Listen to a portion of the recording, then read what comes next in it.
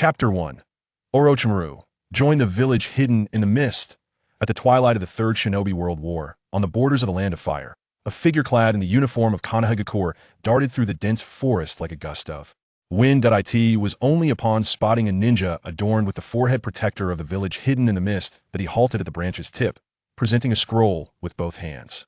"This is the intelligence from Lord Orochimaru," he stated, his voice steady as he extended the scroll towards the mist ninja. The individual was youthful, possessing a striking visage with verdant eyes and flowing white hair, exuding an aura of tranquility and composure. However, the Konoha ninja was astutely aware that such a demeanor was merely a facade. The mist ninja was Kaguya Naoki, the village's most prodigious talent, who, like many of his clan, was bloodthirsty and deranged. It was beyond comprehension why Lord Orochimaru would engage in dealings with such a character. A sigh escaped Kaguya Naoki, immediately drawing the attention of the Konoha ninja. Noticing the gaze directed at him, Naoki lamented, "It is puzzling that a mere serpent could convey this information. Yet Orochimaru chose to send you instead. Do you believe I am benevolent?"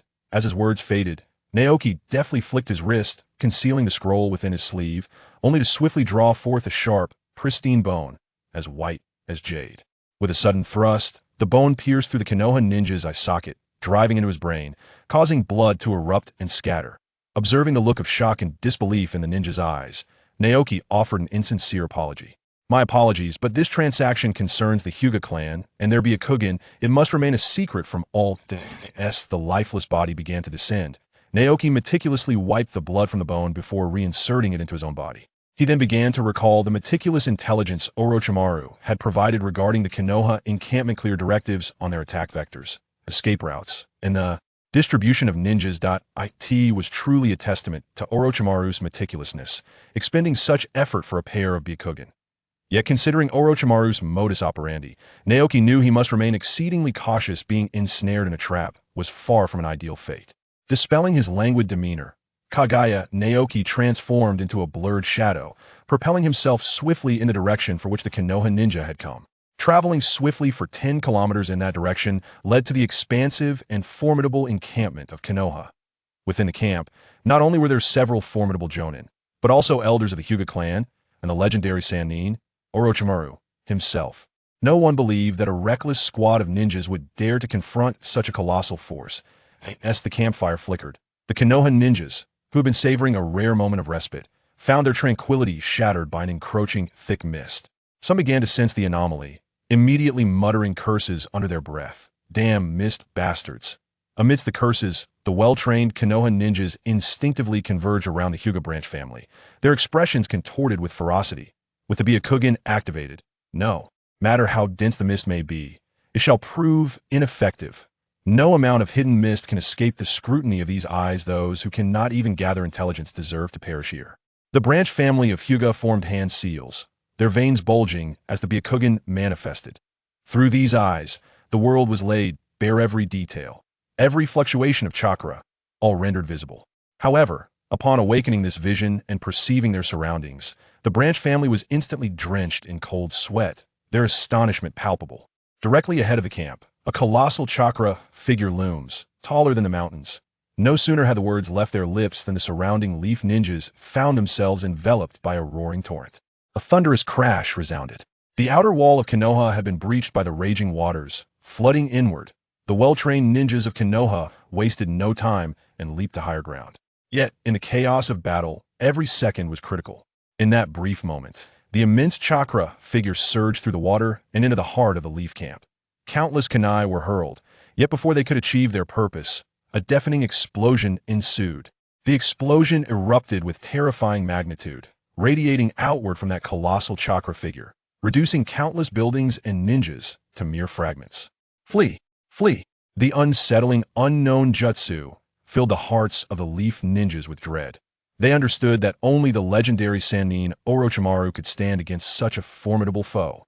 At that moment, a massive serpent-like head appeared abruptly in the center of the battlefield, shielding the majority of the remaining ninjas behind it. The leaf ninjas swiftly transformed their fear into relief. That it is Lord Orochimaru. Lord Orochimaru will surely vanquish that cursed mist ninja. Not good. Several surviving members of the Hyuga branch family exclaimed in alarm. "A chakra presence akin to a tailed beast has reached our central camp." That is where the main family resides. In their outcry, the Hyuga branch family disregarded their comrades and raced desperately towards the center. Observing this scene, Orochimaru showed no inclination to assist. Rather, he languidly licked his parched lips, a glimmer of fervor surfacing in his gaze. Kaguya Otsutsuki, what a tremendous commotion. The corpse bone path, the ghost lantern technique, chakra of tailed beast caliber. How many surprises do you still hold? Such exquisite material. If only I could keep him at that moment. The cries of despair from the central camp echoed back, jarring Orochimaru from his reverie. Within the reflection of his serpent-like pupils, a shadow leaped from the center of the camp and fled outward. Remarkably, along its path, there was not a single leaf ninja in sight. A smirk curled upon Orochimaru's lips, his raspy voice resonating within the camp. The mist ninja is quite formidable. I shall pursue the Byakugan user. You must not act recklessly. Remain vigilant against external threats. The ninjas of Konoha, filled with excitement, promptly obeyed orders and dispersed for defense. Only the branch family of the Hyuga clan remained despondent, for the main family had perished, their bodies utterly vanished. They were finished. Whoosh! Orochimaru and a fleeting shadow leaped out of the Konoha camp, with the sporadic sounds of explosions serving as the only indication that Orochimaru was still engaged in a fierce battle with the mist ninja. They silently prayed in their hearts. Orochimaru-sama, you must win. Retrieve the Byakugan. Amidst the swirling dust, Orochimaru addressed the white-haired figure with a cold voice. Naoki-kun, you must provide me with the Byakugan. Transactions require trust. Kaguya Naoki turned his head, returning a cold smile. Orochimaru, I am a mist ninja. Do you believe we are people of integrity? Orochimaru, momentarily taken aback, furrowed his brow and tightened his grip on his kunai, hoarsely stating, Naoki-kun, there will be ample opportunities for collaboration in the future. Do not tarnish your reputation over a single transaction. Kaguya Naoki halted, turned around, deliberately concealing the object in his hand behind his back. He then looked at Orochimaru, a smirk playing on his lips. Orochimaru-sama, I will have new trading partners in due time, perhaps even Danzo-sama. Orochimaru, perched upon the branch, revealed a hint of disdain in his eyes. Naoki-kun, Danzo is a short-sighted fool. He possesses no integrity whatsoever and is likely far inferior to you. But he is foolish enough, more so than Orochimaru-sama. Kaguya Naoki quickly retorted, pausing momentarily before continuing. Orochimaru-sama, I am in dire need of the combat prowess that those eyes provide. I fear I cannot offer them to you in the immediate future. Moreover, the corpse of the Hyuga main family was collected by you. It would be unjust for me to bear such a burden. It does not fall within the realm of our transaction. If you insist on proceeding. Kaguya Naoki fell silent, casually extracting a pure white bone from his body, positioning it before him. My bones have yet to be mingled with the blood of the legendary three. Witnessing this, Orochimaru's eyes not only revealed no fear, but rather a growing fervor and hunger. The explosive techniques of the Hozuki clan, coupled with the unique bloodline limit of the Kaguya family, such a perfect masterpiece, must be grasped in hand. Orochimaru concealed his fervor, his hand hidden within his sleeve, slowly forming hand seals. He slightly nodded, seemingly in agreement with Kaguya Naoki's words. Then, he chuckled softly. Naoki-kun, according to your reasoning, when will my Byakugan arrive? Kaguya Naoki slid the bone back through the tear in his clothing. Orochimaru-sama, I believe there are two possibilities. Orochimaru leaned in to listen. This war concludes, and a village hidden in the mist exchanges a Byakugan for a significant amount of strategic resources. The Konoha ninjas, while escorting them back to the village, are ambushed by the traitor Orochimaru, and the Byakugan falls into his hands. Alternatively, there exists another possibility. Once this war concludes, the rogue ninja Orochimaru from Konoha might choose to secretly join the hidden mist village, acquiring the Byakugan and other bloodline limits for his research. Kaguya Naoki paused for a moment, shrugging his shoulders. I wonder which possibility Lord Orochimaru prefers. Orochimaru did not respond. His serpent-like pupils engraved Naoki's figure deeply within his mind. Beneath his gaze, a flicker of murderous intent emerged. His recent circumstances were indeed dire. The senile old man was highly unlikely to bestow the position of the fourth Hokage upon him. His defection was not without foundation. Engaged in shadowy experiments, he could be expelled from the village at any moment by the towering figure of righteousness that was the elder. However, aside from the higher-ups, how could the younglings of the Mist Village possibly know of my predicament? Is it Danzo? Orochimaru's evaluation of Danzo sank even lower. Lord Orochimaru, if you were to accept my proposal, perhaps this, Orochimaru immediately lifted his gaze, revealing an icy demeanor. Naoki-kun, spare me the pleasantries, I desire you far more than those eyes. Before his words had fully escaped his lips, a colossal serpentine head lunged toward Kaguya Naoki. Orochimaru swiftly formed hand seals, gathering immense chakra into his mouth, ready to unleash it. Yet, upon witnessing the unfolding scene, he gradually relinquished his grip, the menacing expression returning to his visage. Before him, there was no trace of Kaguya Naoki, only a multitude of white bones remained. Orochimaru realized he had been deceived. All along, the figure he had pursued was merely a shadow clone. How could such a lifelike clone escape even my notice? That clone was indistinguishable from a true individual. Orochimaru extended his tongue to lick his lips, the surprise dissipating, replaced by exhilaration. Kaguya Naoki truly is a perfect vessel. Meanwhile, several dozen miles away, Kaguya Naoki staggered slightly as he integrated the memories of his clone, finally coming to a halt. A spark of excitement illuminated his previously unremarkable face that I hadn't anticipated that the evolution of the bone pulse would yield such benefits. The bone clone, forged from my own skeletal structure, though laborious and time-consuming to create, was indeed indistinguishable from a real person. It managed to deceive the eyes of the ninja world scientist, Orochimaru. Kaguya Naoki formed hand seals, and an already completed bone clone appeared beside him. This clone was constructed based on the body of Nohara Rin. It should easily elude the gaze of White Zetsu. I trust. Chapter 2. The Bloodline Gathering, unifying the 5 nations, altering this world. This scene finds no record in the annals of ninja history, not due to an oversight or error of history, but because Kaguya Naoki was not a native in truth, he was a traveler from another world that, in his previous life, Kaguya Naoki was an ordinary corporate worker who, on New Year's Eve while working overtime, was startled by the sudden sound of firecrackers and by misfortune, found himself transported to the world of Naruto. Fortunately, in the world of Naruto, he possesses a somewhat obscure yet immensely powerful bloodline talent, the Shikatsumiyaku. Accompanying him is a system known as the Mist Hidden System. As he has yet to ascend to the position of Mizukage, certain functionalities remain restricted. The following features are available at this stage. Current policy: Blood Mist Village. Policy effect: by slaying enemies or allies, he can restore chakra, vitality, and stamina. Defeating sufficiently formidable foes may grant the opportunity to elevate the upper limits of these 3 attributes. Currently redeemable bloodline limits. Ice release bloodline limit of the Mizuno Kuni clan redemption attempts required. 5. Evolution of the Shikatsumiyaku bloodline limit. 10. Dissolution release 4. Boiling release 5. Currently redeemable treatments. Delay of bloodstained disease 5. Currently redeemable ninja world technologies. Blood elixir usable to restore vitality requires 1 fragment for redemption. Currently redeemable secret techniques. Summoning technique 7 blades 2, water iron cannon technique 1, among others. Unlocked currently redeemable characters: Terumi Mei, Momochi Zabuza, etc. Current redemption attempts 4. Current redemption fragments 0. Note: foreign ninjas who join the Mist Hidden Village will acquire new bloodline limits and secret techniques. True to its name, this system is designed to assist the Mizukage in the development of the Mist Hidden Village. Even Kaguya Naoki, who has not yet attained the title of Mizukage, can access certain functionalities.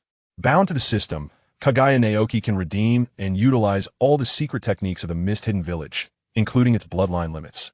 Thus, this is the rationale behind the plan he intends to propose. Kaguya Naoki's gaze is resolute, his eyes reflecting unwavering determination that in the Naruto world, strength reigns supreme. The foundation for realizing all ambitions, dreams, and endeavors is power. For one endowed with the Shikatsumiyaku, regardless of how this system may evolve in the future, his path of advancement will invariably revolve around the acquisition of bloodlines.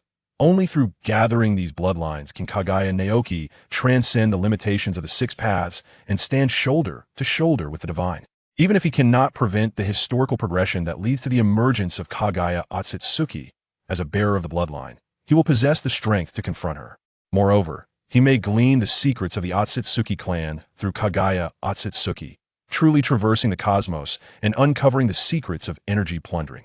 Gazing at the resplendent moon in the sky, Kaguya Naoki exhales slowly. He pours forth his ambitious spirit, yet a slight gravity settles upon his heart. This path will undoubtedly be fraught with challenges, but to touch that elusive pinnacle, Kaguya Naoki must remain vigilant, clearing every thorny obstacle that lies ahead until He reaches the end. The first decisive threshold that will shape the future is the historical juncture not long hence, when Uchiha Obito succumbs to darkness and Nohara Rin meets her demise. Whether he can triumph over or survive under Uchiha Obito's hand does not concern Kaguya Naoki. With the Shikatsu Myaku and some of the techniques from the Hozuki clan at his disposal, he has already attained the threshold of the shadow level in terms of raw strength. No matter how feeble the conventional shadows may be, prior to Uchiha Obito mastering the vast array of ninjutsu from Uchiha Madara, and before he became well-versed in Kimuian wood release, there is no doubt he could easily prevail in battle. But what comes next? Kaguya Otsutsuki shook his head, a bitter taste lingering in his heart. Once Uchiha Obito becomes acquainted with the powers residing within him, he will ascend to become one of the limited formidable beings in this world. Moreover, let's not forget that behind Uchiha Obito stands Nagato of the Akatsuki organization.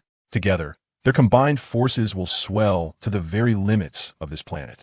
Even Konoha would find it impossible to contend with such might. If Uchiha Obito were to strike while he has yet to reach his full potential, what awaits Kaguya Otsutsuki is either utter demise or a fate of being ensnared in an illusion until death. Therefore, rather than placing one's hopes on a future self who might, within a fleeting moment, achieve extraordinary prowess to overpower the entire Akatsuki and Uchiha Obito, it is far wiser to seize the present and amass sufficient leverage for one's future self. Naturally, Kaguya Naoki's objective this time extends beyond mere survival under Uchiha Obito's command. He must also devise a means to conceal his intentions from Uchiha Madara and rescue Nohara Rin. When Uchiha Obito, under Uchiha Madara's tutelage, rapidly progresses and arrives at the hidden mist village seeking vengeance, it is then that Nohara Rin should make her appearance.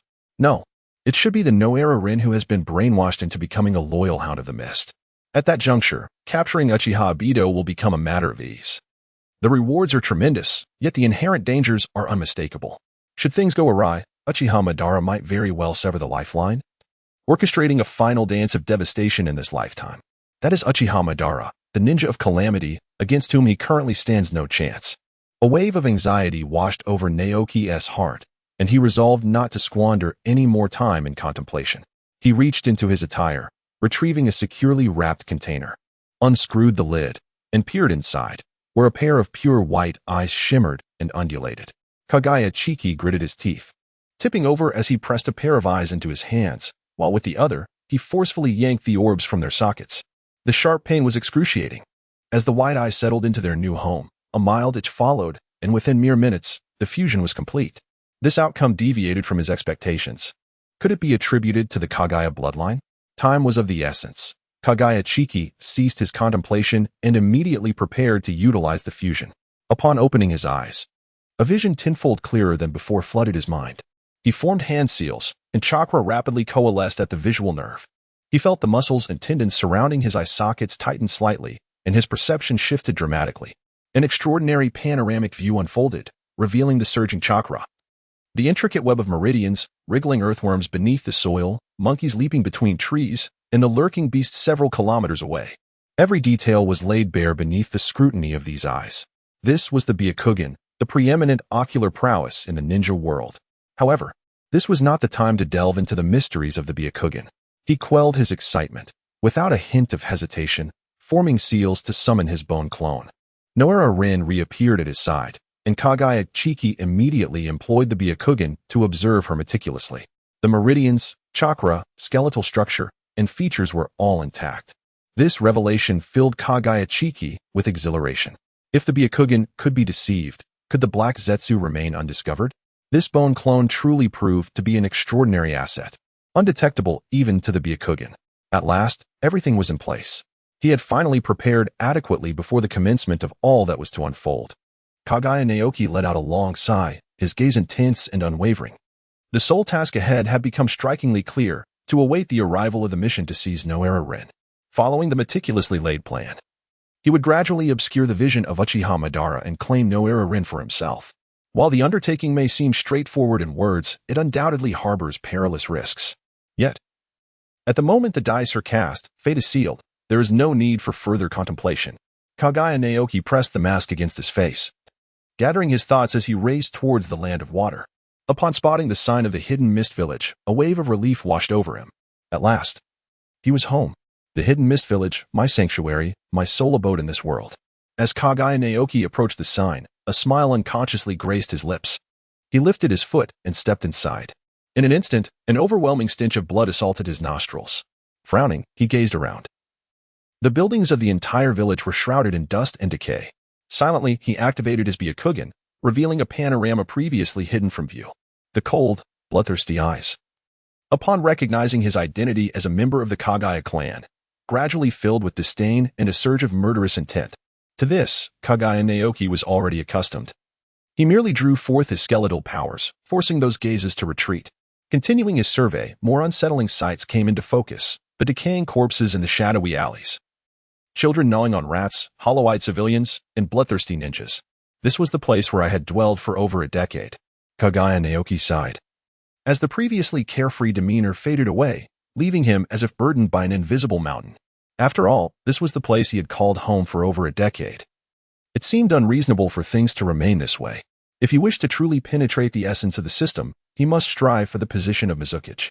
Thus, he resolved to exert every effort to transform this place in the future. Should the nation's strength surge, its military capabilities enhance, and geniuses emerge, it could assist him in seizing the coveted bloodline abilities. If this trajectory continues, perhaps one day in the future, with the might of the hidden mist village, he could vanquish the remaining nations and subsequently reign over the entire ninja world. In doing so, he would also pave the way for ninjas to discover new professions and paths, ultimately achieving a genuine peace for a significant period. Kaguya Naoki paused, revealing a genuine smile that emanated from the depths of his heart. Perhaps altering this world is truly what I aspire to achieve. With this thought in mind, he took 2 steps forward, only to be abruptly pulled back to reality by an angry yet familiar female voice. Kaguya Naoki. Turning his head, he beheld not just a woman of vast embrace, but also her vibrant, fiery red hair. Chapter 3. Kaguya Mei, No More Severance Bang. Kaguya Mei's flaming red hair soared as she delivered a powerful punch against the wall beside Kaguya Naoki. The bricks that shattered scattered past his mask, sending a subtle tremor that penetrated his very skin. Kaguya Nara turned his face to observe the fissures radiating from the center of Tsubaki Mei's fist, widening in all directions, and could not help but swallow hard. Kaguya Naru, should you venture out of the village on your own again, I shall no longer shield you from the consequences. Next time, be prepared to face the village's retribution. Kaguya Naoki quickly revealed an awkward smile and offered a defense. Terumi Mei, I have very few friends, and among them, you are the only one with a capable mind. I have no choice but to rely on you. Terumi Mei glared, initially intending to feign anger to impart a lesson to the incorrigible Kaguya Naoki. However, upon hearing his innocent claim of having no intelligent friends, her irritation dissipated, and she even felt a hint of amusement. Clenching her teeth to suppress any unusual expression, Terumi Mei lowered her voice and said to Kaguya Naoki, recently, there have been very few missions in the village, and there are many ninjas. Someone as conspicuous as you, if absent for an extended period, will undoubtedly attract attention from others. Leaving the village without permission is a grave offense. Observing Terumi Mei's serious demeanor, Kaguya Naoki nodded in apparent agreement. Though his gaze involuntarily drifted towards the Mizukage building, his heart dismissive of her concerns. Aside from the man behind the third Mizukage, Uchiha Obito, there was no one in Kirigakure capable of defeating him in a one-on-one confrontation. Thus, he felt no immediate danger in behaving recklessly within the village. Nevertheless, he refrained from voicing his thoughts and instead replied with resignation, Terumi Mei, I understand your point. I will be more cautious in the future. However, could you please retract your fist? With your temperament, I fear that no one would be willing to marry you aside from me. Terumi Mei nodded in satisfaction at the first part of Kaguya Naoki's statement, but upon hearing the latter half, her fiery red hair seemed to flare up, clearly incensed. Oh, do you think I need to be concerned about that? I am Terumi Mei. How could it be that no one would want to marry me? Kaguya Natsuki harbored doubts in her heart, yet she nodded nonchalantly. This woman, who could only marry within the infinite Tsukuyami world, truly lacked a clear self-awareness. Kaguya Shinomiya could already sense the contemptible visage hidden behind Natsuki's mask, her silver teeth clenched, ready to raise her fist and strike. Kaguya Shinomiya. Someone has come to see me. Kaguya Naoki, unaware of when he had opened his Byakugan, first cast a discreet glance at Terumi Mei before shifting his gaze to the distance. There, An Umbu ninja was staring intently at him, harboring a palpable aura of hostility, undoubtedly stemming from the four characters that identified him as a member of the Kaguya clan. Naoki, unfazed, turned his attention back to Terumi-mei. At that moment, upon hearing his words, her once fiery, vibrant red hair fell limply, and a smile graced her features as she clenched her fists, transforming into a figure of gentle grace and consideration. Witnessing this, Naoki could not help but sigh inwardly.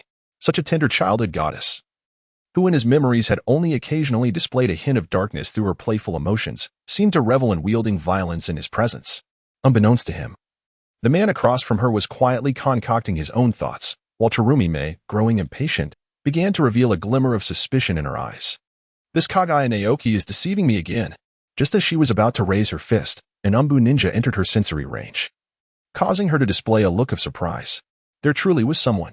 It seemed Naoki's perceptive abilities had indeed extended remarkably. Was it mere coincidence? Or had he perhaps mastered new techniques?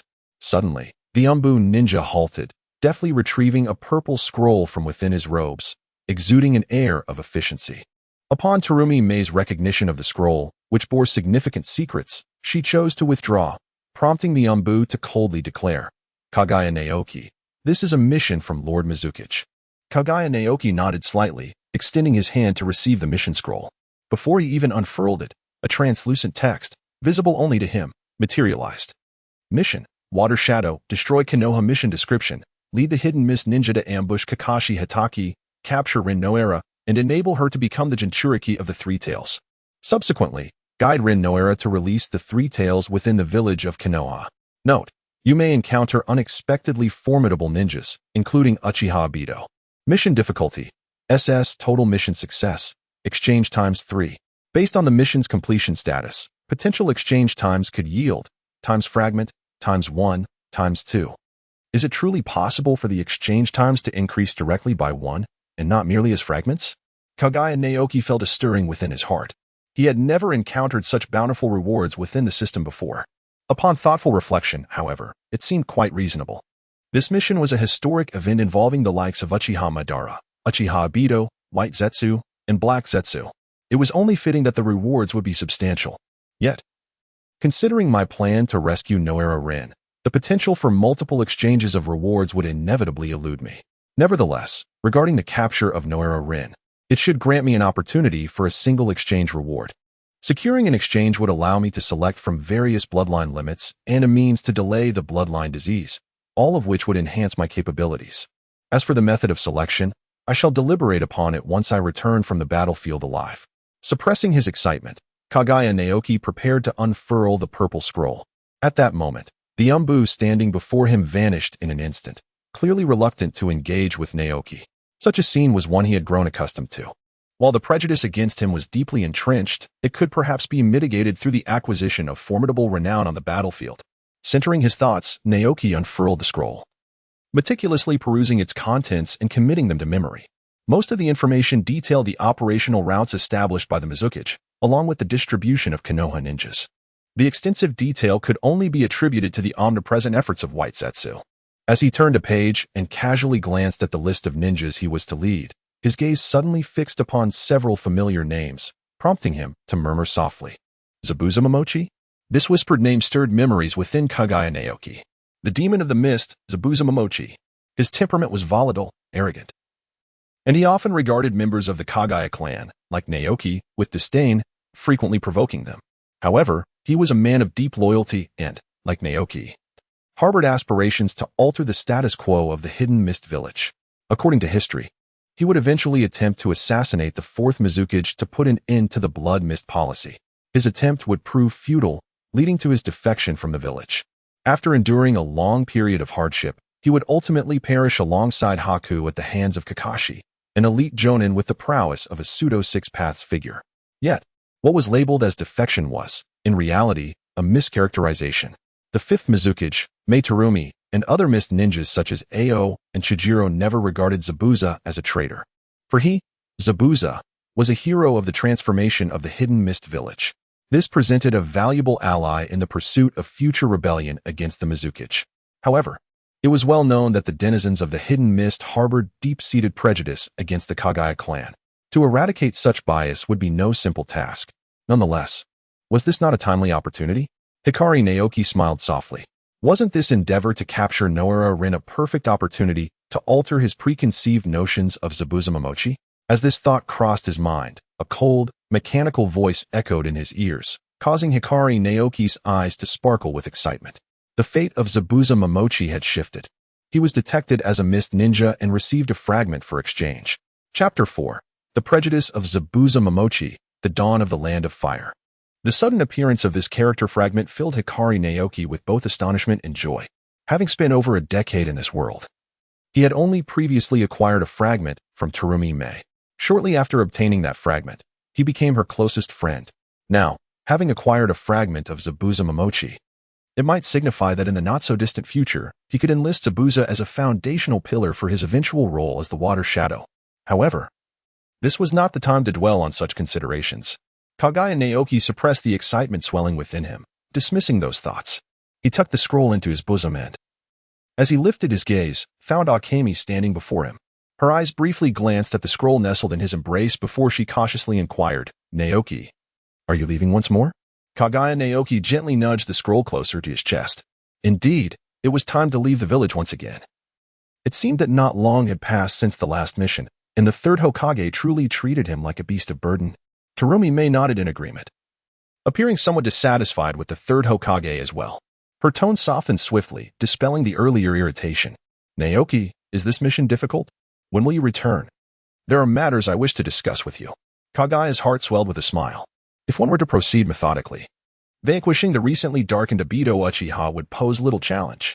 However, in order to ensure a smoother path in the days to come, the difficulty of the current task had escalated to an astonishing degree.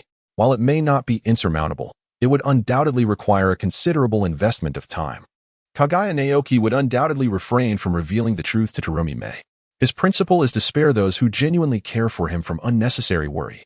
Observing Kaguya Naoki's nonchalant demeanor, Terumi Mei immediately furrowed her brows and, with a hint of indignation, exclaimed, "Kaguya Naoki, speak to me truthfully. Are we on the brink of war? And are you still at the forefront? Do not attempt to deceive me. The recent significant reduction in commissions is evident, and the village is clearly amassing forces. As for you, it is well known that whenever you claim there are no difficulties, a grave calamity is sure to follow." Kaguya Naoki smiled faintly, then slowly nodded. Almost instantaneously, as he lifted his chin, he noticed the visible change in Terumi Mei's expression. Their eyes met, revealing the sorrow that filled her gaze. "Is it Konoha?" Terumi Mei asked nervously. Naoki stood in silence, offering no verbal response, yet his demeanor spoke volumes. Terumi Mei lowered her head, clenching the soil in her hand. The command from the Mizukage was unavoidable for Naoki, yet his adversary was a formidable giant like Konoha. Concern washed over Terumi Mei, and her voice fell to a whisper. "Naoki, you brilliant ninja, you must return alive." Kaguya Naruki forced a smile, asserting that a formidable individual like himself would undoubtedly return alive. "Farewell." Terumi Mei sensed an unexpected emotion blossoming in her heart, one she wished to conceal from Kaguya Naruki. Reluctantly, she rose and spoke. After taking a few steps, she turned back, rummaging through her bosom to produce a pouch of ninja tools, which she handed to Kaguya Naruki. With earnestness, she remarked, "The pouch of ninja tools is not complimentary. When you return next time, you must compensate me." Kaguya Naoki smiled as he accepted the task, poised to utter another word. Yet, Terumi Mei's fiery red hair had already vanished into the alley's depths. Observing her unusual behavior, how could he, well acquainted with her, fail to discern the turmoil within her heart? Nevertheless, as a ninja who danced on the edge of a blade, he deemed it unnecessary to dwell on ephemeral concerns of safety. The paramount objective was to return alive. As he made his way home, he greeted the clansmen who revered him. It was only as dusk approached that he finally reclined on his bed. The world had fallen into a profound silence, prompting Kaguya Naoki to contemplate the meticulously crafted plans he had long prepared. The first step was to vanquish Kakashi Hatake, seize Rin Nohara, and simultaneously hold both Rin and the Three Tails within his grasp. The second step involved eluding the watchful eyes of Black Zetsu and Madara Uchiha, biding his time to execute a switch with Rin at the opportune moment. The third step, adhering to the script, would see him slay the false Rin before Obito Uchiha. The fourth step required him to withstand Obito's wrath while simultaneously altering the fate of this Mist Village team. thereby establishing his name in the annals of Kirigakure. Should he fail and attract Madara Uchiha's attention, he would be forced to confront the harbinger of death within the ninja world, Madara Uchiha. Though Madara may be in the twilight of his years, he could undoubtedly drag Kaguya Naoki down to the depths of despair. However, should he succeed, the rewards would be manifold. Kaguya Najiki and the village behind him not only evade the formidable Uchiha Obito and Uzumaki Nagato, thus escaping the dire fate of death or control, but also forge an alliance with him to assist in his future schemes, suppressing the tumultuous emotions within. He closes his eyes to rejuvenate his mind and body. Tomorrow heralds the commencement of events. Lurking in the land of fire, a day has swiftly passed. As dawn breaks over the borders of the land of fire, several shadows glide through the forest like whispers of wind. Suddenly, they come to a halt, revealing dozens of figures concealed amid the seemingly empty woodland. A closer inspection reveals that these figures await the command of their leader with utmost reverence.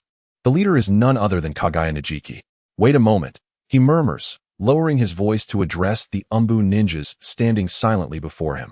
As his words linger in the air, the gazes of the Umbu ninjas converge upon Kaguya Najiki, unaware that among them lies a pair of inquisitive eyes. The owner of those scrutinizing eyes is none other than Momochi Zabuza. Tita Zabuza murmured softly, his eyes ceaselessly scrutinizing, while he reflected on the momentous events that had stirred the entire Hidden Mist village a few years prior. Kaguya Naoki, during the graduation examination, ruthlessly eliminated all the examiners, ensuring that the entire cohort of students graduated smoothly. On that fateful day, over 20 Nin and Nin perished. Consequently, the village of Kirigakure was compelled to overhaul its examination system. Indeed, Kaguya Naoki had systematically dispatched every ninja who presided over the re-examinations. Gazing at that figure, Momochi Zabuza fell into deep contemplation. What was it about those examiners that he found so intolerable? Or perhaps, he harbored ambitions to transform this village? Likely the former. Zabuza mused silently, his face taut with tension. A member of the Kaguya clan, a scion of a prestigious family, and the loyal servant of the third Hokage, how could he possibly entertain notions of change? The salvation of this village must rest solely upon my shoulders. Only I possess the capability to rescue this village. With such thoughts, he fortified his resolve. Just as he regained his composure, Kaguya Naoki's voice shattered the silence. Everyone is present. I have heard there is a fellow named Momochi Zabuza among you. Step forward and assist me in verifying whether there are any infiltrators from Konohagakure. That scoundrel. Zabuza clenched the leaves in his hand, crushing them to extract their essence, yet he found himself compelled to rise and stand beside that insufferable individual. This rogue. One day, I shall exact my vengeance. Zabuza's fate shifted, registering as a Kirigakure ninja, and he received a fragment for exchange. Listening to the mechanical voice, Kaguya Naoki offered a slight smile before turning to the still-silent Kirigakure forces. Everyone, commence. Chapter 5, Kakashi, no Era Rin, and the Sudden Assault. As the words fell, the crowd, enveloped in silence, began to form specific hand seals one by one. This was the method by which the Umbu of Kirigakure confirmed their identities. Order. Seals. Not a single mistake could be made. Any hint of error would result in immediate execution by the remaining Kirigakure ninjas. Zabuza crouched beside Kaguya Naoki, meticulously inspecting each hand seal. Once the verification was complete, he reluctantly turned his head and, with a stiff tone, reported, Master Naoki, all have successfully infiltrated. Upon hearing this, Kaguya Naoki merely nodded lightly. However, he did not immediately turn to proceed towards his destination. Instead, he activated his Byakugan, meticulously scrutinizing the visages concealed beneath the ninja masks. Within his field of vision, beneath the masks, there was not a hint of flaw. They were undoubtedly all denizens of the Hidden Mist village. As for whether there were any white Zetsu infiltrators among them, even the Byakugan could not discern that. The art of camouflage employed by white Zetsu is unparalleled throughout the realm. During the Fourth Great Ninja War, it was only Naruto, possessing the Sage Body, who could faintly sense malevolence and subsequently uncover the hiding places of white Zetsu. Kaguya's Niji has ceased to delve further into the existence of white Zetsu. Given his familiarity with the storyline and the intricacies of the ninja world, he could surmise certain truths from the smallest of clues. This infiltration, which was initially anticipated to result in the loss of at least half of their manpower, astonishingly concluded without any casualties. Even the pawn deliberately cast aside for Konoha remained undetected. Although Konoha currently appears exceedingly weakened, it is improbable that they would be completely unguarded against the capricious. cold-blooded foes of the hidden mist village. This inevitably implies one crucial fact. Within this vast expanse of land, mountains, and flora, as well as amidst the ranks before him, the presence of white Zetsu is undoubtedly not lacking. Otherwise, their infiltration could not have been executed with such ease. Kaguya Otsutsuki squinted her eyes, clenching her fists. Although she had mentally prepared herself, the reality of the situation still invoked a sense of tension. Those eyes of white Zetsu were, without exception, the very eyes of Uchiha Obito. As Kaguya Otsutsuki hoisted Nohara Rin onto her shoulder, these eyes, exuding raw malice, would inevitably converge upon her. In such a precarious situation, the challenge of substituting the real Nohara Rin with a decoy was daunting, to say the least. I wonder if the measures I have devised can successfully deceive them. Kaguya Naoki silently uttered a phrase in his heart, suppressing his anxiety, and then commanded, "Proceed with caution, avoiding formidable foes. Disperse and advance towards our destination." With that, the group quietly scattered into the surrounding forest. Leaves danced in the air, enveloped in profound silence. Their objective was singular: the Jinchuriki vessel, Nohara Rin. The branches rustled. The members of the Mist's Umbu swiftly navigated along the route bestowed upon them by the Third Mizukage. Days passed, yet they encountered no resistance. Even the typically unflappable Zabuza could not help but feel a tinge of doubt. What, indeed, was Konoha up to? Halt. Kaguya Naoki gazed at the distorted smoke rising several kilometers away and promptly issued a command. The destination was within reach. Kaguya Nijiki unfurled the intelligence scroll and lowered his voice, stating, "According to the information, there are 2 elite jonin, 15 chunin, and several jinin. I will personally confront Hatake Kakashi, while the remaining forces shall be allocated to intercept the others." As his words echoed, the masked mist shinobi exchanged peculiar glances. Based solely on the intelligence, the 2 elite jonin within the stronghold appeared to be a wasteful individual merely biding time to accumulate experience in the renowned genius Kakashi. Who posed the greatest threat? Given the numerical superiority, Commander Kaguya's choice to engage in a one-on-one battle seemed somewhat presumptuous. However, considering the Kaguya clan's infamous reputation for belligerence, the Mist Shinobi refrained from voicing any objections. Zabuza tightened his grip on the hilt of his blade, inching closer to Kaguya, veins bulging, his thoughts laced with curses for this arrogant fool. Yet, he resolved to remain close. Should any misstep occur, he would be ready to intervene and salvage the mission. Kaguya Naoki was blissfully unaware of the psychological musings of the ninja behind him. He lifted his gaze towards the distant flickering campfire, his spine metaphorically extracted. Prepare. Act. Kakashi. Kakashi? Rin? Kakashi turned slightly, concealing his despondent demeanor within the shadows. Why are you daydreaming here again? I just finished checking on the other injured. When I couldn't find you, I knew you would be here. Rin gathered her flowing hair and sat beside Kakashi, her eyes wandering over the dense forest as she softly inquired, "Are you thinking about Obito again?" Kakashi silently lifted his eye patch, veiling one of his crimson eyes in darkness. "Yes, in every moment of solitude, he occupies my thoughts." Hearing this, Nohara Rin sighed, a tinge of worry in her heart. Reminiscing, before, when war had not yet descended upon us, Obito and Guy would always enthusiastically challenge you, but you would coldly refuse. She couldn't help but chuckle. Observing Kakashi's increasingly forlorn expression, those were truly delightful times. Indeed, Kakashi replied with a hint of indifference. Nohara Rin leaned closer to him, her concern evident, but back then, you were merely a bit deliberately aloof towards them. Now, it seems you have grown indifferent to everything. Will things get better after the war? Kakashi averted his gaze from Rin's worried eyes, his fingers tracing the contours of his eye socket. Thoughts of his gradually fading father crept into his mind, and he replied uncertainly, "Perhaps it will." Noticing Kakashi's hesitation, Rin's heart sank further. She propped up her youthful legs and spoke resolutely. "Kakashi, Obito entrusted his eyes to you. He certainly wouldn't wish for you to face the world with such a pessimistic outlook. After all, he was once so vivacious. How can you allow Obito to rest in peace like this?" He once said. Rin's words trailed off as she noticed Kakashi had closed his eyes. With a sense of resignation, she turned her gaze to the starry sky, pondering how to uplift Kakashi's spirits. "I will be your eyes, helping you to see the future clearly." Kakashi silently completed the unspoken words of Nohara Rin in his mind. That scene had echoed in his ears for far too long. It was a piercing pain, an indelible memory. Kakashi opened his eyes and lowered his eye patch. Despite still feeling despondent, there was now a flicker of light within them. One by one, his father, friends, and comrades had perished before him.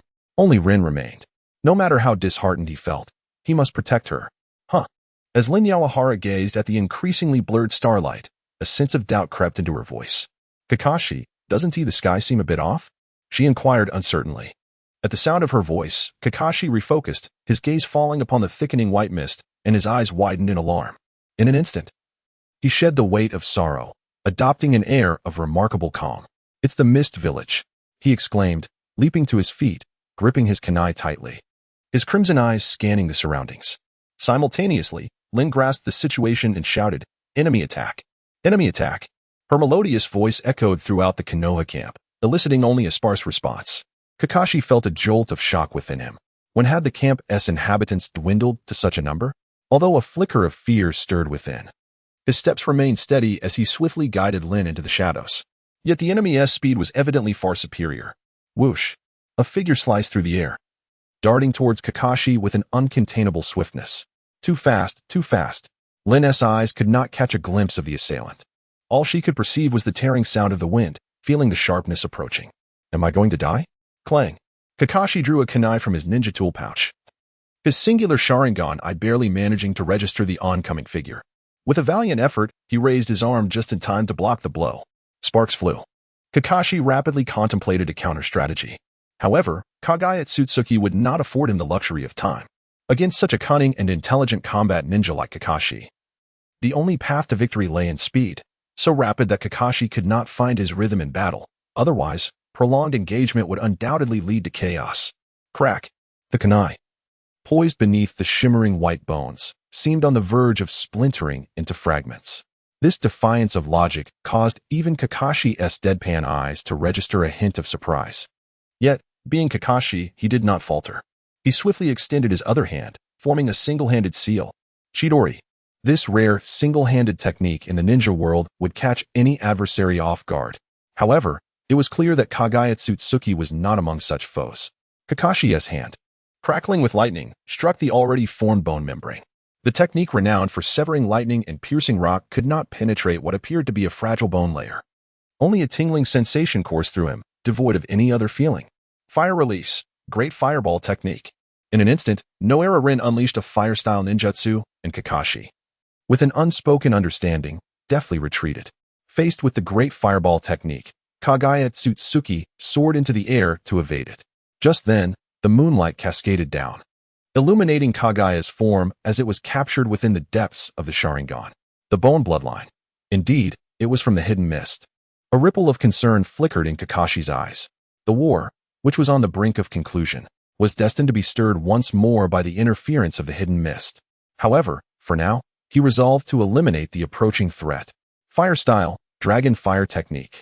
Sensing Kaguya's renewed advance, Hatake Kakashi immediately unleashed another formidable ninjutsu. A colossal, searing inferno erupted from his mouth, aimed at forcing the bone bloodline user to retreat momentarily, allowing him to strategize. Yet this time, Kaguya did not flinch. Instead, he retaliated by conjuring a massive oceanic wave far surpassing the size of the fireball. Water-style, great waterfall technique. The torrent swiftly extinguished Kakashi's flames, cascading down and throwing both Kakashi and Rin into disarray amidst the tumultuous waters. Soaked to the skin, Kakashi steadied himself, casting a grave glance at Kaguya. Although the Sharingan granted him an unparalleled acuity, it imposed an unprecedented strain on Kakashi's body. Consequently, his chakra was evidently inferior to that of the formidable Kaguya Otsutsuki.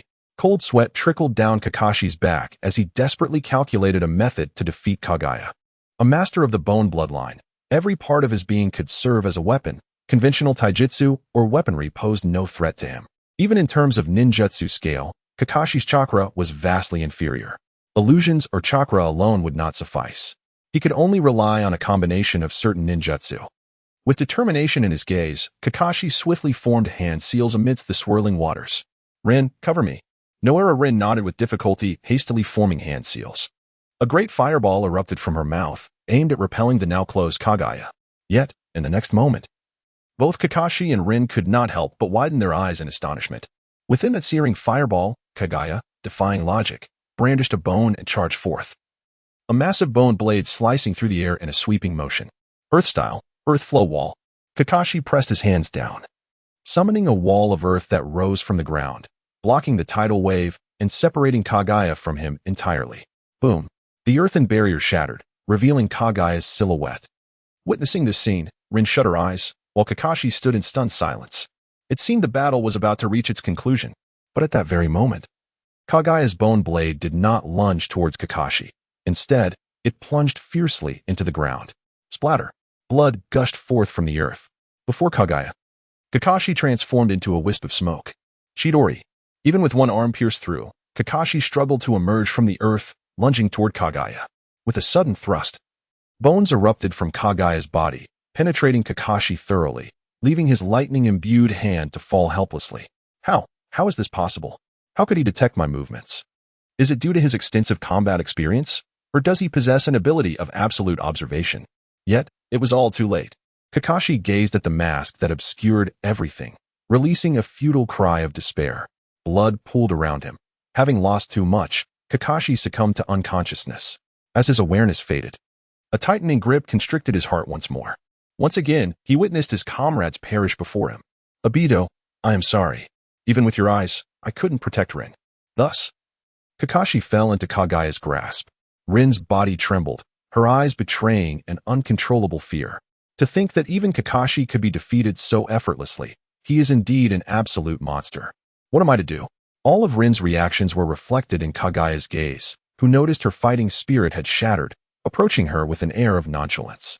Simultaneously, Kaguya surveyed the surroundings, retrieving shuriken from his ninja tool pouch, effortlessly resolving the crisis for several missed ninjas, ignoring the continuous gasps of astonishment.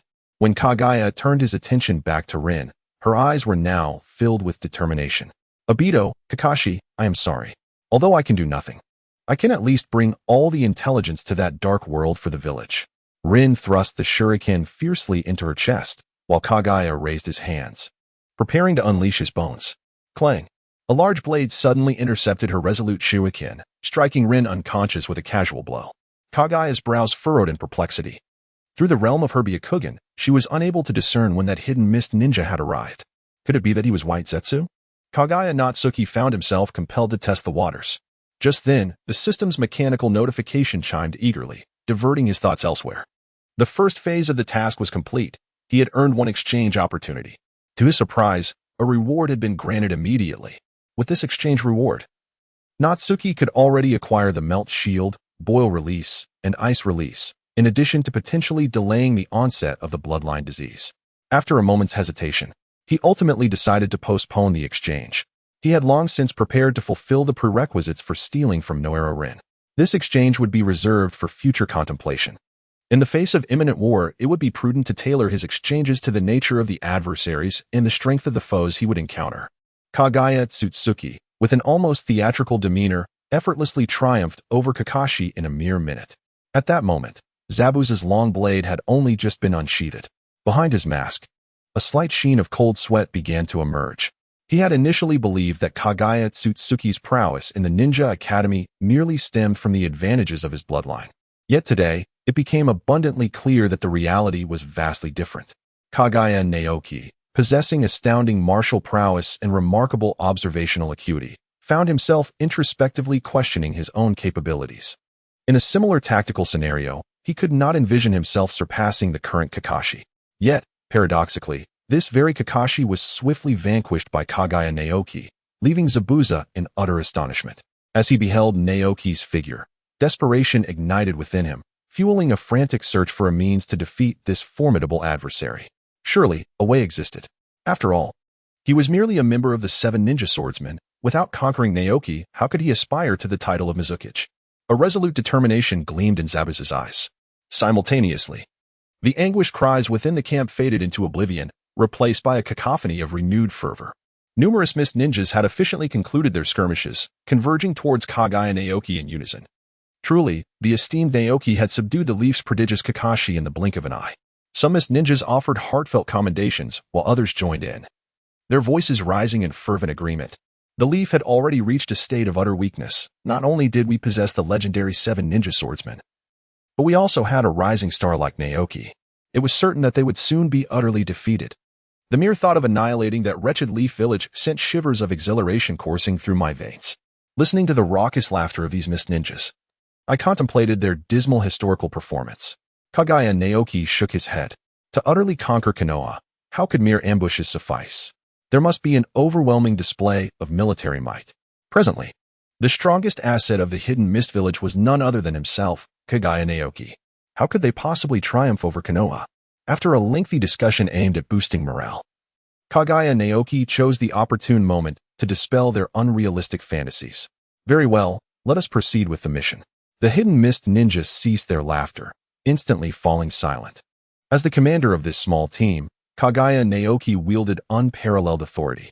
Although he belonged to the Kaguya lineage, which was often at odds with these individuals in the village, there existed an unspoken rule to ensure the success and survival of missions.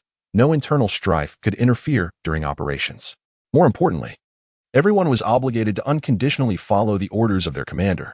With a swift motion, a hidden mist ninja drew his blade, poised to strike at Kakashi's head. Halt! Kaguya Naoki spoke, turning his gaze toward the mist ninja. The Sharingan, along with the undeniable genius of Konoha, can serve as leverage in our negotiations. Let us take him back to the village. Clang! The mist ninja immediately bowed his head, sheathing his blade without a word of dissent, silently hoisting Kakashi onto his shoulder.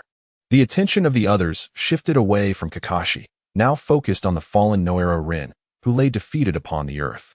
The individual who had previously thwarted Rin's suicide attempt with a long blade, suspected by Kaguya Naoki to be a white Zetsu, produced a scroll containing the sealed three tails and approached the subdued Nohara Rin. Halt! As soon as Kaguya Naoki sensed the situation, he immediately spoke up to intervene. However, the individual, seemingly unfazed, continued forward as if oblivious to the words. I commanded him to halt. Upon witnessing this, Kaguya Najiki's voice turned icy. Yet the individual before him showed no signs of retreat. A chilling gaze from Zabuza prompted him to swiftly unsheath his great sword, pressing it against the man's throat, compelling him to halt. The remaining mist ninjas silently drew their weapons, encircling the obstinate rogue at the center. Two slender members of the Umbu promptly seized the tailed beast scroll from the man's grasp, presenting it to Kaguya Najiki, who was now entirely enveloped in a protective layer of bone. As he received the scroll and activated his Byakugan, Kaguya Najiki spoke in a cold tone. What is your name? Yamashita Tetsuya. Oh? Kaguya Najiki lowered his voice. Then, is there a member here who belongs to the same Umbu squad as Yamashita Tetsuya? Kaguya Najiki observed the mist ninjas exchanging glances without uttering a word, a chill creeping into his heart. The Umbu operated in small teams, yet now, it seemed that Yamashita Tetsuya was a lone wolf. Was this mere coincidence, or could he indeed be White Zetsu? Chapter 7. Locating White Zetsu, the contingency of Uchiha Obito. White Zetsu possesses the ability to transform, completely mimicking others. He can even imitate the flow of chakra, making it undetectable even to those most familiar with him or to sensory ninjas. However, every technique has its flaws, and White Zetsu's transformation is no exception to this rule. His lack of intelligence prevents him from accurately replicating the inner essence of others. This is the key to finding White Zetsu. Coincidentally, just moments ago, Yamashita Tetsuya revealed a significant vulnerability. After years of collaboration, Kaguya Najiki was intimately familiar with the Mist Ninjas. The Mist Ninjas, nurtured under the Blood Mist policy, typically lacked bonds with their comrades, and their bloodthirsty, frenzied nature often led them to turn on one another. In such a peculiar circumstance, a unique regulation emerged. All Mist Ninjas must strictly adhere to the commands of their leader. This maximized the assurance against unnecessary internal strife within teams and enhanced the likelihood of mission success. Yamashita Tetsuya's recent behavior was distinctly abnormal. Kaguya Najiki discreetly heightened his vigilance. An anomalous mist ninja, a solitary member of the Umbu, Chitaya Yamashita, might very well be White Zetsu, the eyes of Uchiha Obito. Perhaps this is not sufficient. Other means of verification could be employed. As chakra surged, the Byakugan locked onto every expression and feature of Chitaya Yamashita. Lacking in intellect, White Zetsu, concealed behind his mask, harbored no intention of concealing his emotions in response to the provocation. This provided Kaguya Najiki with a valuable opportunity for investigation. Kaguya Naoki repressed his thoughts and slightly lifted his head, gazing down coldly at the hidden mist ninjas. Yamashita Tetsuya, he declared. How audacious of you to disregard my orders in the absence of any comrades from the Umbu. Do you not fear that, with no one to vouch for your identity, I might condemn you as a spy? His final words, laced with a chilling intensity, caused the surrounding hidden mist ninjas to tense with apprehension. Just as Yamashita Tetsuya was about to respond, a colossal hand came hurtling towards him. Crack! Kaguya's slap landed squarely on Terra's face at the foot of the mountain. Kaguya Naoki, filled with murderous intent, sought to compel Yamashita Tetsuya to reveal a flaw. Should there be a next time, I shall assuredly sever you. Kaguya Naoki raised his head, seemingly nonchalantly surveying the crowd, and issued a warning. No one here can impede my path. With that, Kaguya Naoki disregarded the fearful glances of the fog-hidden ninjas behind him and strode directly toward Naira-rin. At that very moment, the countenance behind Yamashita To's mask contorted into a grotesque expression, brimming with murderous intent. Most notably, the visage concealed beneath the mask began to transform gradually, shedding its disguise and turning pale. All of this went unnoticed by those around, yet under the scrutiny of the Byakugan, nothing could remain concealed. Kaguya Chikuyu smiled gently. Deducing that her assumption was indeed correct, it was, without a doubt, White Zetsu. However, this sense of self-satisfaction did not last long. When her eyes inadvertently scanned the surroundings, her figure involuntarily faltered. The seemingly impenetrable and loyal mist shinobi squad revealed a grotesque and fearsome countenance, as 8 ninjas simultaneously unveiled their true, unnatural forms. They were all White Zetsu, each one bearing the eyes of Uchiha Madara. Together, they formed a sharp blade, a weapon destined to eliminate anyone daring to disrupt Uchiha Madara's plans. Kaguya Naoki tightened his grip on his ribs, ever ready for battle. While the White Zetsu were predominantly feeble cannon fodder, mostly at the level of mid-ranking ninjas, there existed formidable individuals among them. For instance, the likes of Obito, who could wield would release, possessed significant combat prowess. Historically, Uchiha Obito had effortlessly annihilated a squad from the hidden mist utilizing the would release abilities of White Zetsu. The might of powerful White Zetsu should not be underestimated, and one must remain vigilant. Fortunately, I possess the Byakugan. With the enemy oblivious to their exposure, this grants me a significant advantage in the impending conflict. Coupled with my Ketsuryugen and the perceptive capabilities of the Byakugan, the probability of victory appears promising. Swallowing hard, Kaguya Naoki regained his confidence. Approaching Hinata-rin, he carefully adjusted the tightly sealed scroll containing the 3 tails before hoisting her onto his shoulder. At that moment, dissenting voices emerged abruptly. Within the realm of his Byakugan, Kaguya Naoki discerned the identity of the speaker, one of the recently revealed adversaries, another White Zetsu. Lord Kaguya Naoki, according to the mission directive, we must promptly infuse the 3 tails now. The thought of infusing the 3 tails at this juncture was met with immediate rejection in his mind. Hinata-rin had yet to be replaced by my bone clone. If I were to insert the 3 tails into her body now, she would likely face only a grim fate. I must continue to delay, waiting for the White Zetsu to act, or until we are close to Konoha, at which point I can execute the substitution plan. Kaguya's expression turned icy, her voice becoming equally frigid, imparting an undeniable sense of authority to those around her. Oh, as her words lingered in the air, the hidden mist ninjas braced themselves for an enthralling spectacle. The Kaguya clan member, Kaguya Shinsui, lacks intellect, relying solely on brute force. It is likely that he would strike down any ninja daring enough to speak out. However, to their astonishment, Kaguya Shinsui, despite his cold demeanor, began to expound on reason. 1,000 miles away, circumstances shift. How could the 3rd Hokage possibly make the most prudent decision just days prior? Currently, the 3 tails sealed within the scroll remains stable. Why should it be prematurely sealed within the vessel of Naira-rin? Initiating the infusion of the tailed beast now carries too many uncertainties, for we still have some distance to cover before reaching Konoha. Upon hearing this, many of the ninjas, though surprised that the Kaguya clan possessed such insight, could not help but nod in silent agreement. To ensure the success of their mission, it indeed seemed prudent to first secure it within the scroll. Noticing the shift in atmosphere, Yamashita To, who had originally appeared in the capacity of a sealing team member, promptly interjected. Lord Naoki, I would like to remind you that the sealing scroll is subject to a time constraint. Kaguya Naoki let out a cold, disdainful laugh. The time limit of the sealing scroll was nothing short of a jest. Initially, it was anticipated that there would be Konoha ninjas to impede his progress, necessitating a journey of 8 days. Yet now, he would arrive in merely 2 days. Kaguya Naoki leaned towards Yamashita Tetsuya, her voice laced with coldness. Is time of the essence? After a prolonged silence, Yamashita Tetsuya stiffly shook his head and retreated back into the ranks. With no dissent, they resumed their journey. With a command from Kaguya, The mist ninjas cast aside their extraneous thoughts and dispersed into the depths of the jungle, racing towards their destination, Konohagakure. In the distance, within the dark and profound recesses of a cavern, an oppressive silence reigned. Suddenly, a sharp crack shattered the stillness. Following the source of the sound, one would find an elderly man with snow-white hair and crimson eyes, shattering a stone bench beside him. He was none other than Uchiha Madara. A rare note of anger tinged Madara's voice as he uttered Kaguya's name, yet it was overshadowed by an overwhelming chill. Although he was perplexed by Kaguya, his ever-loyal hound, suddenly exercising independent thought and defying the very orders he had meticulously laid out, it mattered little. Uchiha Madara had made up his mind. He would eliminate her.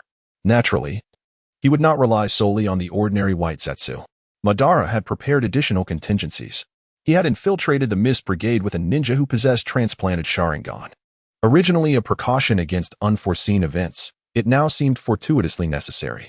Closing his eyes, Madara felt his previously agitated heart gradually settle into calmness. The Kaguya clan has long been renowned in the world of ninjas for their unparalleled physical prowess and unmatched intelligence. However, even this seemingly flawless lineage possesses its unique shortcomings. They're utterly defenseless against the onslaught of genjutsu, rendering the Kaguya clan akin to lambs awaiting slaughter. This fact is well understood by Uchiha Obito, who has manipulated the Mizukage and effectively ruled over the hidden mist for many years. Thus far, he mused inwardly. Chapter 8. The Blooming Boneflower. And the replacement of Nohara Rin. Still not taking action? Kaguya Shinsui, who had been racing for an entire day and night, could not help but feel a sense of fatigue. Throughout this period, he had remained vigilant against the threat posed by white Zetsu.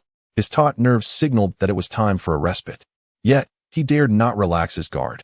Who could predict when and where those white Zetsu might strike? His Byakugan scanned the surroundings, observing the white Zetsu as they continued to rush about, seemingly unperturbed. Why is this so? Deep within Kaguya's heart lies a tinge of perplexity.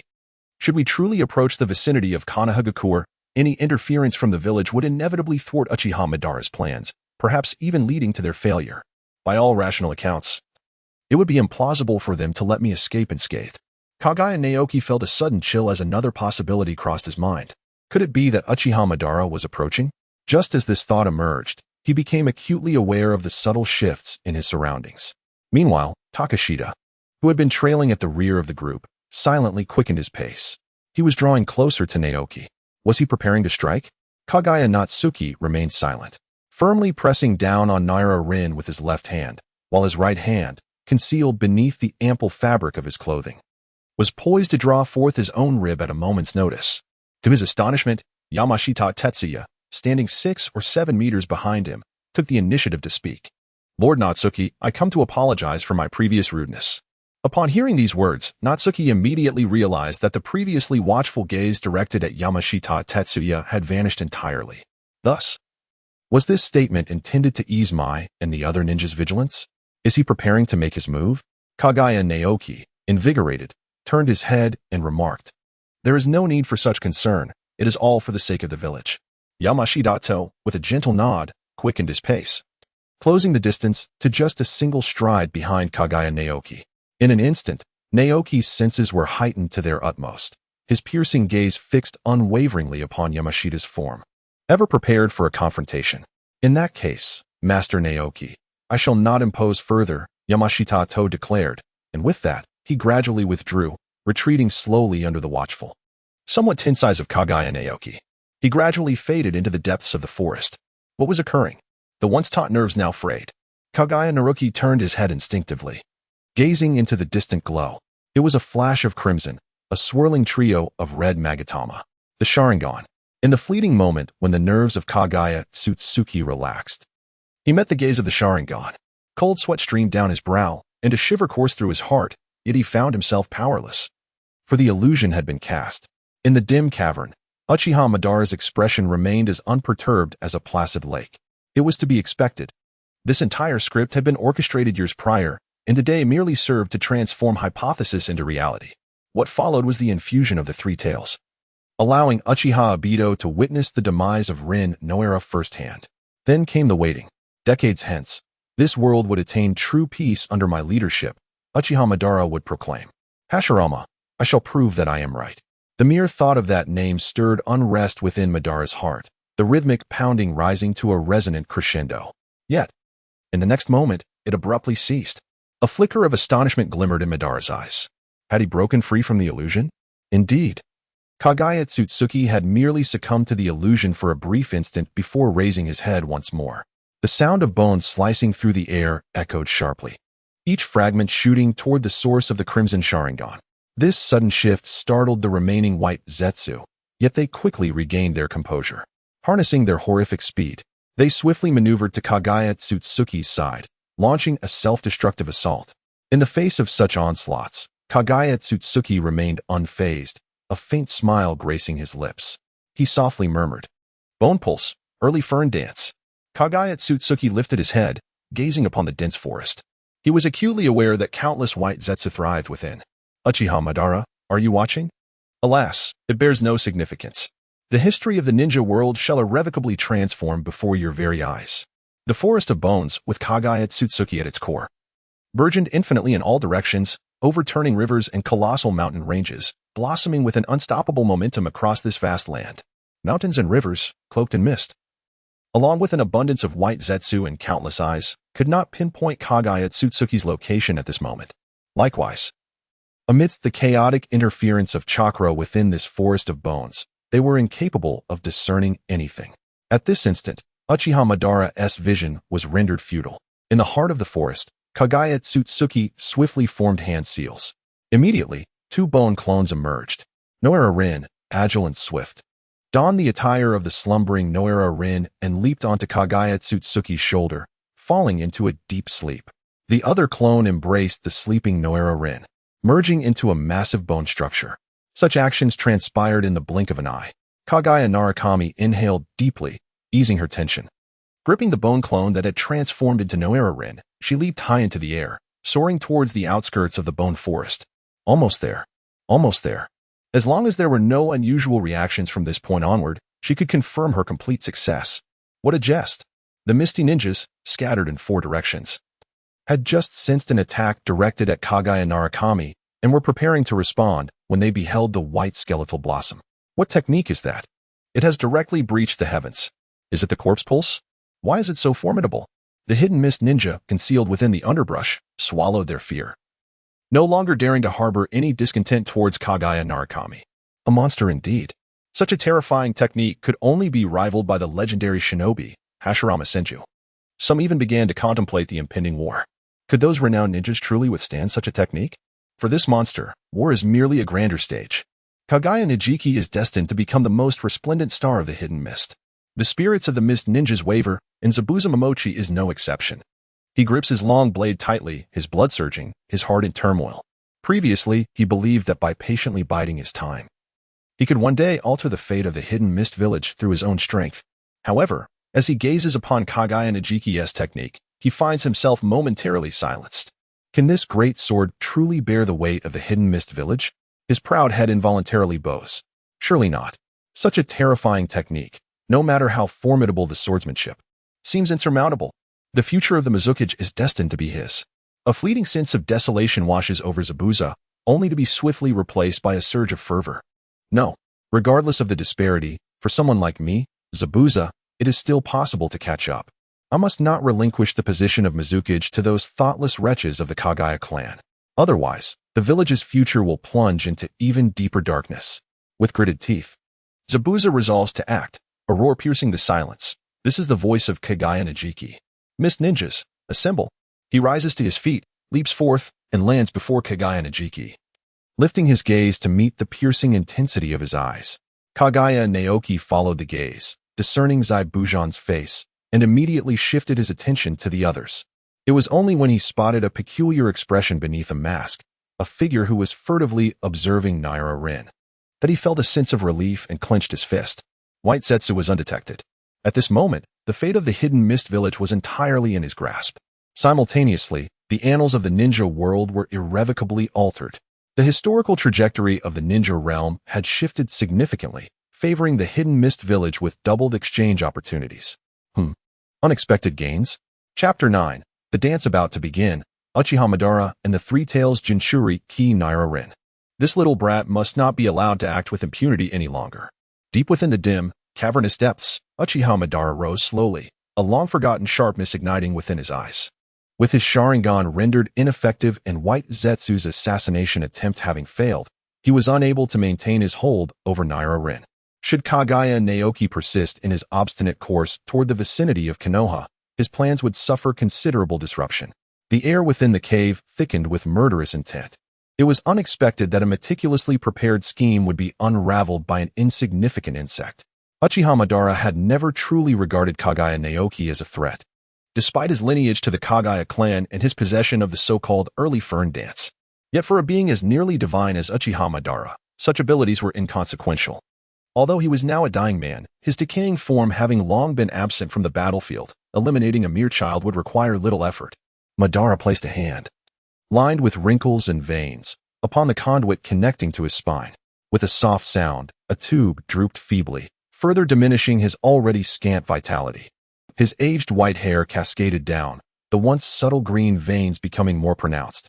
Yet, his trembling and frail hand did not cease its movement. In an instant, his once elderly body appeared emaciated and desiccated.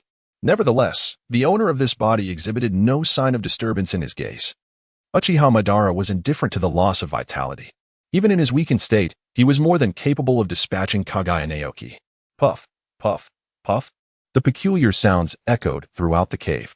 Suddenly, the noises ceased abruptly as Uchiha Madara halted his actions. A ripple of unease stirred in his calm eyes. 1,000 miles away, Kaguya Naoki was presiding over the sealing ritual for the Three Tails, compelling Uchiha Madara to pause. Kaguya's Naoki has, by sheer coincidence, managed to tread upon my boundaries by infusing the power of the Jinchuriki. Is this mere happenstance, or does he possess some foreknowledge? Uchiha Madara shook his head with a smile. It is inconceivable. Neither White Zetsu nor Black Zetsu could ever betray their own. From where did Kaguya Otsutsuki glean my intentions? Dismissing such thoughts, Uchiha Madara reconnected the conduit to his body, his expression relaxed, revealing a sense of anticipation. Uchiha Obito, let me witness the extent of your growth. Kaguya Otsutsuki, your formidable power pales in comparison to the eternal Meijiki Sharingan and would release. Outside the bone forest, Kaguya Otsutsuki's eyes widened in fury as she coldly remarked. Moments ago, a member of the Uchiha clan attacked me with the Sharingan. Under the disarray of chakra caused by the Genjutsu, I was compelled to unleash a technique of immense power. Now, the fate of that Uchiha remains uncertain. Thus, I have resolved to seal the Three Tails Jinchuriki as a precaution.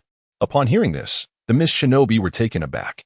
They had observed several members of the Mist Umbu suddenly going berserk and attacking Kaguya Otsutsuki. Yet they were completely oblivious to the fact that the Uchiha were the true origin of it all. How had the Mist Village become so negligent, allowing itself to be infiltrated without detection? Moreover, Kaguya Otsutsuki, a member of the Kaguya clan, traditionally the least adept in Genjutsu, had managed to escape its grasp. Their gazes grew increasingly complex and filled with reverence. In their hearts, Kaguya Otsutsuki had shed her final weakness. The Third Great Ninja War was destined to be her stage. The voice of Kaguya Naoki resonated once more, instilling an immediate seriousness among all present. SEAL Team, are you prepared? The creation of the Jinchuriki cannot be delayed. The Uchiha may not be dead. Should Konoha become aware of this news, the consequences would be dire.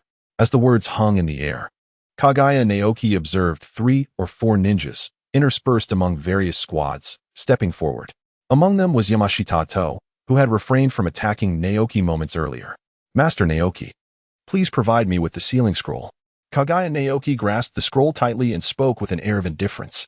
Oh, it was you, Yamashita Toru, who drew my attention just now, nearly causing me to fall victim to the Genjutsu of the Uchiha. From this moment forth, I place my trust in no one. The sealing ritual for the Three Tails shall be entrusted to me. Upon hearing these words, the Mist Ninjas were engulfed in absurdity and astonishment, instinctively reluctant to believe. Yet, after several battles, Kaguya Naoki had amassed considerable power, compelling many among them to genuinely contemplate the gravity of the situation. When will the Kaguya clan be able to utilize the art of sealing? If it were said that Kaguya Shinsuke possessed remarkable physical prowess and an exceptionally powerful bloodline, even capable of resisting the Genjutsu of the Uchiha, they might begrudgingly accept it. However, the revelation that Kaguya Shinsuke has mastered the art of sealing left them utterly astonished. Ashamed, envious, and filled with jealousy, the art of sealing has gradually faded from the world's spotlight since the fall of the Uzumaki clan. Yet, Any respectable ninja is acutely aware of the terrifying potential of this technique and the hellish difficulty associated with mastering it. Among the gathered mist ninjas, many have attempted to learn the art of sealing, only to meet with failure. They possess a deeper understanding of its obscure complexities than the average person. Yet now, the seemingly inept members of the Kaguya clan are eclipsed by the younger Kaguya Shinsuke, who has astonishingly learned the art of sealing. A primal instinct within them breeds a potent emotion known as jealousy. They secretly hope that Shinsuke will falter in the upcoming sealing task, allowing them to feel a modicum of relief. However, should he falter, the mission could be jeopardized. For the sake of a successful endeavor, it may be wise to refrain from allowing him to perform the sealing. The mist ninjas found themselves in a quandary. Yet they were deterred from speaking out due to Shinsuke's formidable and cold demeanor. It was then that Yamashita Tetsuya emerged, becoming the brave voice of reason. Yet, dear Lord Shinsuke, Kaguya Naoki extracted his own spinal column with a chilling demeanor in his voice. I do not wish for anyone to defy my commands. Should there be any dissent, they will be dealt with as spies. Yamashita also bowed his head and spoke up. Then, Lord Kaguya, may I be permitted to observe from a distance? Should any issues arise, we will be able to address them promptly. Kaguya Naoki nodded, allowing the misty ninjas, who had scarcely dared to breathe, to exhale a sigh of relief. Simultaneously, anticipation gleamed in their eyes. They yearned to discover whether Kaguya Naoki could truly accomplish the sealing. As the gaze of the crowd intensified, Kaguya Naoki reached into his robes and retrieved the sealing scroll. Following the contours of his memory, he clapped his hands together, and the vessel containing the three tails materialized before everyone. Swiftly, he formed hand seals, and chakra surged forth. Kaguya Naoki meticulously dismantled the seal on the vessel. Upon reaching a critical juncture, his eyes narrowed as he successfully extracted the three tails. Subsequently, with a rather brutal method, he forcibly inserted it into his clone, the very embodiment of No-Era-Rin. Observing the intricate sealing techniques encircling them and the gradually stabilizing three-tails Jinchuriki, the mist ninja felt a tumult of emotions. Indeed, it was possible. However, this was not the time for contemplation. Now that the creation of the expendable three-tails Jinchuriki had been accomplished, the next course of action demanded attention. The immediate task was to implant this volatile ticking time bomb as a disposable asset deep within the hollow core of Konohagakure. This would allow the Mist Village to reclaim its formidable reputation in the Third Shinobi World War. Disregarding the increasingly fervent atmosphere, Kaguya Naoki's gaze shifted to the slumbering Kakashi Hitaki. The arrangements concerning Uchiha Obito were already in place. Thus, the moment had come for you, Kakashi Hitaki. I shall do my utmost to draw you into the mist. Chapter 10. The peaceful ninja Kaguya Naoki and Uchiha Obito mobilize. A sudden scream pierced the air, pulling Kaguya Naoki's attention away from Kakashi and directing it towards No-Era-Rin. She writhed in agony, contorting into horrifying shapes as she periodically cried out in pain beneath the relentless onslaught of chakra. This was the inevitable consequence of the three-tails seal. Yet, this was my clone. Once it returned, would not this agonizing memory also be transferred to my own consciousness? Kaguya Naoki's expression grew solemn, an unsettling premonition creeping into his mind. In stark contrast, the other mist ninjas displayed a palpable excitement, with some even licking their lips in anticipation. Why not make use of the waste? I can be swift, one of the mist ninjas remarked in a rather lewd tone. If it were Rin, it might be acceptable, but that is my clone. Kaguya Naoki felt an overwhelming chill, and he immediately reprimanded them. Completing the mission was of utmost importance. If I were to witness you being controlled by your baser instincts again, it would be best for you to depart from the Umbu. You will have much to endure thereafter. The Kiri ninja offered a sheepish smile, falling silent as he attempted to suppress the unusual reaction provoked by that outburst. However, under the scrutinizing gaze, his discomfort was laid bare. Aside from a few who resembled the white Zetsu and the crimson-eyed Zabuza, the rest bore ambiguous expressions. Some even cast furtive glances at No-Era-Rin, clearly lost in thought. Although time was of the essence, the recent exertion had taken its toll, necessitating a moment of respite. Otherwise, it would be challenging to sustain our efforts. Let us take a brief pause here. Kaguya Suki, with a somber expression, pretentiously retrieved a few soldier pills, consumed them, and strode towards Kakashi Hitaki. Persuading Kakashi to join the hidden mist village presented a formidable challenge, yet it was not without feasible strategies. The implications of having such a prime candidate for Hokage join the ranks of the mist village were profoundly significant. Therefore, every obstacle must be diligently surmounted. Numerous tactics exist. However, at this juncture, Tarnishing the reputation of Konoha and forging bonds felt too distant and imprudent to initiate. The foremost priority was to gain Kakashi Hitaki's trust. Otherwise, all efforts would be futile. What could be more conducive to earning his confidence than allowing Kakashi to escape with Lin Nohara, providing him with continuous support and intelligence? Once Obito Uchiha arrived, Kakashi could then eliminate his own shadow clone with his Chidori, bringing this elaborate performance to a flawless conclusion. Approaching Kakashi's side, Kaguya seated himself discreetly, his white eyes meticulously scanning the surroundings, ensuring that none had taken note of him or dared to intrude upon his privacy. It was then that he silently invoked the system within his mind. Deducting one exchange count, he redeemed 10 blood secret elixirs, potions that could restore vitality and chakra, which were Kaguya's preferred items for exchange.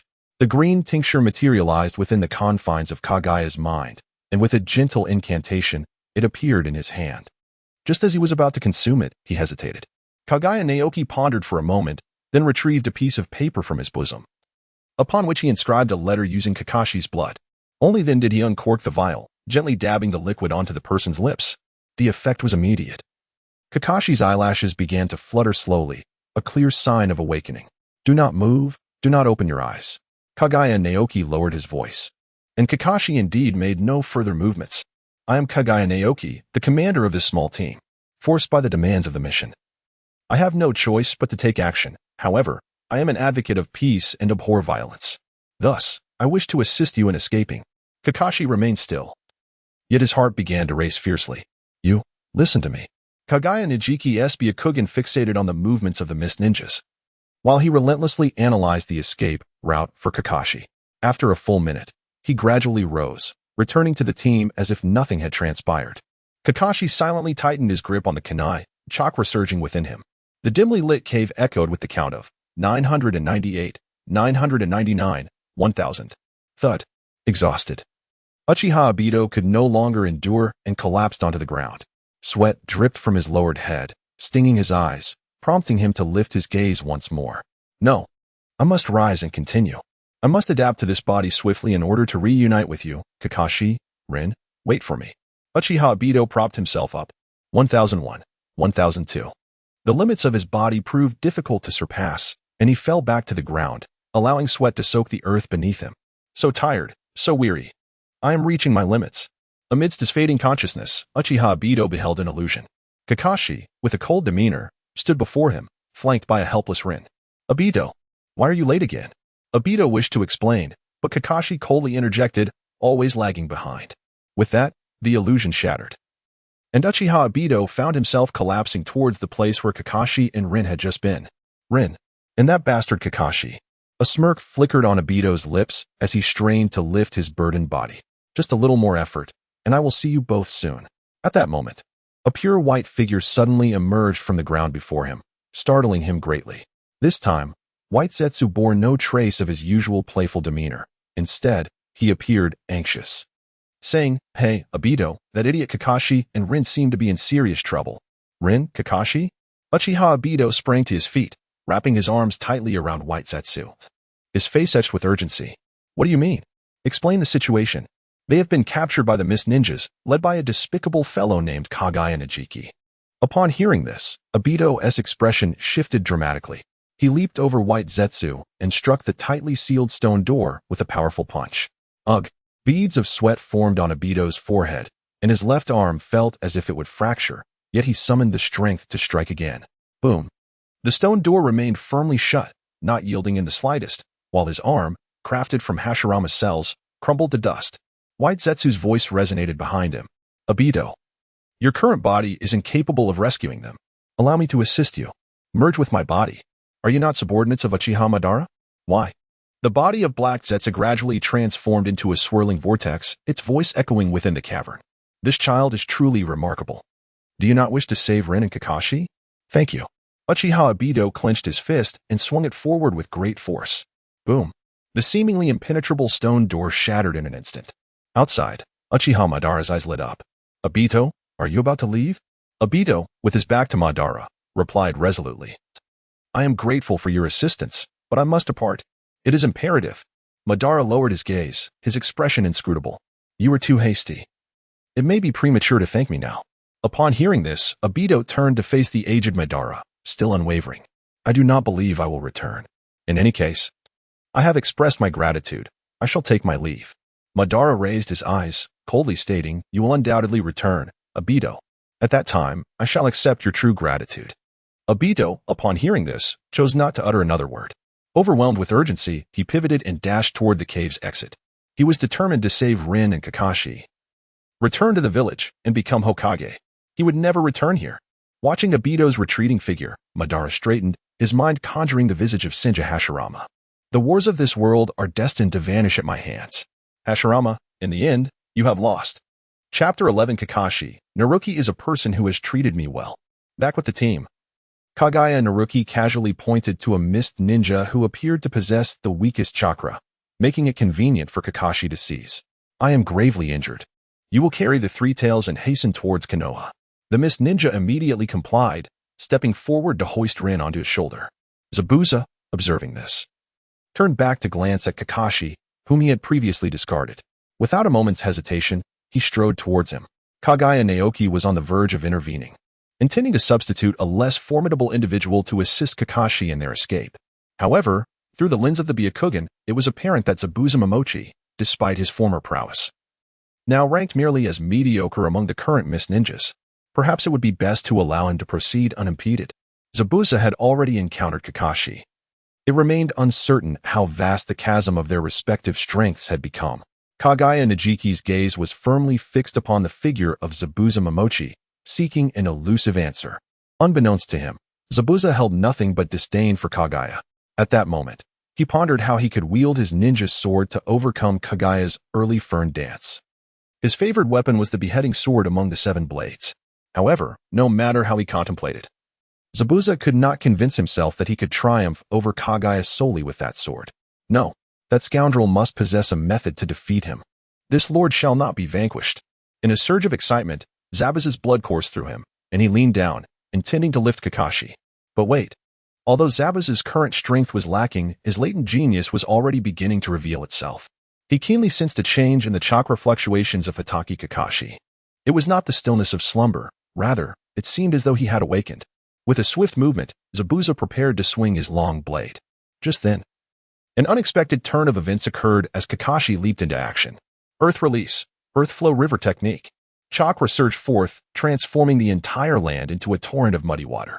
Zabuza, momentarily unsteady, immediately brandished his sword, slicing through the air toward Kakashi's head. Die!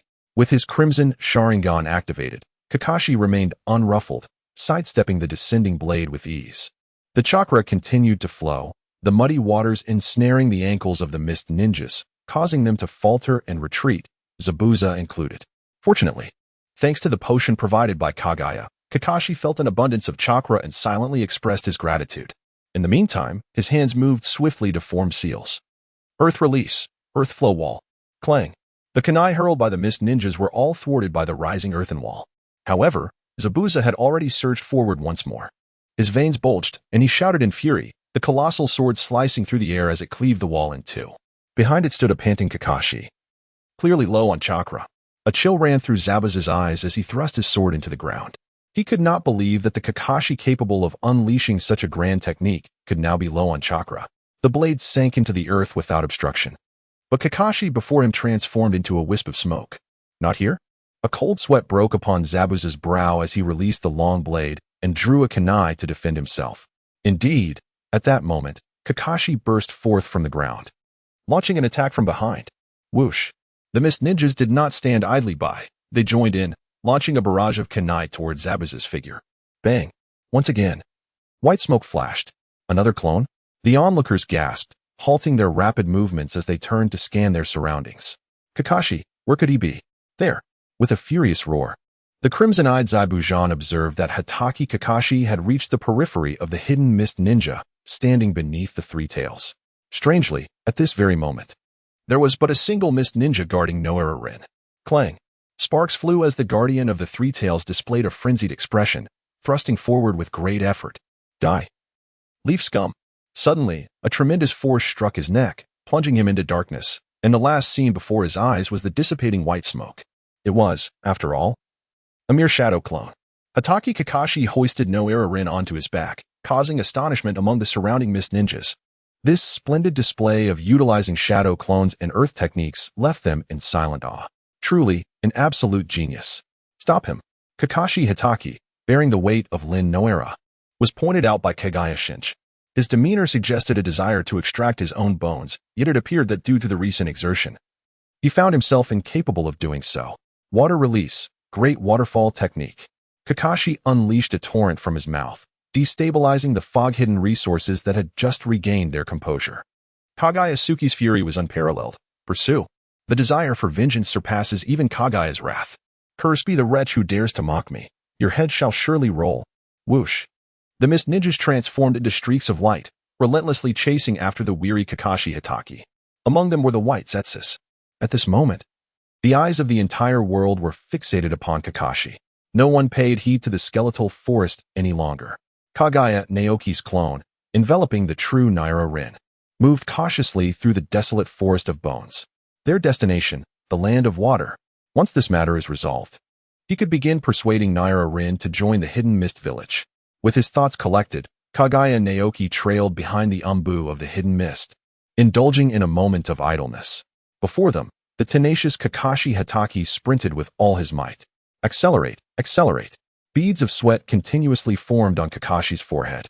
He was fatigued, his chakra waning, and his body bore the wounds from his earlier confrontation with Kaguya Naoki. Not far behind, the relentless mist ninjas pursued him with increasing fervor. The distance was closing in, and if this continued, death was inevitable. His chakra reserves were scant. Even if he recovered to his peak, little would remain, having already expended a considerable amount to rescue Naira. Now, this reckless sprint, disregarding both stamina and chakra, brought his reserves perilously close to depletion. As his chakra dwindled, Kakashi's options diminished. Though Kaguya Naoki had aided his escape, Kakashi still found it impossible to place complete trust in a mist ninja. Yet now, he faced a dire predicament. Gritting his teeth, Kakashi resolved to take a gamble. He placed the green potion that Kaguya Naoki had entrusted to him against his chest. A kunai pressed against Naira-rin's heart. If, by chance, this vial of restorative potion were a deception, he would have to eliminate his own comrade to prevent her from falling into the hands of the mist, enduring unspeakable torment. Forgive me, Obito and Rin. I have no choice but to wager. Gulp. The potion coursed through him, a surge of vitality and chakra flooding his being once more. It was no ruse.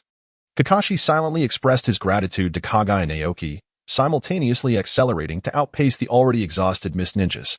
There was hope. Kakashi sensed the distance widening, a newfound vigor invigorating him. Seizing the moment, he rummaged to find a blood-stained letter. It read, to Kakashi Hitaki in flight, signed, Kaguya Naoki. His gaze lowered, he studied it closely. I am Kaguya Naoki.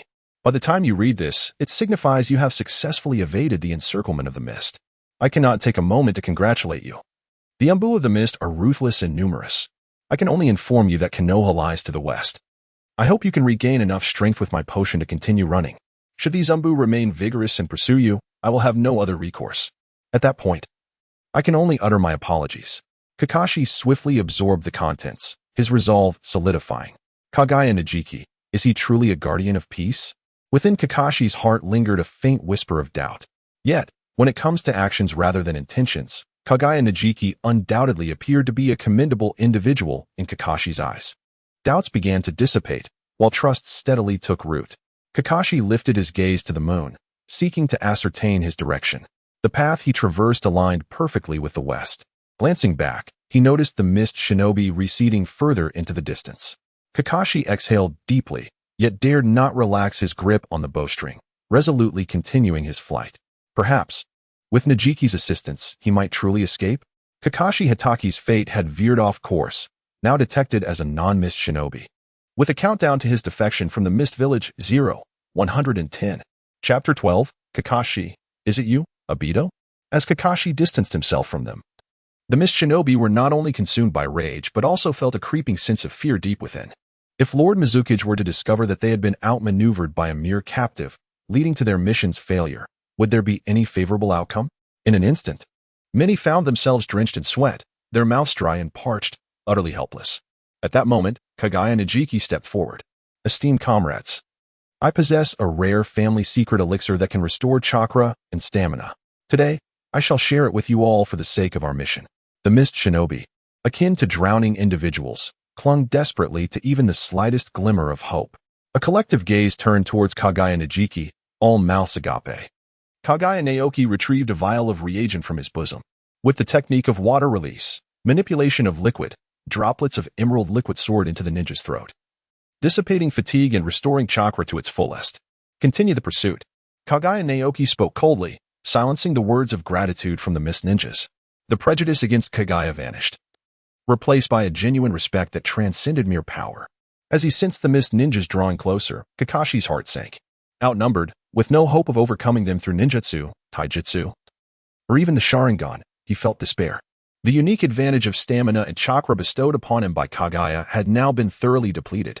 He found himself in dire straits. Yet, Hatake Kakashi refused to surrender, desperately racking his brain for a solution. Kakashi, a soft voice emerged from Lin Nohara, who rested upon his shoulder. Rin. Kakashi suppressed his tumultuous emotions, only to fall silent once more. The earlier despondency he felt was rekindled by Rin's call, igniting a flicker of determination within him. Though the chances were slim, he resolved to exert every ounce of strength for Rin's sake. Kakashi, they have infused the three tails into my body. Rin's voice trembled, and Kakashi felt as though he had been struck by lightning, his composure shattering. His calm thoughts crumbled, replaced by a rising tide of anxiety. The three tails, he understood all too well what this entailed. The mist ninjas had chosen to make Rin the Jinchuriki of the three tails. A clear strategy to use her as a weapon against Konohagakure. The likelihood of Rin surviving as a Jinchuriki was almost non-existent. Even with the three tails sealed, her life would still be in jeopardy, as the war would inevitably come to an end. Rin, even if she survived, would be delivered to the mist. Rin was doomed. Kakashi.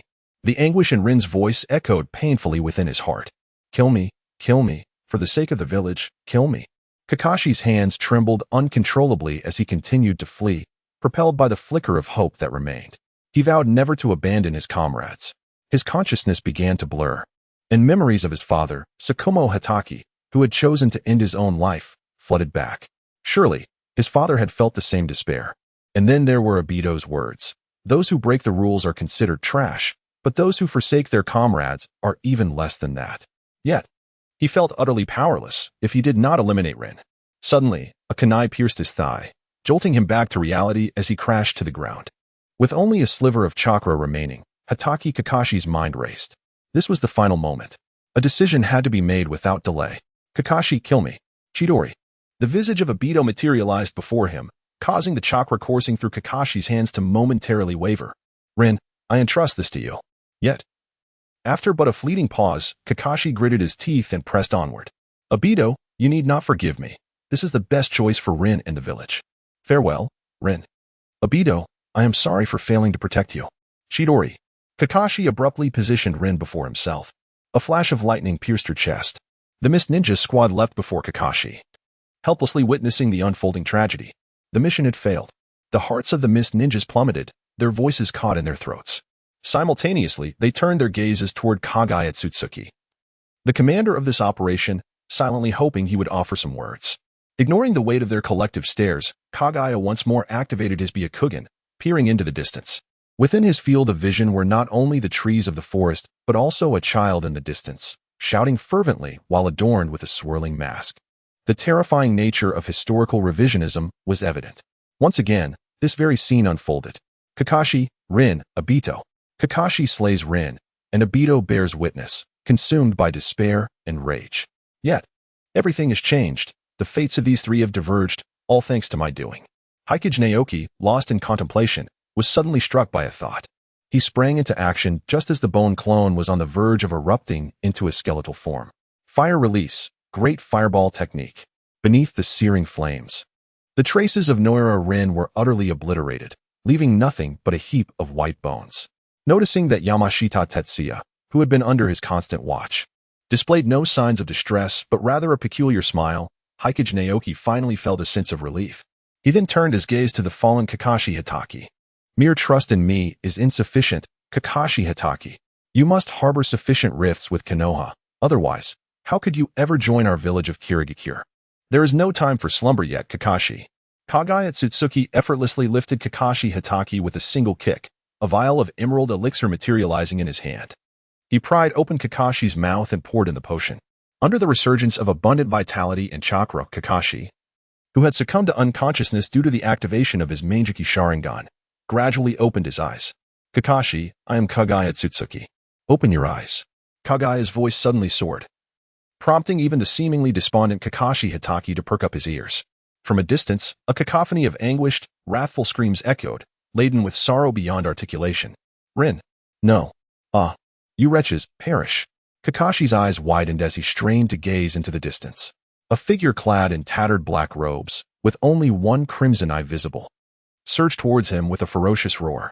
Hearing the familiar voice and witnessing the recognizable silhouette, Kakashi's body began to tremble uncontrollably. Obito. Obito. He did not perish. Is this an illusion? I shall be your eyes, helping you discern the future. I possess the Sharingan. How could I fall prey to an illusion? Kakashi endeavored to rise, yearning to unmask the man. Yet, the consumption of chakra and vitality by the kaleidoscopic Sharingan was far from abating. His vision blurred, and his body grew increasingly heavy. Kaguya Otsutsuki extracted another vial of potion and poured it into Kakashi's mouth. Yet this is insufficient, Kakashi. The Sharingan, Obito, how could that suffice? You must also behold the wood release. Otherwise, how could you ever doubt the unwavering loyalty to your village? After all, by common knowledge, apart from the hidden leaf, which other nation possesses the potential to cultivate wood release? Kaguya Naoki chuckled, resembling a villain, and then suddenly shouted, Zabuza, retreat with him. Do not kill him. He's of great use to me. As he observed Zabuza casually toss Kakashi to an umbu, Kaguya Naoki took a deep breath and fixed his gaze upon the approaching Uchiha youth. The final battle had commenced. Chapter 13, The Tide of War, The Dancing Bones. Kaguya Naoki slowly extracted his own spine, as if facing a formidable adversary. However, the mist shinobi behind him clearly held a different perspective. Confronted by such an eccentric and seemingly weak ninja, they, eager to evade the potential repercussions from the third Hokage, charged forward. Halt! Kaguya Naoki's furious shout halted the fleeing ninjas in their tracks. Yet, they had already entered the range of the wrathful child's assault. Wood release, cutting technique. The surging and frenzied wooden spikes erupted chaotically, piercing through the several mist ninjas with brutal precision. Blood splattered, instilling a deep-seated fear in all present. Wood release. The remaining mist ninjas froze, trembling with trepidation. Among the 5 great ninja villages, anyone who had received formal training was well aware of the formidable strength of the first Hokage of Konohagakure. With 4 ninja villages and tens of thousands of troops, none dared to take action, all due to the presence of the first Hokage. The 9-tailed beasts, the ultimate weapons of each ninja village, were effortlessly captured and bestowed by the first Hokage. The 4 founding Kage, who exerted dominion over their respective nations, never dared to covet Konohagakure.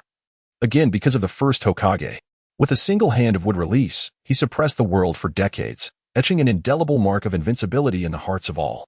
The mist ninjas were like rootless weeds, stricken with fear. Gazing at the enraged child charging towards them, they wished to retreat. However, soon enough, the mist ninjas, whose powers had been halved by the wood release, found their resolve once again. The Kekkei Jinkai clan, Kaguya Naoki, the most exceptional genius of the mist village. More importantly, the recently emerged bone forest served as a testament to Kaguya Naoki's prowess. Perhaps he could withstand the wood release? Clinging to this faint glimmer of hope, they encircled Kaguya Naoki. Lord Kaguya. Lord Kaguya. Chiyo has been slain. Lord Kaguya, please unleash that jutsu once more. We are unable to withstand this. The voices, filled with panic yet laced with hope, echoed around Kaguya Naoki, igniting a flicker of realization within him. Prejudice is a mighty mountain. Yet, when faced with a hero possessing absolute might, who repeatedly rescues them from the depths of despair, even the tallest peaks can be leveled. As long as I can overcome Uchiha Obito before me and pull this group of umbu from the brink of annihilation, whatever grievances they held against me will dissipate like mist. The third great ninja war shall be my opportunity, my chance to shine. Kaguya's gaze burned with intensity as she fixed her eyes upon Uchiha Obito. Victory over him would open up a realm of limitless possibilities. Kaguya Otsutsuki lifted the white jade skeleton, directing her gaze towards Obito Uchiha, commanding, "You all, retreat." Upon hearing this, the weary members of the Mist Village retreated in unison, creating space. Only Zabuza Momochi raised his long blade, standing resolutely beside Kaguya Otsutsuki, his heart tumultuous. I aspire to become the shadow and transform that nation. How can I step back? He swallowed his apprehension and shouted defiantly, "You scoundrel! I am Zabuza Momochi. How can I allow you to guard my rear?" Kaguya Zetsu gazed at Uchiha Obito as he cradled the skeletal form of Lin Nohara, before coolly stating, "I alone am sufficient. It is Mokutan. How could you possibly manage alone?" Zabuza, with bloodshot eyes, was about to utter more words when the anguished and furious cries reverberated once more. "You bastards! How dare you touch Rin? Not a single one shall live." Uchiha Obito gently set the skeletal figure aside, rising to his feet, and rushed toward Kaguya Zetsu and Zabuza. Beneath his mask, a pair of eerie crimson eyes spun rapidly, plunging the hearts of the mist ninjas, who had only just found a semblance of calm due to Kaguya Zetsu, back into chaos. The Sharingan. Moreover, it was not the familiar Tomo shape known to the mist ninjas. It was as if the earlier display of Mokutan had provided a clue to these shinobi. They swiftly recalled the legends of the era of the first Hokage, Uchiha Madara. The eyes said to belong solely to Uchiha Madara. Surely, it must be so. Upon this realization, every individual began to tremble involuntarily. Uchiha Madara's eyes, coupled with the first Hokage's Mokutan. No matter how one looked at it, they appeared insurmountable. Though they were bloodthirsty, reckless, and prideful mist ninjas, the prospect of facing a monster wielding both the Meijiki Sharingan and Mokutan left them devoid of any will to resist. When did Konoha acquire such a being? With a village harboring both the sage's eyes and Mokutan, could they possibly suffer defeat in battle? Was our war not destined for failure? An atmosphere of anxiety and panic spread across the battlefield. Zabuza, however, gradually found his composure, ever ready to draw his blade. Kaguya Naoki remained impervious to the surrounding atmosphere, calmly extracting his alabaster bones. In the dance of the corpse veins, Willow. He faced the bloodied wooden spikes that were recklessly swung towards him, moving like willow catkins caught in the breeze. With a blade in hand, he slashed and swayed with the wind. Crack, crack, crack. Every wild, soaring branch was severed without exception, reduced to fragments. Hikaru Naoki rose to his feet, unscathed in every aspect. Moreover, the dance of the bone pulse, Tang's song. Kaguya Ch had no intention of halting his relentless advance. His iron-like bones erupted from his body, thrusting outward in all directions. At that very moment, Uchiha Obito's technique, the D-Jutsu, surged towards him once more, only to be shattered entirely by the chaotic protrusions of bone. A flicker of emotion finally crossed Obito's countenance, which had been contorted in a pained, anguished roar. If the previous interception of his D-Jutsu was merely a result of preparation born from the impending loss of a comrade, then the subsequent assault that was perfectly thwarted signified something far beyond mere fortune or meticulous readiness. It was evident that the leader of the hidden mist village possessed a means to counter what Obito deemed an extraordinary technique. "You scoundrel, let us see you withstand this," Obito exclaimed as he raised the shuriken in his hand, forming hand seals while channeling his energy. Those familiar with the Uchiha clan would recognize this as a precursor to unleashing the great fireball technique or some form of fire release. By the side of Kaguya's Naoki stood Zabuza, who held a similar belief. Although he found himself utterly powerless against the terrifying wooden spikes, he defiantly challenged, "You Uchiha bastard. Let us see if you can withstand the techniques of Zabuza." With that, he unleashed his water style, great waterfall technique. A pale blue stream emanated from Zabuza's mouth, gradually expanding and transforming into a torrential flow. "What of your wood style? I am swifter than you." A hint of pride flickered in Zabuza's eyes. Since the commencement of this mission, he had yet to showcase his worth before Kaguya's Naoki. Now, the opportunity had finally arrived. Unbeknownst to them, beneath the mask, Uchiha Obito wore a sinister smile. Concealed by the waterfall, he instantaneously submerged himself into the soft sands. "Kakashi, this technique is still one you taught me. With your own move, I shall bring their demise. Die, you mist dwelling scum." Chapter 14, Kamui, with style. Dance of the Dry Ferns. Seeking continued reading, Uchiha Obito raised both hands, breaking through the sand, reaching out to grasp Kaguya's Naoki by the ankle. Simultaneously, countless wooden branches and fangs extended with his outstretched hands. However, this seemingly covert ambush, which Obito perceived as flawless, was laid bare under the gaze of the Byakugan. Thus, Kaguya's Naoki, fully prepared, exhibited no trace of panic. Instead, he appeared to have anticipated this, drawing forth his own spine and thrusting it downward. The bone pierced through Obito's right hand, erupting in a spray of crimson that stained the earth. The frenzied wooden branches, rather than piercing through the enemy's body as usual, were entirely halted by the bone membrane that unfolded from Kaguya's Naoki. In a state where everything seemed transparent, and having suffered grave injury, Obito let out a howl, his senses gradually regaining clarity from the haze of despair. The power from his bloodline surged forth, with an influx of information from countless kaleidoscopic Sharingan flooding his mind. Kamui. Vortex. Space. Teleportation. He comprehended everything with utmost clarity. Obito's visage once again bore an air of arrogance. What style? Cutting technique? The expanding wooden spikes surged upwards, forcing even Kaguya Naoki to evade. Let me show you the power of the Uchiha. A bloodthirsty grin spread across Obito's face. With a crash, Uchiha Obito emerged from the sand, brandishing a kunai and charging recklessly towards Kaguya Naoki. Seizing the moment, Zabuza swung his great sword with precision. This strike, an absolute blind spot, was immensely heavy and exceedingly fierce. Fueled by unparalleled intent to kill, he hurled his attack toward Uchiha Obito. You insignificant insect! Again and again. Uchiha Obito let out a furious roar as a vortex illuminated, rendering his entire form ethereal. The massive blade swung down, but struck nothing but air. Zabuza Momochi's heart trembled in shock as yet another bizarre vortex manifested before him. Die! Uchiha Obito exclaimed, wielding a kunai that he aimed directly at Zabuza's throat. Yet Zabuza, skilled in taijutsu, managed to raise an arm just in time, intercepting the kunai with his limb.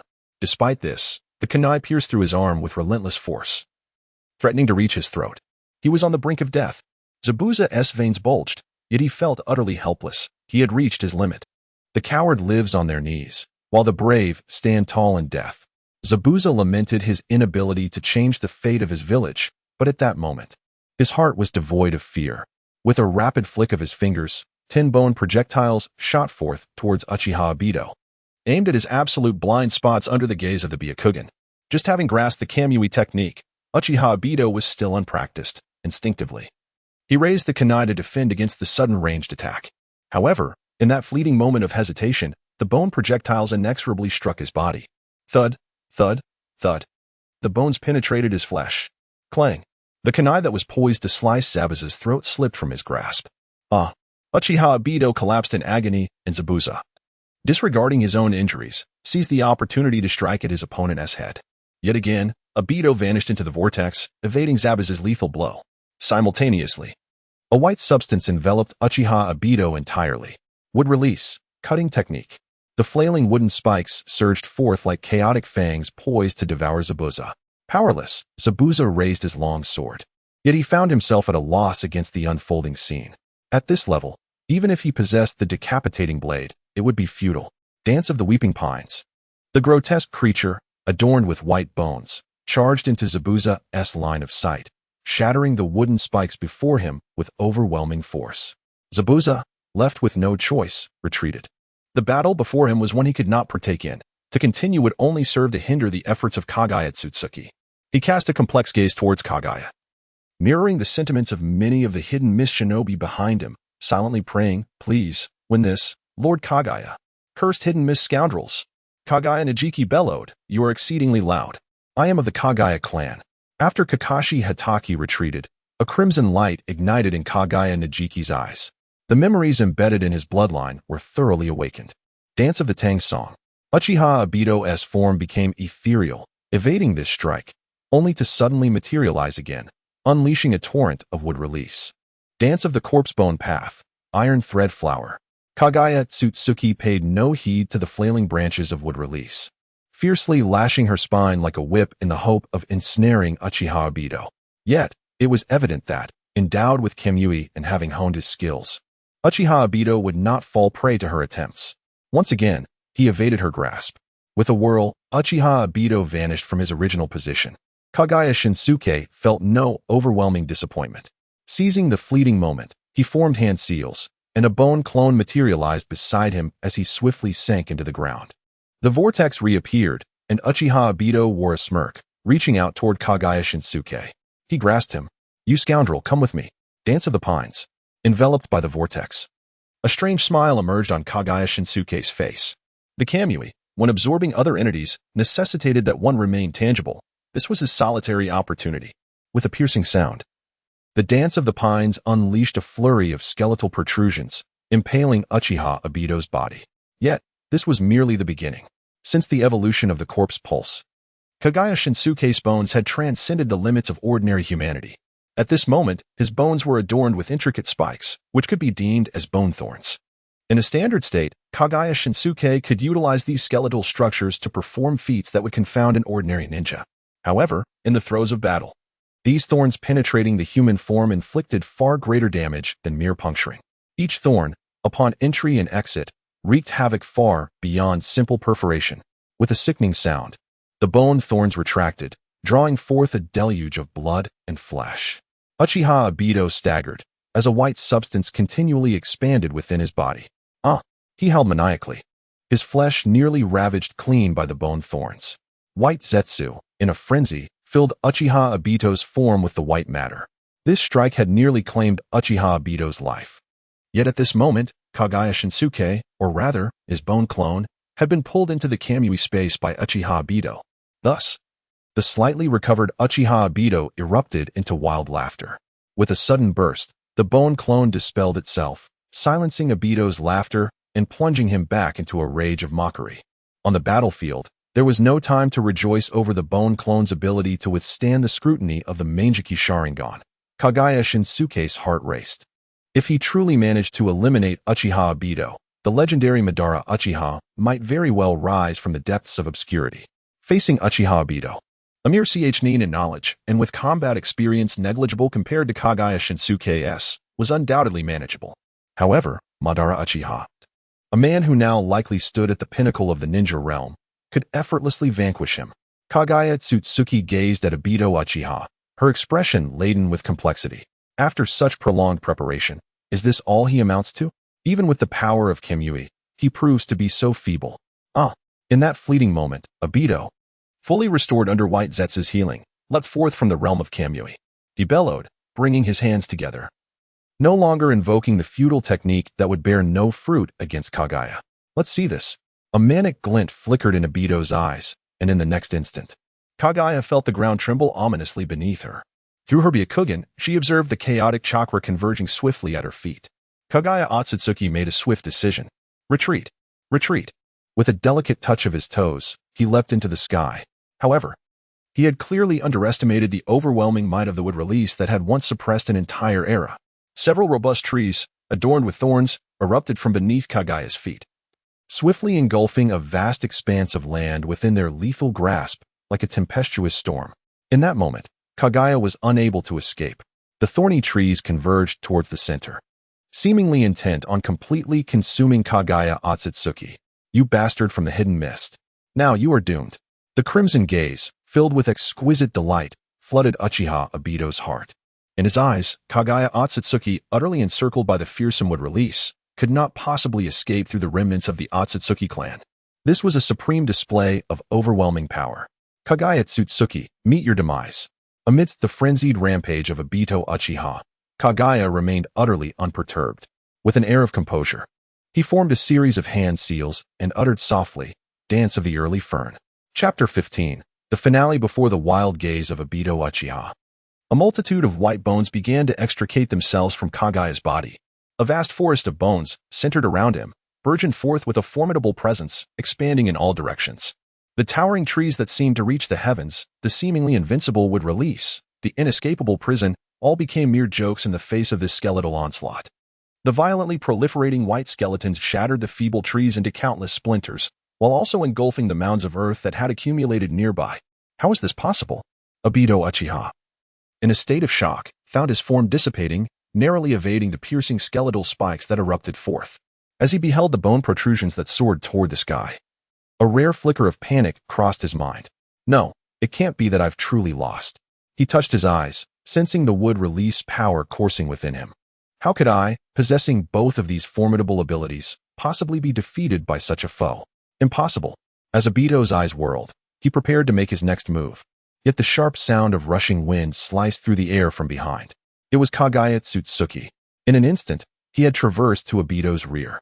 Indeed, Kaguya Otsutsuki traverses the forest of bones with effortless ease, moving at an astonishing speed. In this eerie realm, he reigns supreme. Suddenly, a white bone pierces Obito Uchiha's body. This time, he fails to evade it. Again and again, fear begins to take root in Obito's heart. Kamui. once deemed invincible in defense, falters against Kaguya's might.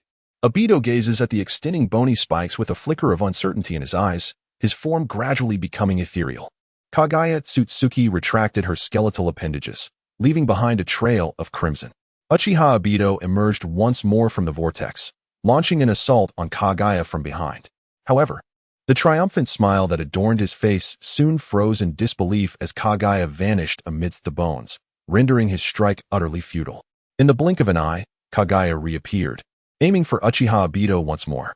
This time, Obito swiftly activated Kamui, disappearing into the swirling void. Within the realm of Kamui, the madness that had once graced Obito's visage began to fade, replaced by a look of confusion. He possessed such formidable power. Why then had he found himself in this predicament? No, there was still Kakashi. A sudden realization struck him. Kakashi remained in the clutches of the Mist Ninja. He had to rescue that fool at the very least.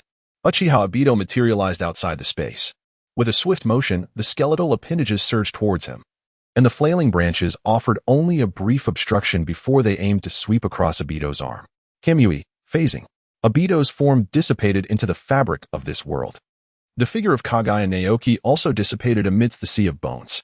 With the blossoming of the skeletal forest, this battle had transformed from one of visceral blows and gushing blood into something altogether different. Kaguya Otsutsuki was able to traverse the forest of bones with ease, while Obito Uchiha's current strength was insufficient to effectively track or harm him, although Kaguya had acquired the ability to move swiftly, granting him the opportunity to strike from absolute blind spots. The formidable defensive technique known as Kamui greatly hindered his chances of success. This tedious battle dragged on for an extended period, and even as Obito's sorrow and irrationality grew, he came to the grim realization that he was destined to be outmatched by this troublesome foe. The forest of bones truly embodied an insurmountable monstrosity. Obito's heart screamed in despair. Victory was unattainable. As the anguish of defeat enveloped him, he gradually regained his composure, understanding that he could not triumph. He sought to employ the powers of Kamui to seize Kakashi. However, in the very moment he harbored such thoughts, he discovered that the Mist Shinobi had long concealed themselves within the forest of bones. Kakashi was meticulously protected, leaving no opportunity for rescue. Could he not even save Kakashi? Obito's heart ached profoundly. No, he could not allow Kakashi to fall into that fiend's grasp. Obito roared, striving to awaken the latent power deep within his bloodline, a titan representing the pinnacle of the Uchiha clan. Blood and tears streamed down his face. He spared no thought for his ocular power as he continuously channeled chakra, determined to rescue that fool. He must succeed. The power from his lineage erupted forth, yearning to summon a certain giant. Yet, constrained by the limitations of his Sharingan, he could not summon the ultimate strength required to overcome Kaguya. Obito closed his tear-filled eyes. A mixture of reluctance, confusion, and pain etched upon his visage. This night, he was to lose all bonds. Rin, Kakashi, none would remain in this world. Obito, came a somewhat mischievous voice from Tobi at the opportune moment. Let us return to Madara-sama, learn more powerful jutsu, and then seek vengeance. Vengeance? Obito gazed at Kaguya's figure, surveying the devastation around him. Mere revenge would not suffice. Remaining in this world would not fill the void. I shall create a realm where Rin and Kakashi exist. I will put an end to this absurd darkness and warfare, forging a brighter world. Sensing Obito's thoughts, Tobi once more seductively spoke. Rin and Kakashi can return as well. Madara-sama will provide you with the answers. Obito, with tear-stained eyes, fixed his gaze upon the white substance. I will return with you. Do not deceive me. Kakashi, Rin, wait for me.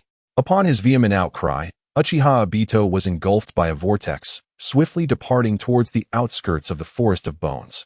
At that moment, a tumult of emotions, sorrow, resentment, anguish, and hope, began to swirl within the heart of this young man. As he left the battlefield, his gaze, filled with unbridled hatred, was cast upon Kaguya Otsutsuki. The village of Kirigakure lay in ruins. I must end your life. I will undoubtedly bring about your demise. After Obito's furious roar, the vortex twisted, and his form completely vanished from the battlefield.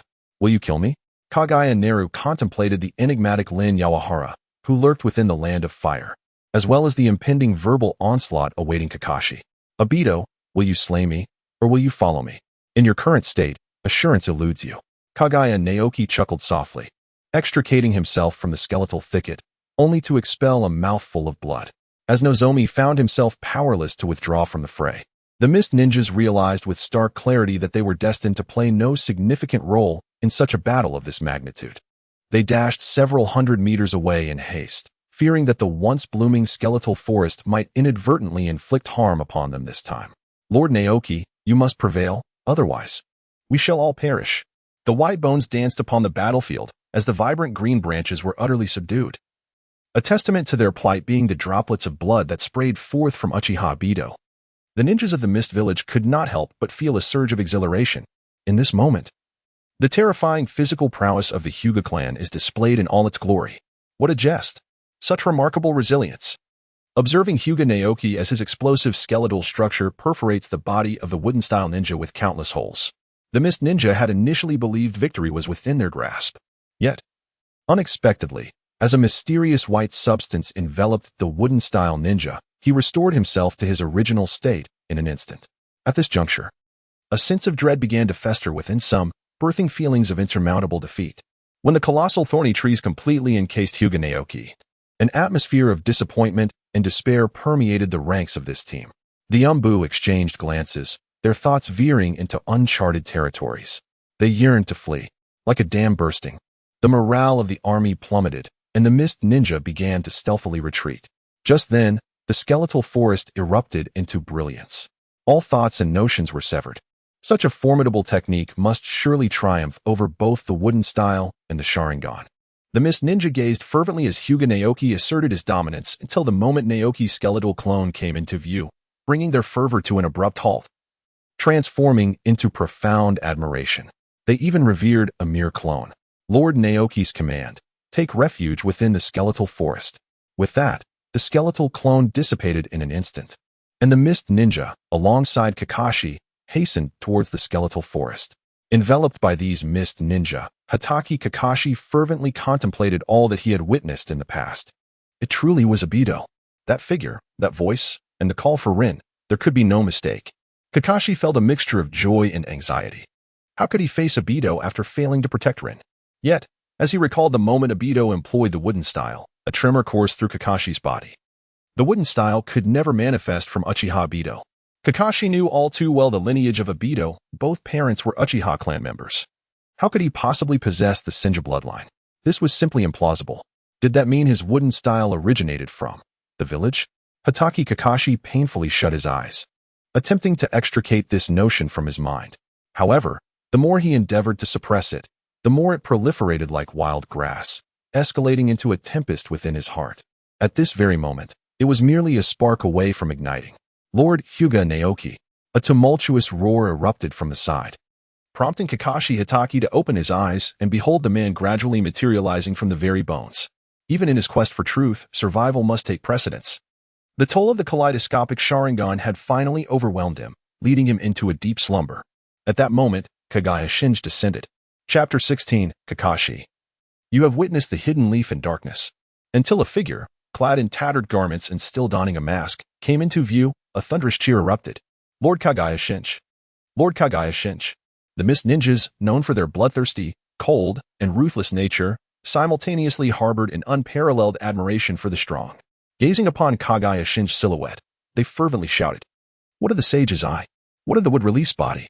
This esteemed scion of the Kaguya clan had effortlessly subdued a powerful adversary bearing both of these exceptional bloodlines. This esteemed individual is merely 14 years of age, someone murmured, their words echoing to other ninjas, momentarily halting their cheers. Indeed, such a formidable record caused them to overlook a vital detail. This individual is just 14. Some of the more bloodthirsty members of the Umbu shouted even more fervently, while others with sharper instincts began to contemplate the future. Kaguya Naoki, this most resplendent genius, is destined to become yet another luminous benchmark on the battlefield. Much like the legendary Sannin of the Second Shinobi World War or the illustrious Yellow Flash, Minato Namikaze. Previously, they harbored concerns regarding the formidable power of Minato in Konoha. However, after witnessing Kaguya Naoki's absolute strength, their anticipation for the day of confrontation between the two grew. The beleaguered Konoha now awaited its subjugation by the hidden Mist Village. As they indulged in such fantasies, an uncertain voice emerged from among the Mist Ninjas. If I recall correctly, Lord Kaguya Naoki, there are still vacancies in your squad, aren't there? Upon utterance, an immediate silence enveloped the crowd. Could it truly be so? They lowered their heads, their fervor now mingled with a myriad of other implications. Although the political acumen of the Mist Ninjas was rather lacking, faced with a powerhouse like Kaguya Naoki, they swiftly grasped the political ramifications at play. The Mizukage, the undisputed ruler of the hidden mist village, the Mizukage. The political threshold would indeed be a ninja wielding great power within the mist. With such a formidable presence, the notion of vacancies within the squad left no room for ulterior motives. The prospect of joining such a cadre was tantalizing. Yet, someone, sensing this burgeoning thought, quickly interjected with a furrowed brow. Do not forget, he belongs to the Kaguya clan. And who are you? With those words, the impulsive desires dissipated, their gazes becoming laden with complexity. As humble ninjas, they were fated never to join the ranks of the Kaguya family. To do so would constitute the gravest betrayal of their kind, inviting severe repercussions. Even if they were to endure such discrimination, what would it matter if this esteemed individual ascended to the position of Mizukage? The Kaguya's Mizukage would inevitably exacerbate the village's turmoil. A coup would, without doubt, ensue. At that juncture, what significance would it hold to follow this esteemed figure? They allowed their minds to wander, envisioning a future where the Kaguya clan held the title of Mizukage. Yet, swiftly, without external prompting, they internally dismissed such musings. That is Lord Naoki. No other members of the Kaguya clan could be compared to him. Through their interactions over these days, they recognized that this individual was not like the rest of his clan. On the contrary, he seemed to possess insights and perspectives that transcended their own as Mist Ninjas. If he were to become Mizukage, perhaps the future would not be as bleak as anticipated. Instead, it might herald new changes for the village. The Mist Ninjas exchanged glances, silently burying this thought deep within their hearts. Such sentiments, if voiced, would surely be met with disbelief. Yet, should this esteemed individual grace the battlefield of the shinobi world, perhaps he could indeed alter some entrenched perceptions. The hidden mist village is truly in need of transformation. Kaguya Najiki endeavored to stand tall, casting his gaze over the fervent faces of the mist shinobi, a peculiar sentiment swelling within him, and a sense of ambition gradually taking root. Yet, this fervor was swiftly doused by an overwhelming chill. Would such a fervent spectacle ever grace the world again? Previously, Kaguya Najiki had aspired to rely on his exploits during the Third Shinobi World War to garner prestige and followers, ultimately seizing the position of Mizukage. However, the tide had turned. His formidable performance against Uchiha Obito raised significant concerns about whether Uchiha Madara would even permit him to grace the battlefield. Kaguya Naoki sighed deeply. Lamenting the inherent flaw of the Kaguya lineage, once engaged in combat, he could not help but unleash his full power. Initially, this did not seem significant in his plans, for Uchiha Obito possessed the formidable Manjiki Sharingan and would release techniques. In his original calculations, Naoki believed that merely preserving his own life would be a remarkable achievement. However, to his astonishment, Uchiha Obito now appeared exceedingly feeble. Under the influence of the Kaguya bloodline, the battle-hungry Naoki fought with all his might, repeatedly coming perilously close to eliminating Obito. Now that the die had been cast, he could only await answers upon his return to the Land of Water. He hoped for at least a modest position as a squad leader, once due to his Kaguya heritage. He had been unfortunately stereotyped as a mindless individual and had even entertained the fleeting dream of being appointed as the commander of the Mist Village by Uchiha Madara. Now, in retrospect, such aspirations seemed utterly unattainable. Kaguya Naoki gathered his scattered thoughts, casting a complex gaze upon the people of the hidden Mist Village. Evacuate the Land of Fire. Ding. The mission has concluded. Settlements are underway. Successfully captured Nohara-rin. Attempting to place the Three Tails Jinchuriki within Nohara-rin. Failure. The Three Tails Jinchuriki was released in Konoha, a failure. Capture of Kakashi and Nohara-rin, both possessing significant potential, has yielded additional rewards. Redemption opportunities. 1. Detection of hidden mist ninjas and the legendary ninja Zabuza shows a remarkable improvement towards you, garnering further rewards. Redemption opportunities. 1. An unexpected delight awaits. Kaguya Naoki was well aware before embarking on his mission that the generous rewards associated with it were not destined for him. He was fated to complete only the initial phase of the task. Therefore, when he witnessed the 2 opportunities for rewards slipping through his fingers, he harbored no feelings of discontent. However, to his astonishment, an unexpected turn of events allowed him to secure the 2 rewards after all. Alas, Kaguya Naoki felt the condition of his body and couldn't help but let out a faint sigh. After indulging in the lavish consumption of his ancestral lineage for over a decade, he finally began to exhibit some signs of bloodline disease. However, he was not inclined to expend his precious redemption opportunities at this moment in order to acquire a remedy to delay the progression of the affliction. Kaguya Naoki yearned to further test the limits of his physical capabilities, striving to make the most of this opportunity to delay the onset of his bloodline disease. After all, during the impending Third Shinobi World War, the instances of overextending the Shikatsu Miyake would only increase. Should he fail to accumulate enough exchange opportunities, it would spell disaster for him. Kaguya Shinsuke took over the burden of Kakashi, who lay on the back of a mist ninja, and turned to the silent Zabuza, saying, "Let us proceed." The mist ninjas collectively gathered their thoughts and nodded in unison before dispersing into the depths of the forest. On the return journey, bereft of White Zetsu's assistance, the leaf ninjas surged forth in numbers. Fortunately, Kaguya Shinsuke possessed the Byakugan of the main clan, which, apart from a fleeting moment of attention drawn by inadvertently crossing into the Byakugan's line of sight from the Hyuga branch family, posed no threat. Upon reaching the coastline, the mist ninjas regrouped and then scattered once more. Remaining by Kaguya Shinsuke's side were none other than the solitary Zabuza and the entranced Kakashi. With a casual motion, he retrieved a vial of emerald-hued potion and, amidst Zabuza's somewhat pained gaze, poured its entirety into Kakashi's mouth. Observing the quivering eyelashes, Kaguya Shinsuke spoke leisurely, "Hatake Kakashi. Let us converse. I am Kaguya Shinsuke, and I trust you would be willing to exchange a few words with me." Kakashi opened his eyes, gazing at Kaguya Shinsuke with a visage ashen and lifeless, oblivious to Zabuza's astonishment at Kakashi's unexpected compliance. Hyuga Naoki smiled as he spoke first. "Kakashi, with such monsters as the Manjikyu Sharingan and would release in your Konoha, why do you not unleash them sooner?" Hatake Kakashi fell into a silence, while Hyuga Naoki relentlessly continued, bombarding Kakashi's formidable psychological defenses as if firing a volley of arrows. "Moreover, is he truly your comrade? Might you divulge his name? Should you be inclined, I would share pertinent intelligence." Deep within, Hatake Kakashi yearned to rebuff Hyuga Naoki's proposal, yet the allure of that information proved irresistible. After all, a mere name would be easily within reach for these mist shinobi. Kakashi hesitated for what felt like an eternity before finally uttering in a hoarse voice, "Uchiha Obito. Thus, is that Sharingan you possess derived from Uchiha Obito?" Kakashi hesitated briefly but ultimately nodded in affirmation. Having answered Hyuga Naoki's inquiry for the first time, the seemingly impregnable fortress of his mental defenses had already begun to waver. However, he remained unaware of the shift. Yet, was that Obito not already perished on the battlefield of the land of Earth? Why then does he reappear today? Kakashi's heart tightened. He too yearned for the answer to that question. Furthermore, did an Uchiha possess the capability of would release? Kakashi clenched his fists, unwilling to delve deeper into the implications. Having witnessed a portion of the village's darkness, Kakashi felt a twinge of fear. He was reluctant to unveil the truth. But Hyuga Naoki would not afford him such an opportunity for evasion. He scoffed, each word piercing to the core.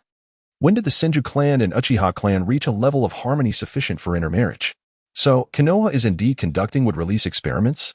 And they possess a successful specimen, Kakashi's comrade, Uchiha Obito? As the words fell, a mechanical voice echoed. Hatake Kakashi's fate line has deviated, detected as a non-mist shinobi. Countdown to defection to Mist Village, 110.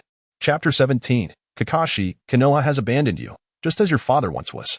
Hatake Kakashi clenched his fists tightly, gritted his teeth, and shut his eyes. Kaguya's demonic whispers coiled around Kakashi's ears, igniting a torrent of speculation and thoughts within his mind. No, he thought, as he abruptly opened his eyes. The venomous doubts that threatened to shake the very foundation of his beliefs were something he sought to evade, striving to expel those notions from his consciousness entirely. Yet, Kaguya, who was determined to forge an intimate bond with Kakashi, would not permit such a thing to transpire. "Kakashi-kun," she murmured. "I too would not wish to entertain such malevolent conjectures in the presence of a shinobi from Konoha." Kaguya Otsutsuki sighed and shook his head, seemingly expressing regret over the situation. Yet, it was would release, the very ability possessed by the first Hokage.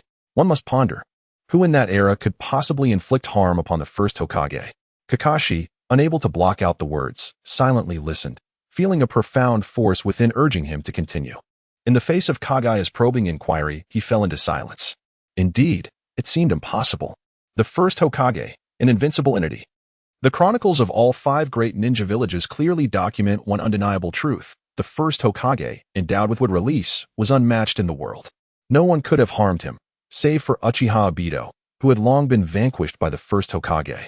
Therefore, is it not true that the body of the first Hokage is under strict watch by your village of Konohagakure? Could it be that we, the other ninja villages, still hold a chance to seize his remains? Kaguya Naoki leaned forward, her increasingly elevated voice entwining around Kakashi Hitaki's ears. This experiment was destined to unfold solely within the confines of Konoha, and the would release emanating from Obito Uchiha could only be a testament to Konoha's prowess. How could a once-fallen hero of battle, a valiant figure who had never revealed his continued existence, suddenly re-emerge? And precisely at the moment you chose to end Rin's life? Kakashi's heart trembled violently, on the verge of bursting. Bonds, the village, his father, images and speculations cascaded through his mind. Kakashi Hitaki closed his eyes once more. He was reluctant to admit it, yet he truly harbored doubts about the village for which he would sacrifice everything. Kakashi Hitaki's fate line had diverged. He was detected as a non-mist ninja, with a countdown to his defection to the Mist Village 210. Kaguya's eyes shimmered with a hint of excitement as she sought to exploit the moment, aiming to further assail Kakashi's gradually unraveling spirit. However, at that instant, Kakashi, whose heart should have been laid bare, abruptly unveiled his crimson gaze. Despite his apparent fragility, he stifled all tumultuous emotions within and turned to Kaguya, a being who straddled the line between ally and adversary, and with a strained calmness inquired, "What is your true intention, Kaguya? What do you hope to achieve with these actions?" A newfound resolve flickered in Kakashi's eyes. "If you wish to entice me into betraying my village and defecting to the Land of Mist, you might as well abandon that hope. I, Kakashi Hitaki, will unequivocally never betray my village." Kaguya Naoki let out a derisive snort and shook his head. "I have never harbored the delusion of prompting you, Kakashi, to betray us today." With a shift in tone, Naoki's demeanor grew grave. Hitaki Kakashi, a wielder of the Sharingan and a wood-release ninja, harboring an unwavering disdain for the hidden mist. Surely, he is worthy of my endeavors. Once again, Hitaki Kakashi fell into silence. For the sake of the village. Thought Zabuza Momochi, his expression a tapestry of complexity. Kaguya's Naofumi, this fellow. Momochi Sandei's destiny has shifted, detected as a mist ninja, and has acquired a fragment for exchange. Kaguya Otsutsuki, indifferent to the circumstances, continued to gaze at Kakashi as he spoke candidly. "I yearn for peace, yet I cannot bear the thought of such an individual. Endowed with absolute power, perpetually watching over our village." Kakashi Hitaki nodded in understanding. After a brief moment of hesitation, he resolutely declared, "If you wish to exchange intelligence with me, that is utterly out of the question. Such is the unyielding principle of the Leaf Ninjas." A sigh escaped Kakashi's heart. Indeed. To engage in intelligence exchange with a fog ninja like Kaguya Otsutsuki would inevitably lead to defection, a mere matter of time. Kaguya Naoki let out a light chuckle, remarking on the astuteness of Kakashi. "Indeed, I wish to engage in a certain exchange of information, but it is solely confined to Uchiha Obito. What say you?" Hitaki Kakashi shook his head, remaining silent as before. Kaguya Naoki let out a soft sigh. Initially, he wished to preserve a glimmer of hope for Kakashi regarding the hidden Leaf Village. However, it has become evident that he must unveil the entire truth. A bead of cold sweat instantly appeared on Kakashi's forehead. Is there more evidence?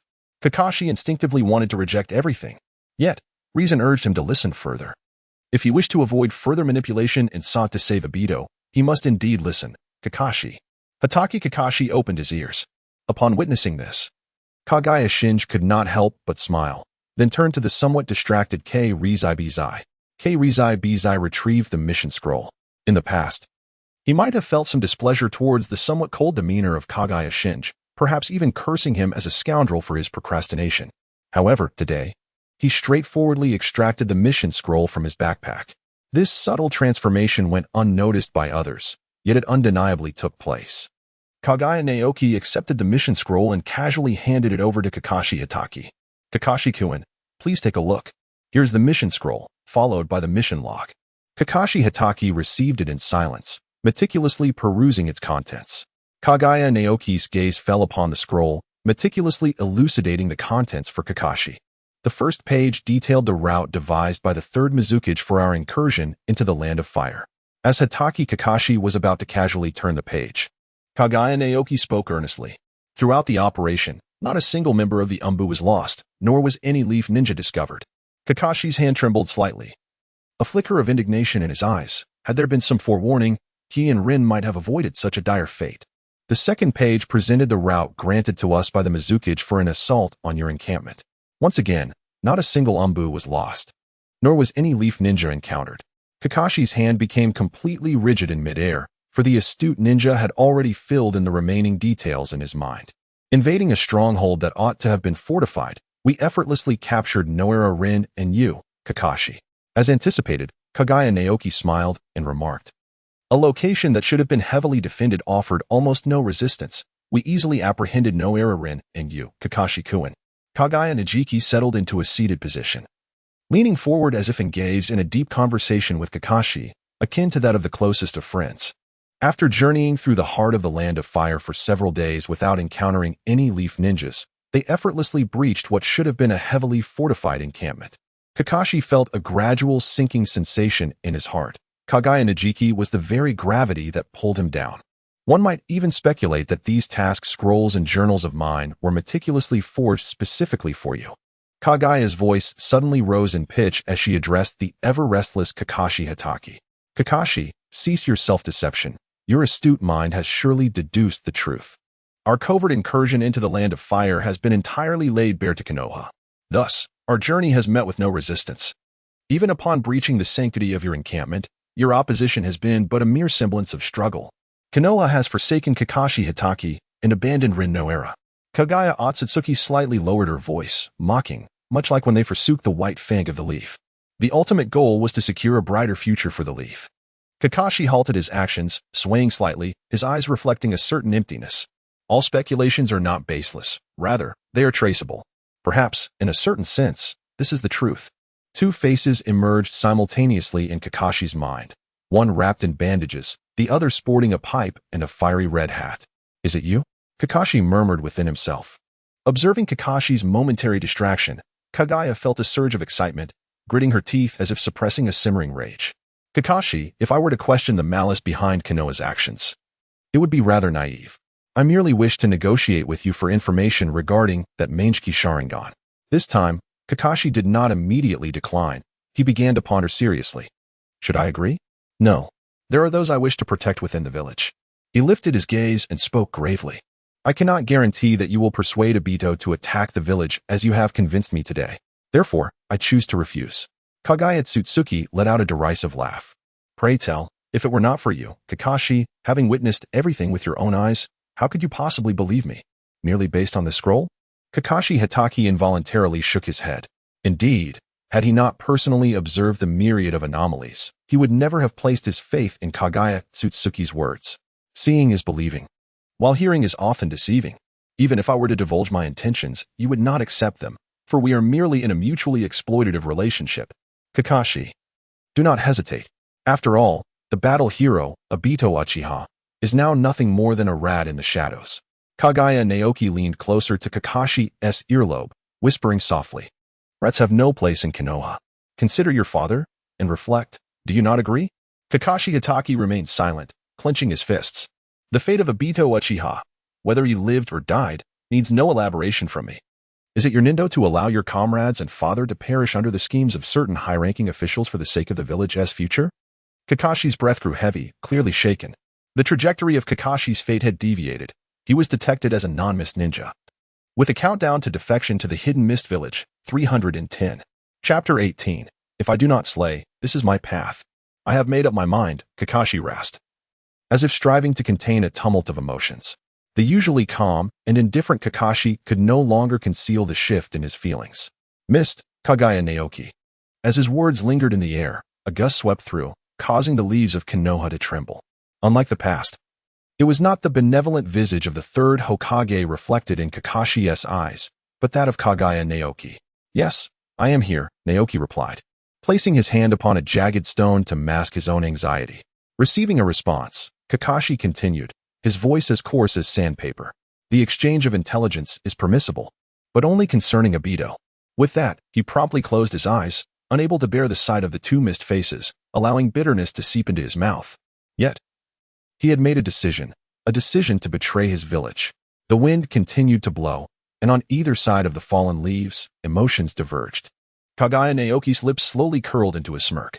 Beside him, Momochi Zabuza's eyes widened in astonishment. This guy Kakashi, the most brilliant genius of Konoha, has truly betrayed the village in such a tangible manner? Kaguya Narakami, that fellow, has indeed achieved it.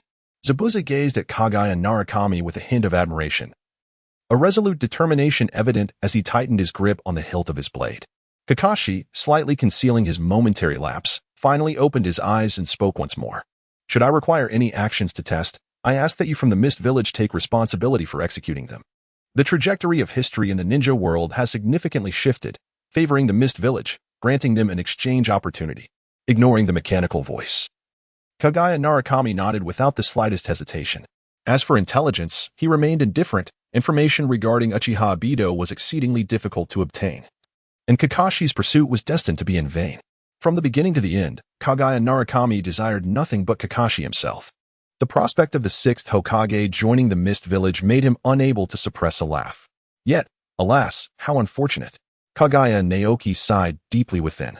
Although Hatake Kakashi had agreed to exchange intelligence, he was, in fact, a traitor to the village. Nevertheless, the progress of Hatake Kakashi's betrayal of Konoha had not changed. This subtly indicated that deep within, he still harbored a glimmer of hope for Konoha. To shatter this hope, a series of greater unforeseen events would be necessary. Gathering his thoughts, Kaguya Naoki once again turned to the visibly relieved Hatake Kakashi, who had made his decision. Kakashi, what method shall we employ for the exchange of information?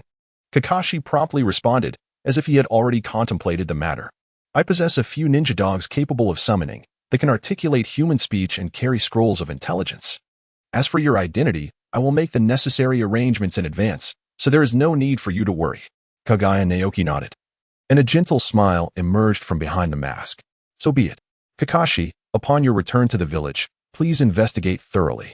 Moreover, do your utmost to ensure your survival. The war is not yet over. Kakashi's voice bore a hint of indifference in response to the concern from the hidden mist ninja, and Kaguya Naoki abruptly halted his words, swallowing the thoughts that lingered on the tip of his tongue. Initially, he had intended to reveal to Kakashi the truth of Nohara-Rin's survival. However, without enduring the depths of profound darkness, how could one truly appreciate the preciousness of light? Observing Kakashi, gradually consumed by sorrow and shadows, Naoki silently offered an apology within his heart. Kakashi, I am truly sorry. For the sake of maximizing my own interests, I must sacrifice you once more. Nevertheless, trust me, that day shall not be far off. When Nohara-Rin safely reaches the land of water, I will arrange for an intimate conversation between you two. I wonder what choices you will make regarding Konoha, Nohara-Rin, and me at that time. Sensing that Naoki had swallowed his words and offered no further comments, Kakashi cautiously ventured, May I leave now? Kaguya Naoki nodded slightly. Kakashi immediately turned and dashed into the depths of the forest, swiftly vanishing from sight. As he observed the disappearing figure, the smile that had graced Kaguya Naoki's lips gradually faded, and thoughts of the future returned to his mind. What lay ahead was a return to the village, to await Uchiha Obito's judgment. As long as that fellow Uchiha Obito was willing to grant him a position worthy of the battlefield, he could establish his own renown. Kaguya Naoki let out a sigh. Uchiha Madara was not a man of great magnanimity, and this time of engagement was destined to be fraught with countless obstacles. One can only hope for a smooth course ahead. After all, to assassinate the Mizukage without any reputation would not only render me excessively arrogant and treasonous, but would also lead the village to ruin, reduced to mere rubble. The time required for reconstruction is far too lengthy. I cannot afford to wait. Observing the silent figure of Kaguya Naoki, Zabuza Momochi felt an involuntary flutter in his heart. The terrifyingly formidable strength and effortless persuasion emanating from Naoki made Zabuza catch a glimpse of the Mizukage's regal attire fluttering around him. Reflecting on Naoki's past words that had the power to transform the village, Zabuza clenched his teeth. He took the initiative to break the silence. Naoki, what is your perspective on the village? Kaguya Naoki paused his thoughts and turned to gaze at Zabuza, whose eyes were filled with countless icy emotions, yet tinged with a glimmer of hope. His heart raced. Realizing that this was a pivotal moment, he spoke without hesitation. The village will inevitably face destruction. The third Hokage's perspective is far too narrow. Kaguya Naoki paused momentarily, calmly adjusting his collar. I believe it is time for a new leader to guide the village. Suddenly, the previously tranquil sea erupted with tumultuous waves, crashing toward the shore and obscuring the last rays of the setting sun, plunging the area into darkness. Within the shadows, the breath of Momochi Zabuza quickened, becoming almost labored. It was not the sudden surge of the waves that instilled fear, but rather the profoundly shocking words of Kaguya Naoki. Indeed, Lord Momochi Zabuza felt a genuine sense of tension. Why do you harbor such thoughts? Kaguya Naoki chuckled softly, his laughter extending outward with the receding tide, stirring waves of vibrant hues. Zabuza, you are aware of the answer, are you not? When I graduated from school, those fellows demanded that I personally pierce the chest of one who ought to have been a companion.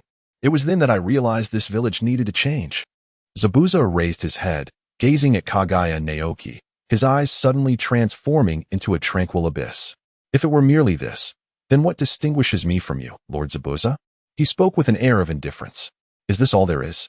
Naoki sighed, continuing to utter words that contradicted the common understanding of the people of the Mist Village. There is much more. Under such policies, the number of ninjas available within the village will dwindle, ultimately causing it to fall from the ranks of the 5 great nations and descend into the status of a mere small nation, vulnerable to oppression. You have seen it as well, that would release in the Sharingan. Zabuza nodded, lost in thought. Pray tell, who in the entire village could possibly withstand such monstrosities? Zabuza questioned uncertainly. The third Hokage? Kaguya Natsuki nodded slightly, as if in agreement. The third Hokage, a figure who had not intervened since ascending to power. Could he truly possess the strength to confront one of the world's formidable adversaries? The legendary 3 Sannin of Konohagakure, the Hokage, Minato Namikaze, and Danzo. Could the third Hokage, who initiated the war, withstand the simultaneous onslaught of these 2 titans? Zabuza Momochi shook his head. Despite his brazen and reckless demeanor, a shadow loomed over his heart. Would the impending war truly unfold so seamlessly? Was the future of the village genuinely so bleak? His gaze gradually lifted to meet Kaguya Natsuki's, and with a tone laden with complexity, he inquired, if the path of the third Hokage is misguided, what course will you take? Kaguya Naoki calmly elucidated the concept that had been initially envisioned in the past, the abolition of the blood mist policy, the encouragement of procreation, and the increase in the number of ninjas. As the saying goes, it is essential to augment the quantity of seeds. He proposed reforms to the economy and livelihood, aiming to diminish prejudices within the village, fostering a peaceful atmosphere to cultivate bonds. It can be likened to enhancing the quality of soil. Superior seeds, when sown in fertile ground, grow into towering trees. Suddenly, a resounding metallic clatter echoed, accompanied by a deep rumble of thunder, interrupting this serene discourse. Naoki turned his gaze, observing how thick, dark clouds obscured the sky, while vivid lightning pierced through the layers, illuminating Zabuza's massive sword with a radiant glow. Zabuza's voice, heavy yet resolute, rose with the thunderous roar. Then allow me, Zabuza, to assist you in ascending to the position of Mizukage. Should you fail, I shall devote my life to ensuring your demise. Destiny shifted for Momochi Zabuza, marking him as a mist ninja, and he received 50 exchange shards. Chapter 19, Commander of the Mist, Kaguya Naoki. Your continued readership is encouraged. Why haven't they returned yet? A female ninja with fiery red hair leaned against the gate of the hidden mist village, her face etched with concern as she gazed into the distance. Following her line of sight, she found nothing but emptiness. While others had returned, Naoki's squad was still en route. Terumi sighed, her worries extending far beyond this delay. Although many individuals who had undertaken that mission had come back, most were taken away by the Umbu upon their entry into the village, leaving not a single word of news. Such occurrences had never happened before. This anomaly went unnoticed by others, but how could it escape the keen perception of Terumi? Naoki, you must be safe. Kaguya silently prayed, waiting anxiously. However, as time passed, Naoki's figure remained elusive, intensifying Mei's concern. The intelligence she had gathered over the past few days led her to unsettling conclusions. Firstly, this mission was undeniably of great importance, as the Mizukage had prohibited any information from leaking. Secondly, the likelihood of success for this mission had diminished significantly. According to the information revealed by Kaguya Naoki, this operation was a military action against the Hidden Leaf Village, specifically authorized by the Mizukage. War was imminent. Should this special operation yield substantial results before the war commenced, it would surely be chronicled with great fanfare. However, from the current perspective, it appeared that the mission had likely failed. With the commander, Kaguya Naoki, yet to return, Mei's mind was plagued by a chilling possibility. If he did not come back, it could mean, leaning against the wall in solitude, tears shimmered in her eyes. Since childhood, as a wielder of a bloodline limit. Mei had only a handful of friends, with Naoki being the most striking, handsome, radiant, gentle, and powerful, seemingly harboring a fondness for her. Naturally, their bond deepened. After graduation, the two bloodline ninjas became inseparable, supporting one another. In this desolate, bloody world rife with discrimination, misunderstanding, and betrayal, they had forged an oasis of warmth. The deeper the memories, the more turbulent the ripples they stirred, shaking the ocean of her soul. Soon, overwhelming anxiety engulfed Mei's thoughts like a black hole. Her gaze, once filled with life, turned distant. It wasn't until a figure leaped into her view that her eyes regained their spark. Was it Naoki? Indeed, it was Naoki. Mei sprang to her feet, excitement coursing through her. She hurried forward, ready to leap. But at that moment, two Umbu appeared near Kaguya Naoki, abruptly quelling her eagerness. How infuriating. Well then, she would speak to Naoki later. Kaguya Naoki, the third Hokage wishes to see you, the two mist Umbu stated solemnly in slightly hoarse voices. Lead the way. Kaguya Shizuki chose to disregard the blatant malice reflected in the gazes of the two individuals, instead directing his attention towards the Mizukage building. A solemn expression crossed his face. Uchiha Madara was far from a benevolent figure. During his lifetime, he had tormented the hidden mist village for decades. And as his life approached its end, he found himself at a pivotal moment of war. It was inconceivable that he would allow the hidden mist village to experience tranquility. Kaguya Naoki sighed. Influenced by the bloodline of Kaguya, he had exerted his utmost during the confrontation with Uchiha Obito. The ease with which he triumphed over Obito may have significantly skewed Uchiha Madara's assessment of his own prowess. In such circumstances, whether he would be permitted to take the field in the impending conflict within Konohagakure remained uncertain. War, after all, serves as a grand stage. The most straightforward means for an individual to achieve renown is through the establishment of remarkable feats in the theater of war. Naoki, who harbored ambitions of orchestrating a coup upon the war's conclusion, understood all too well that failing to garner merit and prestige during the conflict would lead to a backlash he could not bear. Uchiha Madara, do not be so petty. At the very least, grant me my own squad. Or, allow me to partake in the battle? Kaguya Naoki silently contemplated as he approached the Water Shadow building. Suppressing all emotions, he entered the structure, crossed into the room, and pushed open the door to the Water Shadow's office. Third Lord, he intoned. His visage concealed in the shadows, let us discuss this mission, Kaguya Naoki. Kaguya Naoki immediately bowed his head and gradually recounted in detail all the events of the past few days, including the unfortunate incident that allowed Hatake Kakashi to escape his grasp. After finishing his account, he fell silent, patiently awaiting the third Mizukage's verdict on the aftermath. Thus, as a member of the Kaguya clan, how could you possibly break free from the genjutsu of the Uchiha? Upon learning of the mission's failure, the infiltration of the Mist's Umbu by numerous unidentified spies, and the prolonged cool-down period of the Three Tails Isabu, the third Mizukage exhibited little emotional fluctuation. Instead, he inquired about a seemingly inconsequential, yet rather private matter. Uchiha Madara.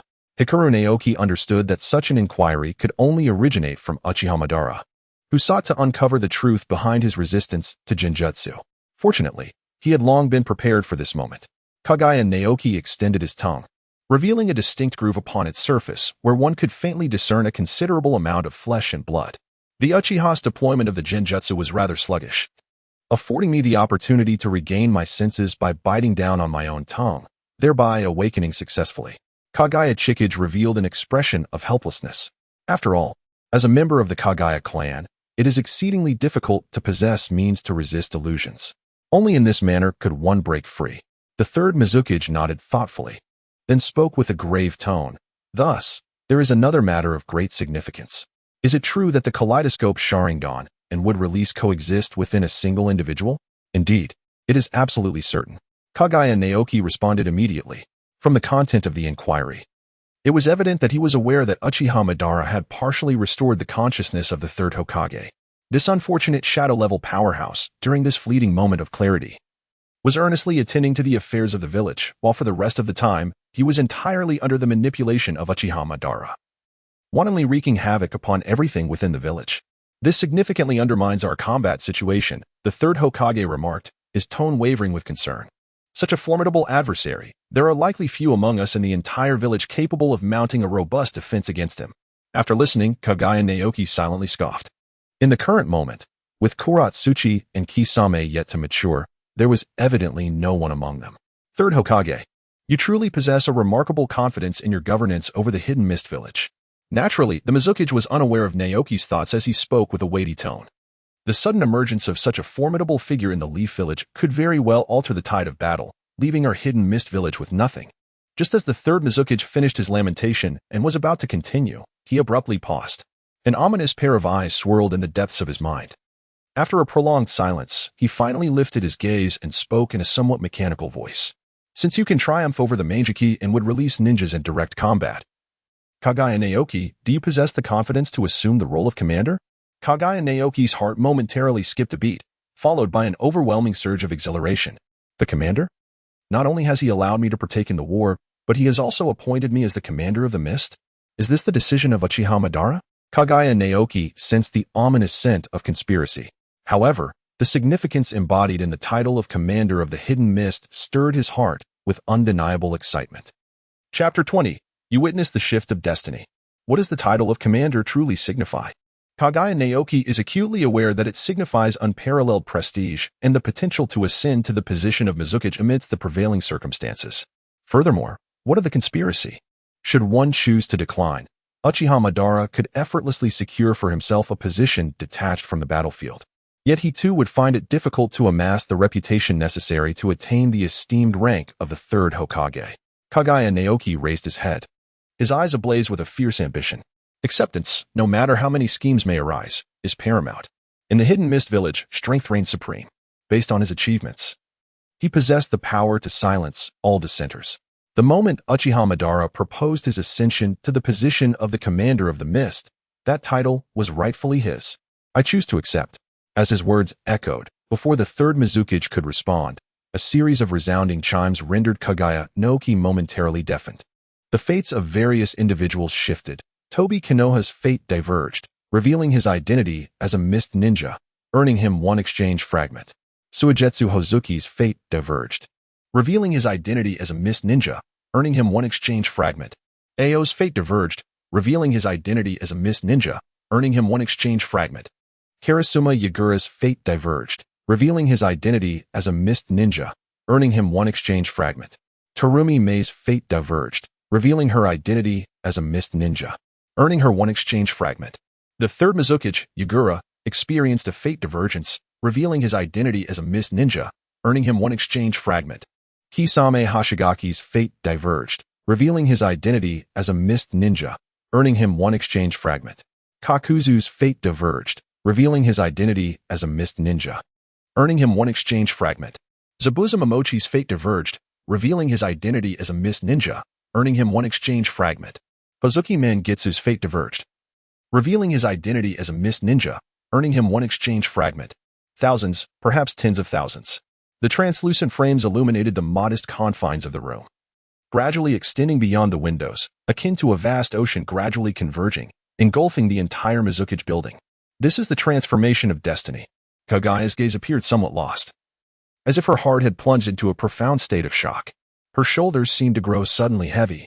Was a single decision truly capable of bearing the weight of thousands, even tens of thousands of lives? When did I become capable of such magnitude? Kaguya Naoki could not help but sway, reminiscing about his past life from over a decade ago. In his youth, brimming with ambition, he had failed to excel in the college entrance examination, finding himself in a society more brutal than that of mere beasts. Ultimately, he toiled away, leading him to this realm. My destiny has transformed. Now, it is their turn. When will I have the power to alter the fates of so many? Kaguya Naoki clenched his fist, grasping not only the future and destiny but also the weight of responsibility. With this resolve, I shall undoubtedly alter the fates of each and every one of you. Kirigakure should not languish as a feeble nation, marooned among countless mist-shrouded islands. Ding. The course of history in the shinobi world has shifted significantly, favoring Kirigakure, granting one additional exchange opportunity. The final mechanical sound echoed, prompting Kaguya Naoki to suppress his excitement and refocus his gaze upon the third Mizukage seated in the spectators' area. Lord Mizukage, I am fully confident in taking on the role of commander for Kirigakure. The third Mizukage nodded like a marionette, emitting a mechanical chuckle. Indeed. The youth show no fear of challenges. Alas, I am but an old relic. After a brief pause, the Mizukage continued, 3 days hence, prior to the official commencement of war, I shall announce this decision at the Jonin conference. Kaguya Naoki wore a faint smile tinged with bitterness, yet his expression remained buoyant. The Jonin conference, indeed, was anticipated. After the announcement of this decision, I fear that those old codgers will erupt in opposition, and then, perhaps, you might conveniently arrange a logistical position for me. However, such a statement hardly poses a challenge for me, Uchiha Madara. My achievements are. Just as Kaguya Naoki contemplated leveraging his accomplishments to sway the hidden mist ninjas, the third Mizukage smirked, as if he could see through it all. As for the reasons behind this mission's failure, I shall publicly attribute it to your encounter with the Yellow Flash. Losing to such a character will not tarnish your reputation. Step down and take your rest. Prepare diligently. Observing the subtle mockery on the third Mizukage's face, Kaguya Naoki felt no inclination to retort. There was no reasoning with a scoundrel like Uchiha Madara. He clenched his fist silently, yet a smile lingered at the corner of his mouth. Uchiha Madara, you truly hold a grudge. Turning away, Kaguya Naoki remained in good spirits. He was not disheartened by Uchiha Madara's obliteration of his soul, means to persuade the other ninjas. For he had long anticipated this. The Jonin conference, the bloodline clans, the civilian ninjas, and the various powers gathered together. The ascension of Kaguya Naoki, an obscure figure, to the position of leader of the Hidden Mist, is bound to incite considerable upheaval. Nevertheless, despite the absence of victories against the Sharingan and would release, I remain confident in my ability to earn their unwavering allegiance. Uchiha Madara, brace yourself. However, persuading that group may inevitably lead to the premature revelation of my trump cards. Even before the battle commences, I find myself vexed by the thought that our own allies have disclosed the strategies meant to secure our triumph to Konoha. Contemplating this, Kaguya Naoki's mood darkens significantly, and a sense of frustration begins to simmer within. Uchiha Madara, you truly are a scoundrel. It seems that merely bringing Uchiha Obito into my fold might not suffice to settle the score. The remnants of your legacy will eventually be mine. Kaguya Naoki silently berated Uchiha Madara within his heart before pushing open the door to the Mist Village office. At that moment, he suddenly paused, a smile involuntarily curling at the corners of his mouth. Lin Nohara had finally arrived. He discreetly activated his Byakugan, casting a furtive glance at Uchiha Madara, who wore a peculiar grin. It appears, Uchiha Madara, that your Eye of the Moon plan has encountered a slight miscalculation. Kaguya Naruki smiled faintly, closed her pale eyes, and continued her forward journey. Although she arrived slightly later than scheduled, she had managed to avoid detection by either the White Zetsu or the Mist Shinobi. Now that she had safely reached the Land of Water, she was free to act as she pleased. Nohara Rin, being the most crucial element in Uchiha Obito's scheme and the pivotal point for swaying Kakashi, held undeniable significance. Within Kaguya Naruki's plans, it was imperative for Nohara Rin to integrate herself into the ranks of the Mist Village. The challenge of persuading her, however, was not insignificant. Kaguya Naoki could not help but feel troubled. Perhaps it would be best to ponder these matters only after the head coach position had been firmly established. He closed the door and stepped outside, glancing through the frame to behold the gentle drizzle. As he approached the entrance, navigating through the thick fog, he could faintly discern a woman with crimson hair, silently waiting beneath an umbrella in the rain. Kaguya Naru, without a moment's hesitation, stepped boldly into the rain, despite his aversion to getting wet, and made his way towards Terumi Mei. Naru, over here. Terumi Mei exclaimed upon spotting Kaguya, hastily waving him over and rushing to extend an umbrella over his head, her tone laced with reproach. Aren't you the one who despises getting soaked? Did you not see me? Hikari Naoki smiled and said, I truly did not see anything. Terumi Mei cast a dubious glance. Is that so? With your extensive range of perception, how dare you deceive me? Initially, Terumi Mei raised her fist, but upon recalling the matter she intended to discuss with Hikari Naoki, her spirits dampened, and the jest faded from her mind. Observing the gradual shift in Terumi Mei's expression, Hikari Naoki felt an inexplicable sense of foreboding as she spoke in a somber tone. Hey, Naoki, I wish to discuss something with you. Chapter 21. Terumi Mei, the Mist will ultimately face defeat. Naoki, relinquish the notion of achieving fame in warfare, and join me in retreating behind the scenes. There are numerous advantages to this. Terumi Mei poured forth her thoughts, her heart racing with anxiety as she cast a hopeful glance at Hikari Naoki, awaiting his response. And the reasoning? Although Kaguya Naoki was well aware that it was highly improbable he could be swayed, he refrained from immediately contradicting her decision. Since childhood, the two had lived and died together, supporting one another through thick and thin.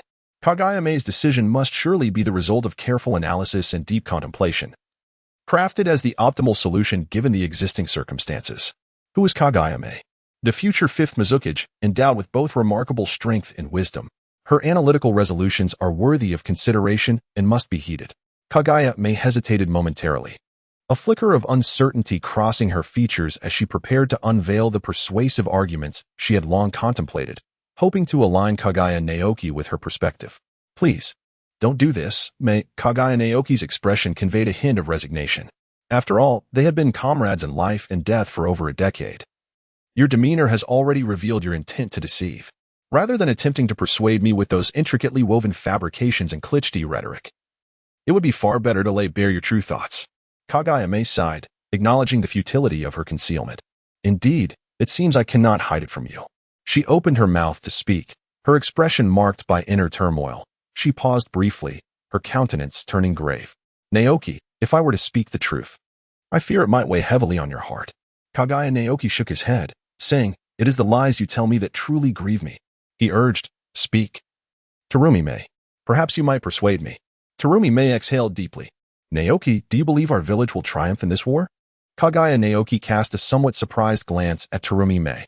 Indeed, as the fifth Hokage, she maintained her own discernment amidst the fervent atmosphere where others believed that Konoha was weak and that the Mist Village would inevitably triumph. No, she would not waver. Kaguya Naoki stated plainly, Konoha is too vast, too formidable. We stand no chance of victory. Terumi Mei gazed at Naoki, offering a faint smile before sorrow swiftly clouded her features. Indeed, Naoki, the village cannot triumph. Yet, I find myself even more pessimistic than you. An unmistakable sadness adorned Terumi Mei's countenance. This war of ours will not only falter but will also yield little to no spoils. The likely outcome is that we will be unceremoniously expelled from the land of fire, dragging a multitude of corpses back to our village. Terumi Mei let out a long sigh. With military budgets slashed, the populace suffering, and the land growing ever more desolate, our nation is in a state of decline. The village grows increasingly decrepit, and the recruitment policies grow ever more brutal. Our future, truly, appears exceedingly bleak. Listening to the conversation, Kaguya Naoki's heart gradually sank. Terumi Mei's judgments were entirely accurate. In the annals of the ninja world, the fate of the hidden mist village indeed unfolded in such a manner. Having spent over a decade there, the village had become his second home. He was loath to witness such a conclusion. However, with my presence this time, albeit still a solitary effort, the defeat need not be so catastrophic. Yet, with the likes of Minato Namikaze, Orochimaru, the third Hokage, Jiraiya, and other formidable figures from the Hidden Leaf, achieving a dignified defeat may prove exceedingly challenging. Kaguya Naoki, gathering his somewhat burdensome emotions, continued to inquire. Furthermore, what is the reason behind your desire for me to make such a choice? Surely it cannot solely be due to the potential demise stemming from the failure of war. Kaguya Naoki shook his head, harboring doubts. Moreover, Terumi Mei discreetly observed Kaguya Naoki's expression. Should any hint of disquiet arise, she would promptly shift the conversation. You belong to the Kaguya clan. When war erupts, you will likely be dispatched to the front lines by the battlefield commander, serving as the sharpest spear.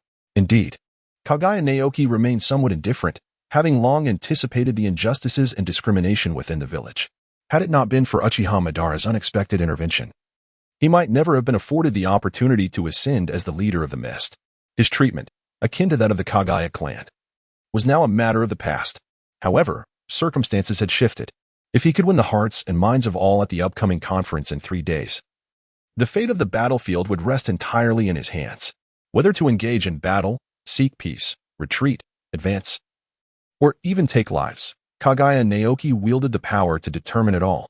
This, indeed, was the essence of authority. Conscious of his capability to dictate his destiny on the battlefield, Naoki could not help but display a rather placid expression. Was he truly so unfazed? Terumi Mei felt a pang of injustice on his behalf, followed by a sense of sorrow. Could it be that Naoki had grown accustomed to such a demeanor? With sympathy, Terumi Mei became earnest. In the face of utter defeat, how could one survive when thrust forward as the sharpest spear by those parasitic insects? Terumi Mei lamented. You are perhaps the most likely to perish on the battlefield. She continued, articulating her paramount reason for urging Kaguya Naoki to retreat behind the scenes. If you die, you shall never become the Mizukage and effect change in this village. Therefore, Naoki, let us withdraw from the forefront together. Terumi Mei, fearing Naoki's obstinacy, hastily added, moreover, Naoki, most commanders do not regard your Kaguya blade with fairness. At the moment of your rise to fame, it is highly probable that you will unwittingly fall into the traps laid by Konoha in a seemingly reasonable manner. Sighing, Terumi Mei felt a profound lack of faith in the character of certain individuals within the village, and with a look of trepidation, she turned to Kaguya Naoki. Thus, Naoki, for the sake of your life and the future of the village, I implore you to temporarily relinquish the notion of stepping onto the battlefield. Terumi Mei. Kaguya Naoki was on the verge of revealing that he was to be nominated as the leader of the Mist Village by the third Hokage, but as the words reached his throat, he swiftly swallowed them back. If Terumi Mei were to learn of this, she might have to forsake her dignity and plead with the elders of the Terumi clan. Therefore, it is perhaps best not to disclose this to her just yet. Oh. Terumi Mei's eyes shimmered with a glimmer of hope. I cannot afford to relinquish this opportunity. Alas, disappointment flickered in Terumi Mei's gaze. The phrase impossible had become a point of no return for someone as stubborn as Kaguya Naoki. As for the reasons, you shall come to understand them in due time. Kaguya Naoki shook his head, unwilling to squander words on an explanation. In 3 days' time, everything would be revealed. Realizing this, Akemi let out a sigh. Then I shall also head to the battlefield, alongside your squad, she asserted, promptly turning away to prevent Kaguya from voicing any objections. Kaguya Otsutsuki extended his hand, and in an instant, his fiery red hair accelerated, vanishing at the end of the street, leaving Kaguya Otsutsuki no opportunity to speak. How truly remarkable. A gentle warmth began to blossom in the heart of Kaguya Naoki. In this cold, unfeeling, iron-blooded village rife with discrimination, Terumi Mei stood as his sole sanctuary. Perhaps, in time, things will change. Wait for me as I endeavor to transform this village. Kaguya Naoki pondered silently, his thoughts inevitably drifting to the heroes of Konohagakure, which spurred him into action. He unfurled his umbrella and made his way towards the clan's territory, soon returning to his chamber. Despite his fatigue, Kaguya Naoki promptly activated the system. A battle was imminent, and facing off against Minato Namikaze would require more than just the use of the Shikatsumiyaku. He would need additional techniques. Ice Release was one of the strategies Kaguya Naoki had devised to counter Minato. Simultaneously, this marked the inception of his bloodline collection. The first step was to venture forth. Kaguya Naoki took a deep breath, observing that he had accumulated a total of 9 exchange opportunities. Without hesitation, he chose to proceed with the exchange. Exchange. Ice Release Bloodline Limit. Chapter 22. The Ice Release Bloodline Limit. Replicating the secrets of Ice Release. Exchange successful. Echoed a mechanical voice. A pale blue fruit materialized unexpectedly in Kaguya Naoki's hand, catching him off guard. Having never before fused any other bloodline limits in the system, he gazed at the peculiar fruit in contemplation. This was a form he had never envisioned. To his astonishment, the Ice Release Bloodline Limit could be encapsulated within a vessel reminiscent of a devil fruit. Hikari Naoki gathered his scattered thoughts, took a deep breath, and suddenly bit into the Ice Release fruit. Crunch. It was crisp and sweet. Sensing no unusual reaction, Hikari Naoki quickly swallowed the remaining fruit in one go. As a refreshing sensation blossomed in his stomach, an inexplicable force inscribed certain abilities forcefully into his very genes. Under the influence of this power, the water release chakra and wind release chakra underwent a sudden mutation, their energy swelling and merging in a harmonious blend. After a considerable time, this transformation gradually subsided, and the 2 types of chakra returned to a tranquil state. Kaguya Shinjiki opened her eyes, sensing the transformation within her body, while simultaneously channeling her chakra. A chilling aura materialized in her hand. Is this the power of Ice Release? Kaguya Naoki, rather than feeling joy, was engulfed by sorrow. After several attempts, he could only summon a chilling aura. Recalling the hand seals of the Mizuki ninja, Kaguya Naoki's hands danced gracefully, followed by a low incantation. Ice Release. Ice Mirror Technique. As his voice faded, the chilling aura intensified, yet he pondered, why could he not bring it to fruition? Kaguya's heart couldn't help but feel a twinge of foreboding. Her gaze fell upon the system, and indeed, the Ice Release secret technique materialized before her. Were they truly waiting for this moment? Wasn't this a sheer waste of exchange opportunities? Kaguya Naoki furrowed his brows, suddenly recalling an old acquaintance he had just bid farewell to. The copy ninja Kakashi, with his Sharingan, could replicate ninjutsu effortlessly. However, possessing the even more formidable Byakugan, he should theoretically find it even easier to emulate such techniques. Kaguya Naruki began to reminisce. How did Kakashi manage to replicate it? The hand seals and the flow of chakra. Indeed, Kaguya Otsutsuki's eyes gleamed as she observed the trajectory of chakra movement. By mastering the flow of chakra and the necessary hand seals, along with possessing the corresponding chakra nature, one can replicate ninjutsu. The reason why the clan's secret techniques of the bloodline limit cannot be imitated lies in the unique fusion of special chakra properties within the body. Now, with her possession of the ice-release bloodline, Kaguya Otsutsuki need not worry about this issue. Kaguya Narakami relaxed her brow, her understanding deepening. Thus, by merely observing with her Byakugan how Mizuki's ninja performed hand seals, along with the corresponding chakra flow patterns beneath each technique, she could likely master the art of ice release. Theoretically, this was entirely feasible, filling Kaguya with a sense of exhilaration. However, the challenge lay in the fact that observing such phenomena during peacetime proved to be rather difficult. Kaguya Naoki's good spirits had diminished significantly as he let out a sigh. Unless fortune smiled upon him and he encountered those seasoned shinobi of Mizuno-kuni imparting their wisdom to their disciples, the most prudent course of action would be to engage them in a fierce battle. There was no time to waste. War was on the horizon. Even if he mastered the art of ice release, he would still need to allocate time for further honing his skills. Kaguya Najiki, no longer hesitating, promptly pushed open the door and vanished into the darkness, advancing towards the territory of the Mizunatsuki clan. The moon shone dimly amidst the sparse stars, perfectly coinciding with the eve of war. The presence of ninjas within the village grew increasingly dense, undoubtedly complicating Kaguya Najiki's endeavor. Fortunately, he possessed the Byakugan. Kaguya Naoki gently caressed his eye sockets. With these eyes, even if discovered by the ninjas of the village, he could swiftly make his escape. Relying on his Byakugan, he deftly evaded the scrutiny of the mist ninjas and soon arrived at the outskirts of the Mizuki clan's territory. Hikari Naoki concealed himself within the shadows, a short distance from the territory of the Mizuki clan, halting his movements to survey his surroundings with his Byakugan. Below his gaze, aside from the presence of several J-nin-level chakra emanating from within the Mizuki clan's domain, he noted the scattered few lower-ranked shinobi among the local populace. With not a single ch-nin in sight, this revelation allowed Hikari a sigh of relief. He had initially anticipated a cumbersome endeavor to locate an opportunity. Surprisingly, the divide between the villagers and the bloodline users proved unexpectedly advantageous. The vicinity surrounding the Mizuki clan was marked by vast areas devoid of habitation, which would facilitate his movements. The next step involved selecting an unfortunate soul, binding them, and transporting them to a secluded location for a proper confrontation.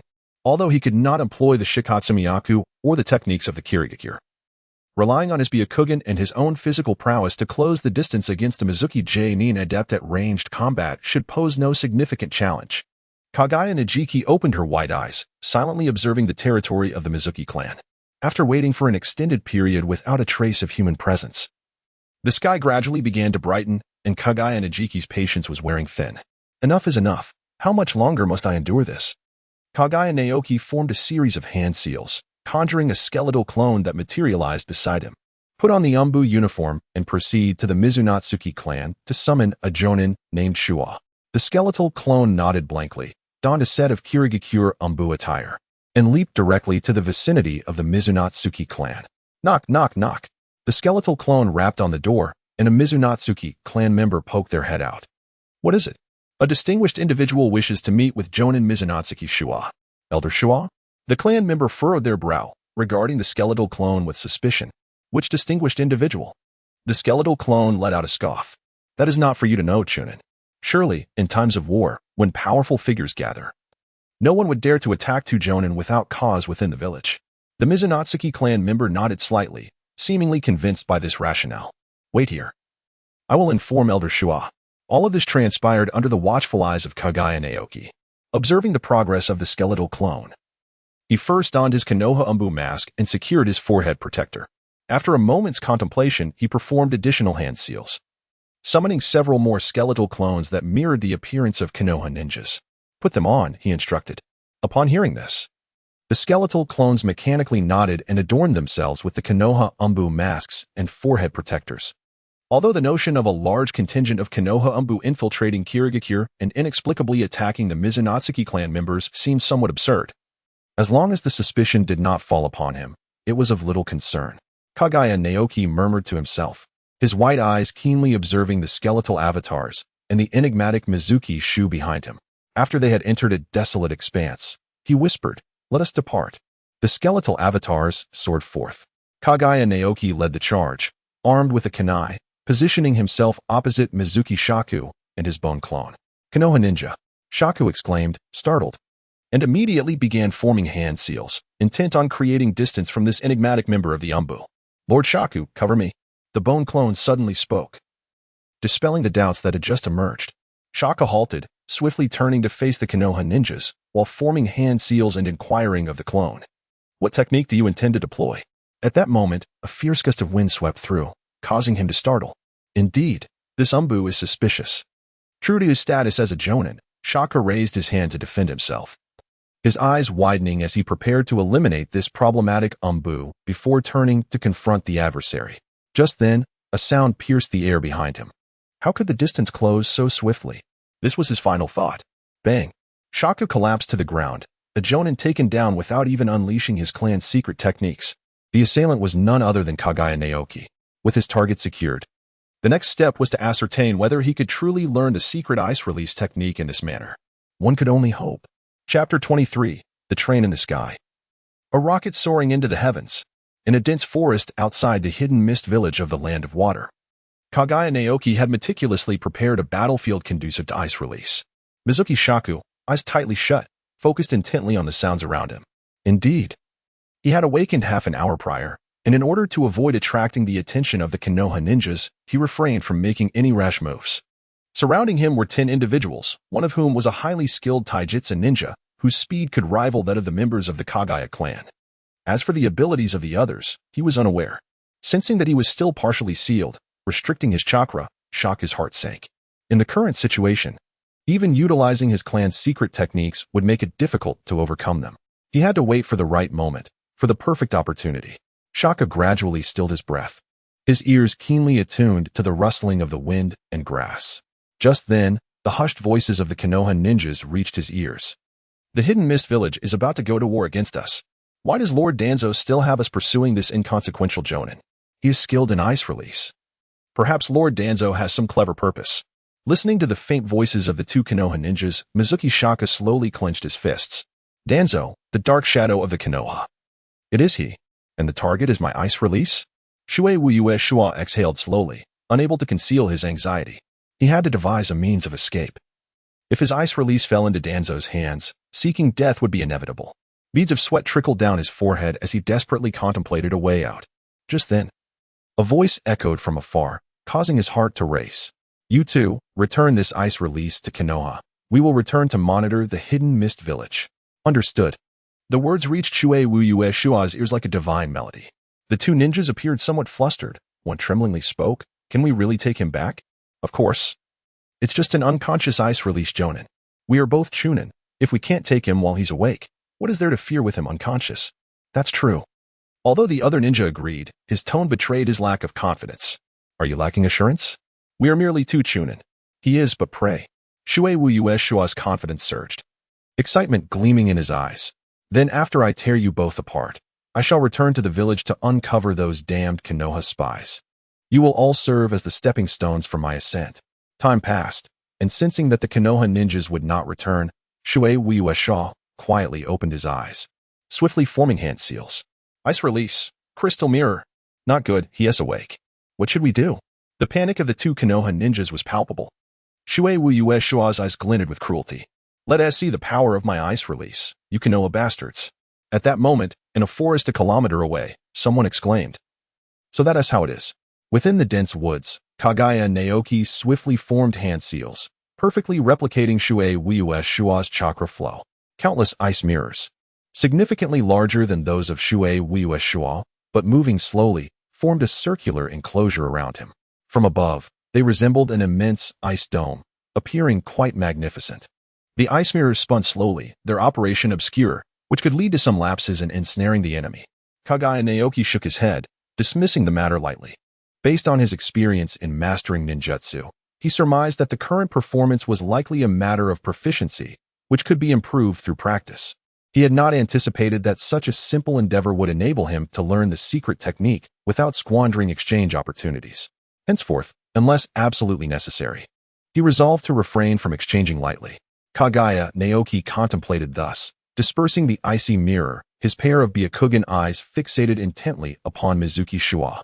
The two skeletal clones were crafted with nearly a third of his chakra, and they were far from weak. Therefore, you, who possess no more than the strength of a mere nin after being sealed, would do well to hasten your application of new jutsu. I find myself pressed for time. Through the lens of his Byakugan, a kilometer away, the once arrogant demeanor of Mizuki Shua had vanished entirely. At that moment, he was drenched in sweat, observing the two rather flustered ninjas before him. Surely, these two are not merely acting? Why is it that they always fall just short? Mizuki Shua vehemently shook his head, dispelling such distracting thoughts. He had no choice but to eliminate them swiftly. There was no alternative. Should they fall into the hands of Danzo, it would be a fate worse than death. Engaging in a tactical retreat against the two Konoha ninjas. As they arrived at a region teeming with water, a fierce glint sparked in his eyes, and with a single footfall, he unleashed his jutsu. Water release, 1,000 kill water surge. The water erupted from the ground, instantly transforming into a barrage of needle-like projectiles, ruthlessly aimed at Naoki's skeletal clones. Is it possible to employ such a technique? Kaguya Otsutsuki formed hand seals, and a multitude of needle-like objects materialized beside her, exuding a chilling aura. Unlike the secret techniques of Mizuki Shaku, this move bore a resemblance to ice release rather than water release. Kaguya Naoki furrowed his brow, and with a swift motion of his hands, countless shimmering needle-like objects tore through the gentle breeze, shattering a robust tree into fragments. As Naoki relaxed his brow, he acknowledged that, while different, his power far surpassed the 1,000-kill water flight technique employed by Mizuki Shaku. Naoki harbored an inkling regarding this transformation, although the Mizuki clan predominantly engaged in intermarriage within their lineage. It inevitably led to a mingling of bloodlines and an elevation of impurities, resulting in a slight diminishment of their ice-release ninjutsu's potency. In contrast, Naoki was distinct. Having exchanged for the bloodline of ice release through the system, his lineage remained untainted, allowing him to wield ice-release ninjutsu with ease that far exceeded that of seasoned Mizuki Nin. However, he mused that this secret technique seemed somewhat underwhelming. Kaguya Naoki sighed after several experiments. These secret techniques seem utterly ineffective against highly fortified ninjas. Alas, it appears I must continue to replicate. This secret art likely holds little promise. Hikage Naoki activated his Byakugan, poised to continue observing Mizuki Shu, when he suddenly paused, reaching towards his own eye sockets. The Byakugan. Could it perhaps unleash his ice-release chakra in the form of ice Senbon? Or might it possess other applications yet to be discovered? Kaguya Naoki waved his hands, causing countless needle-like objects to float before him. Opposite him stood a skeletal clone. Through the lens of his Byakugan, the flow of chakra and the intricate pathways of energy were laid bare before his eyes. Kaguya Suki's low exclamation caused the ice-infused kunai to pierce the meridians of the bone clone with precision. The bone clone, inheriting the formidable properties of the Shikatsumiyaku, possessed exceptional defensive capabilities. Despite the overwhelming power of the icy kunai, they were unable to penetrate the resilient bone membrane. A disdainful smile graced the bone clone's visage. However, in an instant, his expression shifted dramatically. Within his perception, the icy kunai had subtly breached his skin, injecting strands of ice chakra into his being. This frigid chakra obstructed the flow of chakra within him, freezing the pulsation of his meridians, even inflicting damage upon his internal organs, compelling him to expel a mouthful of blood. Moreover, the stagnation of his meridians hindered the circulation of his blood, rendering his entire body numb and immobile. In that fleeting moment, Kaguya Suki exploited the opportunity presented by the kunai infused with ice chakra. Targeting the pressure points of the bone clone and stripping it of all combat capability, leaving it vulnerable to its demise. Kaguya's gaze flickered with excitement. With minimal chakra expenditure, one could achieve maximal results. This technique could serve as a formidable weapon in battle. Perhaps, the ice release, demonic ice crystal could also possess alternative applications. A flash of inspiration struck Kaguya, and without hesitation, he formed hand seals to unleash it. Ice release, demonic ice crystal. With the assistance of his Byakugan, the ice dome, which initially formed a semicircle, gradually expanded into a lengthy line, extending into the distance. The chakra consumed was rather substantial. No wonder the Mizuki clan members refrained from employing ninjutsu in such a manner. Kaguya Naoki, with a sigh, leapt into the icy mirror.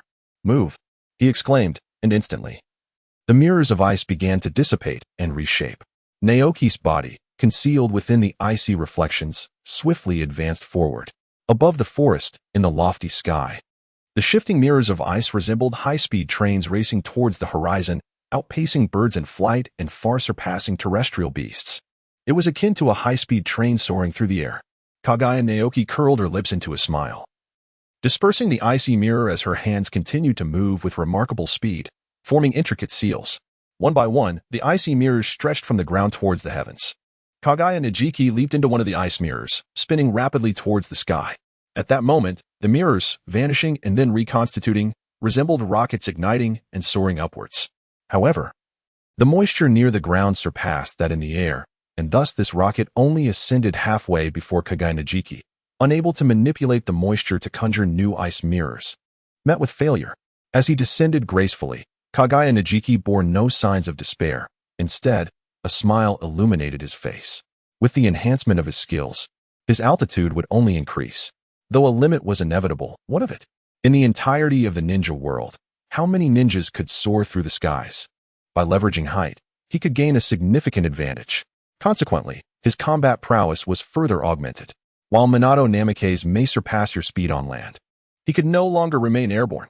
The yellow flash finally provided a means to contend with you beyond the dance of the dry fern. Thus, let the training continue.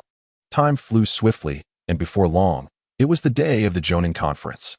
Chapter 24. What? He is the commander? On the morning of the third day, Kaguya Naoki paused, reflecting on the training of the past few days, a look of satisfaction gracing his features. The operation of the ice mirrors was no longer obscure. The movement of the mid-air trains was swifter, and their vertical extension had increased by several meters. In time, the flight speed of the ice mirror trains could accelerate further, and the heights of the ice mirror rockets could continuously transcend limits. However, these techniques consumed chakra at an alarming rate. Kaguya Otsutsuki reflected on the rapidly depleting chakra and felt a sense of unease. Had it not been for his ample chakra reserves, he would have struggled to maintain his position in the air, risking a fall to the ground below. How might one replenish their chakra? Kaguya Naoki's mind was immediately flooded with two words: tailed beasts. As this thought took root, it rapidly proliferated within him like wild grass. If he could acquire a tailed beast, he would no longer need to agonize over the consumption of chakra when unleashing various jutsu, undoubtedly elevating his prowess to new heights. With resolute steps, he made his way towards the hidden mist village, continuously contemplating the significance of the tailed beasts. In this world, most chakra of tailed beast caliber was already possessed by others, making it exceedingly difficult to seize. Furthermore, the scattered chakra, such as that of dragon veins and phantoms, was far too volatile to endure. Kaguya Naoki let out a sigh, only to be immediately filled with excitement. That's right. The village indeed possesses two tailed beasts, the three tails and the six tails, both currently unbound. Should he ascend to the position of Mizukage, he would effortlessly acquire the authority to manage these two formidable creatures. Furthermore, it appears that the six tails, the Saikin, possesses the ability of dissolution as well. Kaguya Naoki lifted his head, his gaze intense and piercing. Thus, is it true that by becoming the water shadow, one can attain all of this? An upgraded system. The ability to command tailed beasts at will, the support of an entire nation, and the power to transform this country. How utterly enticing. Kaguya Naoki's gaze was fixed upon the distant Mizukage Tower. To ascend to the position of Mizukage, the first step must be to secure the role of the commander in the impending war.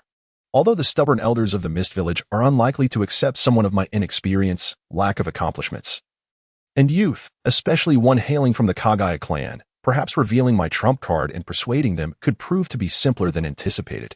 Channeling his scattered thoughts, Naoki raced forward, swiftly traversing countless rooftops, until he arrived before the Mizukage Tower. Just as he touched down, a fervent cheer erupted around him. Brother Naoki! Brother Naoki! Kaguya Naoki raised his head, gazing at a Kaguya clan member outside the Shueiying building who was incessantly waving. A hint of vexation crossed his face. Kaguya Ryota. The second prodigy of the Kaguya clan is an undeniably formidable warrior. However, he simultaneously bears all the inherent flaws of the Kaguya lineage, an adulation for the strong, a penchant for conflict, a thirst for blood, and a lack of discernment. Had it not been for the emergence of Kaguya Naoki, Ryota might have claimed the title of the foremost genius, ultimately leading the clan. With such a leader at the helm, the potential demise of the Kaguya family in the future would hardly be a surprising turn of events. Ryota. Kaguya Naoki gave a slight nod, acknowledging the gesture. He then turned his head and respectfully saluted the esteemed elder Kaguya, shinobi one by one. with a hint of impatience. Ryota tugged at Naoki's sleeve as soon as the formalities were completed. Come on, Naoki brother. Once we elect the new commander, we can finally proceed to eliminate those Konoha scum. Kaguya Ryota was filled with fervor and excitement, occasionally tugging at Kaguya Naoki's sleeve, causing him to instinctively distance himself from her. The group hastened forward, pushing open the door with a creak. As the sound echoed, the attention of the entire room converged upon them. Under Naoki's discerning gaze, every expression was laid bare: mockery, disdain, murderous intent, and contempt. Yet, amidst the sea of hostile glances, a single pair of friendly eyes caught his attention. Turning his head, he recognized it belonged to Terumi Mei, hidden within the Terumi clan. Accustomed to such scrutiny, Naoki paid little heed to it and instead settled at the edge of the room alongside the other Kaguya shinobi. The moment they took their seats, the remaining Kaguya shinobi immediately began to scan the room with their eyes, casting provocative glances at all present. Kaguya Naoki let out a soft sigh. Although he was a prodigy, he lacked the status of clan leader, rendering him unqualified to criticize the matters before him. When one's identity does not align with their understanding, all he could do was lament. However, once he stepped out of this house and secured the position of commander in the mist, everything would change. Within the heart of Kaguya Shinjiki, a flame burns fervently. The fate of the Kaguya clan, the hidden mist village, the land of water, and indeed the entire world is gradually being clasped in my hands. I close my eyes, suppressing the turmoil within my heart. The time has come to await the arrival of the third Hokage, who will announce my designation as commander, paving the way for a reversal in dire circumstances. After a considerable duration, a steady stream of civilian ninjas entered the room, culminating in the entrance of the third Mizukage, flanked by a cadre of 7 sword-wielding ninjas. Upon witnessing the figure of the third Hokage, the mocking smirks vanished, replaced by an atmosphere of solemnity. It is imminent. Everyone held their breath. Their gazes fixated on the third Hokage's silhouette. It is imminent. The final decision, which affects the fates of 5 nations and countless individuals, regarding the commander of the Hidden Mist, is about to be determined. An inescapable tide of greed and excitement surged within everyone's hearts. The weakened Leaf Village.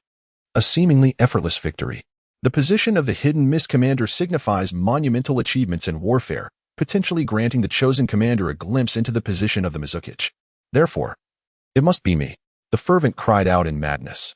The calm, though harboring a pessimistic view of war, were equally anxious regarding the commander's position.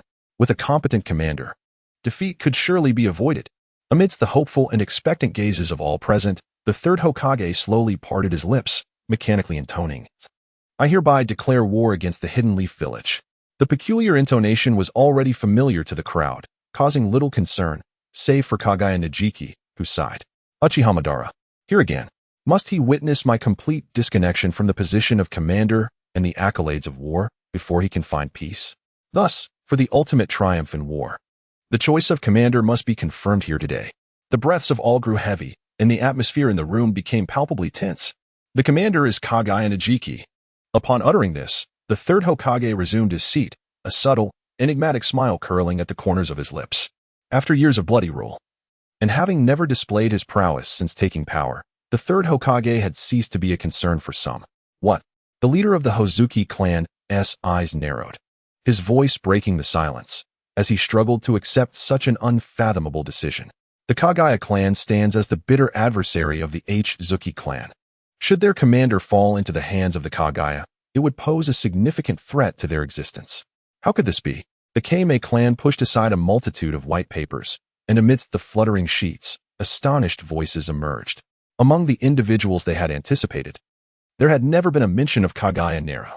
From any perspective, it seemed inconceivable that Nara could possibly be considered. Within the Kame clan, Kame gazed at the figure of Kaguya Naru, her heart filled with trepidation. Given such circumstances, Naru, you should not and cannot assume the role of commander. With a vague suspicion brewing within her, she shifted her gaze to the third Hokage seated high on the platform, her teeth clenched. What is your true intention behind this? If this is the case, I choose to withdraw from the battle. The leader of the Mizunozuki clan let out a cold laugh, his gaze directed at the third Hokage devoid of any respect. Truly a foolish individual. How could someone like Kaguya Nara serve as the commander of the Hidden Mist? What? Are you all dissatisfied? Kaguya Ryota and the several elite shinobi of Kaguya initially displayed a sense of astonishment and disbelief. Subsequently, Their expressions transformed into fervent zeal as they unsheathed their own spinal bones, brandishing them with reckless abandon towards others. Should anyone dare to voice a challenge, they would undoubtedly resort to violence. Silence, commanded Suigetsu, the pufferfish demon, as he slammed his hand upon the table, his tone icy. The clamor within the chamber showed no signs of abating until the remaining 6 drew forth their respective ninja blades. In an instant, the noise dissipated. The 7 ninja swordsmen were not merely a symbol of support from the Mizukage. Their renown was forged in blood, in a place like Kirigakure, where strength reigned supreme. The simultaneous action of these 7 individuals quelled any further rebelliousness among the attending Genin. As the clamor faded, the other 6 members took their seats, while Suigetsu remained standing, his gaze fixed upon the 3rd Mizukage. A rigid smile contorted his face, marred by numerous grotesque wounds. Mizukage-sama, perhaps you have alternative plans? For instance, is Kaguya Naoki merely a ruse to confuse Konohagakure? The 3rd shook his head, asserting, Kaguya Naoki is the commander I have chosen. Upon hearing this, the eyes of the 7 instantly turned frigid. Suigetsu reigned in all semblance of mirth. Since it was the decision of the Mizukage, then so be it. Within his cold voice lay an underlying meaning. Continue the uproar. We must not allow that brat to ascend to the position of commander. Even the Mizukage cannot indulge in such folly. Soon, a raucous uproar erupted, far more fervent than before. Just as this farce threatened to escalate further, Kaguya Naoki interjected. Is the village not still governed by the principle of strength? If I can surpass the accomplishments of the esteemed 7, would that not imply my capability to assume the role of the Mizukage? Chapter 25. Terrifying Achievements. The confirmed commander. As the voice of Kaguya Naoki faded, the previously tumultuous clamor subsided like a receding tide. Before the other high-ranking ninjas in the hall could respond, the figure seated upon the elevated platform, the Mizukage, seized the moment to speak. If Naoki's accomplishments could earn the respect of others, then who else could possibly be deemed worthy of the position of commander? He paused momentarily, then continued, however, Naoki, do not forget our agreement. There are certain matters that must remain confidential. With those words, the Mizukage settled back into his seat, casting a confident gaze toward Kaguya Naoki. Kaguya Otsutsuki and the hidden mist village shall be obliterated in this war. Who allowed you, these insignificant insects, to nearly thwart my grand design? Naturally, Lord Mizukage. My accomplishments bear no relation to what you have commanded me to keep confidential. The expression of the 3rd Mizukage became somewhat rigid. Thousands of miles away, Uchiha Obito, who manipulated the 3rd Mizukage, experienced a rare flicker of disturbance. His fingers softly tapped against the stone bench as he fell into contemplation. Every mission is reported to the Mizukage. It is inconceivable that Kaguya Otsutsuki could have defeated a more formidable opponent without any record of such an event. Thus, what could be the source of his unwavering confidence? Uchiha Obito's brow furrowed slightly, pondering the improbability of Kaguya Otsutsuki's resurgence.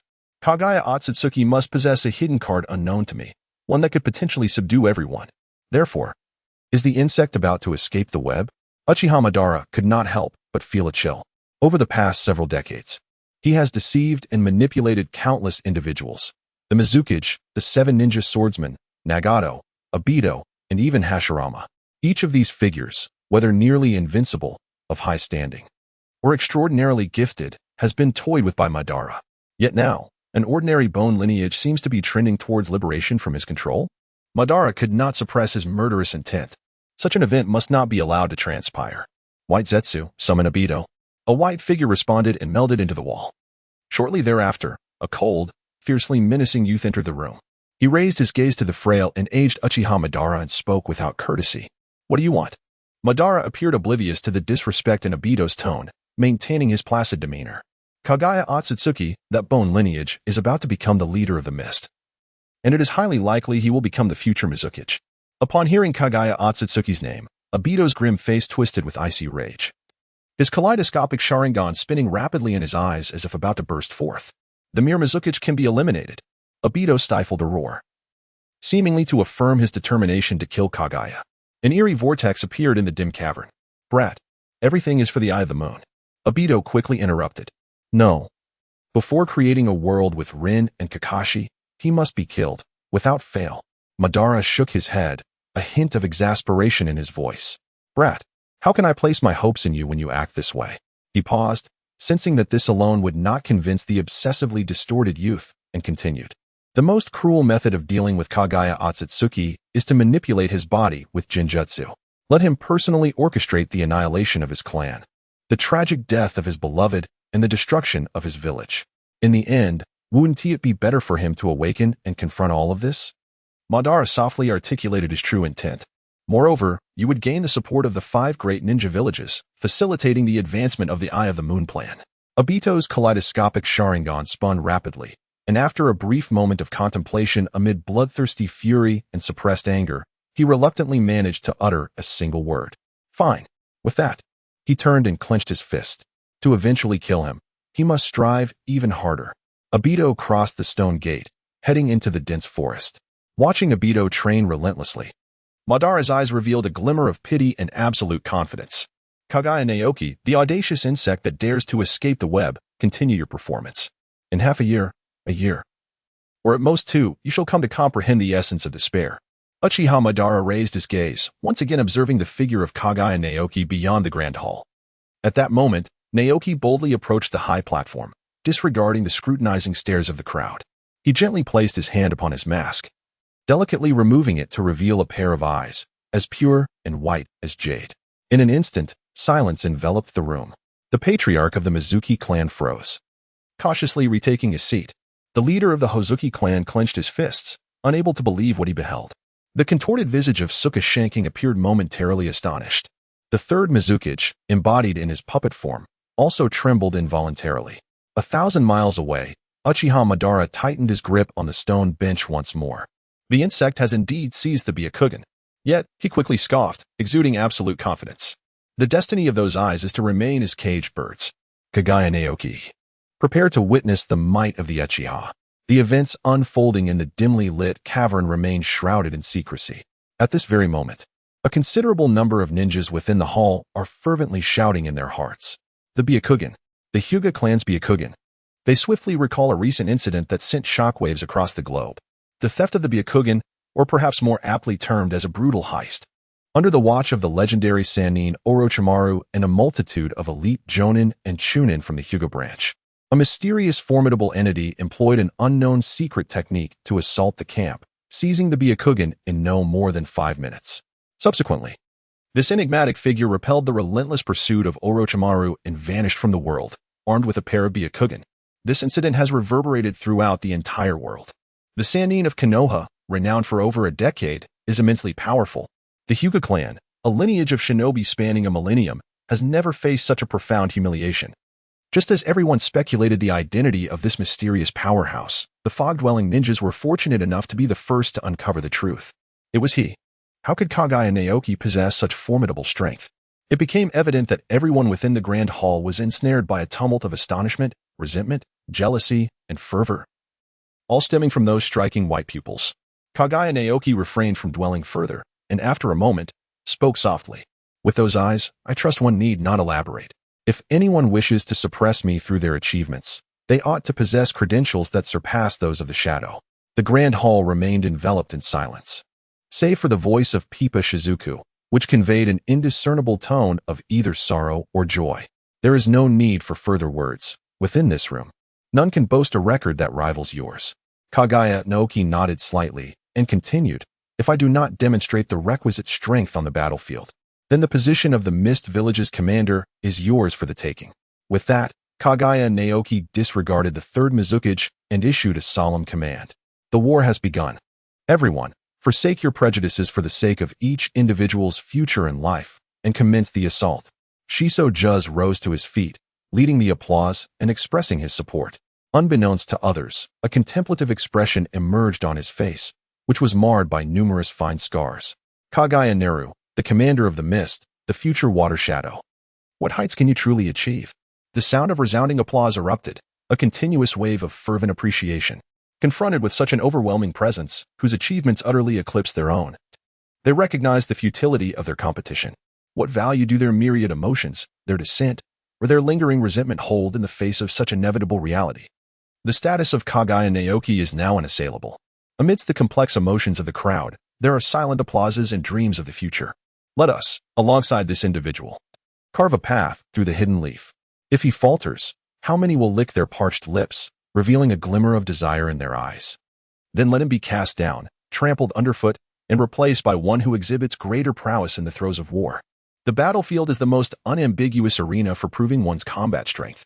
From atop the high platform, beneath the cover of flowing sleeves, Kaguya Naoki clenched his fists. Commander, Mizukage. From this day forth, my fate is entirely within my grasp. Next, I must swiftly eliminate Nohara-rin. Then, I shall make my name resound upon the battlefield. Chapter 26. Nohara-rin, Kakashi will divulge everything to you. The commander has been established, and the war machine is whirring into action. At this moment, however, the commander Kaguya Naoki is not preparing for battle within the village. He has quietly departed, heading straight towards a concealed forest, the very location where the bone clones sought, the hiding place of Nohara-rin. Indeed, Naoki does not intend for Rin to languish and decay in that stone cave. After all, only by allowing Nohara-rin to bask long enough in the sunlight of the Mist Village can he effortlessly maneuver the 6th Hokage and Uchiha Obito in the future. Kaguya Naoki revealed a faint smile. When Nohara-rin realized that the air of the hidden Mist Village was the sweetest, perhaps one day in the future, she would willingly advise Kakashi and Obito to remain in the hidden mist. Within the dimly lit cave, Nohara-rin stared blankly at the campfire, lost in thought. Just days ago, upon awakening, she still harbored a desire to escape. Now, however, all that had dissipated with the harsh acceptance of reality, enveloped by a dark, inky seal. She found herself nearly incapable of utilizing ninjutsu or chakra. Opposite her sat the formidable masked man. After several meticulously planned attempts at escape had ended in failure, she no longer dared to hope for liberation from his grasp. A flicker of death lingered in her vacant eyes. Perhaps it would be better to perish, Rin mused. Yet, what if Kakashi were still alive? Could she truly succumb to death like this? With such thoughts, she buried her head between her legs, fixating on a few scattered stones. Her heart heavy with despair. Obito, can you lend me your sight? Kakashi, are you with him? If you are, I shall rush to join you. If he still lives, I too will strive to survive, to find him, to live alongside Kakashi and carry forth your dreams. As she contemplated this, the mingling of longing for her companions and the desolation of reality caused tears to flow uncontrollably down her cheeks, soaking the earth below. Do not let the tears fall without understanding the situation, Nohara-rin. Suddenly, she lifted her head, struggling to discern the identity of the man before her through her tear-blurred vision, the Bone Pulse, the one who had vanquished Kakashi. Thus, the enigmatic masked man was merely a subordinate of this Bone Pulse. So, I am indeed still within the clutches of the hidden mist? Her expression shifted to one of vigilance as she summoned the strength to rise on her trembling, weak legs, adopting a combative stance. In that moment, her heart truly felt extinguished. Bastards of the hidden mist, hurry and end my life. If you seek information about the village from my lips, it shall remain a futile dream. Kaguya Naoki gazed at the resolute and vigilant Nohara-rin, shaking his head in disbelief. Nohara-rin, I have never sought to extract information about Konoha from you. Nohara-rin's expression grew even more guarded. Those scoundrels from the hidden mist village are utterly untrustworthy. What I desire, Nohara-rin, is for you to join the hidden mist village. Impossible, Nohara-rin scoffed, her voice tinged with a raspy edge as she regarded Kaguya Naoki's figure. Contemplating the notorious reputation of the Kaguya clan, she suddenly grasped the absurdity of his notion. No wonder he harbors such an unrealistic idea. How could I, Nohara-rin, ever align myself with the hidden mist village? Do not regard me with those eyes that perceive me as a fool, Nohara-rin. Kaguya Naoki lamented, everything must be perceived through the eyes. If you are willing to undertake a task, then you shall uncover Kakashi's whereabouts. And perhaps thereafter. Kaguya Shinji closed her mouth, merely gazing silently at Lin Nohara, awaiting her decision. Lin Nohara, silencing her voice, looked at Kaguya with a myriad of conflicting emotions, biting her lip as she resolved herself. The scoundrels of the hidden mist village, do they wish to exploit me for their own purposes once more? I shall not be deceived. End my life if you must. Kaguya Naoki smiled. In that case, Nohara-rin, why not wait until you behold something before deciding whether to grant my request? Please don the mask and attire, and observe in silence. Upon receiving the mask and robe, Nohara-rin's heart was initially filled with resistance. However, upon contemplating Kakashi, her emotions shifted abruptly, and she tremulously accepted the items. It was merely a mask and a robe. As long as there was news of Kakashi, even a glimmer of hope warranted an attempt. As Nohara-rin quietly donned the garments, Kaguya Naoki spoke softly. Rin, allow me to remind you one final time, should your identity be revealed in the ensuing events. I cannot guarantee the safety of you and Kakashi. Everyone must learn to be accountable for themselves. Kaguya Naoki, having uttered these words, turned around and retrieved 5 or 6 vials from within his garment, dispersing their contents into the air. Having completed this, he quietly commanded with a single hand striking the ground, a multitude of sealing techniques enveloping the surface. Bang! Amidst the white smoke, the ninja hound Pakin sat quietly on the ground, inhaling the myriad of scents that permeated the air. He furrowed his brow and spoke in a low tone. Is this Kakashi's companion? Next time, do not summon me in such an environment. Kaguya Naoki lowered his voice, expressing, I apologize, but this matter is of great significance. Hence, all information must be handled with utmost caution, including our sense of smell. Parker lifted his gaze, casting a fleeting glance at Kaguya Naoki's figure. With a spark of curiosity, he scrutinized the trembling female ninja beside him, and finally, overwhelmed by the chaotic information permeating the air, placed a clawed hand upon his nose. If that is the case, then please expedite the delivery of what needs to be given to Kakashi. Kaguya Naoki nodded slightly, retrieving the pre-prepared sealing scroll. He turned to face the trembling Yawahara Rin, who was quaking in response to the presence of the ninja dog, Pakin. How about it? Just inscribe your name upon this scroll, and you shall discern the whereabouts of that individual, as well as glimpses of the future. I assure you, I will not deceive you. All information is for you to ascertain. Yawahara Rin hesitated, her voice caught in her throat as she recalled the man's warning, struggling to suppress her emotions. The sound that escaped her, distorted by her repression, revealed the turmoil within her heart. Pakin was indeed Kakashi's summoning beast, which confirmed that Kakashi was still alive. The Bone Valley had not misled her.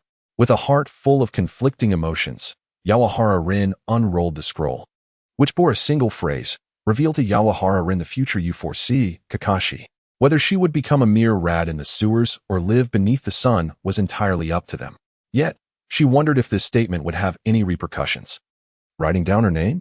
A sense of foreboding washed over her as she gazed at the scroll's contents. But at least, this message was genuinely for Kakashi, wasn't it?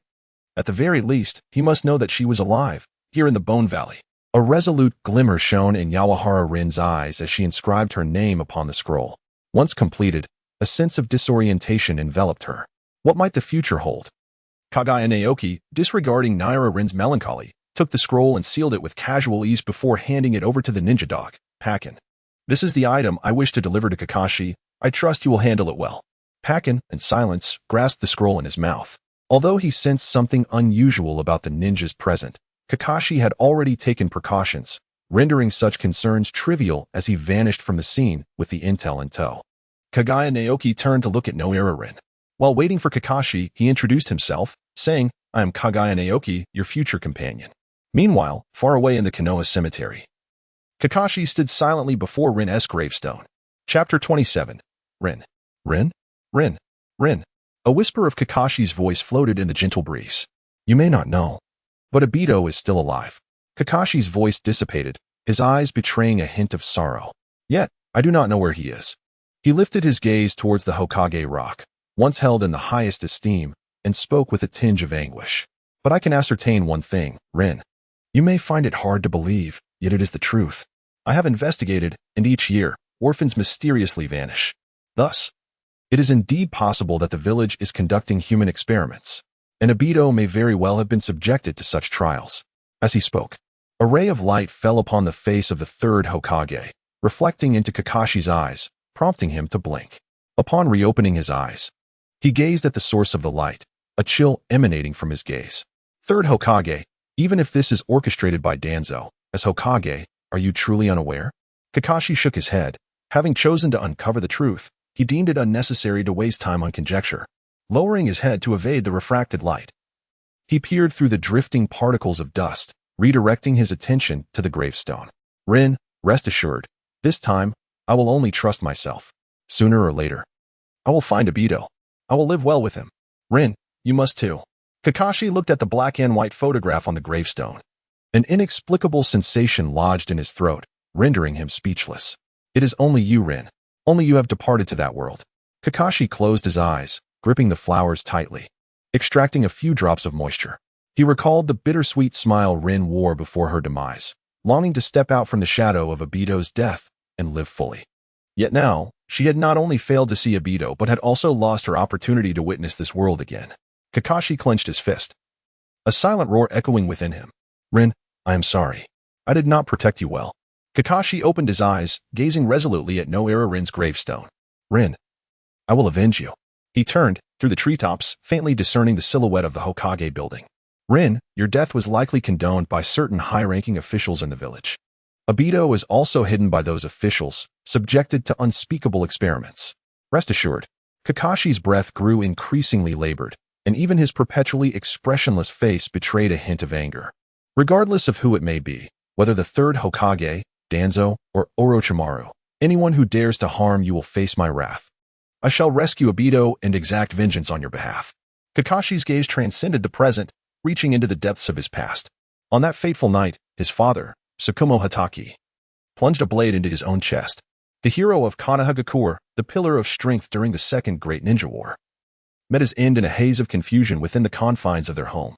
At that time, Kakashi was but a child. From the torrent of scorn he endured, he learned but a singular lesson: a ninja must adhere to the rules. Otherwise, death is the consequence. Thus, he held this tenet as sacred, embracing it as his ninja way, until that pivotal day when Obito turned to him and declared that a ninja who does not respect the rules is worthless. Yet one who fails to cherish their comrades is even less than worthless. As Obito's words echoed in his mind, the foundational beliefs he clung to shattered in an instant, sending his heart into turmoil. In that moment, Kakashi faced the truth of his own heart. The rules were of little value. It was his comrades who held the true significance. With his father gone, he felt powerless, unable to act, confronted with his true self. He recognized that with the strength he possessed today, to stand idly by while Obito faced death would betray his ninja way. Therefore, he must save his comrades. Rin's death must be avenged. Kakashi tightened his grip on the long blade at his side, an ominous aura of murderous intent and pride emanating from him. Should someone familiar lay eyes on him, they would surely proclaim that the confident Kakashi they once knew had returned. Suppressing all emotion, he spoke softly, Rin, farewell. I will fulfill my promise. After placing a somewhat crumpled bouquet of flowers on the gravestone, Kakashi turned to leave but abruptly halted, suppressing all murderous intent and other emotions, reverting to his usual indifference as he stood in quiet contemplation. Soon, an Umbu ninja materialized in his peripheral vision. As the operative approached, Kakashi feigned surprise, turning to face him and bowing his head. The Umbu wasted no time with pleasantries, disregarding the swirling dust, and spoke urgently, his tone unmistakably fraught with anxiety. Kakashi, there is a meeting at the Hokage Tower in 3 hours. Be sure not to be late. Having spoken, without waiting for Kakashi's response, the Umbu ninja promptly turned and strode out of the cemetery, swiftly leaping into the air, darting towards the distance. Observing the anxious and hurried figure of the Umbu, a sense of foreboding began to stir within Kakashi. In these times, the only force capable of stirring the village's nerves was war. Thus, under the circumstances wherein other battlefronts were gradually stabilizing, there remained but one possibility: the hidden mist had entered the fray. Kakashi's heart sank slightly. Yet an expression of contemplation soon graced his features. If that were the case, this meeting must be of paramount importance for pre-war intelligence analysis and tactical formulation. According to precedent, only the 3 Sannin, advisors, and individuals of Master Minato's caliber were deemed worthy of participation. Why then was I granted permission to attend? Synthesizing the existing intelligence, a hypothesis swiftly took shape in Kakashi's mind. Kaguya Naoki.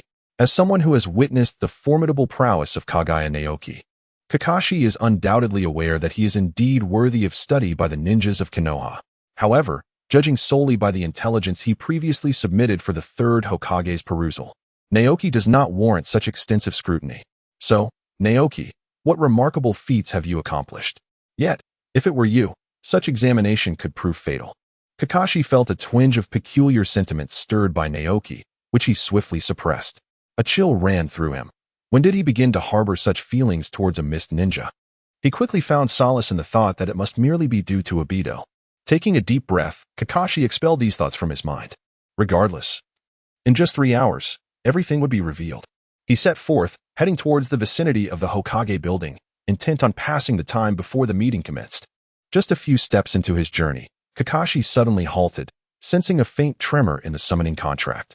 Is it Pakin? Kakashi pondered, a hint of confusion stirring within him. Kaguya Naoki, do you have any intelligence to convey at this moment? It has only been a few days, And already there is news concerning Obito? Could it possibly be related to the war? Kakashi suppressed his speculative thoughts and surveyed his surroundings intently, although he did not sense any prying eyes. It was exceedingly imprudent to openly receive intelligence from the hidden mist village within the confines of the village. Kakashi turned and swiftly returned home, firmly shutting the door behind him. He then lightly bit his fingertip, allowing a droplet of blood to surface, before delivering a single clap with one hand. As white smoke billowed forth, the beleaguered ninja dog, Pakken, materialized before him. Pakken surveyed the vicinity and spoke in a feeble voice, "Kakashi, you're home."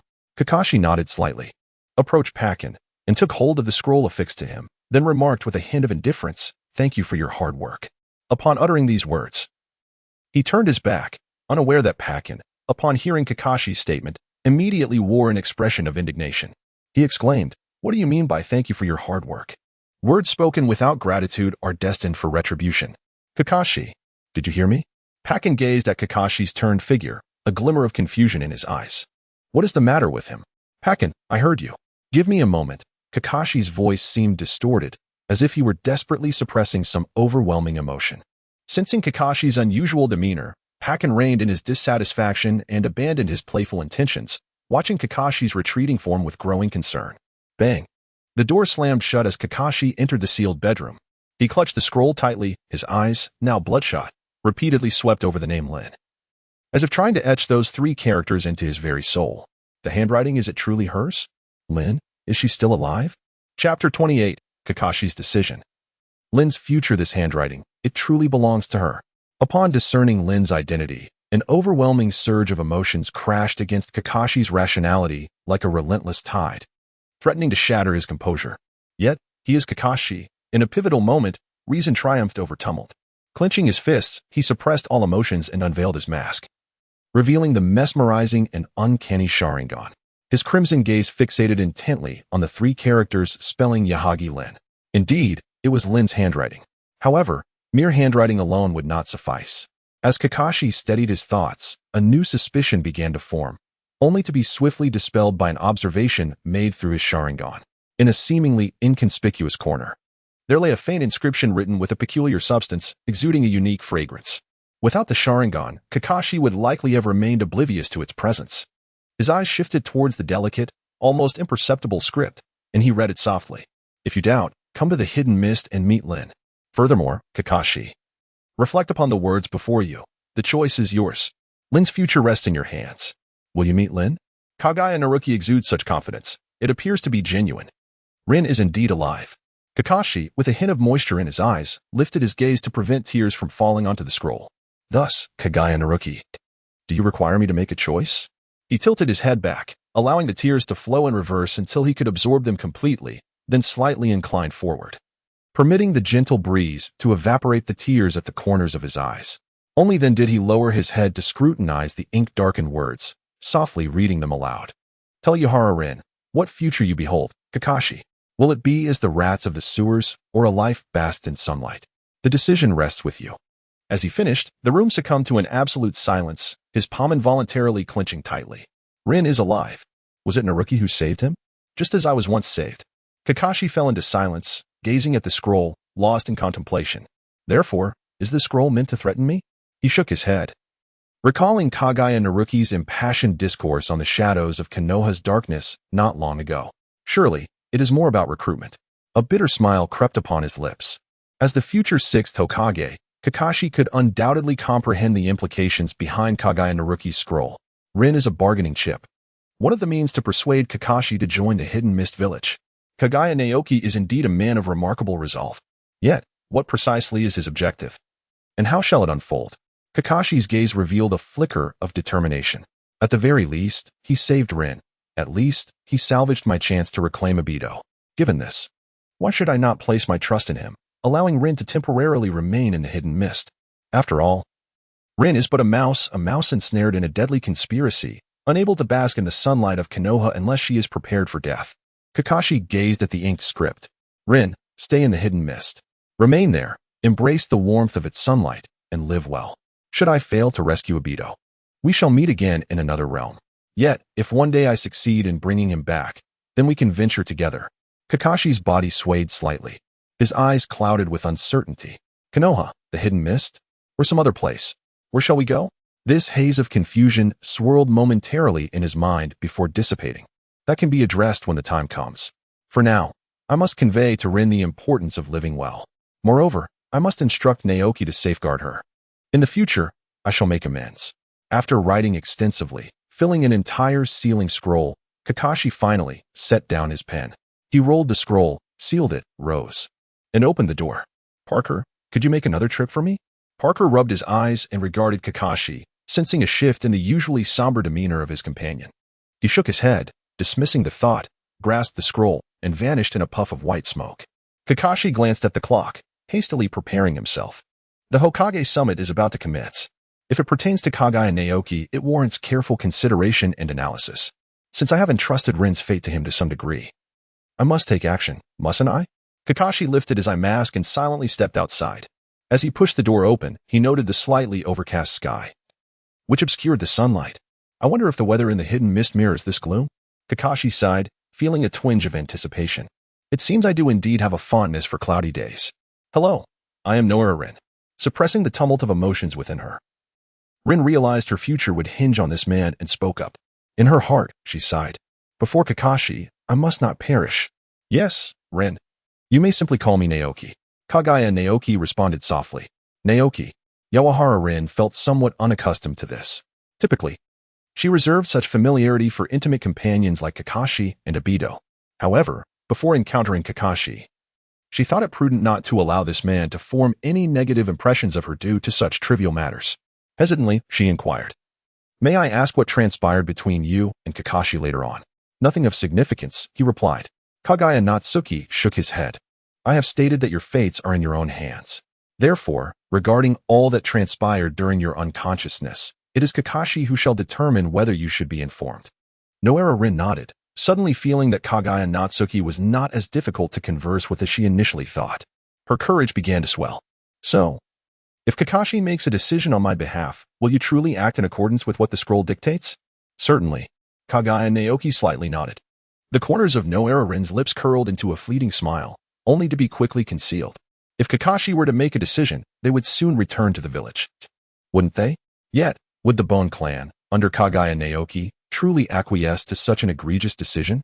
Rin's heart sank once more, and a sense of unease enveloped her as she sought to probe further for some solace. Just as she was about to speak, Kaguya Naoki interrupted her. Let us pause here. Naoki hesitated for a moment. Parker, it's time. Parker? Nohara Rin exclaimed in surprise, unable to contain her excitement. That must be Kakashi, right? Kaguya Naoki nodded and gestured towards the mask and robe. The latter, understanding the implication, promptly donned the attire without hesitation. Amidst the flickering glow of the campfire, the two awaited Parker's arrival in silence. Rin, I must remind you that although Parker and Kakashi are allies, they do not share the same allegiance. Your identity must remain concealed. Nohara Rin nodded, recognizing that as long as her fate was entwined with Kaguya Naoki's, she had no choice but to comply. Kakashi Hitaki's fate line has diverged, detected as a non-mist ninja. Countdown to defection to the Mist Village, 410. Kakashi Hitaki's fate line has diverged, detected as a non-mist ninja. Countdown to defection to the Mist Village, 510. Two consecutive mechanical beeps resonated, followed shortly by a loud bang. As the white smoke dissipated, the figure of a ninja dog emerged. In the next moment, Parker, familiar with the routine, brought his paw to his nose while raising his head to display the scroll in his mouth. Little brat, this is the scroll Kakashi sent you.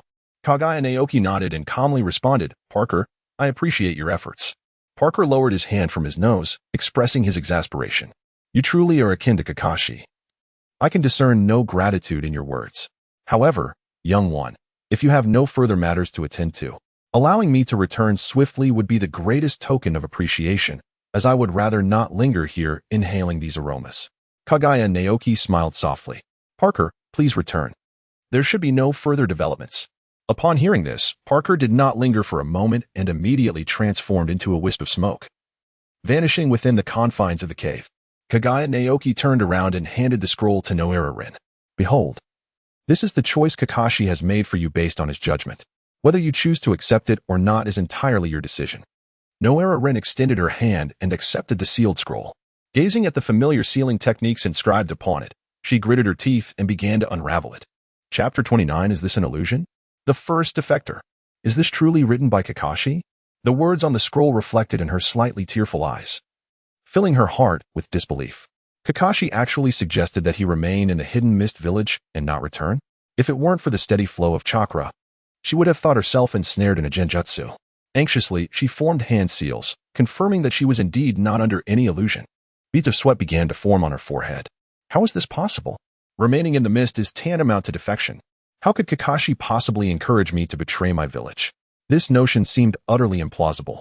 Nohara raised an eyebrow, her pupils widening, her face taut with tension as she sought any signs of deception.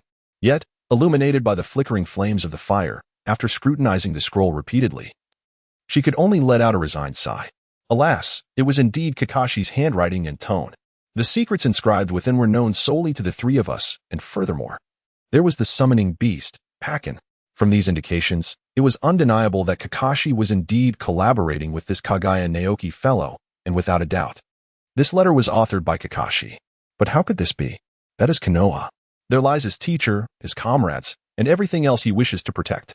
How could he make such a decision to have me defect? Moreover, Kakashi, who conveyed such information, would also be deemed a defector in any case. A sense of absurdity instantly welled up within her, taking root deep in her heart. How could the world have changed so drastically after merely a few days of unconsciousness? What on earth transpired? Powerless to cry out, her mind was a tumult of various speculations, yet she steeled herself to continue reading. Upon reaching the end of the scroll, Nohara was nearly ready to tear apart the ink-stained scroll that had yet to dry. Rin, trust my decision. And trust Naoki during your time in the hidden mist village. Of course, I must trust you, Kakashi. But why should I trust this Naoki character? Nohara slightly lifted her gaze, stealing a glance at Kaguya Naoki's figure from the corner of her eye, a quiet seed of doubt blossoming within her. Surely, this fellow could not have done something to Kakashi, for how else could such a letter be written?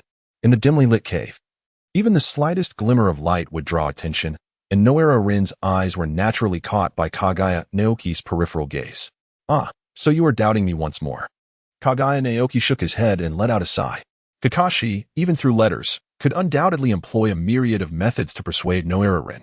Thus, it seems he still intends to meet with Nohara in person. Kaguya Otsutsuki straightened her posture, unwilling to squander any more time. In the grand scheme, Nohara was merely a tool employed to persuade Obito and Kakashi. Given the alarming countdown to betrayal that had abruptly arisen, it was likely that upon returning to Konoha, Kakashi had already been thoroughly deceived. He probably no longer trusted the higher echelons of Konoha, and thus would not permit Nohara to return to the village. With this in mind, there was no need to waste breath trying to convince her. It would be more prudent to satiate Kakashi's desire for a brief encounter with her and let him undertake the persuasion. Once she was convinced, she could be sent back to the hidden mist, where she could once again relish the sweet air of the village, which would not be too late. After all, Obito's emergence from the mountains would likely require several more months of preparation. With this thought, Kaguya Otsutsuki felt a wave of relief wash over her, accompanied by a burgeoning anticipation for the battlefield. Engaging in murder would undoubtedly be far more pleasurable than the current circumstances. Turning around, she peered through the smoke billowing from the flames, and for the first time, the tension that had gripped her began to dissipate, allowing for a flicker of humor to emerge. Nohara, if you still harbor doubts, then perhaps you should meet Kakashi soon. After all, we are bound for Konoha shortly. To Konoha? To meet Kakashi? A glimmer ignited in Nohara's eyes, and a smile graced her lips. However, a sudden suspicion arose, causing her expression to stiffen. Cautiously, Nohara probed, how do we get there? Kaguya Naoki sighed, his mood lightening as he began to jest. Ultimately, it hinges on Konoha. If the third Hokage were to act with benevolence and surrender outright, we could proceed without hesitation. However, the third Hokage has never been known for his kindness. And given the current circumstances, it seems we may have to resort to force to achieve our aims. Kaguya Naoki's voice descended, tinged with a subtle malice as he jested. From the borders of the land of fire, we shall strike at Konoha. His calm yet menacing tone reverberated throughout the room, causing the anticipation on Nohara's face to vanish entirely, replaced by a profound bitterness. The hidden mist, indeed, was preparing for battle, launching an assault on Konoha. In that fleeting moment, as she beheld the malevolence emanating from Kaguya Naoki, an idea suddenly struck Nohara. If Naoki was here, How could Kakashi possibly utter the foolish words urging her to return to Konoha? That would be a path of self-destruction. Thus, patience was paramount. If she could truly encounter Kakashi, everything would be restored. Kakashi would never allow me to betray Konoha. Upon this realization, a newfound brilliance shone in her eyes as she promptly declared, I trust Kakashi, and I trust you. Very well. Then put these on. Following Kaguya Naoki's gesture, Nohara Rin's gaze fell upon a hidden mist forehead protector and a standard Umbu uniform quietly resting in the depths of the cave. All right. Nohara Rin turned away, removing the Konoha forehead protector from her forehead. After a moment's hesitation, she delicately etched a line upon it with a kunai before carefully placing it close to her heart. Sensing no objection from Kaguya Naoki, with a slight sigh of relief, she approached, donned the attire, and masked her face. Is this what it means to join the hidden mist? As Nohara Rin's murmurs faded, a mechanical voice resounded in Kaguya Naoki's ear. Nohara Rin's fate line has diverged. Defecting to the hidden mist village. Defector, Nohara Rin. Rating, SS. Exchange opportunities, Tomb. Kaguya Naoki meticulously examined the translucent box that had appeared. Nohara Rin, a defector? Thus, even if it cannot be considered genuine, would any substantial action to join the village be deemed an act of defection? In the depths of Kaguya's eyes, a flicker of new ideas emerged.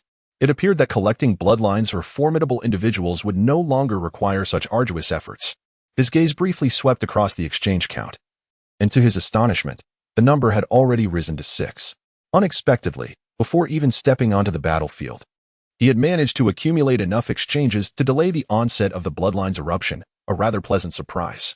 Let us depart, Lin Nohara, and return to the hidden mist village. Please, this way, Kakashi. Kakashi nodded gently, traversing a lengthy corridor. As soon as he pushed open the door, he was taken aback by the orderly assembly within the room, a foreboding sense rising in his heart.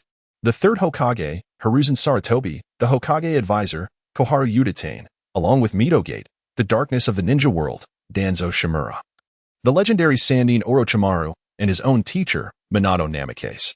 The gathering of such a formidable assembly amid a critical war underscored the significance of this meeting. Kakashi has arrived, Hiruzen Sarutobi declared, breaking the oppressive silence amidst the swirling smoke. Now let us discuss the matter concerning Kaguya. Kakashi lifted his gaze, his expression remaining impassive. Yet within, his heart raced wildly. Chapter 30. The Heroes of Konoha, The Hunt for Kaguya? Thus unfolded the entirety of my encounter with Kaguya. Kakashi gradually recounted the fabricated account of his battles, articulating each detail before the majority of the elite shinobi gathered in Konoha. The atmosphere was serious, each face etched with concentration, eager to extract strategies against Kaguya from Kakashi's intelligence. Naturally, no one doubted the authenticity of Kakashi's tale, nor questioned his loyalty. Yet, after the analysis, a sense of futility lingered. All battles had been mere fabrications. After a moment of contemplation, Hiruzen Sarutobi removed his still smoldering pipe and set it aside casually, before turning to the grim-faced Orochimaru. Orochimaru, please recount your battle with Kaguya. Kakashi's gaze involuntarily shifted, a strange feeling stirring within him. Orochimaru? Kaguya Zetsuki. Could it truly be possible for him to triumph over the legendary Sannin, Orochimaru? Kakashi's gaze was filled with complexity. It is no wonder that such a significant meeting is held with utmost caution. The emergence of an individual capable of besting a shadow-level powerhouse amidst a vulnerable defense is indeed a matter of great concern. Kakashi lowered his head, curiosity peaking within him. So, just where does your limit lie? Orochimaru, with a darkened expression, stepped forward slowly, clearing his throat to recount the fabricated narrative he had crafted once more. Within that raspy voice, there lingered an imperceptible hint of resentment. The little ghost from the mist. Is it worth exposing both the Byakugan and the ghost lantern techniques merely for the sake of a mere commander's position? Anger at being toyed with bubbled within Orochimaru. He would even have to concoct a reason for being bested by this little ghost. How absurd. With just a glance from me, you would hardly dare to move. Is that all, Orochimaru? Sarutobi Hiruzen's gaze suddenly sharpened, fixated keenly on his beloved disciple, while his peripheral vision occasionally swept over Danzo at his side. Although Orochimaru's narrative was flawlessly constructed and devoid of any flaws, as a teacher, how could he not understand his own pupil? The Byakugan had been so easily seized by a formidable user of the ghost lantern technique. At that moment, he harbored suspicions that his disciple had conspired with an old friend. However, to avoid unnecessary disputes within the village, he would refrain from voicing his thoughts aloud. It is merely a pair of eyes. Teacher, I have finished, Orochimaru said, lowering his head and casting a scornful, mocking gaze to the floor. When he raised it again, his demeanor was utterly devoid of emotion. Sarutobi Hiruzen nodded, about to speak, when Danzo suddenly rose and coldly interjected, Orochimaru, a mere ghost lantern technique can defeat you, without even invoking the corpse bone rebirth? Do not lie. Orochimaru's eyes darkened, ready to provide an explanation. Sarutobi Hiruzen waved his hand dismissively, stating, Danzo, with the Mist Village involved and a formidable enemy at hand, this is not the time for such disputes. Danzo snorted disdainfully, ready to retort, but upon noticing the two Hokage advisors at his side remained silent, he tightened his grip on his staff and forcefully jabbed it into the wooden floor. Hiruzen, you will come to regret this. With a hint of helplessness, Sarutobi Hiruzen cast a glance at his friend, silently placing the Hokage hat upon his head. Danzo, I am the Hokage. Now, we must focus on devising a plan against Kaguya Zetsu in the Mist Village. Danzo refrained from further objections, yet a fire raged within him. Hokage. I must become Hokage, and only I am worthy of that title. Seeing Danzo retreat, Orochimaru's eyes gleamed with a barely perceptible mockery.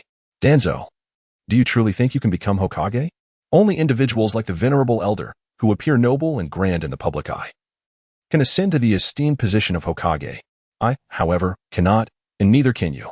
While I harbor no particular desire for the role of Hokage, the thought of losing my chance to compete due to that misty-haired boy's flawless prowess is utterly unacceptable to me.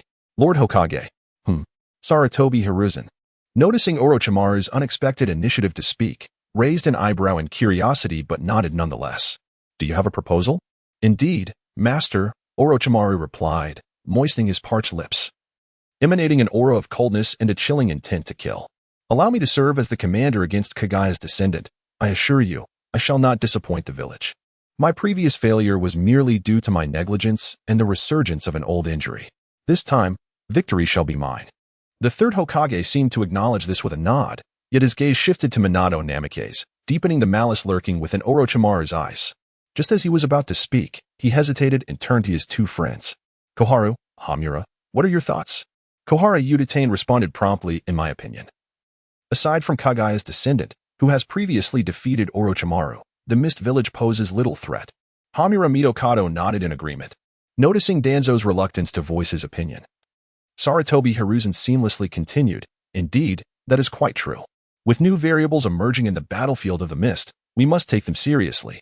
He turned to Minato Namikaze, a warm smile gracing his features as he inquired, Minato, how fares the battlefield in the Land of Lightning?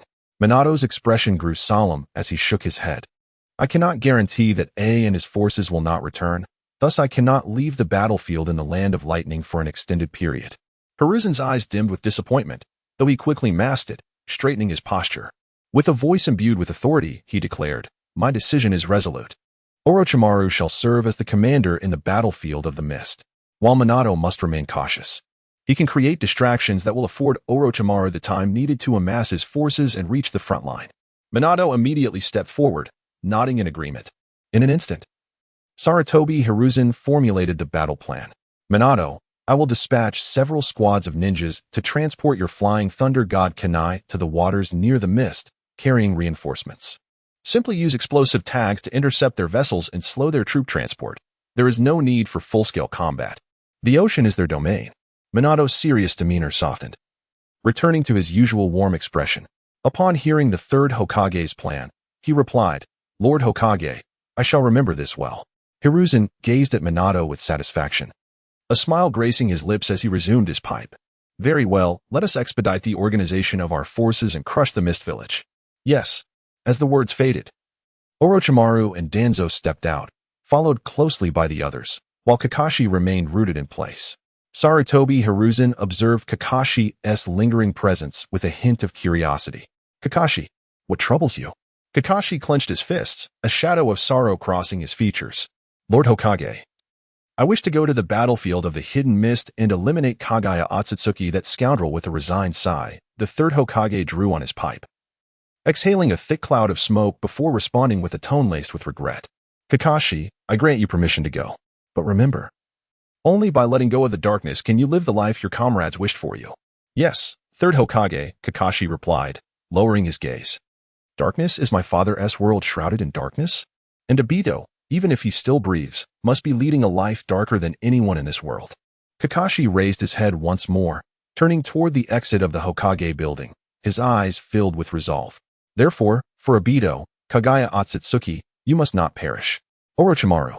Danzo's stern voice halted Orochimaru in his tracks, turning with an expression that was a curious blend of mockery and amusement. What is it, Lord Danzo? Orochimaru replied. Feigning ignorance. Danzo's tone shifted from its earlier urgency to a deliberate, measured cadence, revealing his superiority. Orochimaru, once we triumph over Kaguya Otsutsuki, ensure that his body and those eyes are preserved with utmost care. Orochimaru's smile broadened, tinged with a newfound sincerity. Ah, Danzo, are you once again coveting new materials? It seems we shall acquire additional funding. Chapter 31. The Inevitable Doubt and the Esteemed Authority Lord Otsutsuki, we are approaching the borders of the Land of Fire. This is the intelligence we have just gathered. Indeed, Kaguya Naoki took the scroll handed to him by the Umbu ninja, simultaneously comparing it with the map spread out on the table, and carefully examined it. After a moment of contemplation, he nodded and addressed the ninja at his side, saying, In that case, let us await my signal to commence the attack. Upon hearing this, the ninja appeared momentarily taken aback and cautiously inquired, My Lord Naoki, what of the operational plans for the other divisions? Kaguya Naoki did not raise his head, immediately responding with an air of unwavering determination, clearly indicating that this notion was not a mere whim, but rather a well-prepared strategy. You shall follow my lead. Upon hearing this, the ninjas exchanged glances, their expressions tinged with mild astonishment. They swayed slightly, yet remained steadfast in their positions, solemnly reiterating the intelligence inscribed upon the scroll, hoping to sway the commander's decision. Lord Naoki, at the border of the Land of Fire, there are 2 elite jonin stationed, accompanied by numerous skilled chunin and genin. This stronghold serves as the most significant defensive point for Konohagakure against our village. The area surrounding the stronghold is flat and open, devoid of any opportunities for a surprise attack, which may hinder our chances for a solo strike. I understand, Naoki replied. Kaguya Naoki responded with a faint air of resignation, his heart heavy with helplessness. He had triumphed over Orochimaru and seized the Byakugan, a feat that, although easily disseminated among the shinobi of Konoha, remained unknown to the ordinary mist ninjas under the vigilant watch of the Third Mizukage. Thus, Kaguya Naoki was regarded as merely a favored individual by the vast majority of the lower-ranking mist ninjas, lacking any semblance of authority. He could not help but internally sigh at their current disposition, which compelled him to make a solitary appearance during the initial ambush, intending to instill fear in these arrogant warriors.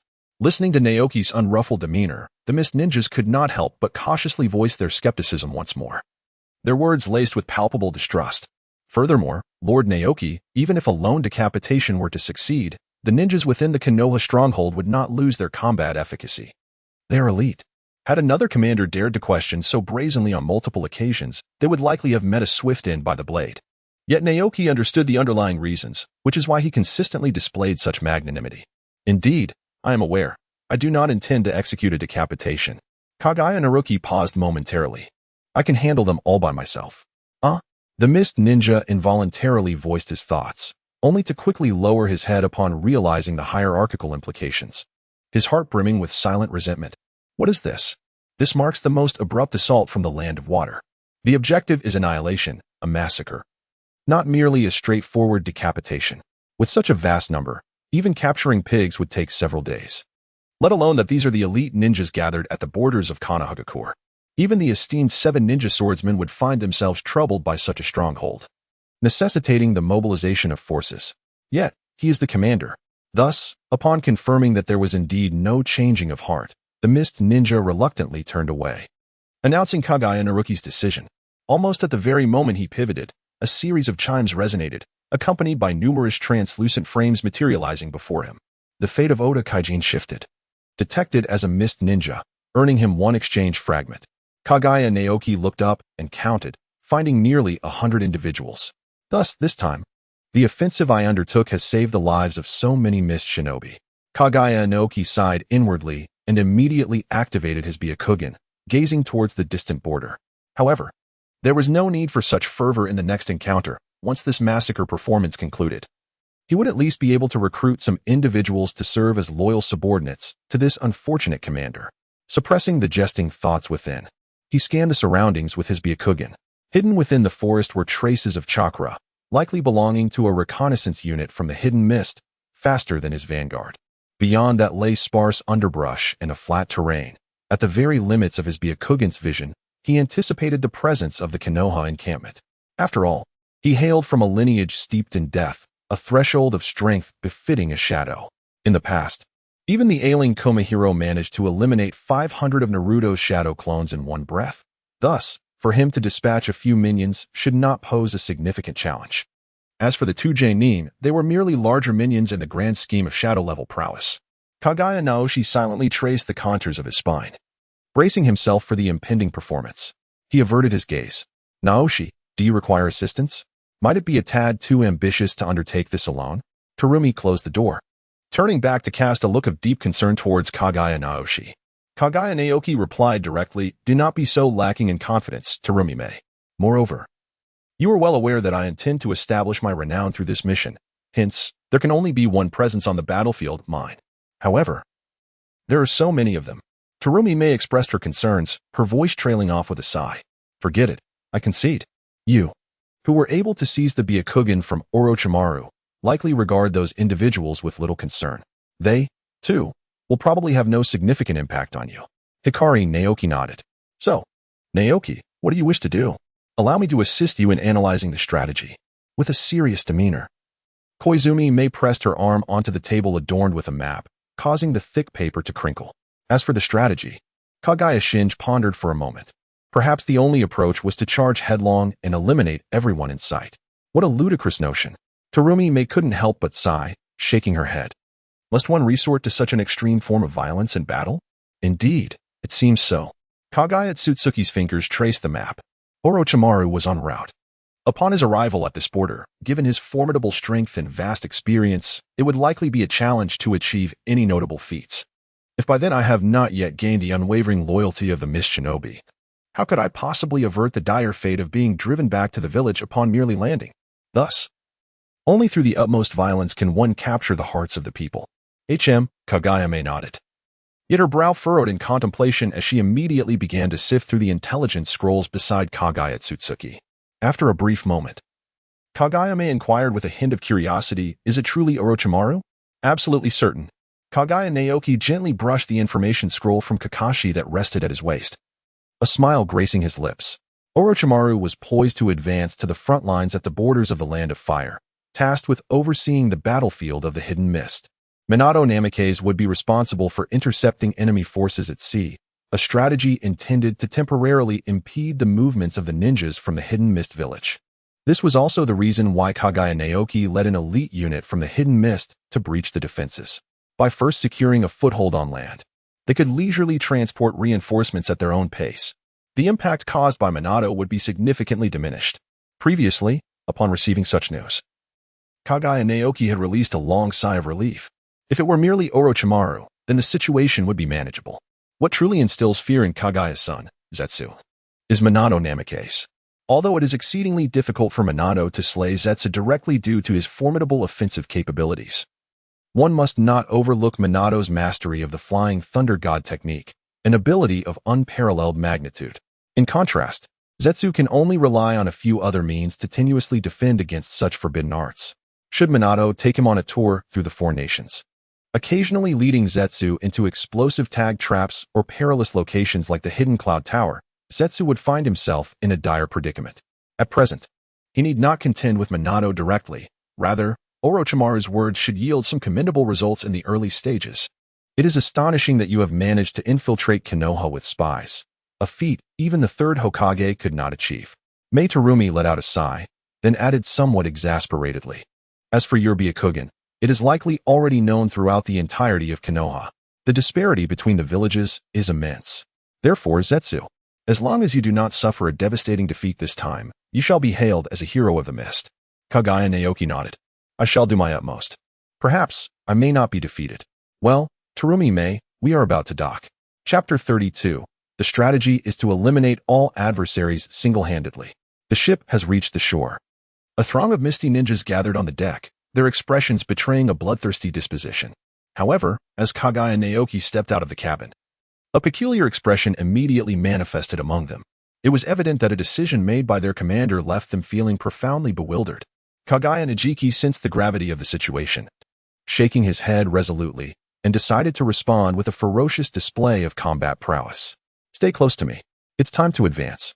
With those words, Kaguya Naoki leaped forward, his clan members swiftly following suit. The remaining hidden mist ninjas exchanged glances, their expressions fraught with uncertainty, yet ultimately, they gritted their teeth and pursued him. After all, he was their commander, no matter how reckless he might be, they could not allow him to dash headlong into danger.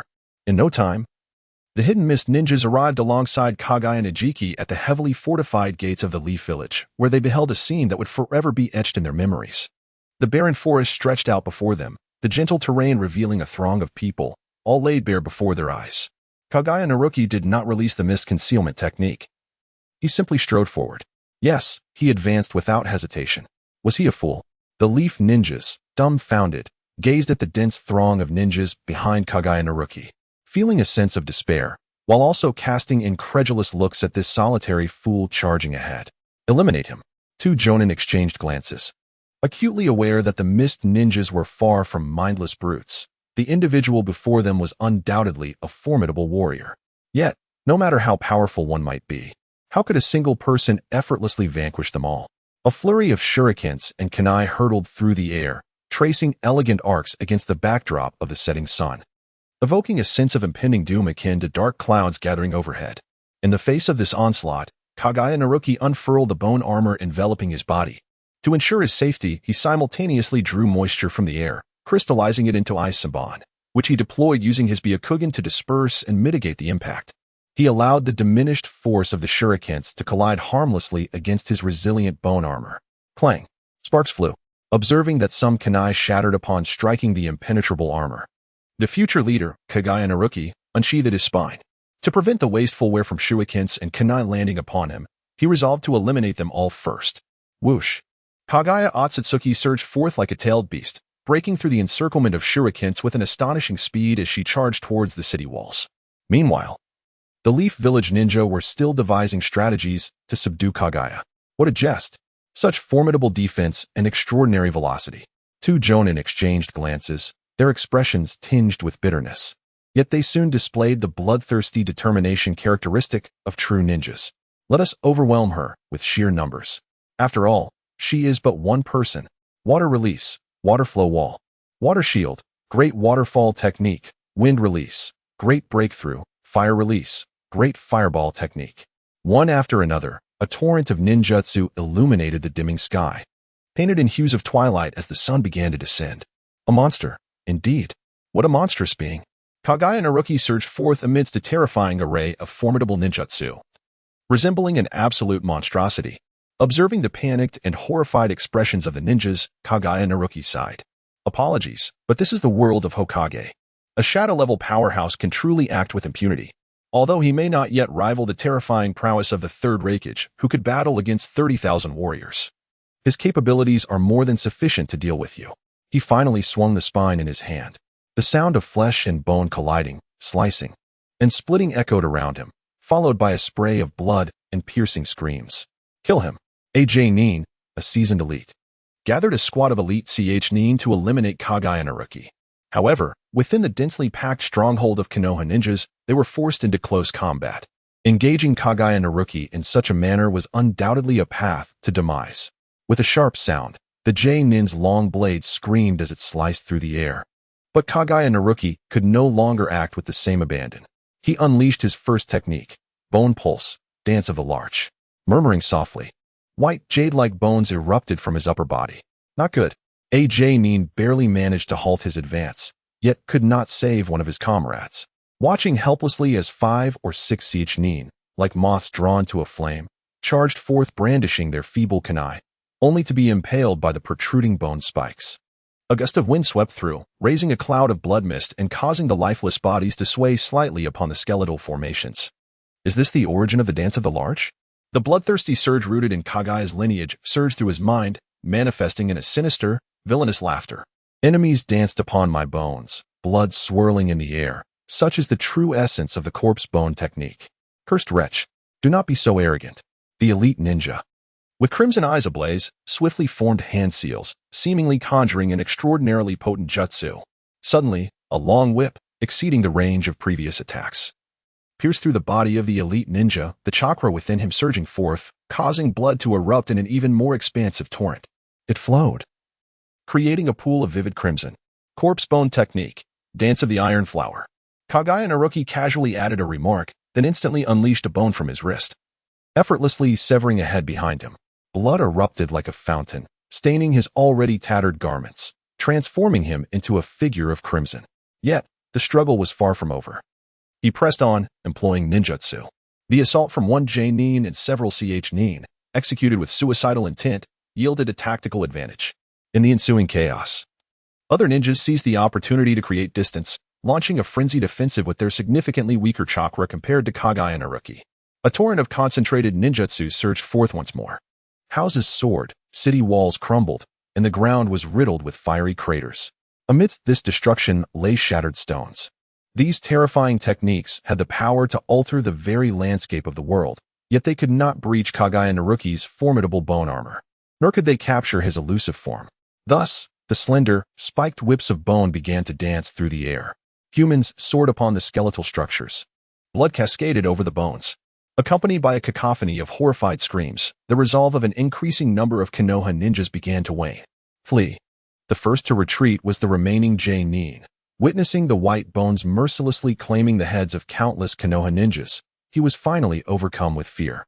I must seek Lord Orochimaru. This became his singular desire.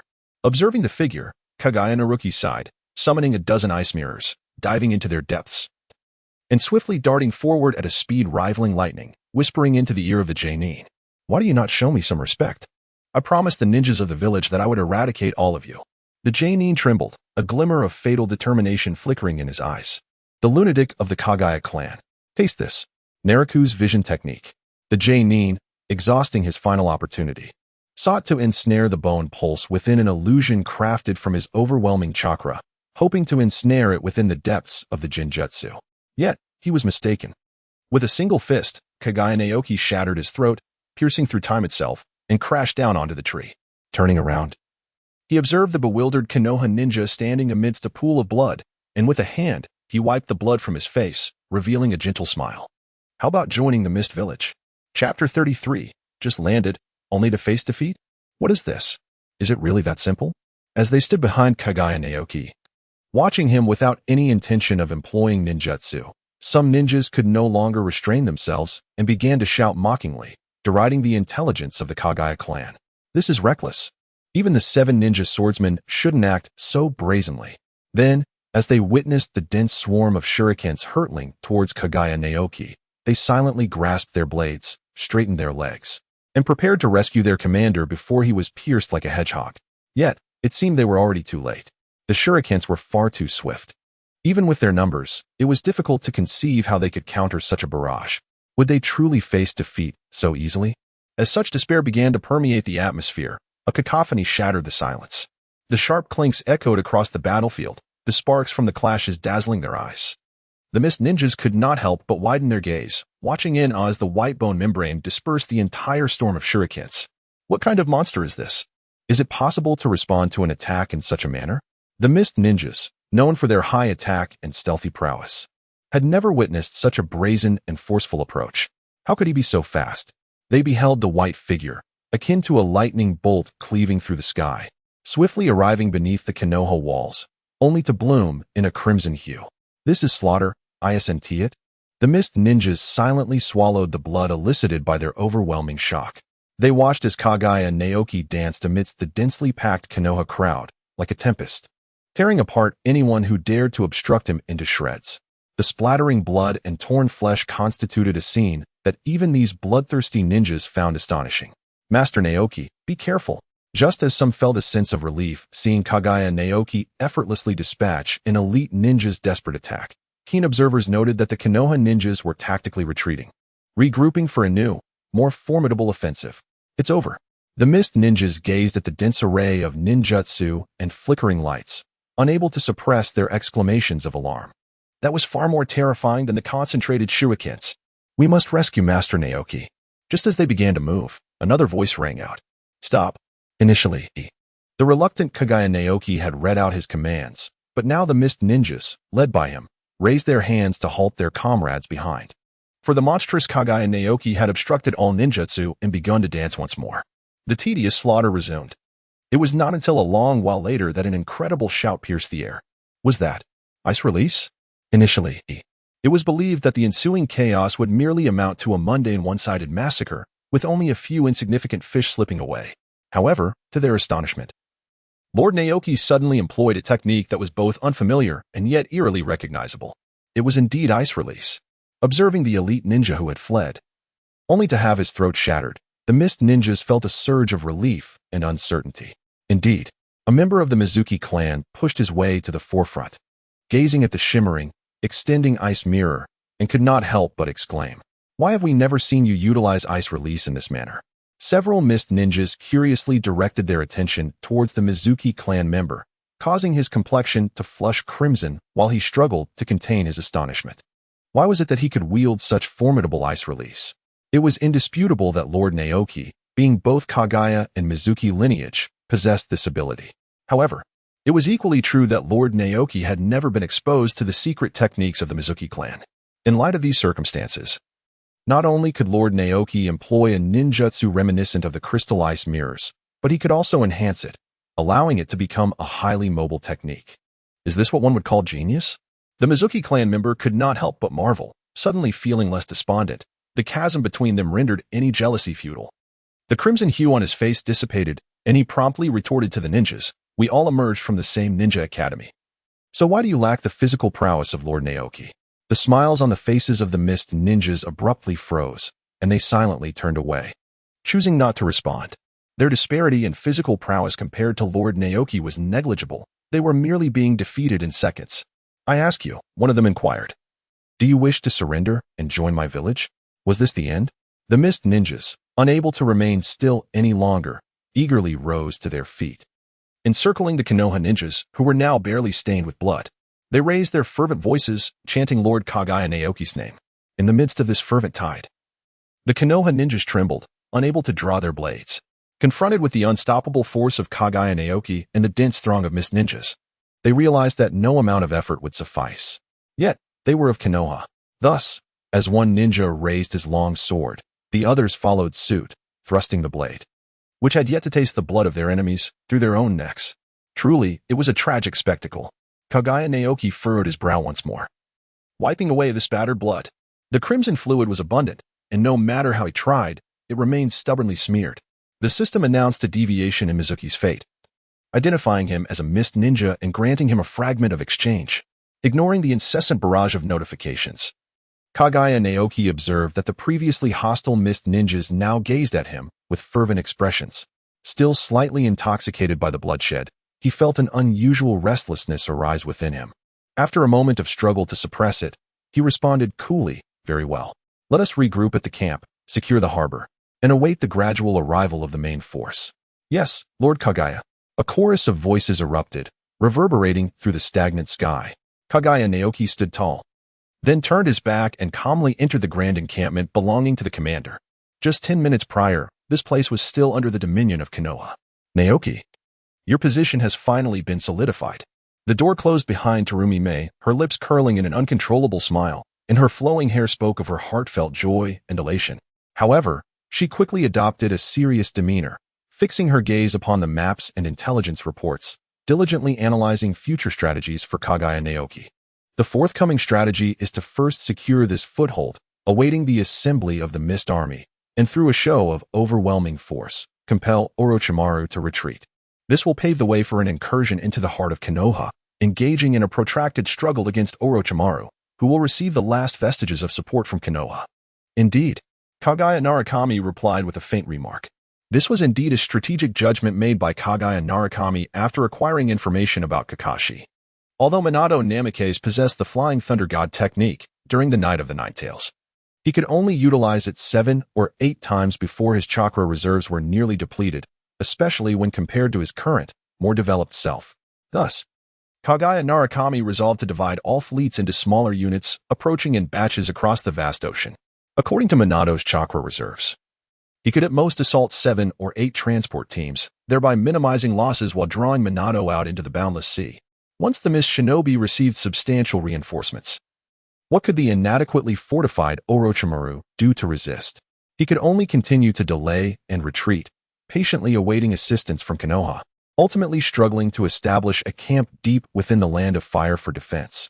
This was the fleeting strategic advantage gained by the hidden Mist Village after years of observing the conflict from a distance. Kaguya Naoki was deep in contemplation, pondering how to extract greater benefits from the protracted struggle, when he was abruptly interrupted. A series of urgent and forceful knocks echoed through the air. Terumi swiftly rose to open the door. A Mist Ninja eagerly squeezed through the crack, clutching an intelligence scroll in hand. Upon seeing Kaguya Naoki, the Mist Ninja exclaimed in a state of panic, "My Lord Naoki, the transport vessel carrying our forces has been decisively sunk by Minato Namikaze. Although most of our troops remain unharmed, they are currently congregated on the island." Kaguya Naoki's expression froze. He had no time to concern himself with who had taken it upon themselves to alter the orders, placing the hidden Mist Village, which was already poised to absorb a considerable portion of the Land of Fire, in imminent danger of being expelled back to the Land of Water. Instead, he immediately inquired, "Are there any boats available?" The hidden Mist Ninja lowered his head, unable to meet Kaguya Naoki's gaze. The third Hokage had requisitioned all vessels and entrusted them to this fleet. Thus the Land of Water should have no surplus boats to ensure the timely arrival of these reinforcements. Terumi painfully closed her eyes. Kaguya Naoki's body swayed slightly before regaining its balance. A particular technique came to mind, and his eyes gleamed with realization. Chapter 34, Behold, the Frozen Sea. Understanding dawned upon him. Instruct a guide to await at the shoreline. Additionally, summon the leaders of each division within the camp to meet with me. Kaguya Najiki spoke coldly, immediately beginning to measure the distance between the coastline and the nearest border of the Land of Fire. It seemed feasible, however, further calculations were necessary. Beside him, Terumi had lost her former grace and poise, striking a nearby wooden pillar with a clenched fist, radiating an immense fury. Those damned pests. One day, they would be exterminated. Terumi's face contorted in pain, painfully aware that the dawn of victory she had glimpsed was now utterly buried. If only they had heeded Najiki's advice to divide their forces, they could have transported the majority of their troops. Why, oh why, must they concentrate their power? Allowing Namikaze Minato to seize the opportunity? Whoever it was, they must perish. Terumi's brow furrowed, emanating a chilling aura of malice, as she gazed at Kaguya Najiki, who was deeply engrossed in contemplation, desperately attempting to salvage the situation. Her heart ached for him. This wretched, corrupt, discriminatory, and bloody village truly did not deserve someone of his caliber. Had he been in Konoha, he would have undoubtedly risen to prominence on every battlefield. Much like the Yellow Flash, Namikaze Minato, instead of being impeded by the various pests within the village, unable to make any progress. Why was there such disparity? Even among the third Hokage, Terumi sighed inwardly, finding herself unable to conceive of any solutions. Perhaps it was destined to end in defeat. They would wait for Najiki to ascend to the position of Mizukage, cleanse the village of those pests, and reclaim the rightful place of Kirigakure. An idea struck her. What? She questioned skeptically before quickly suppressing her seriousness. Najiki, what do you need me to do? A warm current surged within Kaguya's heart. Kaguya, please assist the captain outside in safeguarding this place. I shall go to meet them. Kaguya's expression momentarily faltered, her gaze involuntarily drifting towards the map. Such a considerable distance. How will you manage it? Yet, she refrained from voicing her concerns. In the present circumstances, every second was invaluable and must not be squandered. Kaguya nodded resolutely. Rest assured, I will ensure this place remains secure.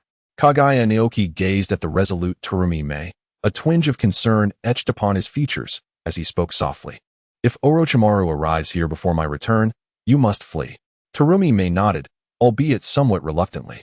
However, Naoki, turning away, was destined never to witness this exchange. After entrusting full command to Terumi, he swiftly leaped from the encampment and made his way to the coastline, where a rather peculiar yet youthful ninja awaited him. Sensing Naoki's approach, the young ninja stepped forward respectfully. Lord Naoki, I am Kisame Hoshigaki. I shall guide you. Very well. Let us proceed. Hoshigaki, momentarily taken aback, despite his usual composure, could not help but inquire. Lord Naoki, we possess but a few vessels. No need for boats. Kaguya Naruki, without a backward glance, dashed towards the coastline, devoid of any intention to explain. Time, indeed, is a precious commodity. Kisame Hoshigaki clenched his teeth, observing the figure of Kaguya Naoki against the vast, boundless ocean, and he couldn't help but succumb to a sense of despondency. In the entire hidden mist, who was unaware that gaining a foothold on the land of the Fire Nation would allow for an immediate advance? Yet, such an expansive sea could not be traversed by any ninja without the aid of boats. The hidden mist was destined to falter. He then watched as Kaguya Naoki strode upon the water, witnessing the pale blue ice blocks manifesting at his feet, gradually forming a bridge wide enough for three. Kisame Hoshigaki was momentarily taken aback, then suddenly surged forward. There was still a chance for victory. Kisame's fate shifted, identifying him as a hidden mist ninja, earning him 10 exchange fragments. Everything was over. On the countless distant islands far from the Fire Nation, a multitude of hidden mist ninjas stared blankly at the pale blue sky, stranded without ships to cross the unyielding sea. They were doomed to linger in this barren, desolate land, anxiously awaiting news of defeat from the front lines. They could only watch as Konoha initiated its final wave of ninjas to construct a new defensive line. Even if the hidden mist ninjas could push forward due to their numerical superiority, they would inevitably suffer heavy casualties against the well-prepared defenses of Konoha. What meaning would there be in such an assault? The numbers of hidden mist were not plentiful either. Thus, someone must take responsibility. Among the 7 ninja swordsmen, one with a dark expression wielding the twin swords, Flounder, had betrayed his distrust in Kaguya Naoki's orders, making unilateral changes that led to this calamity. In the aftermath of the war, he would undoubtedly bear the brunt of the blame. A change of strategy was imperative. Perhaps they could take a small boat to Konoha to gather spoils, balancing merit and blame. Alternatively, they could unify their stance and place the entire blame for the defeat squarely upon Kaguya Naoki's shoulders. The wielder of the twin swords, Flounder, voiced his thoughts, only to be met with the darkened faces of his companions, who regarded him with icy glares, compelling him to lower his head. Was it truly Kaguya Naoki who bore the brunt of the defeat when it was you who conveyed the orders? Kiba just scoffed, his large sword faintly emanating a bloody aura. Indeed, it was the case. Kisame Hoshigaki similarly sneered, his great sword swaying, unabashedly revealing the murderous intent within. It was such vermin that had led the village to its current state of decay. As 6 pairs of crimson eyes swept across the necks of those present, a sudden shout drew their attention. Look, what is that? The 7 companions, upon hearing the call, rose and turned their gaze towards the boundless expanse of the ocean. At that moment, the sun began its descent, casting a dim light that danced upon the waves, shimmering like countless jewels. It is common knowledge that this sea is vast, immense, and formidable. Yet, at the very limit of the ninja's vision, where the brilliance shone most intensely, 2 figures emerged, walking serenely upon the water's surface. Are they truly walking on the sea? There are no islands in sight ahead. The ninjas stood in awe, their eyes fixed on the distant silhouettes. What immense chakra must one possess to traverse such a wide expanse of water? As they drew nearer, many began to recognize the figures. Kaguya Otsutsuki, the leader of the Mist Village, observed as some individuals took their seats anew. Even if the commander arrived here, bolstered by formidable chakra, what could it change? Would he merely utter some vacuous, yet uplifting platitudes before resigning to the inevitability of defeat? Despondency continued to envelop the Mist Ninjas, casting a pall over the dim sky above. Behold, the voice quivered with excitement and disbelief. Then look, it transformed into a fervent, almost frenzied exclamation. This emotional upheaval sent tremors through the hearts of all present. The crowd that had just succumbed to despair now stood resolute like unyielding pine trees. They beheld something they would carry in their memories for eternity. It was the ocean. At the horizon of that vast expanse lay a glistening, crystalline path, or perhaps something akin to a bridge. Ultimately, none of these details mattered, as an increasing number of individuals grasped the significance of what lay beneath Kaguya's feet. The air was filled with a deafening roar. Lord Otsutsuki! Lord Otsutsuki! The fervent cries surged like tempestuous waves, akin to the sound of thunder reverberating in the heavens. From despair to fervor, such a transformation occurred in but a fleeting moment, enough to elevate the spirits of thousands from the depths to the heights. Truly, what a fearsome youth he is! Suigetsu, the pufferfish demon of the Watermelon Mountain, endeavored to mask the tremor in his voice with inconsequential words wrought from the miracle before them. Indeed, Pabai Shirzong gripped the hilt of his sword tightly, gazing towards the distant land of fire. What once appeared to be a daunting battle now seemed to blossom with newfound hope. The fervent emotions continued to swell. In the midst of this mania, a mist ninja posed a question. Do you think Senju Hashirama and Uchiha Madara could achieve such a feat? Silence descended upon the gathering. A momentary hush. They regarded the figures striding towards them, contemplating the two monumental figures that loomed large in the annals of history. This was the second time those two were drawn into comparison, first as demigods of the ninja world, Hanzo, now as Kaguya Otsutsuki, the Mist Ninja. Soon, the renewed fervor erupted even more vigorously than before, for they had glimpsed a glimmer of hope. Kaguya Naoki approached the island, casually discarding the empty chakra replenishing potions into the sea. He forcefully suppressed the turmoil within himself and spoke calmly. The Mist Ninjas stood ready for orders. Suddenly, the previously tumultuous waves, capable of shaking mountains, stilled in an instant. Attack, he commanded. As the words left his lips, the Mist Ninjas surged forth, akin to the relentless tide of the ocean or the imposing weight of a mountain descending upon them. Kaguya Naoki found himself amidst the tumult, gazing at the sun gradually descending into the sea, yet still radiating its splendid light. The Leaf Village, war has commenced. Chapter 35, The Frantic Flight of Orochimaru. The abilities of liquid and boil release? Two vessels of bloodline. Truly, the hidden mist village is a treasure trove. A man of sinister beauty, his eyes resembling serpentine pupils, surveyed the distant encampment of the hidden mist, his gaze filled with greed and fervor. I wonder if I should express my gratitude to you, Minato Namikaze, for crafting such a perfect opportunity for me. Alas, it is a pity. Orochimaru's gaze subtly shifted, focusing on the intelligence gathered by Hinata Hayashi through his Byakugan. A trace of regret mingled with excitement flickered in his serpentine eyes. Arriving slightly late allowed that fellow Kaguya Naoki to slip away by boat. Otherwise, I could have acquired two specimens simultaneously. As for now, Orochimaru concealed his fervor, reclaiming the cold, reptilian aura that was so irksome. Engaging in a battle of borrowed wisdom is truly tedious. You all, commence the assault, eradicate the stronghold. Yes, the Leaf Ninjas behind him, unlike Orochimaru, did not share his relaxed demeanor. Heeding the command with solemnity, they descended from the trees like falling leaves, swiftly charging towards the recently captured stronghold of the hidden mist village. Their intentions laid bare, they inevitably caught the attention of numerous hidden mist ninjas. Hinata clan. There is no need to deploy the hidden mist technique any longer. Acting as the defensive vanguard, the hidden mist ninjas, resolute in the face of death, brandished their kunai for defense, all the while loudly alerting their comrades. The hidden mist technique is utterly ineffective against the Hinata clan. Rather, it would become a shackle binding the hidden mist ninjas. And Orochimaru. Thud. The long blade pierced through flesh. The hidden mist ninja disregarded the blade embedded within him, fixating on the white hair and crimson eyes, struggling to relay the intelligence back to the main camp. And Kakashi Hatake. As the voice fell, his body limply slumped upon the blade, as countless leaf ninjas surged past this fallen figure, racing towards the hidden mist encampment. Wool release, skillful mist technique.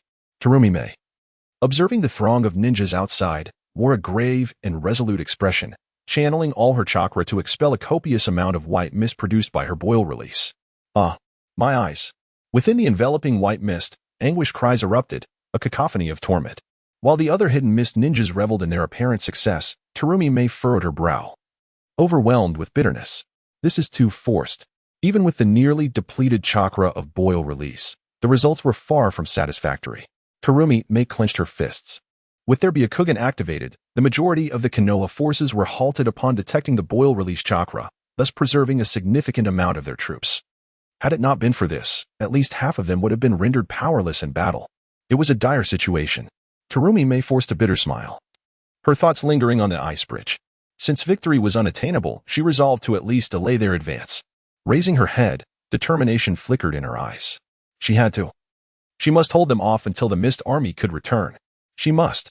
Naoki, I will ensure your annihilation. Kill. From the thinning white mist emerged the bloodthirsty and ruthless Konoha ninjas, charging towards the mist shinobi. The clatter of kunai clashing rang out, followed by a flurry of jutsu exchanges. Terumi Mei's opponent was Orochimaru. Just as she gathered her chakra to utilize her dissolution technique and eliminate the brazen Konoha ninjas before her, a serpentine figure silently appeared behind her. This is bad.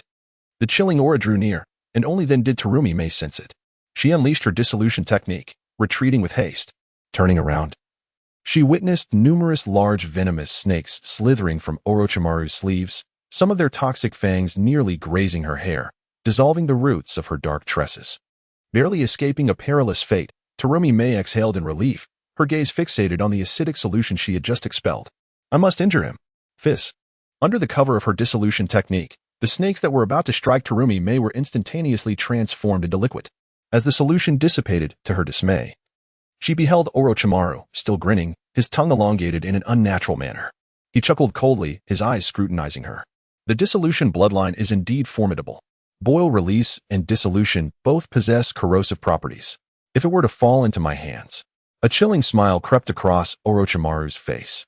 Such experiments, incompatible with the light of Konoha, should not be voiced openly in public. Do not underestimate me, Orochimaru. Despite sensing a considerable disparity in power after their initial clash, Terumi Mei did not relent. Brandishing her kunai, she appeared poised for close combat with Orochimaru, but abruptly halted her movements. Dissolution, dissolving monster technique.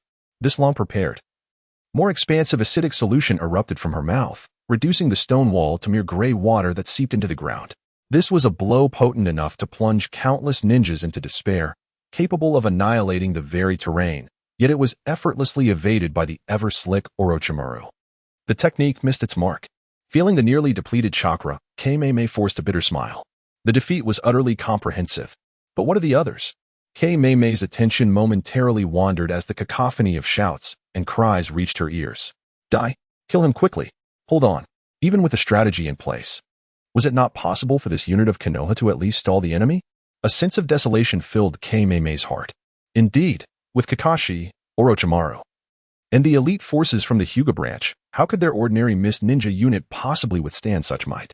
Yet, Naoki was still present. They had to hold on somehow. Thus, she resolved to fight with all her might. Kei-Mei brandished her kunai and charged toward the legendary Sannin, Orochimaru. Humph. Orochimaru licked his lips, stained with blood. It was a scene he found all too familiar. Those working under the stalwart elder were not lacking in individuals willing to sacrifice everything for their village. Truly, a most detestable sight. Orochimaru-sama. Hinata Hayashi interposed himself before Orochimaru, engaging in fierce combat with Kei-Mei, who, due to her youth and lack of strength, was easily repelled. It was the 7 ninja swordsmen and Kaguya Naoki. A glimmer of excitement flickered in Orochimaru's serpent-like eyes. Is that so? It appears they have brought some of the strongest among them with their limited vessels. However, the disparity in quality cannot be compensated for by sheer numbers. Orochimaru chuckled softly, a hint of cold malice surfacing. Despite the pace being swifter than anticipated, now that they had arrived, he deemed it fitting to let a few of them remain here. No. Hinata Hayashi strained to maintain the composure of the Hyuga clan, yet beads of cold sweat began to trickle down his forehead. Orochimaru-sama. There are incessant waves of mist ninja pouring in from a distance. Gritting his teeth, he continued, they must be the main force. Lord Minato's intelligence must have been erroneous. The mist's main force has indeed been brought forth. Orochimaru's tongue fell still, contemplation evident in his serpent-like pupils, before he rasped, then let us withdraw. We must retreat before they arrive. Organize the troops, follow me. Before his words could fully resonate, a hearty laugh echoed from above. Orochimaru. Care to stay for a visit? Orochimaru looked up, his gaze settling upon the figure concealed within the icy mirror above. A flicker of exasperation crossed his heart as he spoke with gritted teeth, that little brat, Kaguya Naoki. He suppressed his somewhat irritable tone and spoke to Hinata Hisashi. Today seems truly perilous. There is no need to assemble. Each of you, flee. Having said this, Orochimaru bit his own fingertip and struck the ground forcefully, coldly commanding. Come forth, Manda, for I have prepared numerous offerings for you. With a resounding crash, a thick mist enveloped the battlefield. And the chilling yet excited voice of Manda echoed throughout. Orochimaru, you possess such ample tributes? This chakra, this flesh, is indeed exhilarating. As the smoke dissipated, a colossal serpent materialized upon the battlefield, its serpentine eyes roaming in search of prey. Just then, a gentle whisper emanated from above its head. Bone pulse, dance of the iron flower. A highly hardened colossal bone spear extended from the heavens, piercing through Manda's gigantic cranium and embedding itself deep into its scales. The hunter had instantaneously become the hunted. How dare you attack from the sky, you damned scoundrel? The anguished roar of Manda reverberated as it desperately attempted to drag down the skeletal figure wielding the weapon above. Yet this mighty serpent had no experience in countering aerial foes. Orochimaru, you wretch, I shall surely kill you. The massive bone pierced through its body, anchoring it to the ground, subjecting Manda to both immobilization and excruciating pain. Utilizing the cover of Manda's colossal form, Orochimaru, who had silently glided hundreds of meters away, listened to the anguished cries, his expression less than favorable. Chapter 36. The Slaughter of Grey Bones. Please continue reading. Capture Orochimaru. Detain him. Thousands of ninjas darted through the dense jungles surrounding the Land of Fire, ruthlessly slaughtering isolated leaf ninjas while fervently searching for the whereabouts of their comrades, including the infamous Orochimaru. No one bothered to conceal their tracks. There was simply no need for subterfuge. With the annihilation of the last elite squad led by Orochimaru, the once formidable defenses of the Leaf Village had been nearly obliterated, spanning from the borders to the heart of Konoha. Just as in the annals of ninja history, the Hidden Mist Village had succeeded in pushing Konoha to the brink of despair, forcing them to dispatch mere genin to act as cannon fodder. Had it not been for Might Guy, the Mist Village might have truly breached Konoha's final bastion. In the midst of the fervor and turmoil, Kaguya Zetsu remained composed. The power of Konoha was still formidable enough to suppress the Hidden Mist Village once more. He issued orders to exterminate every leaf ninja on the periphery of the Land of Fire. The weak, sheep-like genin of the Hidden Mist were devoid of any motivations, fixated solely on eliminating one individual, Orochimaru. If they could vanquish him, diminishing the ranks of the elite, it would surely tilt the scales of victory in favor of the Mist. Upon realizing this, the bloodthirsty, ruthless ninjas of the Mist became frenzied with the prospect of seizing their chance. Capture Orochimaru. We are but bait. Yet, what of it? As long as they could send a signal, Lord Kaguya Zetsu would arrive to confront Orochimaru and eliminate the legendary Sannin of Konoha. Victory was all that mattered. Victory belonged to the Hidden Mist. In the cacophonous jungle, in the shadowy recesses, the figure of Orochimaru gradually materialized, his mood far from pleasant. How infuriating, that wretched child. The myriad snakes he had summoned to delay Kaguya Zetsu were swiftly dispatched the moment they appeared. Normally adept at evasion, he found himself increasingly at risk of discovery. Yet, the speed of Kaguya Zetsu's technique was astonishingly swift, compounded by the Byakugan, which had forced him into dire straits time and again, narrowly escaping each time. For now, he believed he was safe. Orochimaru took a moment to steady his labored breathing, reflecting on the terrifying technique that allowed Kaguya Zetsu to soar through the skies. Was that ice release? A look of curiosity flickered across Orochimaru's face. Kaguya Naoki, is he a monster born from the fusion of two distinct bloodlines? A product of the intermarriage between the Mizunatsuki family and the Shikatsumiyaku clan? No, that is not right. Orochimaru swiftly dismissed his previous notion. Subsequently, an expression of even greater excitement illuminated his face. Kaguya Naoki, the bloodline of ice release, the skeleton veins, the secret arts of the ghost lantern. Perhaps this is no mere coincidence? Is that little specter also delving into some arcane research? To amalgamate such an array of abilities within oneself without exhibiting the slightest anomaly speaks volumes. It indicates a remarkably successful and mature experiment. Orochimaru instinctively licked his lips, a flicker of desire stirring within him as he contemplated Kaguya Naoki's youth and status, which prompted a sigh of admiration. At such a tender age, he has mastered so much. There lies the potential for him to ascend to the position of Mizukage. Perhaps, in the future, collaboration with this young specter may indeed be on the horizon. Yet, as Orochimaru continued his musings, his expression abruptly shifted. His visage darkened, and he transformed into a serpentine form, preparing to slither away into the distance. At that very moment, from the depths of the forest, a brilliant display of ice release shimmered. Orochimaru, let us converse. I possess the Byakugan and have completely locked onto your position, Kaguya Naoki intoned, his voice cold and resolute as he observed the retreating serpentine figure. Should you continue your evasive maneuvers, I will summon all the Mist Ninjas. It is said that the Third Reikage possesses the capability to engage 30,000 opponents. I wonder, Orochimaru, if you can match such prowess? The voice of Kaguya Naoki drifted through the sky, causing Orochimaru to halt his movements and gaze upon the little demon who had nearly driven him to the brink of despair. He never imagined he would be cornered to such an extent by this child. As Orochimaru observed the figure before him, his emotions became rather intricate.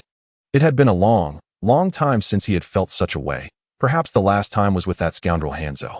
Suppressing his tumultuous feelings, he looked at Kaguya Naoki and smirked coldly. What are we discussing? Kaguya Naoki, surely you do not intend to graciously bestow upon me those eyes at this moment? Kaguya Naoki took a deep breath. Let us discuss the prospects of your future joining the Hidden Mist Village. Orochimaru swayed slightly. casting a cold gaze upon Kaguya Naoki's figure, his voice laced with iciness. You, little brat, must not forget that I am a denizen of the Leaf Village. Kaguya Otsutsuki descended gracefully upon the towering treetops, casting her gaze upon Orochimaru. So, will you willingly become sustenance for Konoha alongside the decayed third Hokage? Orochimaru. You are not meant to be that kind of person. Observing Kaguya's silhouette, Orochimaru felt a ripple of emotion within him as he clenched his fists slightly. There is no need for you to disguise your true self. From the moment we conspired to seize the Byakugan, I have known that you are destined to transcend the constraints of the ninja way or the will of fire that binds the soul. Since we both yearn to forge new paths, why not choose to come to our village? Gazing at the still screen, Kaguya let out a slow breath, refraining from further persisting in her discourse. Instead, she opened her palm, revealing a small, slightly grayish bone. She gently pierced it into the lush, verdant canopy. In an instant, a reality unfolded before Orochimaru's widened eyes. The colossal tree appeared to be drained of its life force, as its green leaves withered and shattered, and the sturdy, massive trunk collapsed into dust. Kaguya Otsutsuki stood upon the ground, her hand still grasping that singular bone, a remnant of the deceased that had undergone a transformation, barely materializing into a pale gray structure. Moreover, it was evident that with further evolution, it would inevitably replicate the legendary Otsutsuki Kaguya's formidable bone. What could this be? Orochimaru's gaze was fixated intently upon that bone. This is the culmination of our Shikatsu Myaku, the result of bloodline evolution. Kaguya's calm response only served to heighten Orochimaru's curiosity. His eyes could not help but linger on the bone that radiated an irresistible allure to him, and he could not refrain from inquiring. This has never appeared in the history of the Kaguya clan, has it? Indeed. Kaguya Natsuki paused momentarily, revealing a smile akin to the elusive Manjiki Sharingan rarely seen within the Uchiha clan, or perhaps reminiscent of the first Hokage, a rare gem of the Sinja clan, appearing only once in a millennium. Orochimaru's body stiffened as comprehension dawned upon him. Instantly, his eyes, filled with fervor and madness, were fixed upon the bone.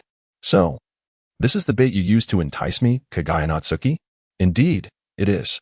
Kaguya Naoki chuckled as he extracted a pale, smooth arm from his embrace. It belonged to Hokage. I possess much more. So, Orochimaru, before you join the village hidden in the mist, we must first engage in an equitable exchange, shall we? The trajectory of Orochimaru's fate had strayed, now identified as a non-ninja of the mist, with a countdown to his defection set at 210. Chapter 37, a talent nearly non-existent. A future to anticipate. Orochimaru donned a sinister smile, his tone becoming somewhat dismissive. Very well, Naoki-kun, let us discuss the terms of our transaction. What is it that you desire? With that, Orochimaru's gaze fixated on the smile adorning Kaguya Naoki's face.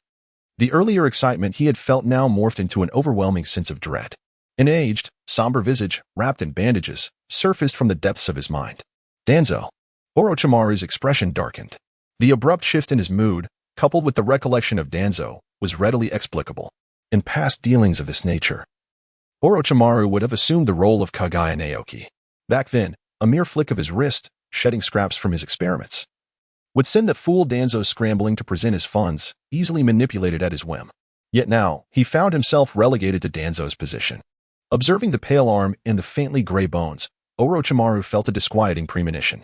Perhaps, much like Danzo, he would find himself toyed with and exploited, driven by a desire to extract something from that young boy. No. Orochimaru banished this untimely thought from his mind, a glimmer of confidence surging within him. Danzo was merely an arrogant fool. He was Orochimaru. Consolidating his thoughts, he directed his full attention to Kaguya Naoki, whose gentle voice reached Orochimaru's ears. What I desire is the Flying Thunder God technique.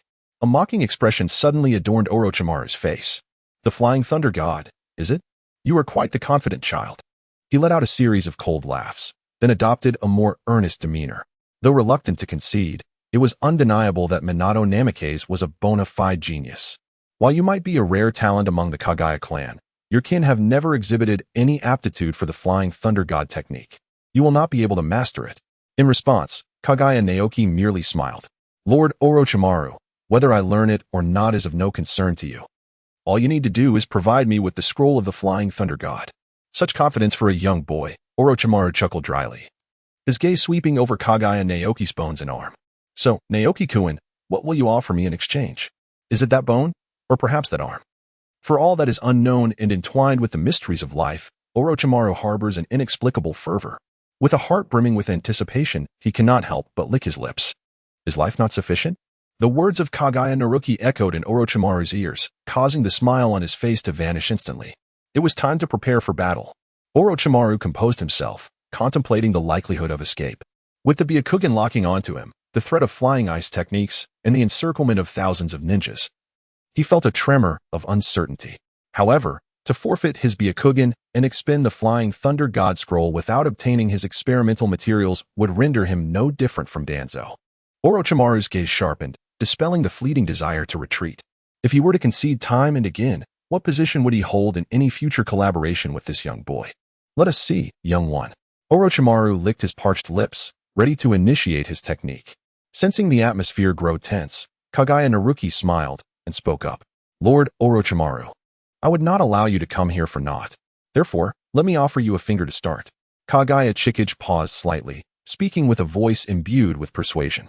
Trust me, Orochimaru, this arm, which holds the potential to unveil certain mysteries, possesses far greater value than a technique that is of no use to you. With that, Orochimaru relinquished his grip, dissipating the chilling aura of menace. He parted his lips, and a scroll was expelled from within, deftly flicked into Kaguya Otsutsuki's direction. The latter formed a hand seal, and a bone clone swiftly emerged to receive the scroll, still glistening with some residue. It contained the recorded secret technique, Flying Thunder God Technique, with a note on its incompleteness and an automatic completion feature. Given the high difficulty of learning, its assessed value was marked as exchange attempts multiplied by 15. Note: should relevant talents be enhanced in the future, the number of exchanges required may be reduced. An incomplete technique, you say? Orochimaru, such a familiar approach. Moreover, the number of exchanges needed for the Flying Thunder God technique even exceeds that required for the evolution of the Corpse Bone Pulse. Indeed, the Kaguya clan indeed possesses no inherent talent for spatial ninjutsu. Consequently, the number of required exchanges has become excessively high. Kaguya Naoki let out a sigh. If he could master the Flying Thunder God technique, although he would not wield it with the same finesse as Minato Namikaze, traversing the ninja world, it would still represent a significant enhancement for him. After all, the increase in bloodline abilities may diversify his techniques. Yet it is challenging to achieve a qualitative leap in overall strength. Only the evolution of the Shikatsu Myaku and the mastery of the Flying Thunder God technique could transform him from an ordinary shadow level into a formidable shadow. However, the limited number of exchanges for the Flying Thunder God technique left Kaguya Naoki somewhat disheartened. He decided to wait until he had a surplus of exchange opportunities or encountered a unique constitution before considering the exchange once more. Kaguya Otsutsuki contemplated as she gazed at the pale arm of white Zetsu, her brow furrowing in thought.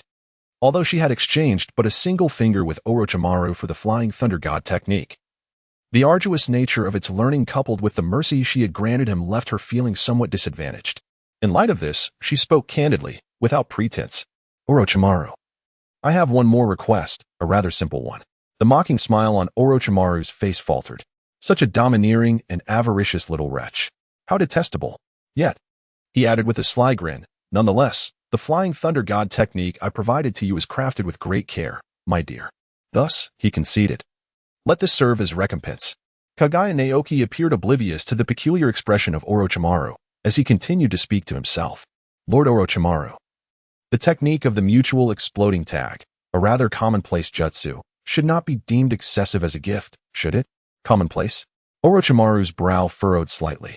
The mutual exploding tag was a forbidden technique of the second Hokage. A single tag could perpetually summon additional tags, triggering a series of concentrated explosions at designated points. This was a technique potent enough to annihilate tailed beasts. This young rascal. Yet, to provide him with a fragment of it would be another matter. Orochimaru's mood lightened, though he feigned discomfort, his voice hoarse as he replied, Very well. However, I require additional powder from that bone. After all, this finger is not merely a confirmed asset. Powder, you say? Very well. Kaguya Narukami retrieved a kunai and casually wiped it, stirring up a fine dust before exchanging it with Orochimaru. The acquired secret technique, mutual explosive tag technique, capable of detecting deficiencies and automatically completing them. Given its low learning difficulty, its assessed value is exchange frequency multiplied by 1. P.S. Self-study is recommended. Lord Orochimaru, The transaction is complete. Allow me to escort you, Kaguya said. Orochimaru nodded in satisfaction, though a sinister glint lingered in his eyes. Little ghost, we shall meet on the battlefield. Next time, I shall teach you the meaning of respect. Chapter 38. The Aftermath of Battle and the Imminent Counterattack. This technique is truly a stroke of genius. In the realm of ice release, soaring through the skies like a bird, Orochimaru couldn't help but marvel at the sensation. As he touched the white clouds, his gaze repeatedly scanned the ground, a fervor and restlessness igniting deep within his eyes. Perhaps ice release could also serve as an alternative vessel? While Orochimaru remained lost in thought, Kaguya spoke up. Lord Orochimaru, we have arrived. Gathering his thoughts, he looked towards the distant Konoha and chuckled softly. Then, farewell, Kaguya Naoki. He then gracefully emerged from the ice mirror, leaping to the treetops like a boneless serpent descending to the earth. Without a trace of reluctance, he vanished into the forest. Behind him, Kaguya Naoki slipped out from the ice mirror, an uncontrollable smile spreading across his lips. Watching Orochimaru's figure retreat into Konoha, Kaguya's smile deepened. Among the shadows still lingering in Konoha, only Orochimaru could be deemed a certain victor. Minato Namikaze's Flying Thunder God technique rendered him elusive. Although adept at close combat, he could still carry Kaguya through the skies and across perilous terrains. Sarutobi Hiruzen, in the prime of his life and a master of ninjutsu, retained strength surpassing that of Orochimaru, unless in the domain of the Dance of the Dry Fern, where Kaguya felt he could not prevail. Kushina Izumaki, unmatched after her explosive transformation, required no further elaboration. Thus, the optimal outcome would be to allow Orochimaru to maintain the defensive line of Konoha. In doing so, regardless of any significant upheaval that might arise in Konoha, it would provide an opportunity for the Mist to exploit and continue their assault. Alternatively, when Konoha musters its forces for a counterattack against the Mist, it would facilitate Kaguya in bolstering his own reputation once more before negotiating in a composed manner. Therefore, Orochimaru, true to your character, would undoubtedly continue to hold the position of commander to preserve some semblance of equality before future partners. It is essential. If it were someone else, I might have to reconsider whether to enhance my reputation again. After all, only you possess the certainty of victory. Orochimaru, is this the entirety of your report? Amidst the swirling smoke, the third Hokage, Hiruzen Sarutobi, set down the scroll hastily pinned by Orochimaru, suppressing the urge to sigh as he placed it upon the table. Indeed. Third Hokage. Orochimaru's voice bore a chilling coldness. Sensing the dissatisfaction veiled within his disciple's tone, the third Hokage cleared his throat and began to defend Minato Namikaze. It was true that Minato had seized the opportunity, gathering all the ships in the land of water to launch a decisive strike. The failure did not lie with him. According to intelligence reports, Kaguya Otsutsuki had constructed an ice bridge, enabling all the Mist ninjas to arrive at an alarming speed, trapping you there. Except for you, Hiruzen, Kakashi and the others fell into the hands of the Mist. The third Hokage's voice carried a weary tone. The smoke could not conceal the fatigue etched upon his face. The losses incurred in this battle were monumental, not only claiming a significant number of elite shinobi but also jeopardizing the very future of Konoha. All buried in this one confrontation. Truly, a fearsome young man. Tsunade couldn't help but exclaim, while Mito Minja nodded in agreement beside her. A fledgling who was virtually unknown before the battle had left Konoha in utter disgrace and obliterated a considerable portion of its vital forces. The manner in which he turned the tide of battle was astonishing, leaving Konoha's formidable warriors in disbelief. Who could have anticipated that he would conjure such an ice bridge? Once the hushed murmurs of his old friends subsided, Hiruzen Sarutobi spoke again, his voice slightly aged yet still robust, addressing Orochimaru. Orochimaru, do you still possess the confidence to safeguard our last line of defense? I shall have Kushina assist you. As his words resonated, an abrupt silence enveloped the room. Thud. Thud. In the stillness, Orochimaru could keenly discern the rapid beating of many hearts. Kushina, the Jinchuriki of the Ninetales, he mused, a curious expression crossing his features. Kaguya, be cautious. I shall show mercy and spare your life. However, the Jinchuriki, or the rampaging Ninetales, will not. Orochimaru took a step back, concealing his entire expression behind his long hair. Teacher, I have complete confidence, Sarutobi Hiruzen nodded, preparing to adjourn the meeting, when a man beside him, exuding an aura of coldness, spoke in a condescending tone. I have a suggestion. Given our depleted forces, it would be prudent to enlist the Uchiha into the battlefield. Without hesitation, Sarutobi Hiruzen agreed with a nod. A faint smirk of mockery appeared at the corner of Orochimaru's mouth, only to vanish swiftly. It was also time for the newly graduated Jinin to gain experience on the battlefield. Hiruzen's gaze suddenly sharpened. Absolutely not. They're the future of the village. Danzo's voice turned icy. Hiruzen, you are too weak. Without sufficient military strength, how can we withstand the forces of the Mist Village? And the Sand Village as well? Hiruzen's eyes grew fierce, a ruthless glint emerging. Since we are to form an alliance, let them contribute some troops. The rest shall be entrusted to you, Danzo.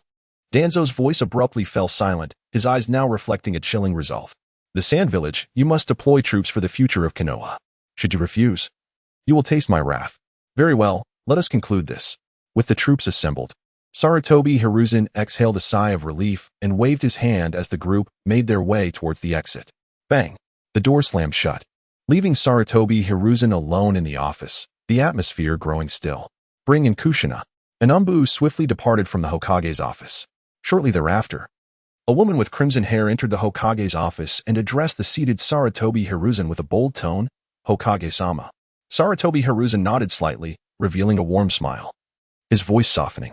Kushina, take care of the kunai that Minato entrusted to you. If the battle takes an unpredictable turn, do not hastily utilize the power of the Nine Tails. Let Minato handle Kaguya. Kushina nodded, gripping the Flying Thunder God kunai tightly, her eyes ablaze with determination.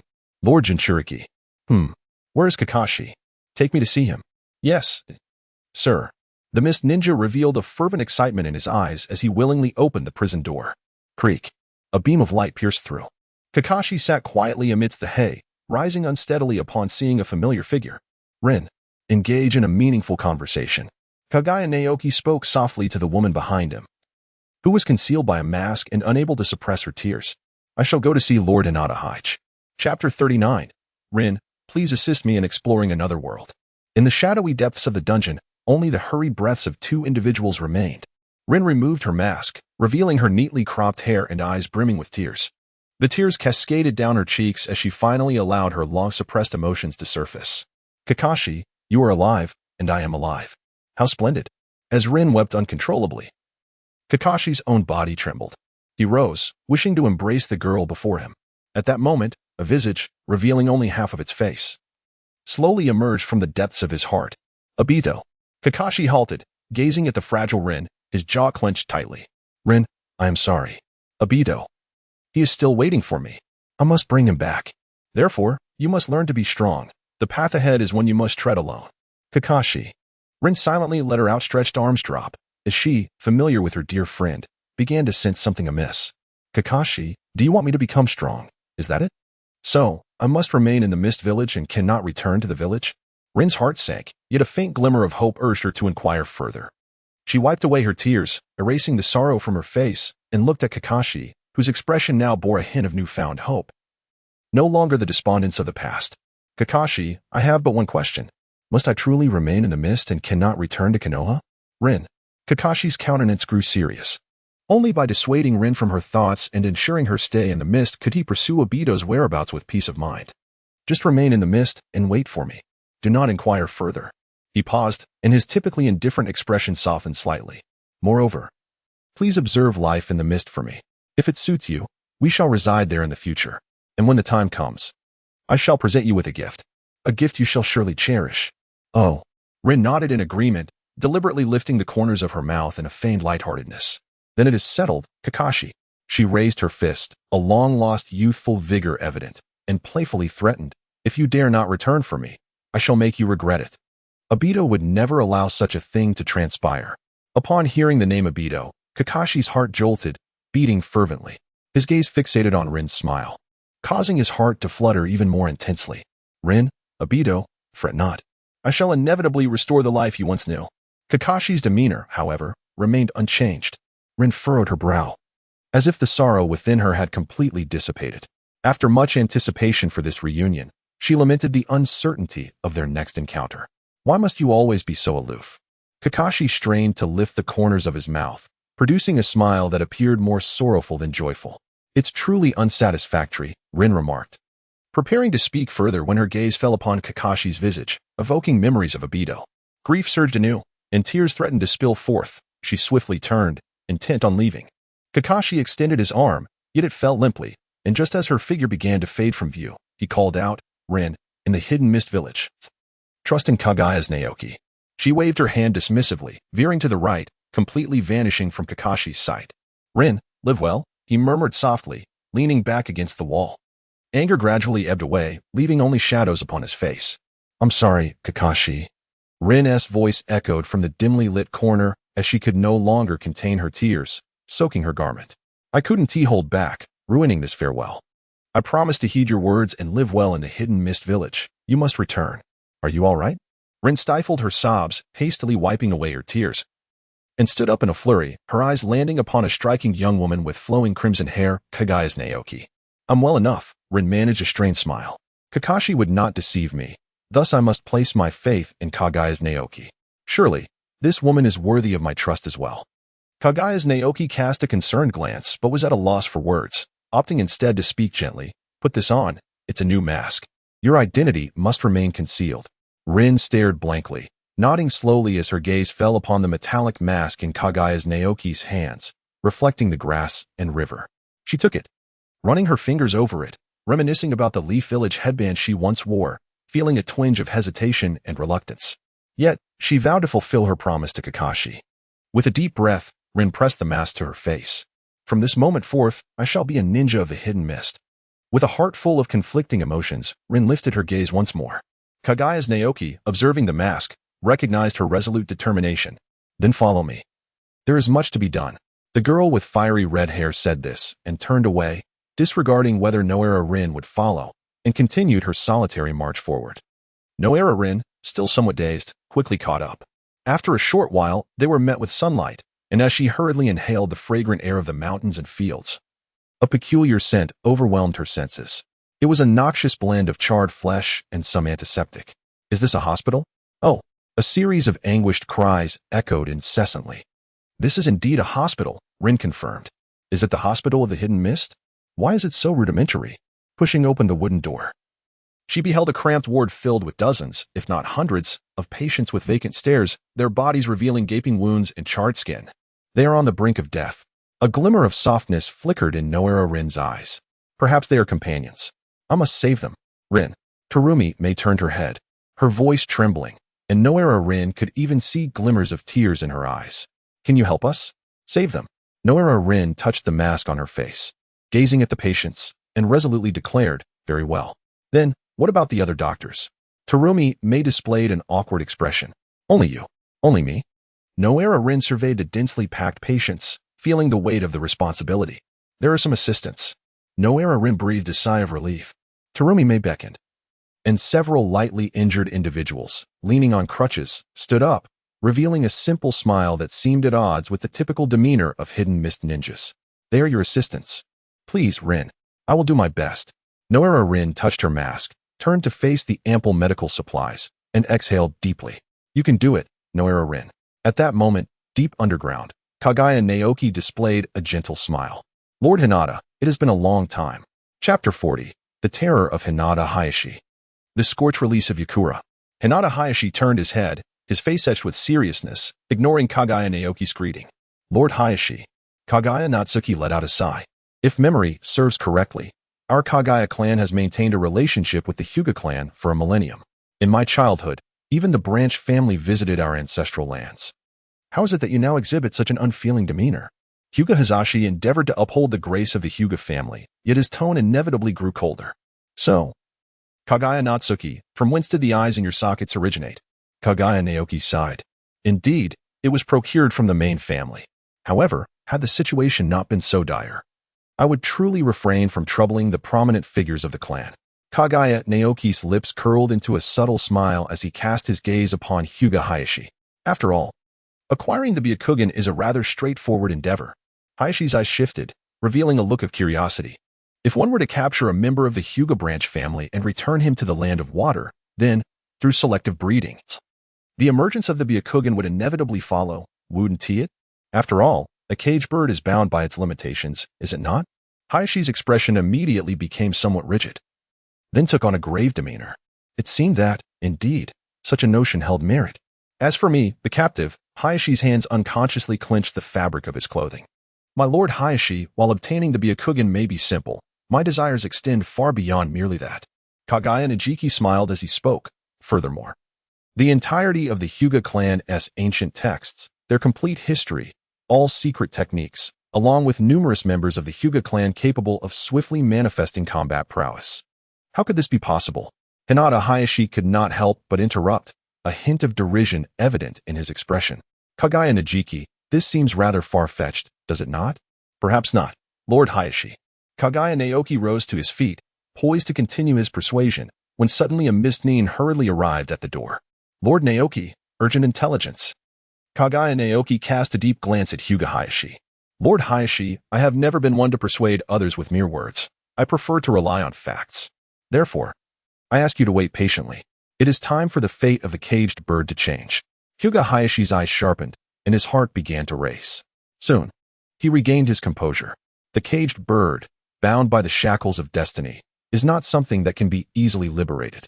In a state of melancholy, he extended his hand and quietly sipped a cup of hot tea, maintaining the dignified demeanor of the Hyuga clan. Meanwhile, outside the gate, Kaguya Naoki pondered over the intelligence scroll. Sand Hidden has joined the fray. What a loyal hound. Gradually, he tucked away the scroll, a surge of restlessness coursing through his veins. Unable to conquer Konoha, yet still unable to confront you? Lord Ryo, there is a squad of Sand Hidden ahead. What shall we do? A mist ninja turned to the blood-soaked, visibly exhilarated Kaguya Ryo. He delicately licked his lips, diluting the blood near his mouth. Of course. We shall eliminate them all. With these words, he unsheathed a bloody bone and transformed into a fleeting shadow, charging forward. While the remaining mist ninjas could only grit their teeth and hastily follow. Damn it, we can't keep up. They silently cursed in their hearts. Kaguya Ryota, consumed by a penchant for slaughter, rampaged from east to west, leaving no surviving leaf for Sand Ninja in his wake. They, of course, garnered no accolades for their efforts. In the aftermath of the battle, they found themselves empty-handed. Upon finally catching up to Kaguya Ryota, they gazed upon the mound of corpses that lay before them. Letting out a deep sigh, alas, Kaguya Ryota spat out some blood that had splattered into his mouth, unable to restrain himself from uttering a few curses. This Sunagakure was exceedingly feeble. After slaying 7 or 8 squads, it was absurd that such a mere child, scarcely 6 or 7 years old, would emerge to make up the numbers. Kaguya Ryota furrowed his brows and turned around, directing his gaze towards the rushing mist ninjas, and immediately raised his voice. You lot, dig a grave and bury this child. Did you hear me? Reluctantly, 2 mist ninjas nodded, hoisting the lifeless body onto their backs, and made their way to a nearby thicket, hastily beginning to dig into the earth. Observing the obedient ninjas, Kaguya Ryota nodded in satisfaction. Turning back, he cast his eyes down towards the corpse at his feet, disdainfully kicking it twice. The Sand Ninjas are truly obedient lapdogs. What business do we have with Konoha? Just as he was in the midst of his profane tirade, 2 anguished cries echoed from within the forest. Hikari Ryota turned around and, without a moment's hesitation, drew forth his skeletal weapon and charged ahead. Parting the dense foliage, he beheld the lifeless bodies of 2 Mist Village ninjas alongside a Sand Village squad.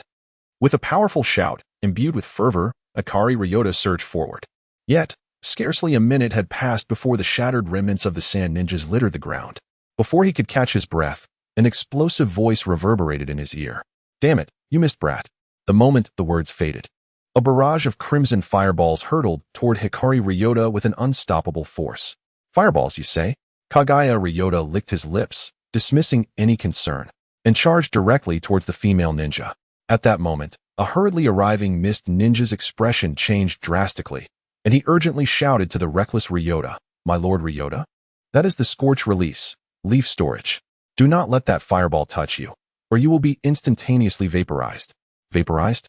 Kaguya Ryota's body momentarily halted, then surged forward with astonishing speed, swiftly breaking free from the encirclement.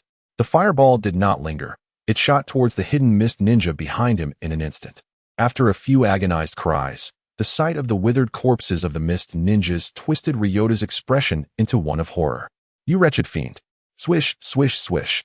7 or 8 spinning fireballs whizzed past Ryota, yet he, the second prodigy of the Kaguya clan, trained rigorously under the tutelage of Kaguya Naoki, possessed a physique that ranked among the foremost in the hidden mist.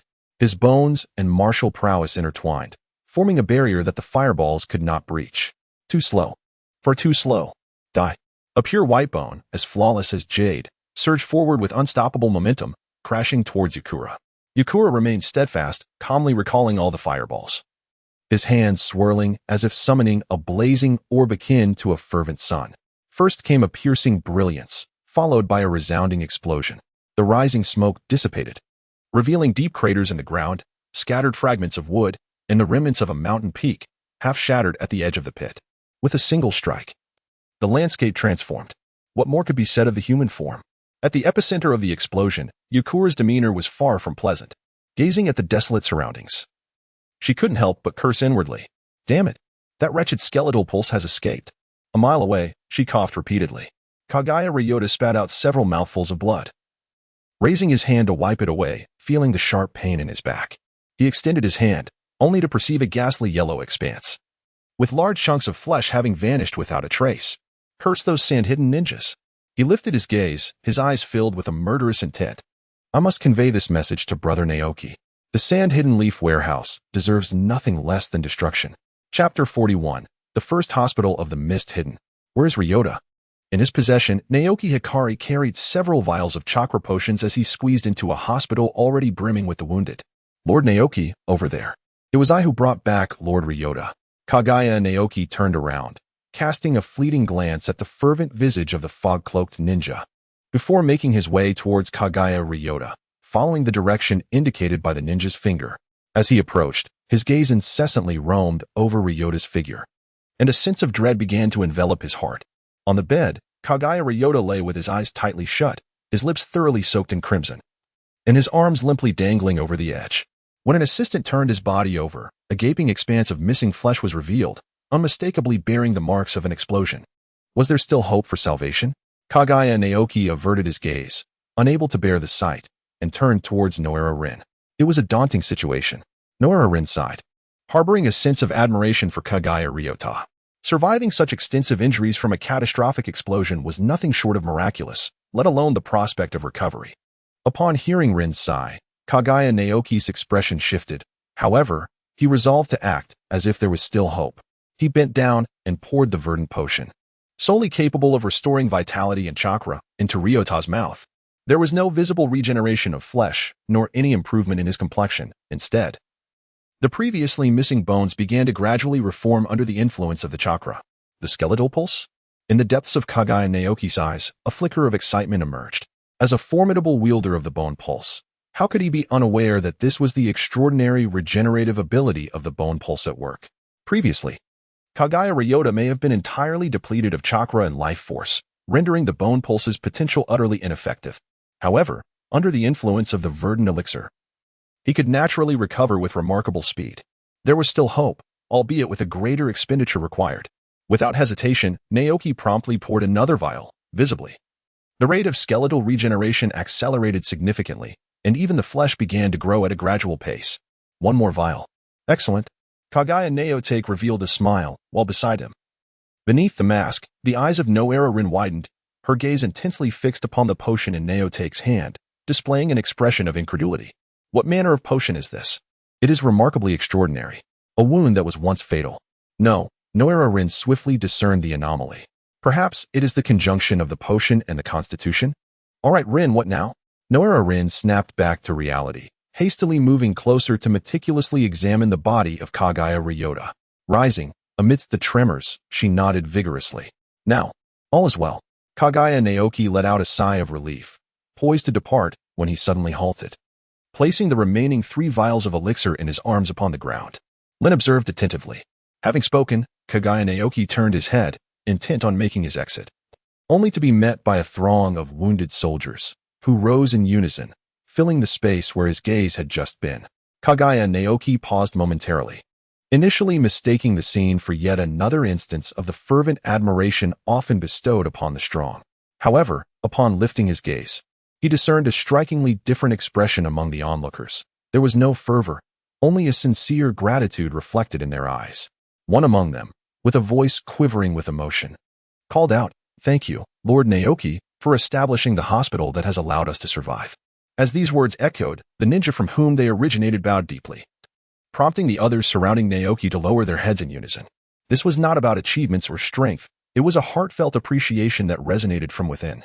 Observing this poignant moment, Kaguya Naoki responded softly, it was nothing.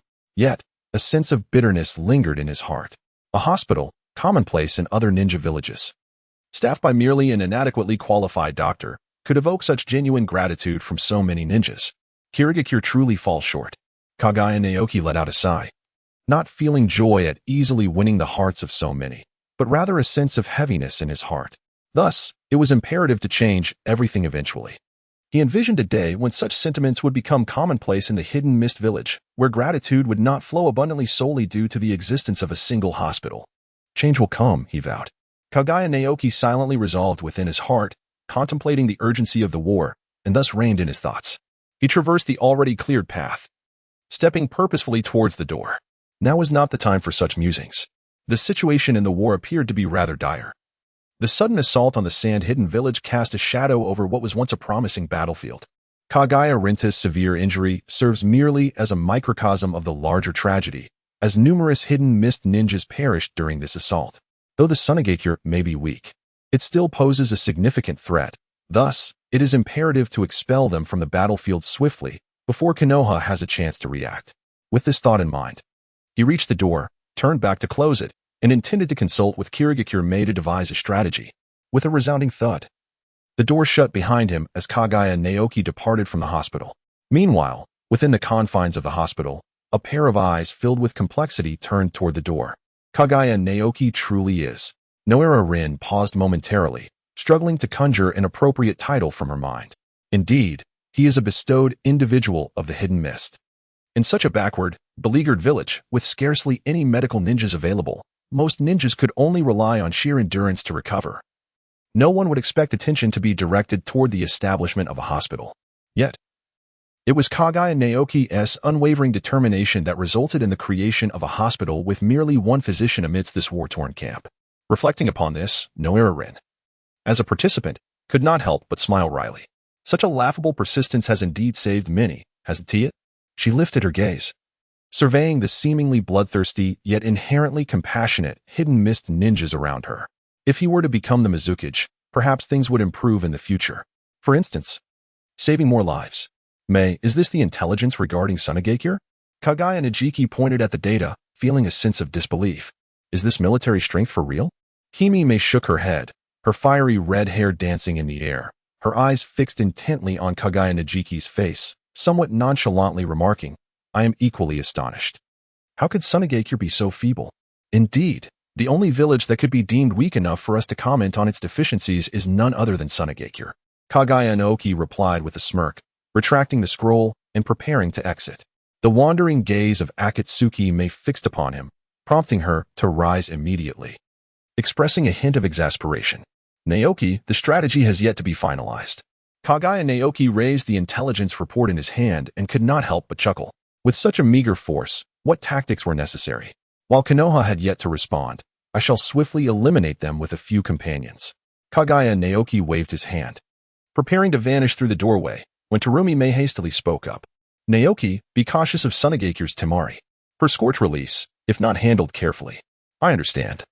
Do not forget my ice release. Terumi detected the nonchalant tone in Kaguya Naoki's voice and wished to emphasize her warning further. However, he had already disappeared from her sight, compelling her to resume her seat. Strategy always relies on your ability to eliminate the enemy single-handedly. What purpose do we serve then? She propped her chin on her hand and sighed. Nevertheless, the best course of action is to send you forth. Your ability to fly with ice release, combined with immense chakra, grants you overwhelming power against ordinary ninjas and a remarkably resilient constitution. Only a monster like you can swiftly repel the vast forces of Sunagakure. Naoki, be swift. Konoha may soon take action. Chapter 42. The Objective. Force Sunagakure to surrender within 3 days. Understood, Lord Naoki. Kabachi just positioned his executioner's blade beside him, a faint glimmer of murderous intent emanating from his eyes. Before you crush Sunagakure and return to the camp, no one shall disturb us. He paused, hinting at something unspoken. Even the 7 ninja swordsmen. Listening intently, Suigetsu Hozuki's eyes flickered as he too brought his sword, Samahada, before him, grinning coldly. Indeed. Then, I shall entrust this to both of you. After Kaguya Naoki spoke, he turned away, unable to suppress a sigh within his heart. The most fundamental requirement of maintaining unity without internal conflict had to be resolved through violence. The forcibly amalgamated faction of the Hidden Mist Village truly proves to be fragile. No wonder, in the original timeline, even as the ambushing party, the Hidden Mist only faced defeat. Kaguya Naoki gently caressed his spine. Thus, the task at hand was quite simple. Swiftly eliminate the sand hidden and return to subdue these foes. Zabuza, let us depart, he declared. The two exchanged silent nods. However, Zabuza Momochi's gaze involuntarily flickered towards Kisame, his heart racing with anticipation. At last, my opportunity to shine has arrived. I must swiftly dispatch more of these sand scoundrels. Besides, I cannot allow myself to be outdone by the shark head. Turning his eyes, he fixed his gaze upon Kaguya Naoki. Let us hasten, Naoki-sama. I can hardly contain my eagerness to vanquish those wretches. Seemingly sensing Zabuza's fervent gaze, Kaguya Naoki promptly spoke. Very well, since we must act with urgency. Let us not be stingy with our chakra. With that, he swiftly formed hand seals, and a series of ice mirrors materialized before them, reflecting in their eyes. So, this is the ice release that allows one to soar through the skies? A subtle ripple of intrigue flickered in Kisame's shark-like pupils as he followed the instructions. Placing his hand upon Kaguya Naoki's shoulder. Soon, a faint chakra emanated from the surface. Ice release chakra, is it? Kisame pondered. Naoki-sama, how exactly do you achieve this? Is it truly the result of the union between the Kaguya clan and the Mizuki clan? As such thoughts swirled in his mind, Kaguya Naoki's voice resonated in their ears. Steady yourselves. As the words left his lips, the ice mirrors formed before the three of them, extending and piercing the clouds above. Here it comes. Kaguya Naoki, with a light laugh, swiftly traversed the icy mirror alongside the two others. Such speed, such height. Todachi Zabuza firmly grasped the hilt of his sword with one hand while the other clutched Kaguya Naoki's shoulder, unable to resist the urge to gaze downward. Indeed, it was only Lord Naoki who embodied the hope of the Mist Village. The techniques that the Water Moon's miscreants had failed to conceive for a millennium were effortlessly crafted by Lord Naoki. I have seen it, Kaguya's voice murmured. And Naozuki no longer had the capacity to comprehend. He was transfixed, witnessing slender blue needles materializing out of thin air, cascading from the heavens above. Following the trajectory of the icy needles, he beheld the swaying treetops and several figures plummeting to the ground with a resounding thud. A chill coursed through Tidai Naranobatsu, unable to avert his gaze from the wide eyes igniting within Kaguya's pupils. This strike, even for one as formidable as myself, would likely be insurmountable. The gaze of the wide eyes leaves no refuge. The icy needles descending from the sky cannot be met with timely reaction. Furthermore, judging by the shattered treetops, these needles must possess considerable power, even from a distant vantage. Another wave approaches. Upon the utterance of Kaguya Naoki, several corpses lay strewn about. In the heart of Momochi Sandayu, an ominous premonition began to stir. Surely, it cannot be my turn to take the stage. Alas, I am burdened with two inept companions. Kaguya Naoki effortlessly eliminated a squad of sand shinobi, unable to suppress a sigh of contemplation. Initially, he had intended to leverage the formidable mobility of his ice release to locate the sand shinobi and then launch a close-quarters assault upon landing. However, he had grossly underestimated the ninja's disregard for threats from the sky. Faced with the sudden descent of his immensely powerful and intricately angled ice Senbon, many were oblivious to its arrival, meeting their demise before they could even react. Within just a few hours, the sand shinobi had already left behind numerous corpses, though it paled in comparison to the legendary feat of the Fourth Hokage, who had single-handedly annihilated 50 ninjas. Naoki's efficiency in dispatching foot soldiers was arguably amongst the finest in the entire ninja realm. Given this development, plans had to be revised. The previously established timeline was no longer applicable. Thus, the new objective was to render the Sand Village devoid of combatants within 3 days. Sir Yakura, we have another squad that has inexplicably vanished within the forest, reported a nervous sand shinobi. Yakura's expression soured as he slammed his fist onto the table. The 12th. Dreaded Mist Shinobi. It must be that Kaguya Naoki, it's impossible for it to happen so swiftly otherwise. Raising his gaze, Yakura addressed the visibly anxious sand shinobi. Inform everyone to consolidate our forces. There is no need to continue hunting the Mist Shinobi. Yes, Sir Yakura, the sand shinobi nodded, but Yakura's expression suddenly shifted. With swift hand seals, several fireballs enveloped him. Sizzle. The ice needles collided with the fireballs, evaporating in an instant. Bang, bang, bang. Yakura turned to see a deluge of blue ice needles cascading from the sky, shredding the lush trees to splinters while unerringly piercing the bodies of the sand shinobi. Without a sound, they fell lifelessly to the ground, their bodies riddled with gaping wounds before they could even raise an alarm. Gritting his teeth, Yakura raised his fireball, gazing up at the soaring Kaguya Naoki. "Come down here, you bastard." No, he was still one of the Kaguya clan. Clenching his fists, Yakura felt a bitter pang in his heart. There was no way to counter him in the air. On the ground, any tactics aimed at Kaguya Ryota would likely be futile against him, and approaching him meant certain death. Yakura exhaled sharply, yet his anxiety remained palpable. In her mind, she could scarcely envision a way to overcome Kaguya Naoki. Were we all merely targets for slaughter? A shiver ran down Yakura's spine. Reluctant to initiate war due to Konoha's oppression, she quickly conceived a thought. For the future of the Sand Village, reconciliation must come swiftly. Return to the village immediately. Convince the fourth Hokage to seek peace. Only then can we save more comrades. Master Naoki, should I slay her? Momochi Sandeo, wielding his blade, appeared eager to act. Kaguya Naoki gazed upon that figure, initially poised to respond, yet swiftly swallowed his words. He recalled a scene from the past in the ninja world, where Sand Village's leaf warehouse was cunningly used by the fourth Kazekage as a bargaining chip for reconciliation with the Mist Village, leading it into a trap where it was mercilessly pierced by the kunai of Mist Shinobi. Kaguya Naoki curled the corners of his mouth. Since the scorching ninjutsu was offered to him without reservation, how could he refuse? As for avenging Ryota, confronting the village's darkness, her heart twisted in anguish. Perhaps that could be deemed sufficient. However, to recruit openly into the hidden Mist Village like this, is it not somewhat inappropriate? Chapter 43. The killing intent of Rasha, the anticipation of Kisame.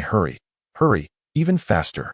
Sweat trickled down Yitsong's forehead as he desperately sprinted towards Sunagakure, occasionally glancing upwards with a hint of panic at the ice mirror that continued to extend into the sky.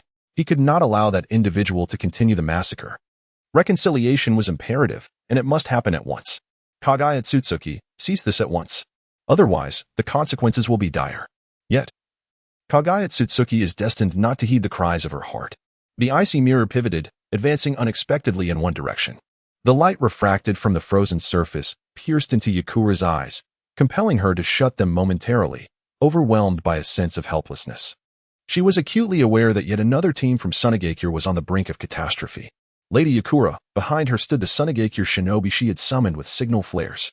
At this moment, they gazed at the icy mirror with trepidation, fear etched upon their faces, some trembling as they voiced their concerns. Must we still engage in battle against such a monstrosity? No, we shall not, Yakura exhaled, a smile gracing her lips.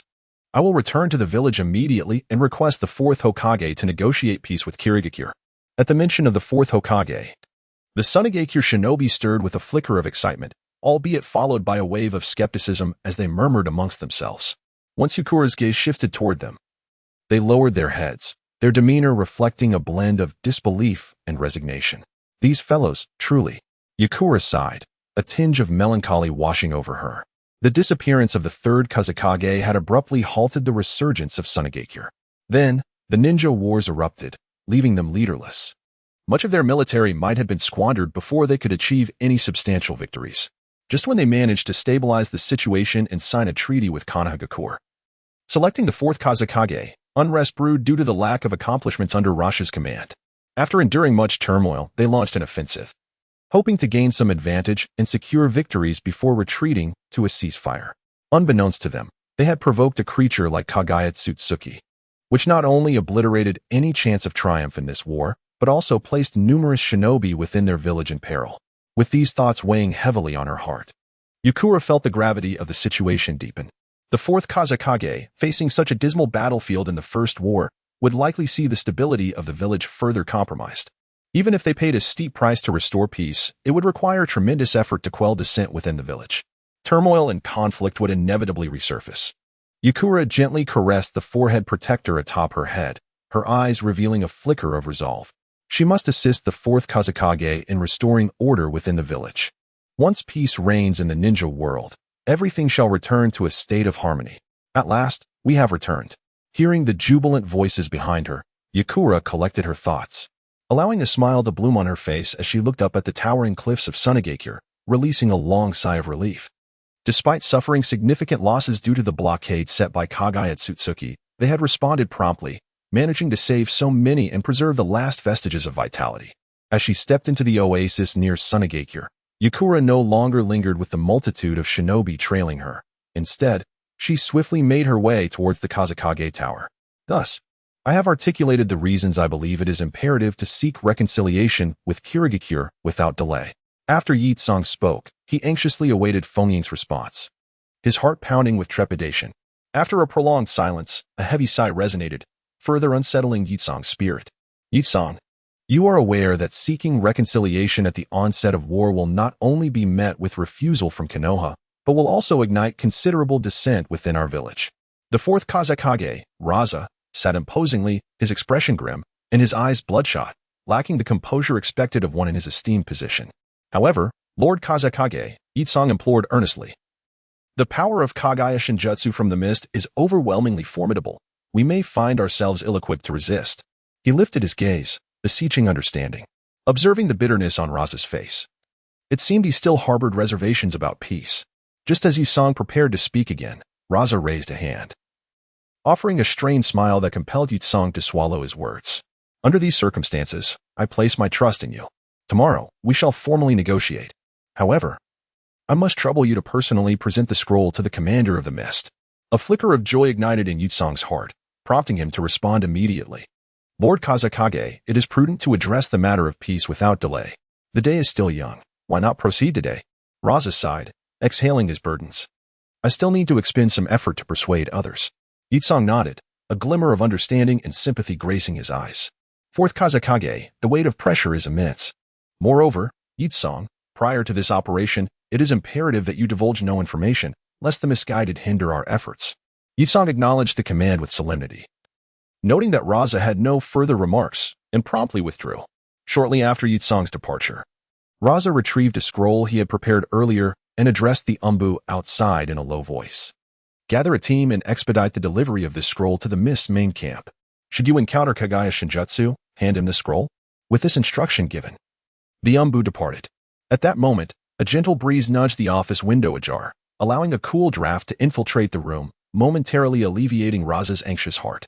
Yi Tsang, do not hold it against me. After all, you are the sole contender for the position of Kazekage. If I do not eliminate you, true peace within the village will remain elusive. Furthermore, should this war conclude abruptly, I would bear the brunt of its failure, while you, the prodigious Yi Tsang, are poised to emerge as the hero leading the sand back to glory. If this continues, the position of Kazekage may very well fall to you. Only by your demise in the confrontation with the mist can I procure sufficient justification for peace and suppress the excessive ambitions of others. Having seemingly convinced himself, Raza's gaze hardened with resolve. The village can no longer withstand further turmoil. Thus, for the sake of the village, I implore you to meet your end swiftly. The wind shadow Rasha lifted his head, a fierce expression etched upon his face. Simultaneously, a team of Umbu, tasked by Rasha to deliver a scroll to the hidden mist village, stepped through the gates of the hidden sand village.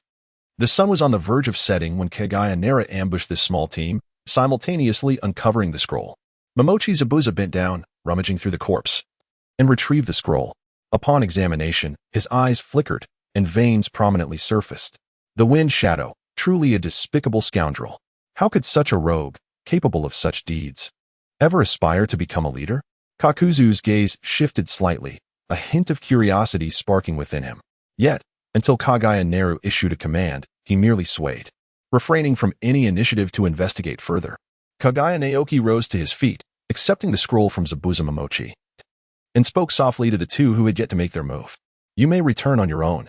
The matter with Sunagakure will be resolved by tomorrow. With that, Kaguya conjured an ice mirror, leaving no room for further conversation, and soared into the distance. Will it truly be resolved by tomorrow? A flicker of astonishment crossed Kisame Hashigaki's eyes as he looked up at the faint blue figure within the ice mirror, his gaze momentarily entranced, as if the blue and white water-like robe had already begun to billow around the man. In 3 days, will you truly dismantle one of the 5 great shinobi villages? Commander, you certainly excel at creating miracles. I wonder, will you, the finest ninja of Kirigakure, bring even the village steeped in deception and betrayal a glimmer of change? Hey, you strange fellow. Kisame turned to the impatient Zabuza Momochi. It's time to go. Stay well hidden behind Lord Zabuza. Otherwise, should you perish, there will be no one to save you. Kisame paused, then nodded thoughtfully, observing the relaxed neck of Zabuza. Is this what it means to have a comrade? As Kisame pondered aloud, high above, Kaguya Naoki unfurled the scroll of the Wind Shadow. How could the Wind Shadow allow us of the Mist to personally eliminate Yakumo? Only Tsunagekyu's direct intervention can plunge her into utter despair. Chapter 44. The encounter with the Wind Shadow. Yakumo's collapse. So this is Tsunagekure. Its defenses appear quite formidable. But what does that matter? Without the support of the strong, they remain mere ants. Thus, Kaguya Naoki mused, feeling emboldened by a sense of reckless audacity. Outside Tsunagekure, shrouded in darkness, he gazed upon the fortress-like village and could not help but exclaim in awe. However, he resolved to avoid drawing too much attention until he met the Wind Shadow. With this thought, Kaguya Naoki formed hand seals, and as the white smoke dissipated, a multitude of bones emerged from the vast desert. Following his memory, he swiftly reconstructed the form of a messenger among the Tsunagekure shinobi. Bone clone, go forth. Inform the Wind Shadow that Yakumo must be dealt with by them. The bone clone nodded and soon slipped through a narrow crevice into Tsunagekure, where it encountered the Wind Shadow, Raza. Raza remained seated in a position of authority, his eyes bloodshot. Upon seeing the bone clone, he spoke in a low voice. So soon? Have you encountered Kaguya Naoki? After a brief pause, Raza's tone grew slightly urgent. Did you deliver the scroll to him? Did he agree? The bone clone raised its head, revealing a cold smile. Luo Sha's expression shifted slightly, his heart tightening as he summoned his hands.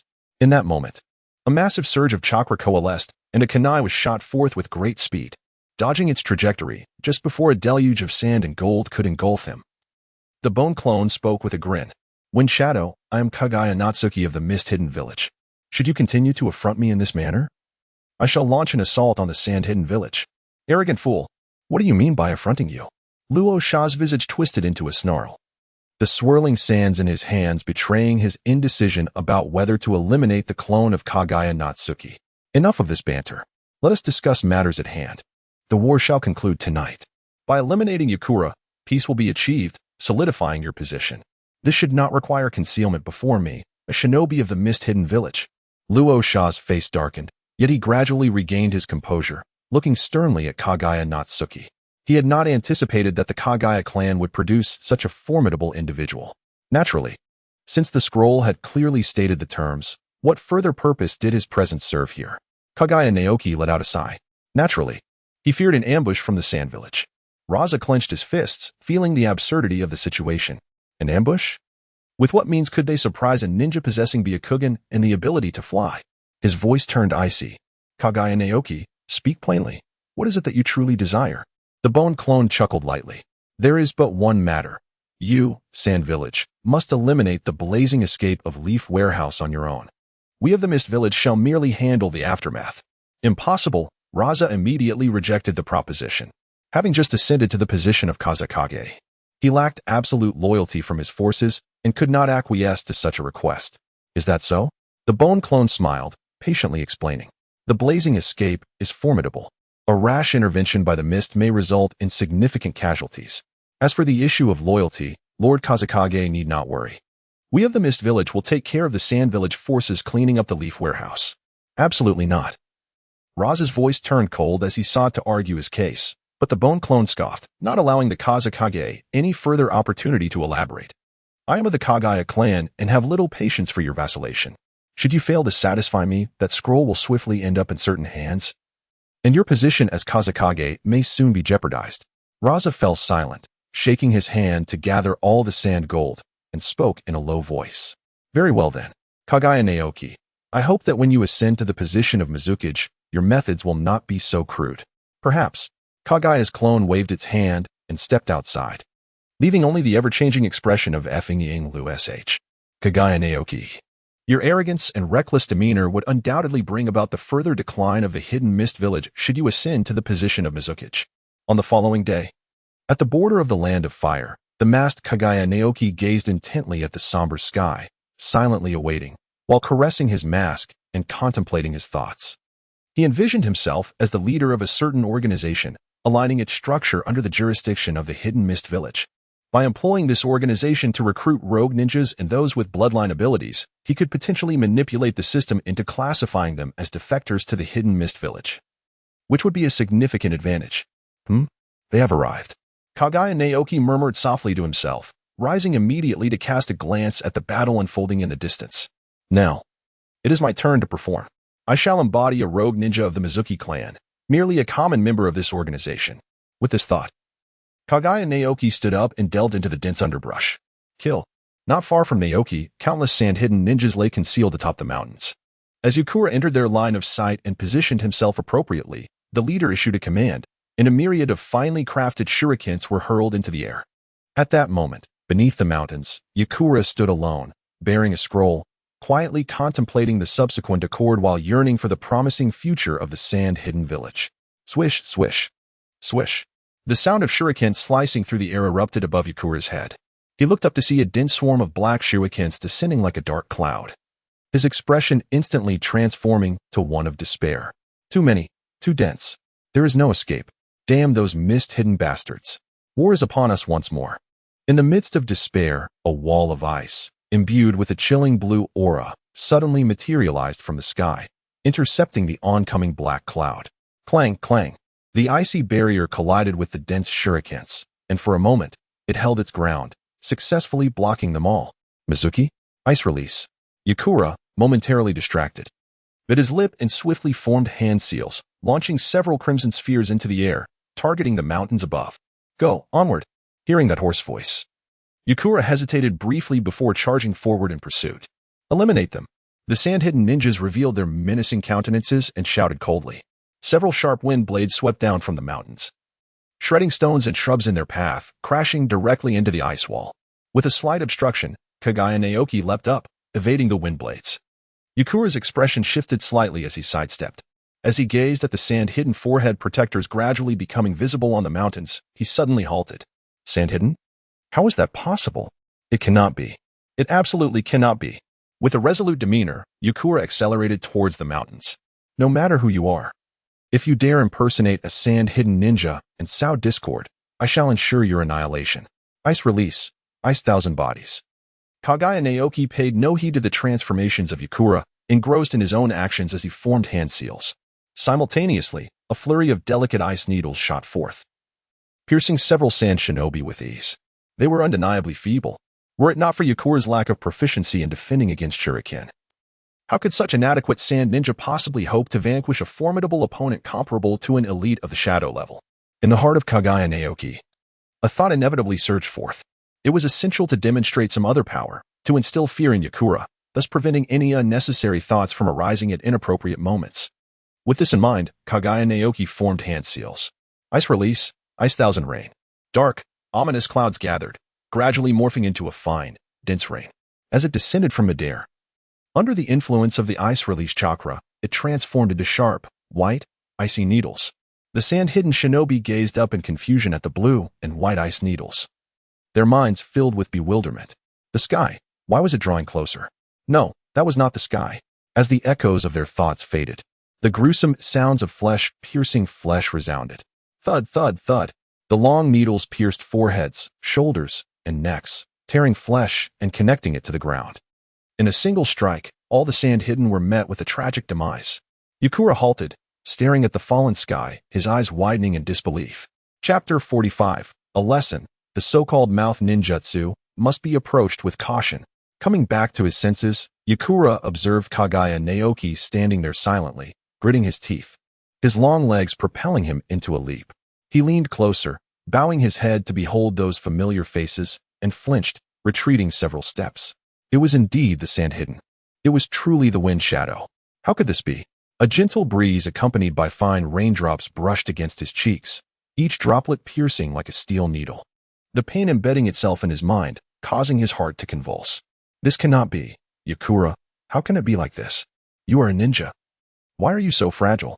Yukura touched his face, muttering to himself. I'm not crying. This means I do not care about them, right? It should be so. Her expression suddenly calmed, as if she had accepted reality. Yet, after a moment, her countenance morphed into a fierce grimace. Grabbing her forehead protector, she drew a kunai and forcefully slashed, nearly penetrating the protector in an arc wind shadow. Raza, the higher-ups. Yukura gritted his teeth, desperately suppressing the roar that threatened to escape her lips, her fists pounding relentlessly against the ground. Smash it. Reduce it to dust. I must, without fail, kill you all. With all her strength, she vowed to end their lives. The stone shattered, and two bloodied hands rose, brushing back her hair as she stood, forcefully throwing the forehead protector to the ground. Breathing heavily, her breaths came in ragged gasps. Clutching the kunai, she took 2 steps forward, her expression calming momentarily before furrowing her brow, gazing at her bloodied hands. Those hands, still dripping crimson. She felt nothing at all. Was her heart in such pain? Perhaps. I am still too weak. How can I seek vengeance like this? Yitsong endeavored to present a visage of iron and blood, striving to appear less vulnerable. He lifted his head and struggled to advance a few steps. At that moment, a gentle voice floated through the delicate sound of the rain, reaching Yitsong's ears. Do you wish to join our organization? We can assist you in your quest for vengeance. Yitsong halted, gazing at the figure adorned with a mask. Vengeance. Will you help me slay Phony? Kaguya Naoki smiled softly. Of course. Merely a fleeting shadow of the wind. Merely? Yukura mused, nodding slightly. The terrifying ice release was indeed beyond the capabilities of that useless Rasha to conquer this ice ninja before him. However, when faced with the entirety of the sand village, one might find oneself insufficient. Yukura's tone began to grow frigid. As for us, we are indeed lacking. Hikari Naoki adjusted his mask and spoke slowly. Within the organization, there are many individuals akin to myself. Many? Yukura scoffed, clearly skeptical. The elite ninjas of the major villages are limited. Where would such a multitude of rogue ninjas emerge? Your disbelief is inconsequential, Hikari replied. In due time, when you bear witness to the truth, you shall come to believe. After all, in a world rife with betrayal and deception, there are bound to be countless disgruntled ninjas like yourself. Kaguya Naoki did not seem inclined to persuade Yukura. Rather, he merely stated his thoughts with a calm demeanor. Yukura quelled the mockery that had graced his features and regarded Kaguya Naoki earnestly, offering a faint smile. Perhaps. Yet, I harbor no interest in comprehending the extent of your organization's strength. Revenge is a pursuit I shall undertake myself, without the need for your esteemed assistance. With those words, Yukura turned as if to depart. Where else could you possibly go? Kaguya's voice rose in pitch, piercing into Yukura's ears. Upon discovering that Yukura, who should have perished here, had vanished, what would his reaction be? Surely, his immediate course of action would be to exert every effort to tarnish your reputation, rendering you a traitor to the entirety of Sunagakure. Yukura halted his steps, refraining from looking back. Kaguya Naoki could discern from her slightly trembling smooth back that her heart was not as tranquil as it appeared. Indeed, I am fully aware of that. That scoundrel will undoubtedly do so. Yet, in a world so vast, why must one confine themselves to your organization? As these thoughts echoed in his mind, Kaguya Naoki felt a heaviness settle within him. His initial plans had been shattered. He had presumed that the vengeful impetus stemming from betrayal would compel someone like Yukura to swiftly align with their cause. However, he had miscalculated. Perhaps the drive for vengeance was potent enough, yet its direction was entirely misguided. Yukura likely did not desire more formidable ninjas to partake in this vendetta, for it would render the entire retribution unmanageable. Such uncontrollable elements could very well spell disaster for Sunagakure. Moreover, the targets of her vengeance were merely the high-ranking officials, like Rasha, who made the decisions. A flurry of thoughts raced through Kaguya Naoki's mind. He recognized that the opportunity for the Shikutten was within reach. Should he let this chance slip away, acquiring this bloodline limit again would be exceedingly arduous. Thus, whether through threats or inducements, he must exert every effort for the sake of this bloodline. Kaguya Chikage lifted his head and let out a cold chuckle. Is that so? Originally, I intended to not only annihilate Sunagakure, but also take the opportunity to exact revenge for ninjas like you. Now, however, there is no need to consider that anymore. Yukura's body came to a halt once more, slowly turning around, a hint of barely perceptible panic flickering across his face. His voice remained icy as he addressed Kaguya Chikage. Annihilating Sunagakure, you say? I find myself rather curious now. What exactly is the purpose of your organization? A purpose, you ask? In the depths of Kaguya's mind, he mused upon the necessity of engaging in clandestine activities for the sake of a future where the water shadow Kaguya would reign. Such endeavors might encompass pillaging, ambushing, intimidation, assassination, forgery, and even kidnapping, all in the name of world peace.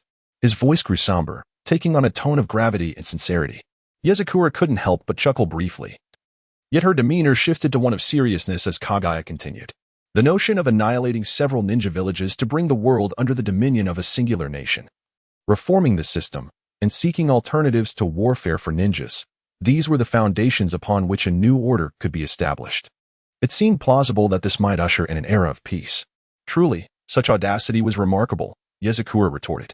A vision materialized in her mind, a figure manipulating ice mirrors, spanning the entirety of the sky. For the sake of the village, it was imperative to dissuade these madmen from their ambitions. Yezakura shook her head, speaking earnestly.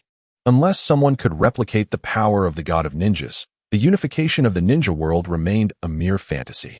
Without a sufficient number of lower-tier ninjas to bolster the foundation, the establishment of a new order would be futile. You, as an organization, should relinquish these delusions. Kaguya Naoki's lips curled into a slight smile, imbued with excitement. We have yet to act. Who can predict the outcome? Progress must be made step by step. First, we must eradicate the source of conflict, the hidden village of the sand, before contemplating the establishment of a new order. What is amiss with this plan? Initially, we intended to proceed with caution. However, this war has severely weakened all the villages, particularly Sunagakure, which has declined to an almost unbearable extent. To eliminate it first and proclaim the renown of our organization, what could be more advantageous? Yakura furrowed his brow, casting a scrutinizing gaze at the ice-release ninja and clenched his fists. These extremists must not be allowed to succeed. Sunagakure, despite the presence of a parasite like Raza, remains my home. Yakura's voice turned icy. How could I not participate in the annihilation of Sunagakure? I choose to join you. Chapter 46. Yakura's Aspirations. A foreboding war. Yakura's fate line has deviated, indicating he is no longer a ninja of the mist. With a countdown to defect to the Mist Village, 110. Yakura's fate line has shifted. He is defecting to the Mist Village. Defector, Yakura, rated SS, gains 2 exchange opportunities. The Blaze Release bloodline has also been added to the exchange list. Gazing intently at the transparent frames, Kaguya Naoki exhaled. In any case, the outcome is favorable. The inclusion of the Blaze Release bloodline will aid me in achieving a comprehensive bloodline network. That is sufficient. As for whether Yakura can be subdued later, that shall depend on fate. Kaguya Naoki sighed, silently ringing the alarm bells within himself. Moreover, from this point forward, vigilance is imperative. The so-called ninjas are formidable individuals. A mere exchange of words or a single act of salvation does not compel them to pledge their loyalty. Such notions are but illusions. Orochimaru values the Keisatsu Haiketsu I possess, the white Zetsu's arm, and the substantial research funding that accompanies them. The same holds true for Yakura. To recruit ninjas from other villages, one must rely on tangible benefits and the promise of a future they desire. Only then can success be achieved. Kaguya Naoki sighed, contemplating a pair of pure white eyes that belonged to Hinata Hizashi. If he could not provide Hizashi with the future he desired, then all his previous preparations would surely be in vain. Thus, it seemed he was left with but one option, to resolve the plight of the caged bird. If he could successfully address the issue of the caged bird, it would not be in vain to have a significant portion of the branch family defect. A substantial number of white-eyed individuals capable of immediate combat readiness would significantly bolster the strength of the hidden mist village. Moreover, it would ensure that the white-eye became one of the hereditary bloodlines inherent to the village. However, should he fail to resolve the plight of the caged bird, he would be left with no choice but to resort to the clumsy method of capturing a few branch family members for breeding. Yet, that path would entail a lengthy wait for the white eyes to mature and manifest their combat potential. Kaguya Naoki pondered for a moment before shaking his head. These matters are best left for consideration once the battles have settled. Rising to his feet, he turned to the quietly standing Yakura. Shall we go? To your organization's base? Indeed. Kaguya Naoki nodded. Not long ago, amidst the vast ocean where the land of fire and the land of water converge, he selected a picturesque island as the base for the Rainbow Organization. However, prior to officially becoming a member through selection, one cannot meet the leader or other members. Oh, does the selection entail undertaking a particular task? Yakura appeared somewhat perplexed. No. Kaguya Naoki coldly remarked, enhancing your strength is your sole task. At present, you are far too weak. Am I truly that weak? Yakura furrowed his brow. In Sunagakure, even the current Kazekage, Raza, could not assuredly triumph over her. How could this individual be so audacious in their claims? Could it be that this organization is comprised entirely of shadow-level powerhouses? Is it not sufficient to say that a ninja who could be slain by a mere shuriken is not weak? Upon hearing Kaguya's words, Yezakura felt the fire within him extinguish, leaving him somewhat disheartened. It appeared that there was still room for improvement in his abilities. Previously, He had devoted all his time to executing tasks, and it had indeed been a considerable while since he last trained. With this thought in mind, Yezakura slowly relaxed his furrowed brow. If he were to thwart this group, he would need to dedicate himself wholeheartedly to training. So be it. Yezakura replied in a low voice. Kaguya Naoki nodded slightly and beckoned. A figure, donning a mask of the Rainbow Organization and appearing from an unknown direction, approached Yakura. Yakura, you shall accompany him. However, refrain from instigating conflict or striking without cause. Otherwise, we shall not spare you. Understood, Yakura replied, turning her gaze back to the frail figure in the mask. It seemed he was not even a genin. This led her to ponder whether this organization was merely a rogue ninja group. A sense of dread began to swell within her, accompanied by an unusual emotion stirring in her heart. If they were not merely a band of renegade ninjas, might their aspirations truly be attainable? To subdue the 5 nations, unify the world, and establish a new order of their own? Yakura's heart fluttered at the thought. If such a future could indeed be realized, one devoid of bloodshed, massacre, and betrayal, replaced instead by a future of peace, her eyes flickered with intrigue. In that case, even the destruction of Sunagakure would not be an unacceptable outcome. If it were indeed feasible, what harm would there be in joining you? Yakura's fate line had shifted, registering her as a non-mist ninja. With a countdown for defection to the village hidden in the mist, 310. In the distance, Kaguya Naoki turned his head, slightly puzzled. What is happening? Is it truly Orochimaru? Kahaku furrowed her brow, examining the map with a grave expression. Indeed, it is Orochimaru. Moreover, the trio known as Inoshikacho is also involved. One among them, named Kai Kanai, previously an obscure rogue from Konoha, possesses formidable strength. At that moment, they each led their respective ninja teams to clear the vicinity of Konoha of our forces. The intelligence personnel feared an impending counterattack. Understood. You may leave, she said, watching the wooden door slowly close. Kahaku sighed. She hoped to have the 7 ninja swordsmen lead the mist ninjas in re-establishing an intelligence base, preventing them from facing immediate peril upon the arrival of those Konoha ninjas. Yet, alas, she recognized that her own qualifications and strength were insufficient to command such powerful figures as the 7 ninja swordsmen. She could only wait for Naoki. Feeling somewhat disheartened, Kahaku sighed, quietly comparing the strengths of Mist and Konoha, which immediately gave her a headache. Konoha was simply too formidable. Orochimaru intended to dispatch the most powerful Kaguya Naoki of the entire village hidden in the mist to confront them, along with Inoshikacho and the newly emerged Kai Kanai, plus the distant but ever-ready Yellow Flash. Whom could she possibly use as a pawn? Knock, knock, knock. The door echoed again. Enter. Kahaku-sama. The misty ninja dashed in hurriedly, their voice a relentless stream. According to intelligence reports, a significant number of members from the Uchiha clan have joined the battlefield. Uchiha? A flicker of surprise crossed Terumi Mae's face, quickly suppressed as she regained her composure and replied flatly, You may leave. Once the door closed, she turned back to scrutinize the map laid out on the table, her heart growing heavier. Konoha, having realized that the Mist Village truly possessed the strength to upend the balance, is finally fighting desperately, with a military force of thousands against those adversaries. What are the odds? Terumi Mae's anxiety deepened. Lord Nara, Lord Nara. As the shouts echoed, Terumi Mae's expression gradually turned serious. She could not afford to retreat in the face of adversity. For the sake of Lord Nara's ascendance to that position, she must exhaust every effort and devise a plan. Lord Nara, has Sunagakure truly surrendered? Kaguya Naoki's gaze flickered before settling on the exuberant figure of Momochi Zabuza, who was zealously extolling his achievements amidst the crowd. This fellow, even if he desires to see me ascend to the position of Mizukage, needn't resort to such crude tactics. It seems that, apart from Terumi Mae, all those who pledge their allegiance to me bear an uncanny resemblance to the Kaguya clan. After a moment of internal lamentation, Kaguya Naoki spoke in a solemn tone. Indeed, he paused. Sunagakure has surrendered unconditionally. Truly worthy of Lord Naoki. Indeed, it is Lord Naoki. The chorus of admiration erupted, with one individual exclaiming in astonishment, 3 days. In merely 3 days, he has subdued an entire ninja village. Who but the god of ninjas could achieve such a feat? The thunderous applause resounded once more as the accustomed Kaguya Naoki prepared to depart. At that moment, a hurried mist ninja arrived, bearing an intelligence scroll. And upon spotting Kaguya Naoki, he was instantly filled with elation. Lord Naoki, this is for you. Kaguya Naoki accepted the scroll, his eyes glinting with surprise. Is this Orochimaru? How could he directly hand this scroll to the Mist Shinobi? Moreover, what does he seek from me? Chapter 47, Orochimaru. I shall grant you the position of Mizukage. After a moment of contemplation, Kaguya Naoki casually tucked the scroll into his pouch, refraining from further speculation.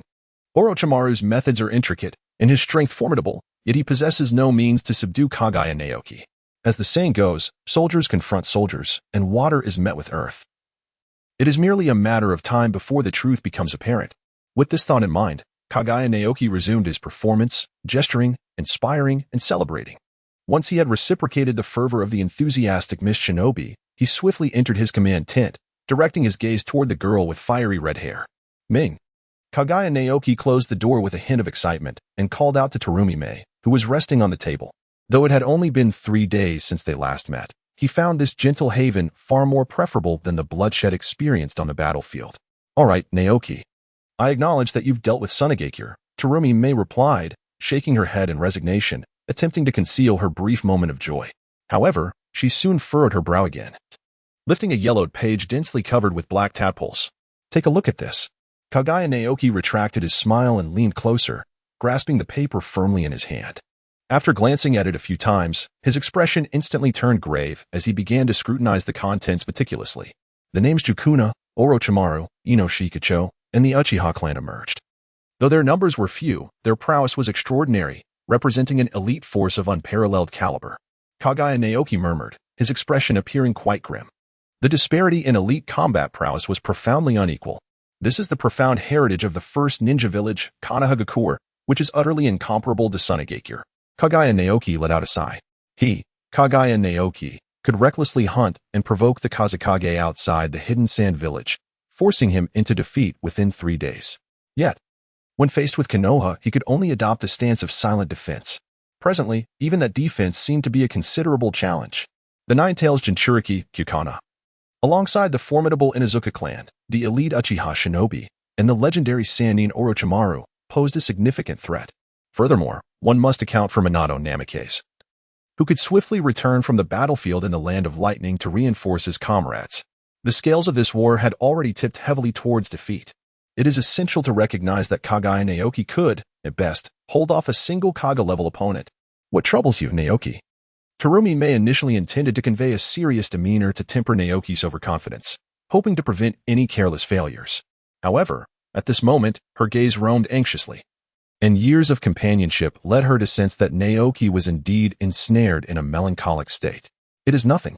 Kaguya Naoki let out a sigh. It was time to retreat, if one wished to conclude with a semblance of victory.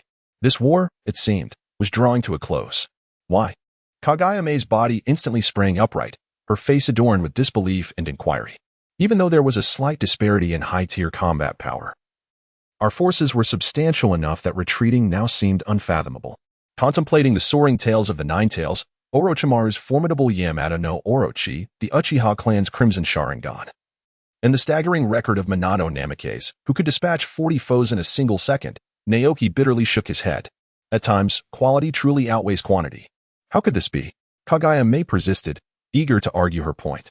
Naoki, you can confront Orochimaru, while the 7 ninja swordsmen can defend against Kyukina and Inoshikacho. Leave the Uchiha clan and other forces to our overwhelming numbers. Kaguya Mei continued to plead with Naoki, urging him to abandon the notion of retreat. After all, this was the most fruitful battle for the Hidden Mist Village since its establishment, the most glorious and smooth-sailing engagement. One could perceive the profound admiration that all Mist ninjas, from top to bottom, held for Naoki. To conclude in such haste would leave not only her but all the Mist ninjas unsatisfied. How could this possibly be? Kaguya Naoki smiled gently, gazing into Terumi-Mei's earnest eyes, and suddenly, with a flicker of realization, inquired, "What do you perceive Kyukina Uzumaki as?" Terumi-Mei responded, perplexed. Before reaching out to the table and promptly retrieving the dossier on Uzumaki Kyukina from the mountainous stack of documents, the wife of Minato Namikaze, an elite jonin, rarely engages in combat and possesses scant achievements. Furrowing her brow, Terumi-Mei scrutinized the information closely, finding nothing amiss. Listening to her murmured musings, Kaguya Naoki let out a resigned sigh. Mei, read her surname. Surname? Terumi-Mei echoed, still somewhat puzzled. Uzumaki. Terumi-Mei initially responded as if struck by a sudden epiphany, only to follow up with incredulity, a Jinchuriki? Most likely, it should be 99% certain. Considering that the previous Jinchuriki, Kushina Uzumaki, was indeed a member of the Uzumaki clan. If that is the case, Terumi Mei's expression darkened, her hand unconsciously fidgeting with the damp dossier. Against a creature like the Nine Tails, even thousands of soldiers would be ineffective. Though unwilling to accept this truth, Terumi Mei sighed. Then, let us proceed as you suggest, Naoki. I shall take care of the other matters. Very well. Kaguya Naoki nodded slightly. However, it is best not to inform others just yet. Before retreating, I must first seek out Orochimaru alone and bolster my reputation once more. Orochimaru? Terumi Mei snapped back to reality, letting out a sigh. A ninja of such formidable strength and cautious disposition as Orochimaru. As she trailed off, observing Kaguya Naoki's unwavering confidence, Terumi Mei despondently shook her head, abandoning any attempt to urge him to exercise caution. After all, she was utterly unaware of the limits of Kaguya Naoki's abilities. He likely ranked among the stronger ninjas at the shadow level, beneath her cascading crimson hair. Terumi Mei shot him a glance and gently pushed Kaguya Naoki away. Then go ahead and do what you must. I have matters to attend to. Very well. Kaguya Naoki's gaze shifted as he casually grasped a cup of water, channeling his chakra to freeze it before placing it before Kaguya Mei. Mei, do remember to drink more warm water. With that, Naruki had already vanished outside. The hour was still early. Perhaps it was an opportune moment to pay a visit to Orochimaru? An hour later, amidst the dense foliage of the Land of Fire, a figure clad entirely in white leisurely strolled. Naruki-kun, have you been waiting for me long? Perhaps, Orochimaru-kun. My time is precious now. Let us get straight to the point. A rustling of leaves announced the approach of a figure from the shadows, silent and unobtrusive. Yet, such stealth could not escape Kaguya Naoki's keen perception. He swiftly turned, casting his gaze in that direction. Naruki-kun, Orochimaru's signature enigmatic smile appeared within his line of sight. I wish to offer you the position of Water Shadow. In exchange, I require certain experimental materials. Chapter 48, Kaguya Naoki, I wish to engage you in a draw. Is that so? Kaguya Naoki's heart quickened for a fleeting moment, only to mask his unease with an air of nonchalance, all the while heightening his vigilance as he cast a glance towards Orochimaru. After all, this individual had not been particularly forthcoming with his trading partner, Danzo. Orochimaru took a few steps forward, allowing the sunlight to bathe his face, as if seeking to wash away some of the shadows that clung to him. If my intuition serves me well, should Naoki-kun emerge victorious, leading the Mist Ninjas out of the Land of Fire with triumph, this war could indeed be deemed a success. In this battle, where you, Kaguya Naoki, have consistently played a pivotal role, it is only fitting that you would garner the highest acclaim. Orochimaru's eyes glimmered momentarily, and he could not resist the urge to lick his lips, satisfied with the terms of this transaction. By repelling the mist, alleviating the village's pressure, and simultaneously acquiring some precious materials, he felt quite pleased. Suppressing the thoughts swirling within him, Orochimaru continued, at that time. I suspect there will be no one in the entire Mist Village who can surpass Naoki-kun in prestige. Indeed, Kaguya Naoki nodded, understanding that this urgency to prepare for the army's retreat stemmed from the potential disaster that awaited, should such a multitude of troops suffer defeat here. No matter how illustrious his previous victories, they would be overshadowed by the undeniable truth of his failure. Orochimaru swallowed hard, a cold glint of murderous intent flickering in his eyes. Were it not for this young prodigy's possession of the ice-release bloodline limit, he would not have felt the need to go to such lengths to secure victory. Pausing momentarily, Orochimaru continued with a smile, asserting that if prestige could overshadow others, then the position of Mizukage would inevitably belong to him. Wouldn't you agree, Kaguya Naoki? Yes, or perhaps not. Kaguya Naoki smiled, completely unconcerned by Orochimaru's demeanor. This should be something that Orochimaru, a man of such remarkable military achievements, ought to comprehend fully. After all, the fourth Hokage seems rather distant from someone of your stature. Upon hearing these words, Orochimaru's eyes turned icy, his expression darkening as a rare flicker of indignation pierced through his usually calm demeanor. That detestable little brat. His fists clenched slightly, the atmosphere thickening with a burgeoning intent to kill. Yet, he soon smirked, transforming his previous anger and murderous intent into derision. Old man, it appears you have truly aged. The future you envisioned has long been discerned by this young rascal. I eagerly anticipate the moment this fellow ascends to the position of Mizukage. I wonder if you and Minato Namikaze will still be able to restrain this genius from the hidden mist at that time. With such thoughts, Orochimaru's mood lightened considerably, and he let out a few cold laughs before resuming his rehearsed rhetoric. Naoki-kun, we are both intelligent individuals. There is no need to become entangled in these trivial matters. You understand fully that you must withdraw in a victorious manner. In exchange, I require merely a few materials, nothing more. At the mention of those materials, Orochimaru's eyes suddenly sparkled with fervor, barely able to contain the excitement within. The white limbs and the powder of bones. Even a fraction of these could secure victory in war. How could one resist such an opportunity? Orochimaru-kun. Kaguya Naoki promptly took over the conversation. Those materials can certainly be provided to you. However, how can you ensure that we, the Mist Village, can depart with our heads held high? Orochimaru could not help but lick his lips, a glimmer of excitement evident in his eyes. Naoki-kun, I serve as the commander of Konoha. During our battle, I will deliberately allow it to end in a stalemate, thus permitting your Mist Village to retreat from the battlefield. What say you? With that, Orochimaru fixed his gaze intently upon Kaguya Naoki, who fell into silence. He clenched his sleeves tightly, suppressing a desire to laugh. Observing Orochimaru's earnest expression, Naoki found himself at a loss for words. Truly, it was no surprise that Orochimaru, brimming with confidence, believed he could effortlessly triumph over Uchiha Itachi. Such unwavering self-assurance in facing me as well. He lifted his head, donning a smile. Unacceptable. Orochimaru, why not concede to me once more? After all, you shall never ascend to the position of Hokage. Impossible. Orochimaru's demeanor turned cold as he firmly rejected the proposition. No matter the abundance of materials, he could never acquiesce to such a demand. To feign defeat to this young pup again would undoubtedly lead to his being branded by those foolish individuals. This, he could not tolerate. Thus, Kaguya Naoki paused for a moment, silently mulling over a thought. Since you are unwilling to feign defeat, let us embrace genuine defeat instead. Having steadied his emotions, he continued in a gentle tone, Lord Orochimaru, I have one more request. Our military deployment must be coordinated with your forces in Konoha. After our duel concludes in a stalemate, it will facilitate our smooth withdrawal. Once this is accomplished, we shall immediately negotiate peace and refrain from further involvement in the war. What say you? Upon hearing this, Orochimaru fell into a brief silence, while Kaguya Naoki awaited his response, filled with confidence. Even now, Orochimaru had not entirely lost his affection for Konoha. A place in his heart still belonged to the village. He would never undertake actions that would severely undermine Konoha's interests.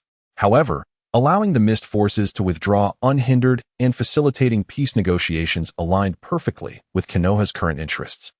Konoha was not inclined to engage in a protracted war with the Mist.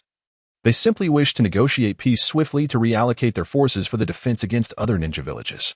In a situation where Konoha's interests would remain largely intact, while also obtaining the coveted materials he sought, how could Orochimaru refuse? Indeed, not long after, Orochimaru slowly nodded in agreement. Naturally, as his words fell, a weight lifted from Kaguya Naoki's heart, replaced by waves of joy. With this unexpected agreement initiated by Orochimaru, the course of the war had become clear. He, Kaguya Naoki, now had the possibility of confronting Orochimaru alone. Furthermore, Minato Namikaze would not be involved in this conflict. Simultaneously, the Mist forces would be able to withdraw from the battlefield unscathed. This heralded a visible future once Kaguya Naoki decisively employed the power of the Shikatsu Miyaka to defeat Orochimaru. The Mist Village could promptly depart the battlefield, ideally in a victorious manner. Such monumental prestige was within reach. Upon returning to the village, he could immediately instigate a coup, embark on reforms, and strengthen the nation, with the ambition of conquering the 4 countries to the west in the future. Concurrently, he would engage in the trafficking of bloodline limits and gather secret techniques to aid him in his pursuit of comprehensive bloodline mastery. Aspiring to achieve the status of the Sage of Six Paths, this clear and promising future filled him with delight. Lord Orochimaru, I shall offer you 2 fingers now. The rest of the materials will be discussed post-war. Orochimaru smiled. Naoki-kun, I hope that after this transaction, you will place greater trust in me rather than resorting to trivial measures to safeguard your interests. With that, Orochimaru vanished into the forest, and Kaguya Naoki immediately turned, filled with hope as he quietly awaited the impending war. This encompasses all my plans. What are your thoughts, esteemed colleagues? Orochimaru reclined in his elevated position, patiently awaiting the reactions of those present. Nara Shikako was the first to rise, followed closely by a few others. It was evident that Lord Orochimaru's plan was flawless, and this time, it should inflict considerable damage upon the mist shinobi. Orochimaru nodded in satisfaction, consolidating his meticulously crafted plan, which revealed no apparent flaws. "Now, everyone, prepare yourselves," he proclaimed, prompting the group to exit the room. Once they reached a secluded area, Nara Shikaku approached the crimson-haired Kukina. "For now, we must refrain from revealing the power of the Nine Tails," he advised. Kukina initially appeared puzzled. How can we truly inflict substantial damage on so many mist shinobi without exposing the power of the Nine Tails? After a moment of contemplation, realization dawned upon her, and she excitedly inquired, "Is it Minato?" Nara Shikaku nodded slightly, then added, "It is merely a possibility. Whether Lord Minato can truly return remains uncertain. Therefore, Lady Kukina, it is best to keep the Nine Tails' power concealed for the time being. When the moment arises to utilize it, I will have Hachi inform you." Kukina nodded emphatically in response. Chapter 49. The Importance of the Mist and the War That Captivates the World. Merely half a day later, in the hidden mist village, Zabuza, returning under orders to report on the battle situation, slowed his pace as he beheld the fog rising from his homeland. How could he bring fame to Lord Naru? Ensuring the loyalty of those fools in the village? It was quite vexing. Striking a nearby stone with his blade, the clash of metal resonated. And Zabuza couldn't help but let out a quiet sigh. Could even he not conceive a solution? How wonderful it would be if a mere act of killing could bring renown. Shaking his head in futility, he took a few steps forward, gazing at the radiant sun in the distance, a look of confusion crossing his face. On a clear day, why was there such dense fog? Burdened by his thoughts, Zabuza soon abandoned his musings and hurried onward, eager to reach the village and relay the information. Those troublesome matters could wait for another time. Just as he was contemplating this, he halted abruptly, his eyes widening in disbelief as he involuntarily parted his lips in shock. He strained to observe everything before him. That was not fog. It was the mist of breath from countless people. Peering through the thin veil of white, he swallowed hard, struggling to comprehend the scene before him. Surrounding the village's walls were throngs of people, densely packed. What was happening? A whirlwind of thoughts, ideas, and speculations flooded his mind, causing him to gasp for air, paralyzed by tension. However, when Momochi Zabuza cast his gaze in that direction once more, the eyes of the villagers, too, followed the rays of sunlight and fell upon him. Thus, in that moment when he found himself unable to move his legs, he beheld an astonishing sight. A singular thought consumed him. The mountains had indeed shifted. The throng of people, the cacophony of voices, and the slowly undulating flow of the crowd before him left him parched and trembling. It was as though he had come to a profound understanding of everything. No, he had truly experienced it all. After the ascension of the third Hokage, this village had been left with nothing but bloodshed, oppression, and stifled despair, devoid of any semblance of vitality or spirit. Yet, this war, one that cut to the very heart of Konoha, had undeniably revealed to these people a rare glimmer of light amidst the darkness and treachery of life. For the sake of witnessing this light, they gathered here. What nonsense about fame! The veins in Momochi Zabuza's temples throbbed as he raised the colossal scroll in his hand, akin to Mount Tai. This is what it means to achieve renown. This is prestige. He suppressed all other thoughts and charged forth, brandishing that scroll, the first symbol of vitality for the hidden mist village in many years. Closer and closer he drew, and as he observed the faces of the villagers, alive with emotion rather than their usual stony expressions, Zabuza was choked with emotion. Tears streamed down his face uncontrollably, dripping to the ground below. It was as if he had truly glimpsed a flicker of hope for the village's transformation. Still running. Still watching, his heart cried out, Lord Naoki, we must win. We absolutely must win. The village truly needs this victory. It truly, truly does. Meanwhile, on the long silent battlefield between Konoha and the hidden cloud, within the encampment of the latter, a wild yet resonant chorus of shouts erupted. Killer Bee! Killer Bee! Come to me! The voice of the fourth Raikage boomed throughout the hidden cloud encampment, causing countless cloud ninja to exchange bewildered glances. Suddenly, a peculiar voice responded, Yay. Big brother is calling me. I'm on my way. With hand gestures, Killer Bee pushed open the door, only to find us standing beside a table. His complexion flushed and visibly excited. Even upon noticing Killer Bee's odd gestures, A remained unfazed, continuing to smile. Killer Bee's playful demeanor instantly transformed into one of seriousness. He understood that something significant was about to unfold. Big brother, what is it? A raised the scroll in his hand, laughing heartily.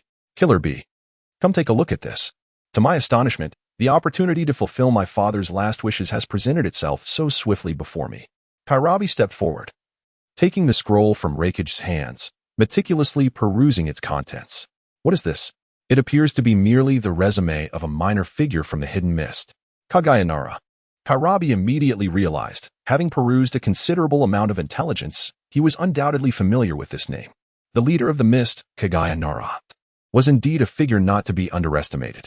He continued to read on.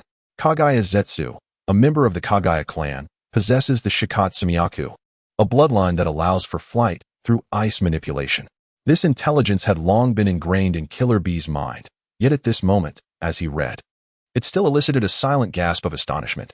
A formidable shadow-level warrior, excelling in close combat with the Shikatsumiyaku and wielding the advantage of flight. He was indeed a troublesome adversary. As he continued to peruse the information, he adjusted his glasses earnestly, striving to discern the details. 3 days, Sunagekure Yakumo? This little brat. Sensing that Killer Bee had reached the conclusion, it could no longer contain his laughter. Initially believing that Kaguya Zetsu was merely a hindrance to Konoha, he was taken aback by the boy's formidable strength. In my estimation, Orochimaru might not fall to this fellow. Yet he would undoubtedly be unable to halt the advance of the Mist Ninja. Thus, brother, Killer Bee's heart abruptly tightened, vaguely sensing A's intentions, he couldn't help but inquire. What shall we do?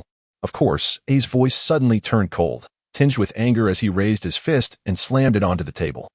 We must simply hold back that guy, Namikaze Minato. Allow Kaguya Zetsu to break through. A's veins bulged with excitement. The scoundrels of the mist, with merely a few thousand troops, will not last long. Once they have exhausted Konoha, we can march south and dominate the entirety of Konoha. Lord Tsuchikage. In the office of the Tsuchikage, a member of the Umbu knelt respectfully on the floor before a diminutive ninja, his temples flecked with gray. Were it not for the ceremonial robe signifying the Tsuchikage, none would believe this individual to be a leader of the village. Relay the orders. Naka's voice resonated with calm determination. The various divisions must maintain their combat formations and press forward, entangling the remaining defensive forces of Konoha. The Umbu appeared momentarily taken aback, but still bowed their heads in acquiescence. Understood, I take my leave. The office was left with only one person catching his breath. Noki gazed at the densely arranged map of forces, a smile illuminating his face. The brats of the mist, continue your assault, press on relentlessly. Only by exhausting Konoha's vitality can we find peace of mind. Lord Wind Shadow, the sealing array has been fully set up. Raza nodded slightly, grasping a kunai adorned with a special seal. The flying thunder god kunai of Minato. He stared, somewhat entranced. Were it not for this kunai, he would not have resolved to tear up the treaty and re-enter the fray of war. Namikaze Minato, the yellow flash, the most terrifying figure of the entire ninja war. Killing a Kaguya Zetsu would be more than sufficient. Moreover, Raza lifted his gaze, observing the intricate sealing techniques before him. A genuine smile blossoming from the depths of his being. Kaguya Naoki, the audacious spirit of the hidden mist, dares to threaten me, a mere specter. The position of Water Shadow surely does not belong to you any longer, for your demise is imminent. Chapter 50, The Outbreak of War. I shall stand atop the highest peak. Lord Naoki, this is intelligence transmitted from the hidden cloud village. Lord Naoki, this is intelligence received from the hidden rock village. Lord Naoki, the hidden sand village has once again sealed the roads. Our reconnaissance team has suffered losses, and the situation remains unclear. Kaguya Nara meticulously reviewed the scrolls one by one. Konoha's little ghost, I shall hold off the forces for you. With a resolute tone, he urged, Konoha's little ghost. Press forward. I, Yuki, will entangle the Leaf's troops. Upon glancing at the name Minato Namikaze, the tension that had gripped Kaguya Nara's heart finally eased.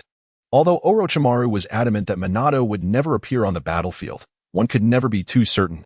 Now, with the letter from the hidden cloud in hand, he could finally breathe a sigh of relief.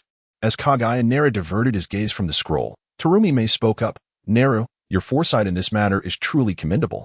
She then surveyed the densely packed scrolls, exhaling deeply, and added with a hint of admiration, the hidden cloud and the hidden stone harbor no good intentions, seeking to exploit our efforts to deplete Konoha's strength. However, now that we can extricate ourselves from the quagmire of war, such concerns need not trouble us further. Indeed, Hikari Naoki rolled up the scroll and said softly, May, please continue to review the intelligence and conduct some analysis. The war must go on. Hikari May immediately sat up straight, a hint of confusion on her face. Naoki, could you repeat that? I don't think I heard you clearly. You heard me clearly. Kaguya Naoki casually set aside a useless scroll of information and called out to the umbu outside, requesting, please summon the 7 ninja swordsmen. Yes, came a fervent reply from beyond the door, followed by the sound of swift movement slicing through the air. Naoki, Materumi called out with a hint of melancholy in her voice. I had only just managed to persuade the esteemed 7 ninja swordsmen to gather their subordinates after your departure from the camp yesterday. And now you wish to change things once again. Kaguya Naoki sighed softly, one hand clasping the delicate fingers of Terumi-me, causing her complexion to flush and her heart to race, rendering her unable to discern the words spoken by Naoki. She merely perceived a continuous murmur. And after a considerable interval, she finally grasped a few fragmented phrases. In essence, the war was set to persist. Terumi-me, as if awakening from a dream, nodded dazedly and cautiously withdrew her hand, exhaling a long sigh of relief. Turning back, she resumed her perusal of the intelligence reports, her mind silently reflecting. Since the decision to continue had already been made, the reasons had become irrelevant. All that mattered was aiding him. She retrieved several meticulously prepared battle plans, suppressing her racing heartbeat, and presented them to him. Naoki, take a look. May. Kaguya Naoki took the document, glanced at it briefly, and promptly declared, this time, I shall handle it myself. Naoki, in the face of such a significant matter, Terumi-me earnestly advised, it is not that I lack faith in your brilliant mind, rather, the gravity of this war is truly paramount. Kaguya Naoki sighed, hesitating to speak, yet finding himself unable to articulate any compelling reasons. Finally, in resignation, he said, you must trust me. Well, then, Akari-me nodded earnestly, accepting Kaguya Naoki's plan. She examined the meticulously crafted arrangements, exhaling a sigh of relief. Fortunately, it was not too chaotic. Just as she was lost in thought, Kaguya Naoki's voice pulled her back to reality. May, the 7 of us are here. I will share all the plans with you. You must believe me. This time, Kirigakure will emerge victorious. Observing Kaguya Naoki's earnest demeanor, Akari-me nodded without a moment's hesitation. As the sun ascended in the east, the resolute 7 once more exited their dwelling. Upon reaching a secluded area, Suka Yamagawa suddenly spoke, instantly capturing the attention of the others.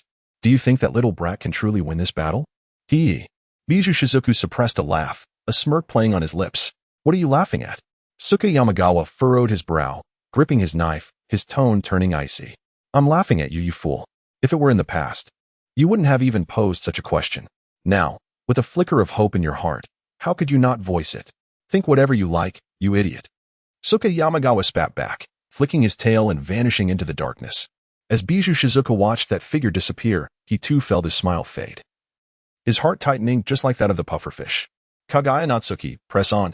Winning this battle is essential for the hidden mist. We desperately need a spark of vitality.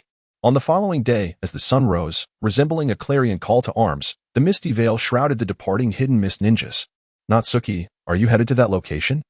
Kaguya-me, gazing at the towering peaks in the heart of the battlefield, inquired with a hint of uncertainty, reflecting on Natsuki's strategy from the previous day. Of course. Kaguya nodded. But are you certain that Orochimaru will go there? Terumi-me inquired anxiously, recalling the figure that had nearly driven her to despair. Absolutely, without a doubt. Observing Neru's unwavering confidence, Terumi-me felt a surge of astonishment. How could Neru's spy have extracted such confidential information? Who exactly is he? May, I'm going. Terumi-me snapped back to reality and offered a final piece of advice. The corpse-bone path is likely not conducive to combat. May, you know my aspirations. I desire to become the Mizukage, and I require prestige. Therefore, Kaguya Najiki lifted his gaze towards the towering mountains. I shall stand at the pinnacle, for all to witness my triumph over Orochimaru. As his words resonated, he vanished from before Terumi-me in a fleeting moment. After a prolonged surge, Kaguya Najiki finally encountered the first squad from Konoha, the Uchiha team. He silently drew forth his skeletal weapon, ready to unleash his might. Leaves danced in the air as Kisame Hashigaki landed beside him, wielding his unmatched, razor-sharp blade. Lord Najiki, since this is a duel between commanders, it would be unseemly for our mist leader to be stained with blood before the battle commences. Allow me to take this on. Observing the crimson eyes of his adversaries and the earnest demeanor of Kisame, Kaguya Najiki smiled and nodded. With a graceful motion, he advanced. Surrender your Byakugan. Surrender Lord Hayashi. Piandao Juz burst forth from the thicket, charging directly at the branch family of the Hyuga clan. Lord Najiki, I shall handle this. Kaguya Naoki nodded slightly and continued her swift advance. Taste this, bone vein. A swarm of minute insects wove a dense shroud of darkness, encroaching upon her. Boiling escape, skill of the deft mist. Kaguya May emerged, her gaze soft and fluid as water, directed at Kaguya Naoki. Naoki, hurry. I excel at dealing with insects. Hikaru Naoki smiled as he continued his journey.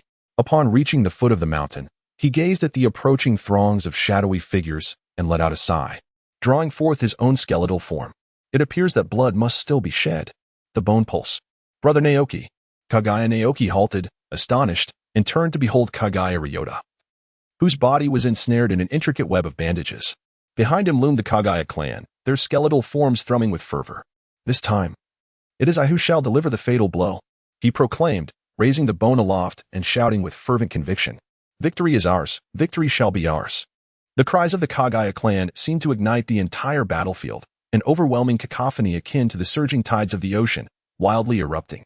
The sound reverberated. A tempest arose in the air, and leaves drifted gently to the ground. Lord Shinsuke, slay the bastards of Konoha. Lord Shinsuke. Amidst this clamor, Kaguya Shinsuke inhaled deeply. Bearing the gaze of thousands, soaring into the sky, he aspired to stand at the pinnacle and vanquish Orochimaru. Chapter 51. The bone-chilling strike against Orochimaru. The icy mirror gradually dissipated, revealing a tall figure with striking white hair. Shinsuke-kun, Orochimaru murmured softly, a faint smirk playing at the corners of his lips. Now, you can provide me with those materials, correct? Not yet, Orochimaru-kun. Kaguya Naoki gently descended to the ground, sweeping aside the swaying wild grass with a flick of his hand, responding with a hint of resignation.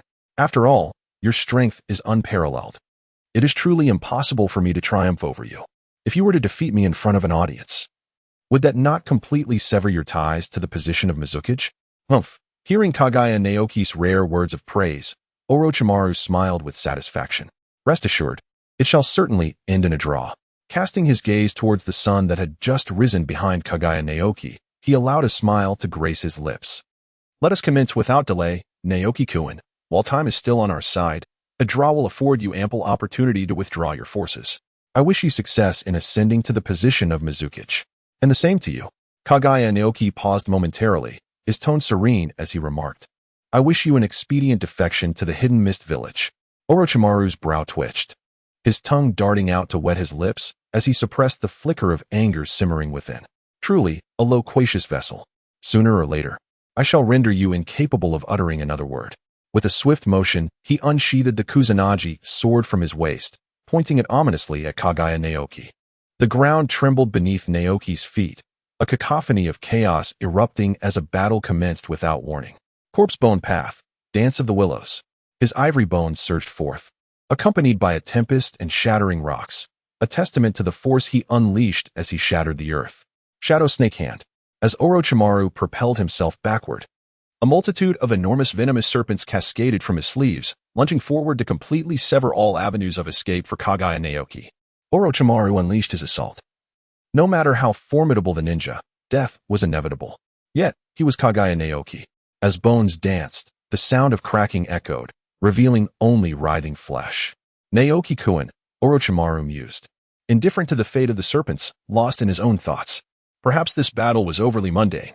Why not employ a strategy that would truly showcase your formidable prowess to your subordinate ninjas? Is that not so? Kaguya Naoki softly murmured a response, whispering the name of his technique, Dance of the Bone Veins, Iron Wire Flower. From his spine, a colossal skeleton adorned with countless fine bone spines erupted, instantaneously piercing through the once jovial body of Orochimaru.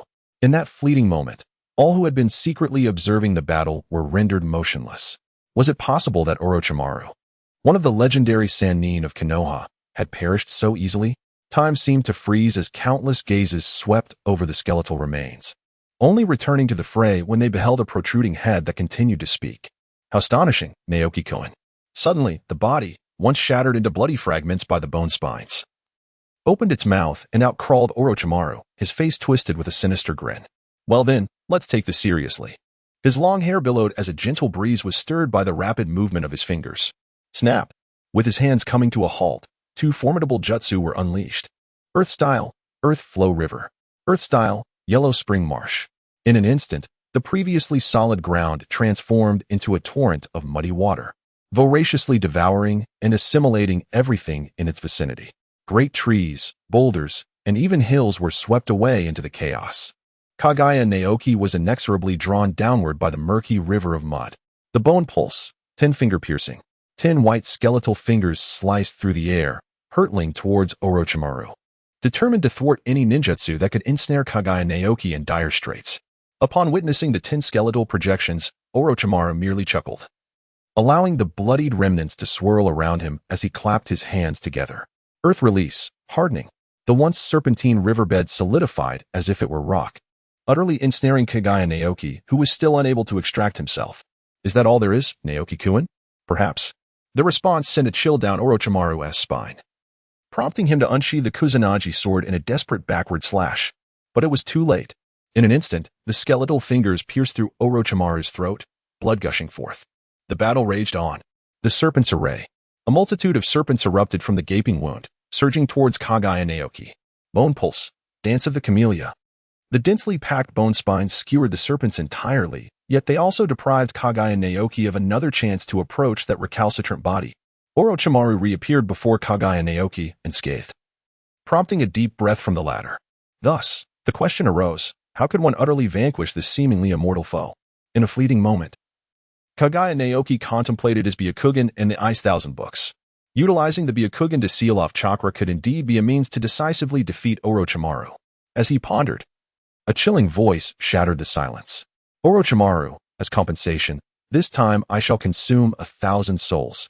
Kaguya Naoki lifted his gaze, observing the rising white smoke and the gradually revealing serpent's head, taking a deep breath.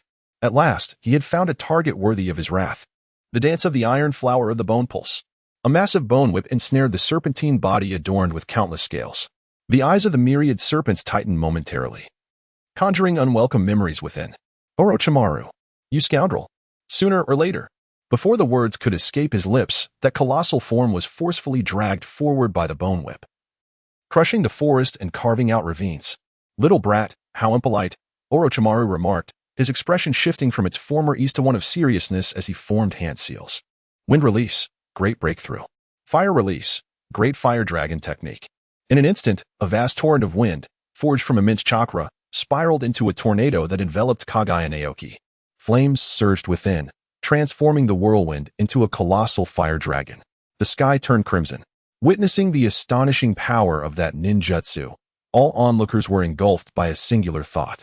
At that moment, the sun, barely peeking through the clouds, merely tinged the horizon, yet Orochimaru's formidable technique painted the entire mountaintop sky in shades of red. This was Orochimaru, one of the legendary three of Konoha. As the might of the fiery tornado lingered, the cries, uncharacteristic of humanity, echoed through the heavens. Was that a serpent? A skeletal structure pierced through the head of a serpent, shaking in the air as if to flaunt its dominance, revealing to all the entity atop the bone. The myriad serpents, famed alongside Orochimaru as the legendary three of Konoha, were thus effortlessly slain. You little brat, Orochimaru emerged from the mouth of a giant serpent, neglecting to wipe the viscous residue from his body, his expression grave as he gazed at Kaguya Naoki, setting aside a few immature techniques. He had nearly exhausted all his means, yet he had been unable to contend with Kaguya Naoki, who had repeatedly gained the upper hand. It truly seemed he was on the verge of defeat, reduced to a mere stepping stone for this mist-hidden brat. This could not stand. Orochimaru licked his lips, furrowing his brows in a rare display of concern. It had come to this. Eight-headed serpent. Orochimaru whispered softly, and in an instant, his form swelled and multiplied, revealing 8 fearsome heads that abruptly emerged atop the mountain, casting their ominous shadow over the entire world. The lingering crimson clouds gradually dissipated under the serpent's languid breath, transforming into a shroud of darkness. This colossal serpent, once confined to the realm of legend, swiftly dominated everything, still reflected in the eyes of those who fought desperately.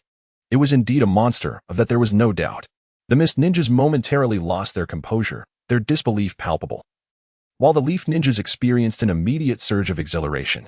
Naoki, it seems you too must face some tribulation. Perhaps not. Kaguya Otsutsuki incessantly infused her chakra, causing the skeletal arm to grow larger and longer. With a flick of her wrist, a series of ice mirrors extended from behind her, resembling towering pillars reaching towards the heavens. At times, mere enlargement does not equate to enhanced strength. It is time to conclude this, Orochimaru, in this war. Kaguya Naoki leaped gracefully, his form penetrating the icy mirror, swiftly ascending into the air. In the instant before the colossal serpent could strike with its forked tongue, he wielded the enormous skeletal structure.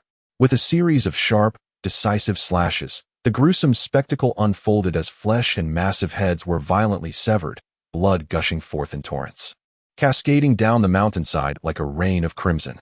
The enormous head fell, rolling to a halt, carving deep trenches in its wake, provoking gasps of astonishment from the onlookers. Yet, at the heart of the battle, tranquility reigned supreme. Orochimaru emerged once more from the serpent's maw, eager for another confrontation. However, this time, he faced not only Kaguya Naoki but also the piercing ice needles. With a soft thud, the now slowing Orochimaru could only watch as the icy projectiles embedded themselves within him. Feeling his chakra crystallize, a bitter smile emerged. Byakugan, ice release, gentle fist? Naoki, you truly are a prodigy. Perhaps the future indeed belongs to you. Kaguya Naoki remained silent, merely extracting the powder from the arm and bones of Shirazetsu and presenting it forward. Orochimaru-kun, the future belongs to us. Orochimaru licked his lips, relinquishing the chakra he had painstakingly gathered, and accepted the experimental materials, his eyes reflecting a myriad of complex emotions. Perhaps, Naoki-kun, from this moment onward, all lands, including Konoha, shall be yours. Kaguya Najiki smiled faintly. Orochimaru, with your injuries, it would be prudent to withdraw the Leaf forces. I will not pursue further. The Leaf is simply too formidable. Continuing this battle would yield no benefits. Orochimaru, feeling the loosened ice needles within him and listening to his composed words, could not help but glance toward Kaguya Najiki. The Mizukage, I look forward to the day we can collaborate. Kyukuna, it is time. Narashikaku observed the 8 fallen heads, his expression darkening as he addressed Kyukuna. She nodded immediately, her fiery red hair slightly wilted. No need. A gentle voice resonated beside her. Kyukuna's hair instantly lifted, excitement surging as she turned back, a sweet smile involuntarily blossoming on her face. Minato, you've come. Chapter 52. The so-called hero, the Yellow Flash Kill. Eliminate the Leaf's wretches. Almost at the very moment the 8 heads fell, all the mist ninjas erupted into a frenzy, invigorated as if by a stimulant. Orochimaru had been defeated, vanquished by the Mist Commander, Kaguya Najiki. If they could merely overcome these insignificant Leaf ninjas before them, they could easily breach the heart of the Leaf village. After all, it was the Leaf, the strongest ninja village in the entire world. The despondent and lifeless Mist Village, under Kaguya Najiki's leadership, had managed to triumph over the world's most powerful ninja village in one fell swoop, igniting their fervor. Yet, amidst the fervent advance of the Mist Army, the heart of their commander felt somewhat chilled. Gazing into the distance at a familiar figure, he murmured softly, "Is that Namake's Minato?" He couldn't help but grit his teeth in frustration. Why is he not on the battlefield at Cloud? What are you planning, Hiruzen? Mito Manka looked at Sarutobi Hiruzen, now donned in combat attire, his brow furrowed deeply as he questioned with evident dissatisfaction. The battle has yet to encroach upon the Leaf Village. Shouldn't you remain here to bolster everyone's confidence instead of heading to the battlefield to engage in combat? If I do not step out, who will address the gap in our combat strength? Sarutobi Hiruzen halted his steps, turning to face Mito Manka, his eyes ablaze with a rare fury and coldness. If a member of the Kaguya clan like Kaguya Najiki were to become the Mizukage, it would only be a matter of time before they transformed into the next Cloud. If we do not eliminate him swiftly in this war, we will inevitably become the next Cloud. Now, no one in the Leaf can remain aloof. Everyone must fight. The children are risking their lives on the battlefield. Must I, as Hokage, stay in the village and become a mere relic? The profound and resonant words rendered Mito Minin momentarily speechless, his desire to volunteer waning under the weight of his own hesitation. And then there was Danzo. Suddenly breaking his silence, the ever-observant Torian Kabuto directed his gaze towards the bandaged man who had remained hidden in the shadows, voicing the unspoken truth. Danzo, too, possessed considerable strength, capable of contending with those of elite status. Upon hearing this, Danzo's eyes hardened, ready to voice the rationale he had meticulously contemplated for some time to decline. Yet, at that moment, Sarutobi Hiruzen, well acquainted with his old friend's temperament, interjected to avert unnecessary discord. To instill fear in those two from the hidden Cloud, it must be I who steps forth. None of you are suitable. Humph. Listening to Hiruzen's proclamation, a surge of unnameable fury welled within Danzo. Hokage, all Hokage. I am Danzo. The darkness of Konoha. Am I to be so easily dismissed? Is my worth contingent upon the title of Hokage? A glimmer of resentment began to simmer in his eyes fixed on Hiruzen. And a nefarious thought took root in his heart. Let Sarutobi Hiruzen perish on the battlefield. Then, the position of Hokage shall be mine. Very well. Sarutobi Hiruzen surveyed the surrounding silence of his old comrades, his tone softening. No one in Konoha can remain uninvolved. Yen, Kabuto, reflect on your past selves. You two were once formidable ninjas on the battlefield. Thus, I entrust the well-being of the village to you. Pausing, Hiruzen's gaze fell upon Danzo, whose fists were clenched tightly. And he sighed with a mixture of resignation and determination. So be it. With these words, Hiruzen leaped through the windows, advancing with extraordinary speed towards the battlefield of the Hidden Cloud. Within a day and night, as the full-scale war between Konoha and the Hidden Mist erupted, he arrived at the encampment shared by the Hidden Cloud and Konoha. Hokage-sama. Namake's Minato awaited him at the camp entrance. Hiruzen nodded slightly. Minato, proceed with the task at hand. You must ensure Kaguya Otsutsuki is thoroughly eliminated. A newfound sharpness ignited in Hiruzen's eyes. He would undeniably be Konoha's most formidable adversary. So, Minato, for the sake of a tranquil future, you must exert every effort today. Understood, Hokage-sama. Minato nodded and closed his eyes. Reaching out to sense the flying thunder god Kanai located 1,000 miles away. He murmured softly, for the village, may you meet your demise. I am departing now, Hokage-sama. After whispering these words, Minato vanished from his location, just as the voice of the fourth Raikage echoed once more. Namake's Minato, come, let us battle.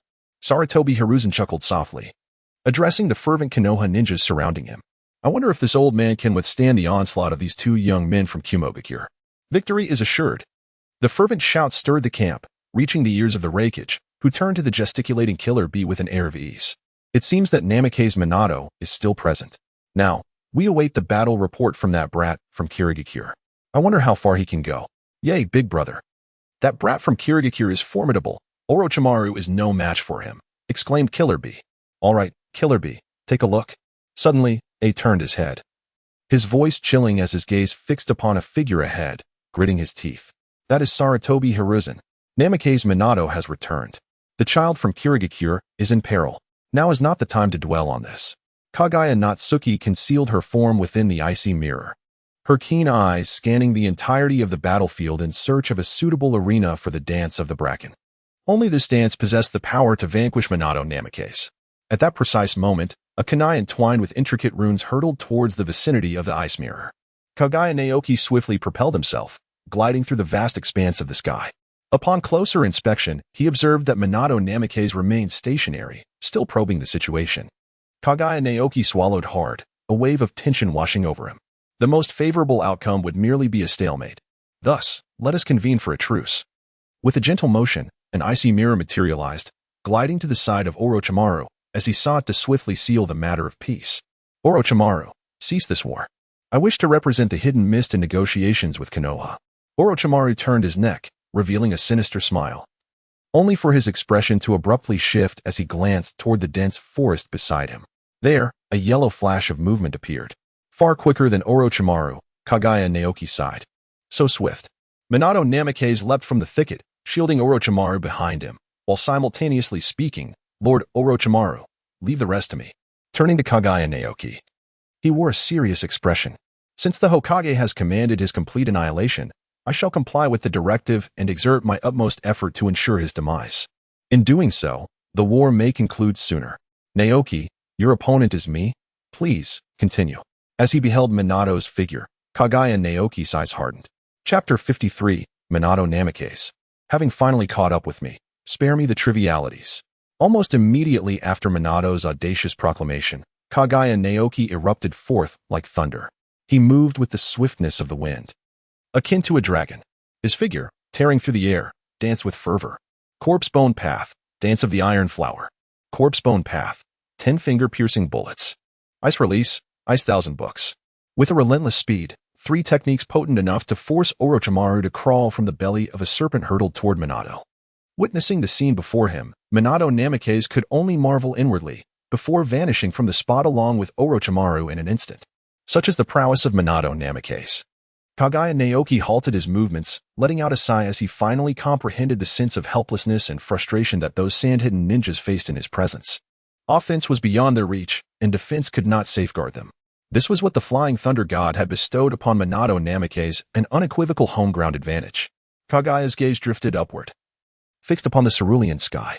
However, the heavens are my domain. Summoning an ice mirror with a single hand, I ascended into the firmament. My Byakugan flared open, instantly locking onto the form of Minato Namikaze.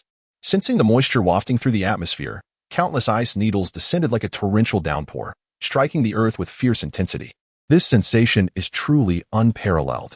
Within the dense forest, Minato moved with the agility of a monkey, daring not to linger for even a moment. Should he falter, those ice needles capable of rending mighty trees would surely catch up to him. Ever since mastering the Flying Thunder God technique, he had never experienced such peril. With a resigned sigh, Minato acknowledged the threat from above. Indeed, the enemy in the sky was formidable.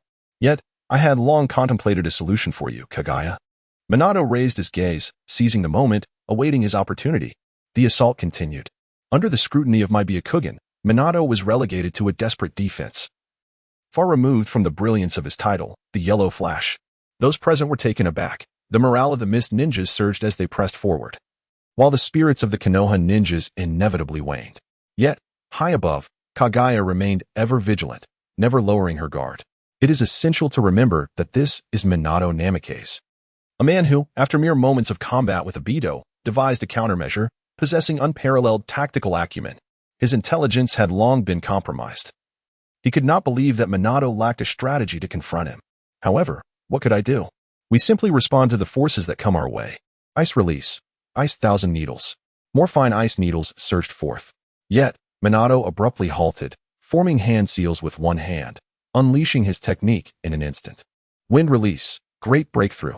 A ferocious and colossal gust erupted from his mouth, instantly generating a formidable force that swept away not only the century-old redwood, but also intercepted the ice needles descending from the sky. Wait a moment. Kaguya Najiki initially remained indifferent, yet within his Byakugan's vision, a dark kunai unexpectedly materialized.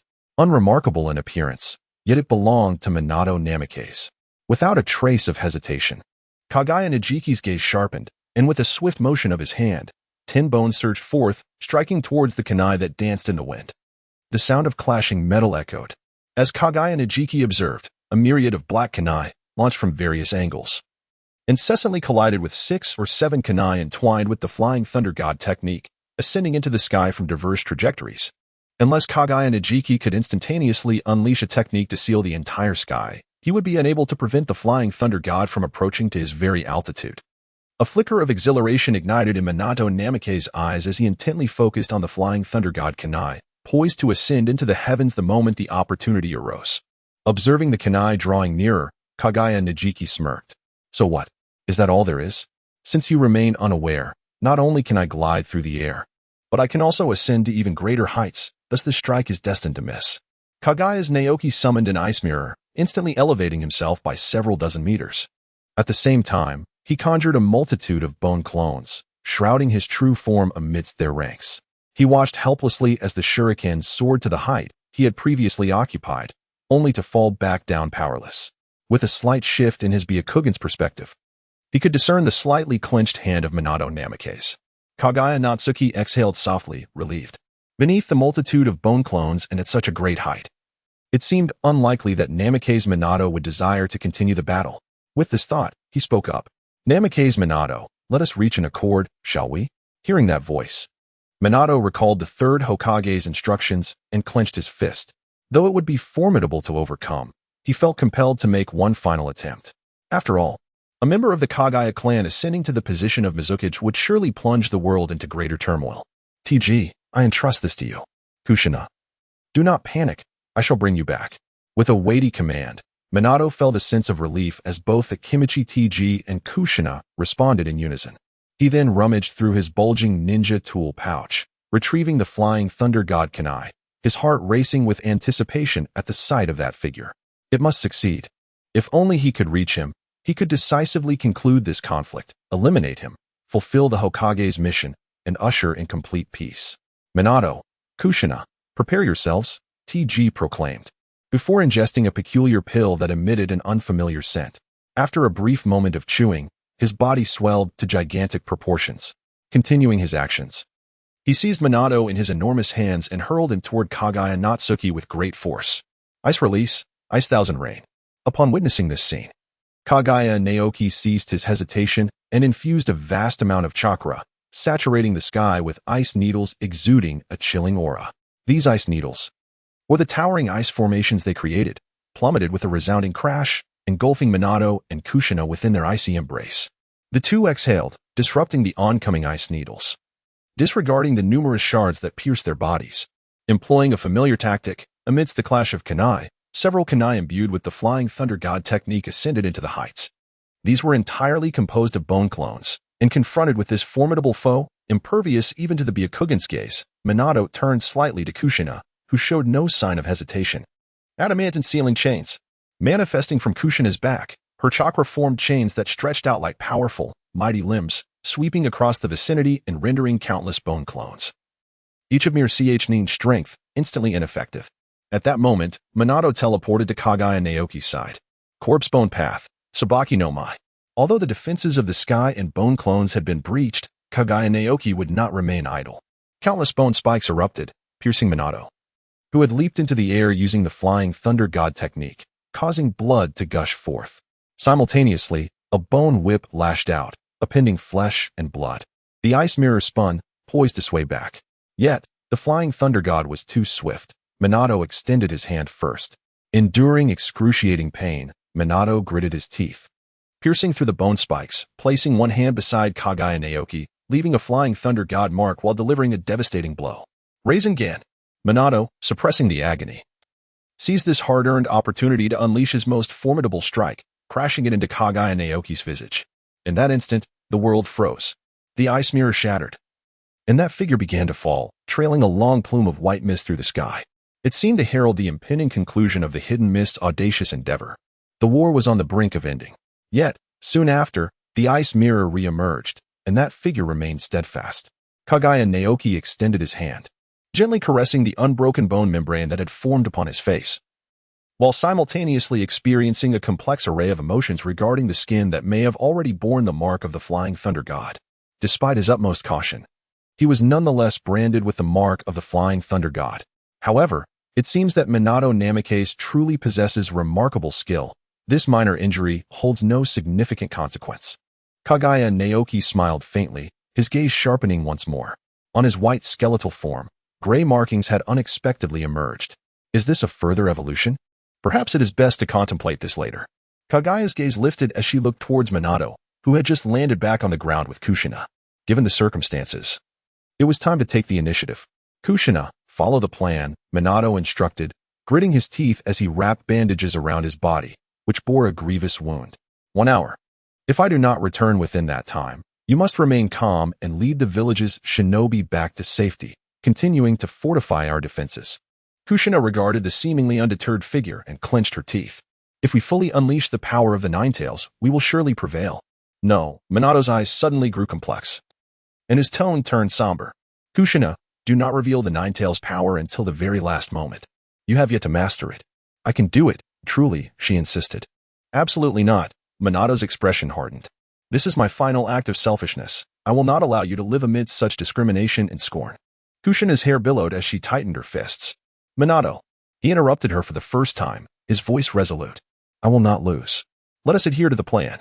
With a gentle smile, he vanished from sight, reappearing beside Kaguya, who was already poised to launch a close-range assault.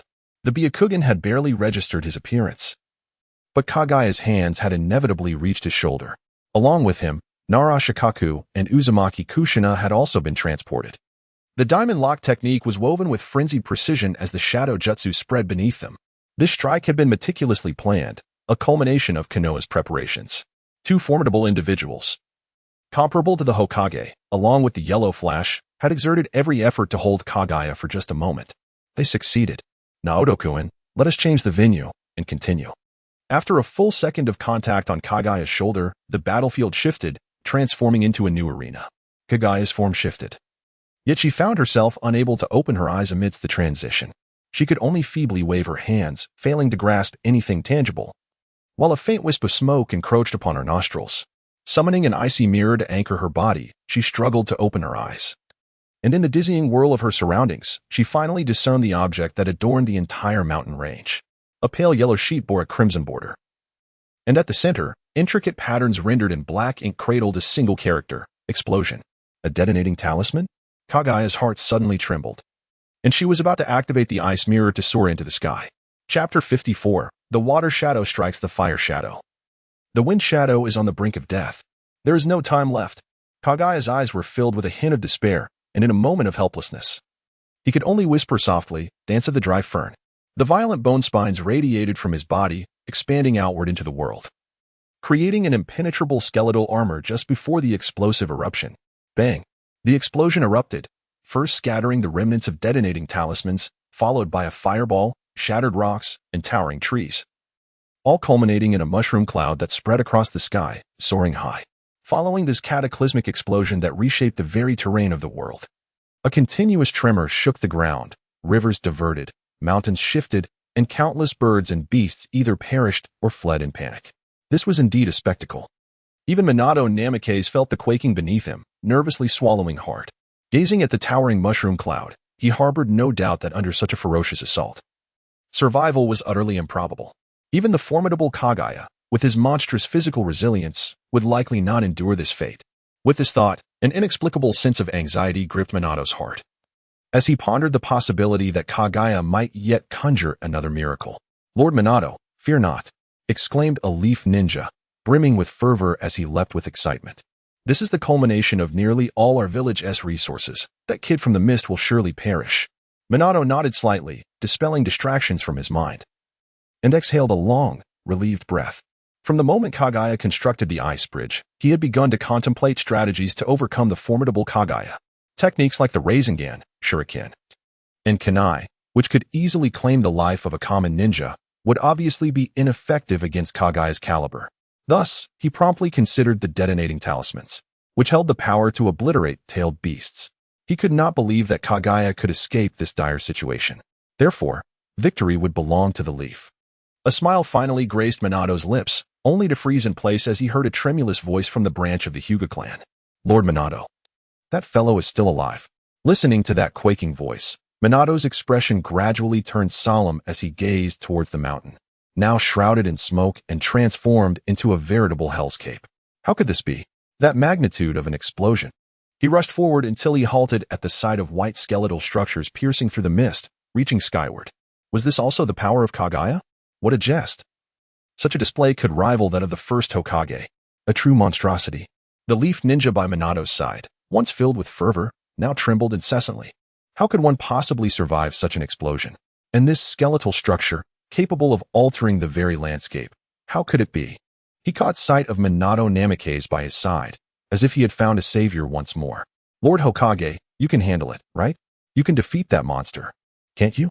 Sensing the panic emanating from the person beside him, Minato gradually suppressed all his thoughts. With unwavering resolve, he replied, "I will," turning his gaze away. His eyes hardened as he directed them towards the distant forest of bones. "No matter what, as the commander, I cannot afford to lose." Fortunately, my reflexes were swift. Within the encasement of bones, Kaguya Otsutsuki wiped the cold sweat from his brow, which had formed due to sheer terror. Had he hesitated for even half a moment longer, he would have likely perished in that terrifying explosion. However, since he emerged unscathed, Kaguya Naoki lifted his gaze, looking into the distance. "Now, it is the moment for my retaliation." Kaguya Naoki's eyes narrowed as his form gradually emerged from the skeletal confines. Just as he was about to cast his gaze upon Minato Namikaze, he suddenly hesitated. Turning towards the forest of bones, he noticed that the gleaming tips of the bones bore faint, yet discernible gray markings. Could this be a blessing in disguise? After fervently unleashing the dance of the drought fern, had his skeletal veins undergone an evolution? The mere thought of this hypothesis caused Kaguya Naoki's heart to race, as he revealed the gray bone tips he had meticulously cultivated over the past decade. Upon comparison, however, he felt a twinge of disappointment. The strength and purity of the bones within the forest paled significantly in comparison. Nonetheless, it was still a rare enhancement, if inserted into a human body. Who could fathom the effects it might yield? Contemplating this, Kaguya Naoki lifted his gaze towards the distant Minato Namikaze. "Thus, it shall begin with you." With a chilling intent to kill, he began to materialize from the bones, ready to spring forth with haste, only to be abruptly halted, paralyzed in place. Upon keenly sensing his surroundings, he felt a surge of searing heat. Within moments, he could no longer contain himself and spat out a mouthful of blood. It was the bloodline disease. This familiar sensation could not be mistaken. It was indeed the bloodline disease. Surely, this latest evolution had triggered a resurgence of the ailment due to past overexertion. With this thought, his expression darkened as he prepared to exchange for an antidote to mitigate the bloodline disease from the system. Yet, it was too late. The figure of Minato Namikaze suddenly materialized behind him. Kaguya Naoki sensed a shift and sought refuge within the confines of his skeletal form. However, in the midst of the bloodline disease outbreak, he was astounded to discover that the bones, once malleable and accommodating, could no longer contain his physique. Trapped and unable to evade, he gritted his teeth and summoned his chakra, causing the bone spikes behind him to soar skyward, aiming directly at the chest of Minato Namikaze. Die. With a sickening thud, the massive, slightly gray-tinged skeletal protrusion pierced Minato's body, yet he still managed to invoke the Flying Thunder God technique in his final moments.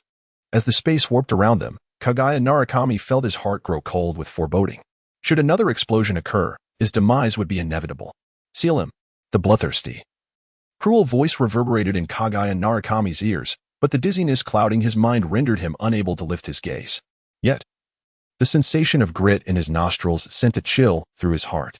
This must be Sunagakure. Thus, that roaring voice belonged to Raza. With his Byakugan activated, he gazed down to see Minato Namikaze lying helplessly on the ground, his fate uncertain. Beside him stood the fervently excited Raza. Wind Shadow Raza. The piercing gaze of Kaguya Naoki swept across the surroundings, where golden sand encircled him, protected by a meticulously crafted ceiling barrier. Under ordinary circumstances, he would have effortlessly vanquished such a barrier or any shadow of the wind. However, the tides have turned. The dance of the drought fern could not be executed, and the ordinary ice release could not breach the constraints of this barrier. The restoration of his bloodline's full potential remains uncertain. Kaguya Naoki gritted his teeth. At the brink of life and death, there was no room left for further contemplation. He concentrated his mind and extracted a gray-hued bone from his very being. It had to be this way. There was no alternative. Magnet release, sand gold. You all, unleash the sealing technique. Loza murmured softly, showing no concern for the fate of the man beside her, Minato Namikaze. Kaguya Naoki, the commander of the mist, shall perish at my hands, Loza. Together, we shall slay the gray bone. Kaguya's Naoki paused momentarily, adding a thought in his mind. Yet, it was considerably diminished. Go forth, and vanquish the wind shadow. Whoosh. That bone surged forth, instantaneously depleting Kaguya's previously abundant chakra. Nevertheless, it was all worthwhile. The gray bone, propelled by chakra, sliced through the air with astonishing speed, breaching the nearly indestructible sand wall and barrier that had taken form. Splutter, splutter, splutter. The gray bone burst through the sand wall, piercing the throat, extending backward, and completely transfixing a line of 20 sand shinobi in that fleeting moment. The gray bone did not cease. It aimed to strike at the throat of Wind Shadow Raza. It was too swift. Raza had not failed to perceive that bone, yet his eyes and body would not permit him to react before it. Am I to perish? Impossible. I have just ascended to the position of Wind Shadow. Unthinkable.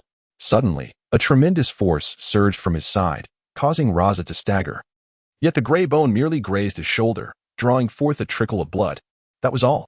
Grateful to be alive, Raza cast a glance at Minato Namikaze, poised to channel chakra to continue sealing the monstrous corpse bone path. However, upon turning his head, he was immediately struck with astonishment at the sight before him. That row of sand shinobi, a complete 20, began to disintegrate from their throats, scattering, and then transforming into ash. What manner of technique is this? How can it be? No. Raza suddenly realized something, quickly turning to examine his shoulder, watching the ashes gradually rise. His eyes widened in alarm, but being a person of great resolve, he gritted his teeth, seizing a knife, and struck at his own arm. Flesh and blood flew in abundance. And before the severed arm could even spill forth a torrent of blood onto the ground, it had already transformed into complete black ash. How could this be? Raza was enraged. Losing an arm significantly diminished his combat prowess, and his position as Wind Shadow would become more precarious than ever before. Kaguya Otsutsuki, you truly deserve death. Today, let you perish here entirely. Raza clenched his fist, ready to strike again, only to be taken aback. realizing his body seemed to have aged drastically, immobile and feeble. He looked at his hand, now covered in fine wrinkles and mottled with age spots. In a state of panic, he sensed his life force and chakra draining away at an alarming rate. How could this be? Raza silently roared within his mind. Darkness enveloping him as he could no longer stand, collapsing to the ground. Chapter 55. The Wind Shadow on the Brink of Death. The Fire Shadow in peril. Lord Wind Shadow. The previously fervent and agitated Sand Shinobi, upon witnessing Raza's condition, felt as if a bucket of icy water had been poured over them, leaving them utterly chilled. What has happened? Eyes involuntarily turned toward the Wind Shadow and some ninjas. Unable to contain themselves, trembled as they questioned. The once robust physique, which had hinted at powerful muscles, was now entirely withered.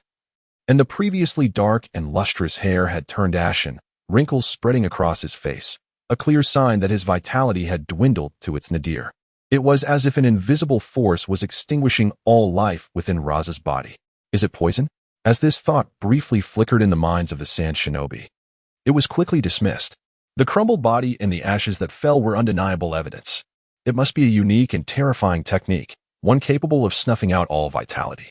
This incomprehensible and unheard of jutsu plunged the Sand Shinobi into a state of panic.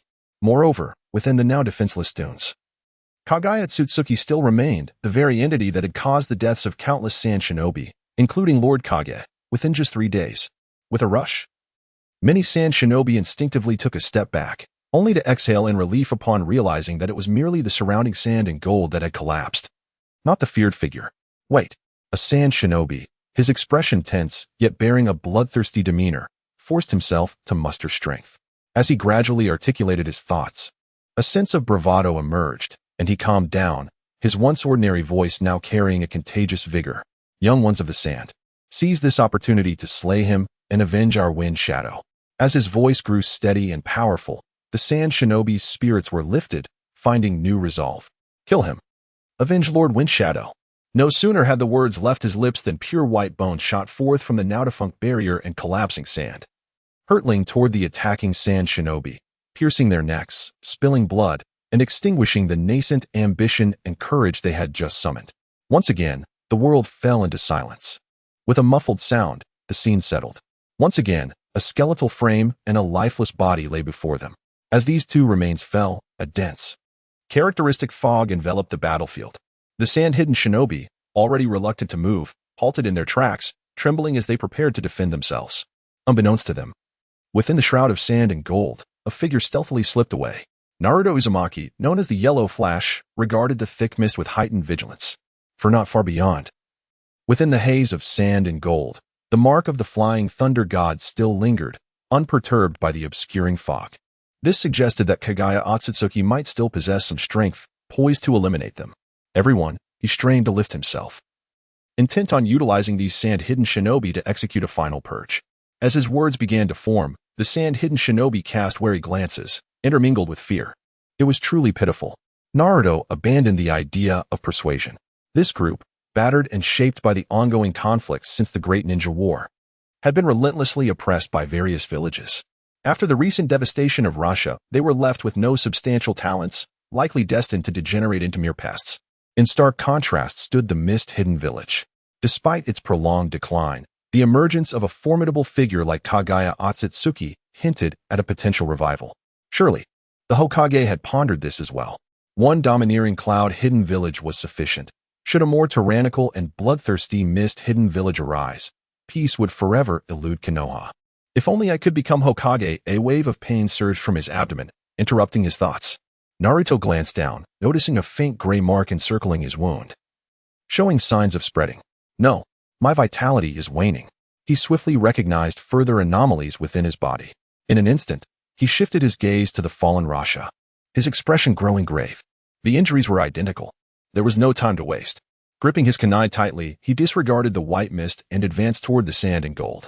I cannot hold on much longer. I must resolve this swiftly. If the resurgent mist-hidden village falls under the control of Kaguya's kin, the village's plight will worsen. I must eliminate him. At that moment, an ancient voice suddenly resonated. Let this be the end, Konoha, and you of the mist-hidden. Chiyo's familiar and respected figure emerged from the mist, instilling a sense of resolve in the hesitant sand-hidden forces, akin to lost dogs finding their backbone. Chiyo did not direct her gaze toward them. Rather, she sternly addressed Naruto. I'm sorry, but we of the Sand Hidden have our own choices. Please leave. Tightening his grip on the kunai, Minato Namikaze cast a lingering glance at Chiyo's silhouette before activating the Flying Thunder God technique, departing from the battlefield. Humph. From within the mist, Kaguya Naoki's laughter echoed. Since Lady Chiyo has arrived, I shall take my leave. Lady Chiyo, are we truly going to spare that Miss Ninja? You are capable. No.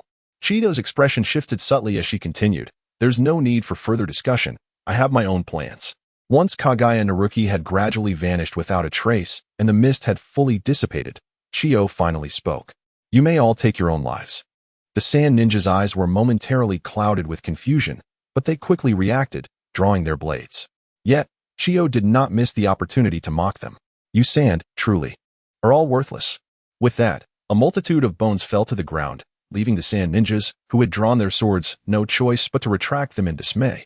At that moment, realizing they had been thoroughly outwitted, they felt a mix of anger and despair. Faced with Kaguya Naoki, whose whereabouts and strength were unknown, they were utterly helpless, forced to retreat with the uncertain fate of the Wind Shadow, Rasha, towards their village. Die, you bastards. The chakra chains extending from Kakunai danced violently, piercing through any mist ninjas daring to approach, creating a brief vacuum. Seizing this chance, Kakunai leaped to the side of Nara Shikaku. How are things, Shikaku? Is the situation still manageable? Nara Shikaku shook his head gravely. Lord Orochimaru was easily defeated, and Lord Minato has made no progress. The blow to our morale is tremendous. As he spoke, he tossed a kunai, which struck a tree, entwined, and snapped, causing a mist ninja to misstep and fall into a trap. Hearing the anguished cry, Nara Shikaku sighed. Some clans have already begun to conserve their strength. It's fortunate that we can barely maintain the front line without being completely overwhelmed. If Lord Minato returns victorious, perhaps we can still turn the tide. Minato. Kukunai gritted her teeth, her heart tightening. Minato, you must come back. Just as this thought arose in her mind, a bloodied body with yellow hair fell beside Kukunai, causing her to gasp in surprise. Minato. Minato Namikaze weakly nodded. The last remnants of his chakra depleted, leaving him without the strength for any further actions. Quickly, go find a medical ninja. Witnessing Minato's dire condition, Kukunai's voice trembled with emotion. At that moment, Nara Shikaku spoke steadily. Lady Kukunai, I have been prepared. I have kept the medical ninjas protected by my side all along. Before the echoes of the voice had dissipated, the medical ninja promptly advanced, employing healing techniques to mend the injuries of Minato Namikaze. Dingzwa, Hai, cover us. Nara Shikaku's expression grew grave as he observed the mist ninjas, drawn together by the yellow flash, beginning their assault. Gritting his teeth, he plunged into the fray. The combination of Inuzuka, Shino, and Choji birthed a whirlwind of chaos on the battlefield, unleashing a frenzy of slaughter. Lady Kushina, Lord Shikaku. The medical ninja lifted his gaze, sweat streaming down his forehead, trembling as he spoke. I am powerless to aid Lord Minato. His injuries are beyond my capabilities. What is happening? Kushina's countenance darkened, her anxiety palpable as she inquired urgently. The medical ninja continued his ministrations, trembling as he replied. It appears that a chaotic chakra is relentlessly siphoning away Lord Minato's life force. How can this be? Kushina's fiery red hair billowed as the previously foreboding expression on Minato's face turned somber. If we return to Konoha, surely the doctors there can heal him, right? Kushina's voice quivered, tinged with a hint of desperation, but the medical ninja shook his head. We have never encountered such a phenomenon. There is no solution. Perhaps only Lady Tsunade could. His voice faltered, lacking the assurance of certainty. How could this be? Kushina's eyes reflected despair. Nara Shikaku's voice broke through. Lady Kushina, harness the power of the Nine Tails so we can safely transport Lord Minato back to Konoha. Only with Lord Minato's recovery do we stand a chance of achieving victory in this war. Chapter 56. The Evolution of the Byakugan. A more terrifying future in the primary battlefield between Konoha and the Hidden Mist, the war was nearing its conclusion. Konoha had opted to dispatch Kukunai for an initial assault, facilitating a subsequent retreat. Having narrowly escaped, Kaguya Naoki leaned weakly against a tree, blood spilling from his lips once more. This time, however, it was not an injury inflicted by an explosion. The wounds he bore could not be mended by chakra potions. This sensation was unmistakable. It was the bloodline disease. Feeling the frailty of his body, Kaguya Naoki managed a bitter smile. Truly terrifying. This affliction had not only caused his chakra to dwindle entirely, but had rendered him utterly powerless. Wiping the blood from the corner of his mouth, he sighed in resignation and murmured softly, "Exchange, delay the bloodline potion." As his words fell, a vial containing a crimson elixir materialized in his hand. He shook it gently, contemplating its potential. He had originally intended to present it to Orochimaru for research. However, that notion would have to wait for another time. With that thought, he tentatively lifted the vial to his lips and allowed a single drop to fall into his mouth. This should alleviate my suffering, he mused. Yet, something felt amiss. Kaguya Naoki's veins suddenly surged with an intense fervor. The anticipated sense of relief did not materialize. Instead, he was engulfed by a profound feeling of loss. An aching detachment that surged through his heart and ignited his nerves, compelling him to clench his fists involuntarily.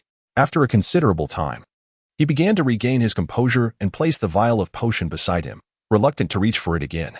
After what felt like an eternity, as Kaguya Naoki fully calmed himself, he began to reflect on that sensation. Was it the emotion of being deprived, an absolute sense of loss?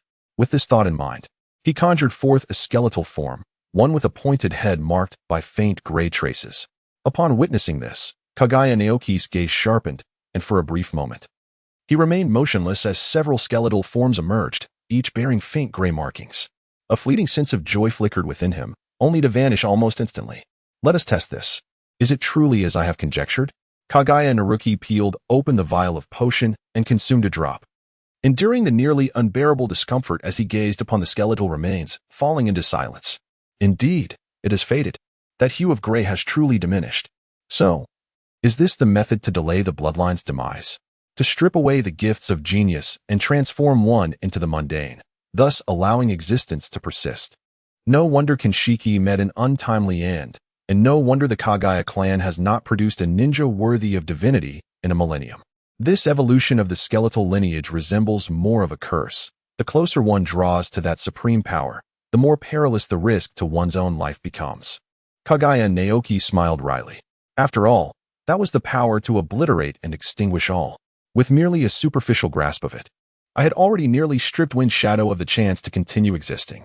If one could fully and freely command such a force, it is likely that no entity in the world could stand against the Kaguya clan. Alas, contemplating the alluring future that beckoned, Kaguya Naoki's heart ached. Ultimately, everything that culminated from the evolution of the corpse bone pulse was destined to remain beyond his reach. He lifted his head, on the verge of tears without the ability to weep. Must one truly ascend to the status of a six-paths powerhouse to fully wield such power? At that moment, he faintly sensed a trace of incredibly weak, yet undeniably present chakra stirring within his body, soothing the restless and destructive chakra within him. Byakugan? Kaguya Otsutsuki rose to her feet, a glimmer of joy unmistakably evident in her eyes. Thus, could the Byakugan indeed counteract this force of destruction?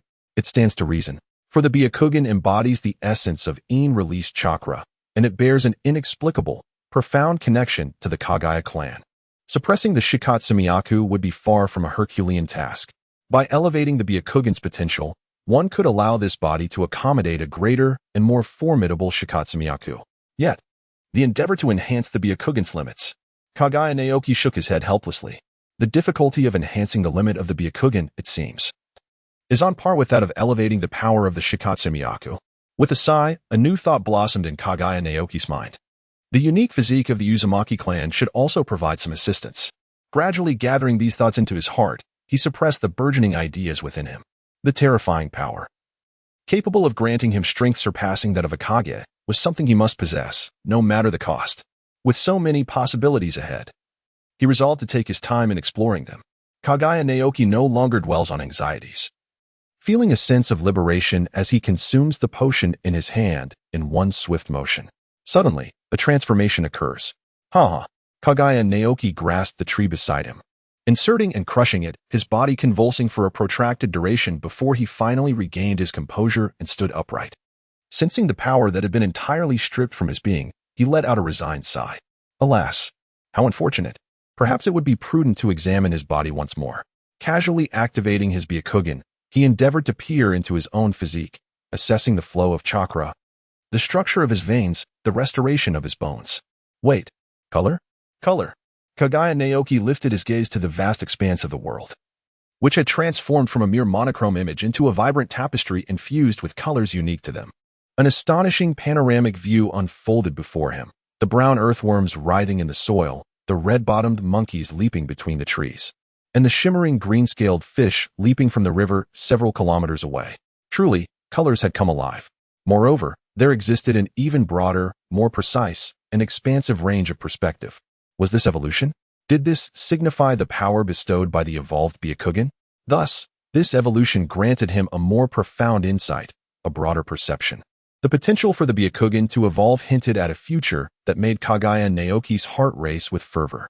He envisioned the Otsutsuki clan amidst the starry cosmos, a formidable force that roamed the planets with impunity, unstoppable by any adversary. Predominantly, the members of the Otsutsuki clan possessed the Byakugan. This was no mere coincidence.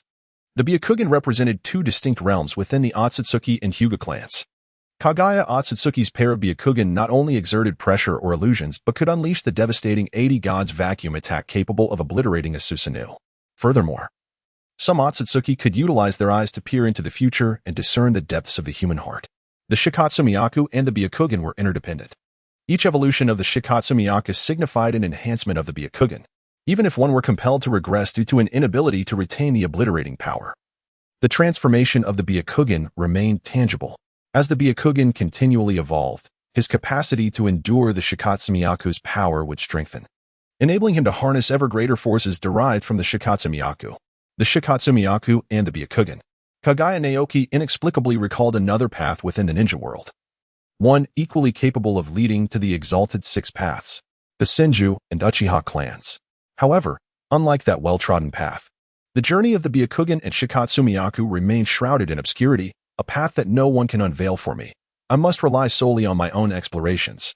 Yet, what does it matter? The road to divinity, no matter how arduous, demands that I exert every ounce of effort to traverse it and reach the end. The fusion of 7 chakra natures may only enable me to become a part of the bloodline network, but the continuous advancement of the Byakugan and Shikatsumiyaku might just propel my strength within that network to unprecedented heights. I may indeed become an adversary that even the Otsutsuki clan cannot shake. Caressing his eye sockets, Kaguya Naoki summoned an ice mirror and soared toward the heavens. The future holds promise, yet it is imperative to act in the present. Chapter 57, Uzumaki Kukunai. Countdown to betrayal. As more and more of the hidden mist ninja spied the figure with yellow hair amidst the jungle, a complex array of emotions began to spread throughout the crowd. Lord Naoki, it cannot be that. Shut your mouth, you fool. Even if Lord Naoki truly. The hidden mist ninja found themselves at a loss for words, yet gazing at the yellow-haired figure within the dense forest. They grit their teeth and cast aside their tumultuous feelings, immediately rebuking. Even so, we must slay Minato Namikaze to avenge Lord Naoki. Thus, onward they charged. The hidden mist ninja transformed their sorrow and confusion into unbridled fury, brandishing their weapons. Within the thick jungle, they launched a relentless assault, overwhelming in numbers. Their target, Minato Namikaze. Die, you bastards. Fiery red tails, formed from condensed chakra, emerged behind a woman with a face full of rage. Instantly, a wave of restless, fervent, terrifying, and malevolent chakra surged forth, crashing against countless bodies, shattering and separating them. The splattered flesh, carried by the gust of chakra, proclaimed the arrival of the world's mightiest weapon to all present. That must be the Ninetales. There was no mistaking it. The very sight confirmed it. Blood spewed forth as a previously terrified hidden mist ninja was pierced through by a pair of sharp claws, their body falling lifelessly. Everyone perish. The overwhelming and terrifying chakra collided with such ferocity that even the mightiest of ninjas struggled to maintain their footing, only to be utterly shredded by Kukunai's claws that erupted from her skin. Is this the Ninetales? Terumi May froze, gazing at the frenzied crimson beast, a profound sense of helplessness welling within her. The situation had been so favorable. Why had it devolved into this? In a fierce clash, Suka Mountain's pufferfish demon barely managed to deflect the terrifying strike from Kaizuki Na, causing him to stagger backward. As he coughed up a considerable amount of blood, he called out to the shark face, who lay incapacitated beside him, "You little brat, stay behind me. If I perish, take the J-key and continue serving the village." Kakashi, the shark face, lifted his gaze, observing Suka Mountain's bloodied state, but offered no reply. Instead, He brandished his long blade and charged at the approaching leaf ninjas. This little brat, Suka Mountain grimaced, forcing himself to rise and join the fray. With a swift swipe, Hachio Jizo watched as the once mighty decapitation blade shattered under a single claw strike, a wave of despair washing over him. The Nine Tails, such an insurmountable force. He thought, realizing victory was tantalizingly close. I will annihilate you all. The crimson hue in Kazuki Na's eyes deepened, her rationality slowly eroding. In this state, her killing became increasingly efficient and terrifying. Yet, the latent power of the Uzumaki clan surged forth, pulling Kazuki Na back from the brink of madness. The slaughter could continue. Retreat. Riku. Minato Namikaze, with great effort, opened his eyes to witness Kazuki Na, single-handedly forcing back all the mist ninjas. Lord Minato. It is not yet time for Kazuki Na to reach her limits. The more she kills, the greater the intimidation, ensuring a smoother retreat later. Retreat, Riku. Minato gazed at the seemingly invincible crimson figure, yet his mind was consumed by the image of a pale gray skeletal form emanating an aura of absolute destruction. It was a being capable of obliterating all life and vitality. Even the Nine Tails would likely falter against it. Riku, Kaguya Otsutsuki is beyond your capacity to confront. If we delay any longer, we will all perish. I may return swiftly, but he is no slouch either. Seeing Minato, despite his profound weakness, tirelessly urging him to withdraw, Riku's expression turned grave. Then let us retreat. He turned to Yamashiro Edo, commanding, withdraw from the battlefield. Is this a retreat? Under the shade of a large tree. Terumi, her attire stained with blood, leaned against a nearby green branch and stood up. She looked at the leaf ninjas, who possessed the capacity to continue slaughtering the mist ninjas yet chose to withdraw. Why retreat? In such a situation, why pull back? The host, only partially transformed into a tailed beast, remained relatively rational and could have claimed more lives. If a retreat is necessary, it should have been executed with greater intimidation to dissuade any pursuit. Why retreat? As Terumi delved into her thoughts, she was unwilling to abandon this potential opportunity for combat. After all, it was Nara Shikaku. There had to be a reason behind his actions. Suddenly, a flash of inspiration struck her mind, causing her eyes to glimmer with newfound clarity. Perhaps they were apprehensive about something, reluctant to allow the Jinchuriki to unleash their full power so soon. Or perhaps they were simply unwilling to linger in this place. Could it be that a figure with white hair and white eyes, wielding skeletal limbs, materialized in Terumi-Mei's mind? Thus, there existed a possibility that Nara Shikaku had not fallen to Minato Namikaze but was, in fact, still alive. Indeed, it was certain. Otherwise, Minato would have used Shikaku's corpse to shatter the morale of the mist ninjas completely. We must pursue. We must entangle them. Terumi-Mei clenched her fist. If they could wait for Shikaku's arrival, it was conceivable that they could annihilate the entire Konoha army. At that moment, even if it meant Konoha relinquished a significant portion of its territory, it would hardly be a monumental loss. She raised her fist to issue a command, but felt a chill wash over her. Sigh. Terumi-Mei gazed at the team completely concealed by Kikana, observing the surrounding mist ninjas who had clearly lost their confidence, trembling as they retreated into the forest and let out a long sigh. They could only strive to regroup their elite ninjas and attempt an offensive. Another sigh escaped her lips as she looked up at the azure sky. Shikaku, when will you return? Thus, Lord Shikaku, this is our decision. Remaining alongside such individuals, we cannot guarantee our safety, since the mist ninjas currently lack the capacity to pursue. It would be prudent to separate and return to Konoha. You. Kikana's fiery red hair billowed as she raised her fist, poised to strike the leading Konoha ninja. Kikana, no. Minato's voice dropped to a whisper, compelling Kikana to hastily retract her fist, unwilling to provoke any emotional turbulence in Minato. At that moment, Nara Shikaku's expression also darkened, eager to firmly reject the ninja's decision, yet gazing into the eyes of those around him, filled with doubt and disbelief. He keenly sensed that the prior overwhelming defeat had instilled a deep-seated skepticism among them. Naturally, they would not adhere to his orders as they once had. Thus, he paused, preparing to persuade them in a more tempered manner when another voice interrupted.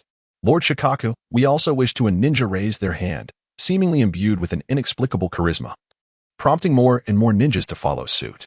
Uchiha Fugaku, who had previously managed to suppress his clan's dissent, could only remain silent and raise his hand under such circumstances. What if I refuse?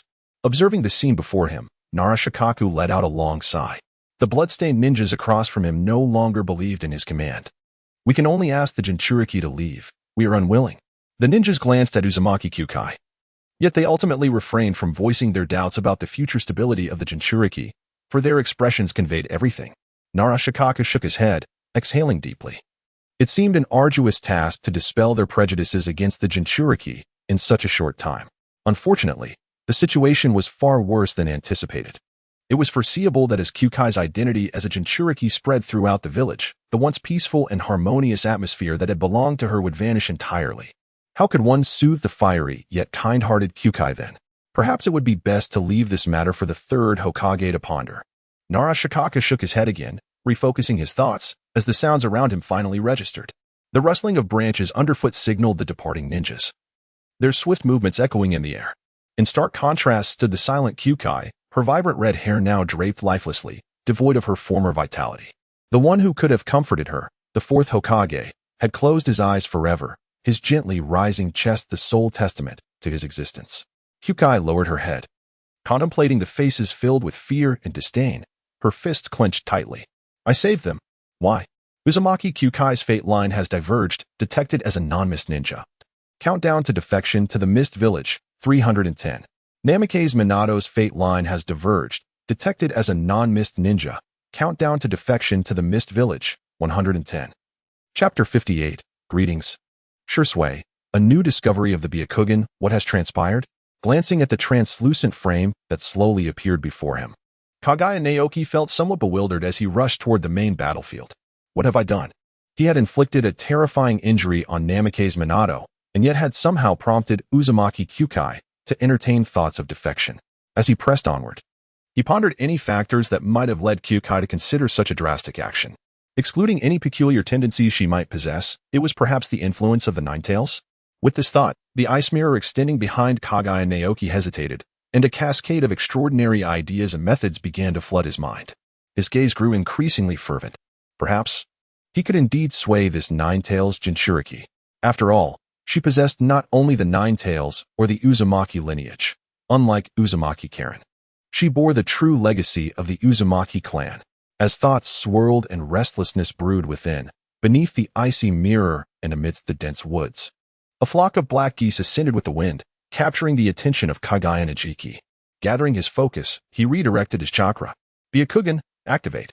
His vision expanded, penetrating through the lush green foliage, revealing the calm-faced ninjas concealed within. The colors that met his gaze transformed the simplistic black and white imagery into a vivid tableau, allowing Kaguya Naoki to distinctly discern the identities of the ninjas hidden within the thicket. Could it be the Uchiha flame fan? Kaguya Naoki murmured softly, forget it. It is best to return to the main battlefield first. They are merely inconsequential Uchiha. Suddenly, his attention was captured by a group of mist shinobi, recklessly advancing with remarkable speed. If they continued on their current trajectory, they would soon collide with the Uchiha clan. Very well, I shall indulge in a slight delay. The ice mirror shattered slowly as he swiftly darted into the depths of the forest. Brother Shursui, what is that? That is. As the familiar silhouette shot down from the sky, Uchiha Shursui felt a chill run down his spine. It was Kaguya Naoki, the one who had bested Lord Orochimaru and severely injured Lord Minato. There was no mistaking it. It was indeed him.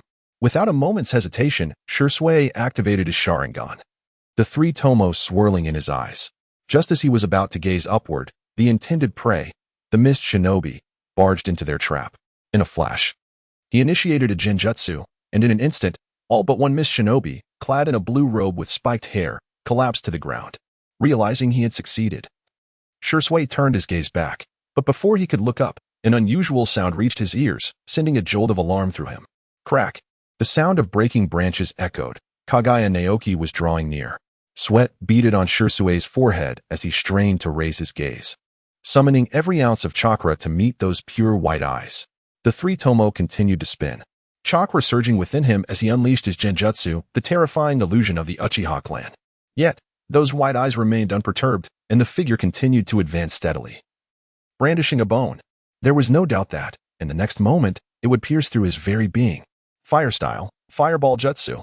The nearby Uchiha sensed the impending threat, launching several fireballs into the air, enveloping that figure within their flames.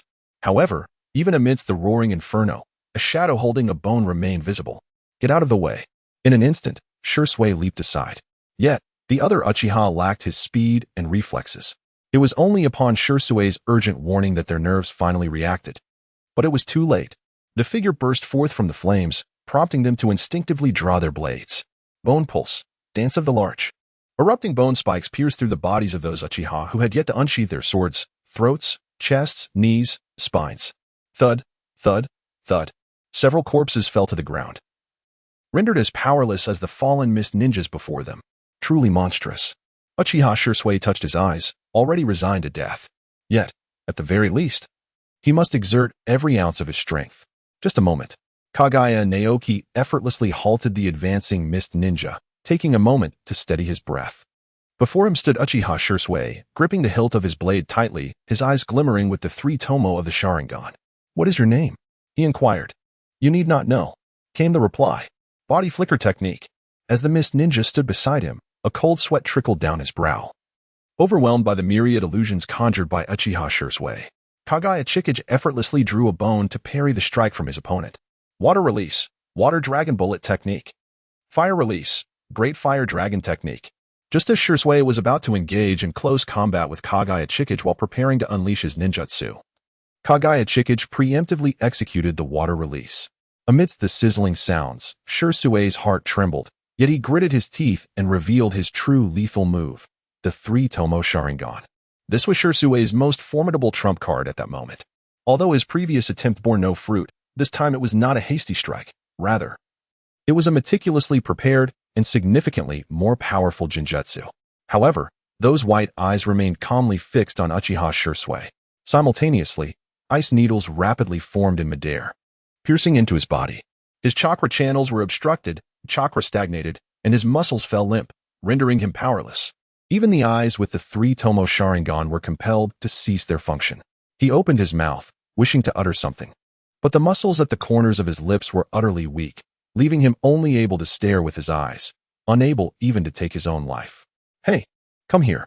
Hikaru Naoki beckoned to the somewhat aged mist ninja, summoning him forth, and inquired, "What is your name?" "Chin." The ninja bowed slightly and promptly replied, "Are you familiar with me?" "Indeed, Lord Naoki." "Very well. Take this Uchiha back and confine him to the dungeon." "Can you manage that?" "I can." Chin straightened his posture, responding without a moment's hesitation. "Good. How fares the battlefield? Please focus on the key points." Without hesitation, Chin articulated the current state of the battle with clarity and coherence. "So, the vast majority of the mist ninjas have lost their resolve to pursue, resulting in a prolonged stalemate?" "Yes, Lord Naoki." Chin paused for a moment, a rare glimmer of fervor appearing in his eyes as he added, "As long as you are present in that location, everything will improve. If I were to pursue Minato Namikaze, do you know the direction?" Chin shook his head. "Are there any ninjas in your team capable of probing memories?" Chin shook his head once more. "Understood." Kaguya Naoki exhaled a sigh of relief. With the departure of Minato Namikaze from the battlefield, victory for the Hidden Mist was now an inescapable reality. Moreover, Naoki had begun to form a vague understanding of the reasons behind this retreat. It must have been that formidable skeletal presence that had intimidated Minato. Otherwise, he would not have chosen to withdraw so hastily, especially while still possessing the Nine-Tails Jinchuri. The thought of this filled Naoki with a profound sense of pity. How could such a thing be wielded to slay the Mizukage? That individual was simply unworthy. With a heavy heart, he glanced at Ao and casually began to sketch a grand vision. "Focus on survival. Your rare political acumen will surely find its purpose one day." Listening to these unabashedly ambitious words, Ao felt a surge of excitement. "Lord Naoki, we await the day you ascend to the position of Mizukage." Hearing this, Naoki waved his hand dismissively and, with a swift kick, rendered Uchiha Shirsue unconscious. He summoned an ice mirror and soared into the sky, pondering the potential of his newly acquired eyes. How many more surprises did they hold? Just moments ago, as those Uchiha unleashed their jutsu, he realized that through the evolved Byakugan, he could discern the type of chakra circulating within them. This revelation meant that Kaguya Naoki could not only achieve a level of premonition in taijutsu through meticulous observation, but also counter ninjutsu effectively. Was this the essence of the Byakugan? Truly terrifying. Chapter 59. What is Danzo? Come speak to me once you become Hokage. As he rubbed his eyes and hastened his pace, Naoki tirelessly rehearsed various strategies in his mind to apply this Byakugan in practical combat. Once he had exhausted all novel ideas that could serve as trump cards, he refocused his thoughts to analyze the battlefield. which remained somewhat obscured due to the lack of intelligence. It was evident that after Minato and his cohort fled to Konoha, from a broader strategic perspective, the Hidden Mist had decisively triumphed over Konoha. Even if Minato managed to escape by some stroke of luck and found a means to heal from the injuries inflicted by that pallid skeletal entity, he would still be bound by the time required for recovery, rendering him unable to participate in the impending conflict. Moreover, that grayish skeletal presence was something that simply did not belong to this world. If one were to ponder who possesses the ability to heal, a figure materializes in his mind, a broad-shouldered individual clad in a white undergarment, draped in a green vest. Alas, the prospects appear rather bleak. Unless the renowned scientist of the ninja world, Orochimaru, intervenes, the chances for the recovery of Namikaze Minato are indeed slim. Shaking his head, Kaguya Hiraki chose not to dwell further on conjectures. What deserves his attention now is how to extract greater reparations from Konoha, seize more territory, and recruit more talented individuals from the village, thereby creating further complications. For instance, he could demand the resignation of the third Hokage following his defeat, advocating for Danzo's ascension. He could call for Konoha to surrender the war criminal, Namikaze Minato, and propagate the narrative that Kaibai Jinchuriki Kushina has harmed her fellow villagers. By elevating the value of Uchiha Shursui while diminishing that of Hyuga Hayashi, he could incite conflict between the Uchiha and Hyuga clans, arranging actions potent enough to unsettle Hyuga Hayashi, discovering a means to liberate the caged bird would enable him to lead a significant faction of the Hyuga branch to Kirigakure in the future. More importantly, orchestrating captivating performances for Hatake Kakashi would enhance his reputation and increase his prospects of ascending to the position of fourth or fifth Hokage. These are all maneuvers that do not necessitate my direct involvement. Kaguya Naoki took a moment to catch his breath, relishing the rare opportunity to pause. At last, he could enjoy a brief respite. However, this fleeting moment of tranquility was deceptive. With the dwindling time left in the ongoing conflict, he must strive to seize more bloodline abilities and secret techniques akin to those of the Shursui clan. Once he navigated through these crucial days, ascending to the position of Mizukage would be within his grasp. Moreover, he must not neglect the matters of the feudal lords, the military, the economy, the ninja clans, and his own organization, the Rainbow, dedicated to recruiting rogue ninjas. Additionally, he had to focus on the Vortex lineage, the Byakugan, the evolution of the Shikatsu Myaku, and the acquisition of further bloodline abilities. Why then did his responsibilities seem to multiply so incessantly? Kaguya Naoki let out a sigh, and at that moment, a familiar peak, recently stained with his blood, emerged into view. Lowering his gaze, he beheld the battlefield where the mist concealed and the leaves clashed. The ground, once drenched in the blood of countless ninjas, now lay desolate.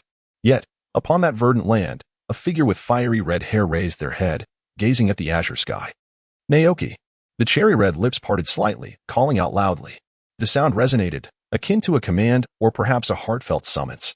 In any case, amidst the previously barren landscape, a vast expanse of golden wheat began to surge forth from the green, undulating gracefully. It was the mist, the ninjas of the mist. Lord Naoki is alive. Lord Naoki. Lord Naoki. Waves of exultation erupted into the sky. Kaguya Naoki smiled and waved his hand, descending effortlessly beside Terumi Mei. Naoki. Terumi Mei brushed her fingers against the corner of her eye, where traces of tears had subtly lingered. It's good that you're back. Before Naoki could respond, Terumi Mei took a deep breath, suppressing her myriad emotions, and calmly articulated the current state of the battlefield. When Minato Namikaze returned to the fray, Kikina immediately unleashed the power of the Nine Tails. Under the threat of the Jinchuriki, most could not continue the fight, leaving only the 7 ninja swordsmen to pursue with their elite forces. The outcome. Terumi Mei paused. Lord Suigetsu and Lord Kiba had sustained severe injuries, with the elite unit suffering significant casualties. The remaining 7 ninja swordsmen emerged unscathed. Humph. Kaguya Naoki's expression grew cold. These pests, who inflicted harm upon those 2 members of the 7. Jushingnai. Terumi Mei gritted her teeth as she uttered that name, then turned and expressed a degree of admiration. Upon realizing that Konoha had divided its forces, the 2 esteemed individuals immediately resorted to the deluded agent that Naoki had prepared, pursuing Minato in an attempt to assassinate him.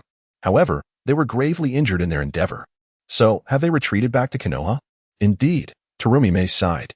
They still could not capture him. Once he recuperates, he will pose yet another threat. Kaguya Naoki shook his head in resignation. In terms of traveling speed, While ice release was indeed swift, it paled in comparison to the flying thunder god technique. However, the priority lay in healing the injuries sustained. Kaguya Naoki recalled his previously evolved, pale gray bones, which embodied the power of obliteration. Without voicing his thoughts, he sought confirmation. If that were the case, it could be asserted that the current Konohagakure possessed no formidable defenses, correct? Indeed. Koyomi Mei nodded, the earlier despondency evaporating, her eyes gleaming with renewed vigor. Furthermore, Konohagakure had faced repeated defeats. Their morale and fighting spirit paled in comparison to ours. Moreover, and most importantly, you have returned, which signifies that victory is likely within our grasp. Upon uttering these words, Koyomi Mei felt as though she were in a dream. Her fiery red hair danced wildly in the wind, and she could scarcely contain her laughter. So, what shall we do next, Naoki? Shall we return to the village? Ascend to your rightful position as the Mizukage, and then engage in negotiations? Certainly. Kaguya Naoki, unable to contain his excitement, felt a sense of ease wash over him. He gazed toward the distant east, where the hidden mist lay, the place he was destined to ascend as the water shadow. With his immense reputation already established from this conflict, the journey to ascend to such a position no longer seemed insurmountable. He turned his head, adopting a more serious demeanor. However, before that, there were two matters that required his attention. What were those two matters? Kaguya Mei's smile faded, replaced by a hint of confusion. The first task was to thoroughly disturb the tranquility of Konoha before the third Hokage could return to the village. Kaguya Mei nodded thoughtfully. The second task required him to send someone to the land of water to thwart any forces opposing his ascension to the water shadow. It would be preferable to incite those who cling to the decaying regime to rise in rebellion. Kaguya Mei nodded again, showing no inclination to dissuade him. Rest assured, Naoki, you have thousands of soldiers at your back. At your command, they will heed your call. No matter how fervently those parasites strive, they will merely be submerged beneath the tide of the masses. Kaguya Naoki nodded slightly, surveying the surroundings. He noticed the misty ninjas encircling them, eagerly awaiting the conclusion of his whispered conversation with Terumi Mei. A smile graced his lips. These thousands of individuals would undeniably become his most crucial strength in the days to come. Shall we tackle them one by one? Terumi Mei suggested. The sooner, the better. It would be ideal to address them all at once. Kaguya Narakami turned back and sighed once more. I fear that the Tsuchikage and Reikage may withdraw their forces, allowing Konoha the opportunity to act, which could lead to unforeseen complications. Therefore, let us set a time frame of 3 days. Regardless of the outcome, I shall return to the village to settle matters with the third Hokage. Terumi Mei appeared contemplative, and a candidate swiftly emerged in her mind. Let us dispatch Lord Suigetsu Otsutsuki, allowing him to return to the village and rally forces against you. Was he not gravely injured? The answer was clear to Terumi Mei, prompting Kaguya Narakami to grasp the entirety of the situation. After she took a moment to catch her breath, she continued. We shall take Narakami to Lord Suigetsu Otsutsuki at once. He has nearly recovered. Very well. Just as he turned away, Kaguya Narakami halted, gazing toward the jungle behind the mist ninjas. Amidst the swaying trees, several figures leaped like monkeys, eventually landing before Kaguya Narakami, brushing off the green leaves from his attire. The leading mist ninja produced a bloodied Konoha ninja, bowing his head and exclaiming with fervor, Lord Narakami, this Konoha scoundrel is a subordinate of that old dog Danzo, sent to convey Konoha's treaty. Kaguya Naoki's brow twitched slightly. It would be prudent to maintain a semblance of civility.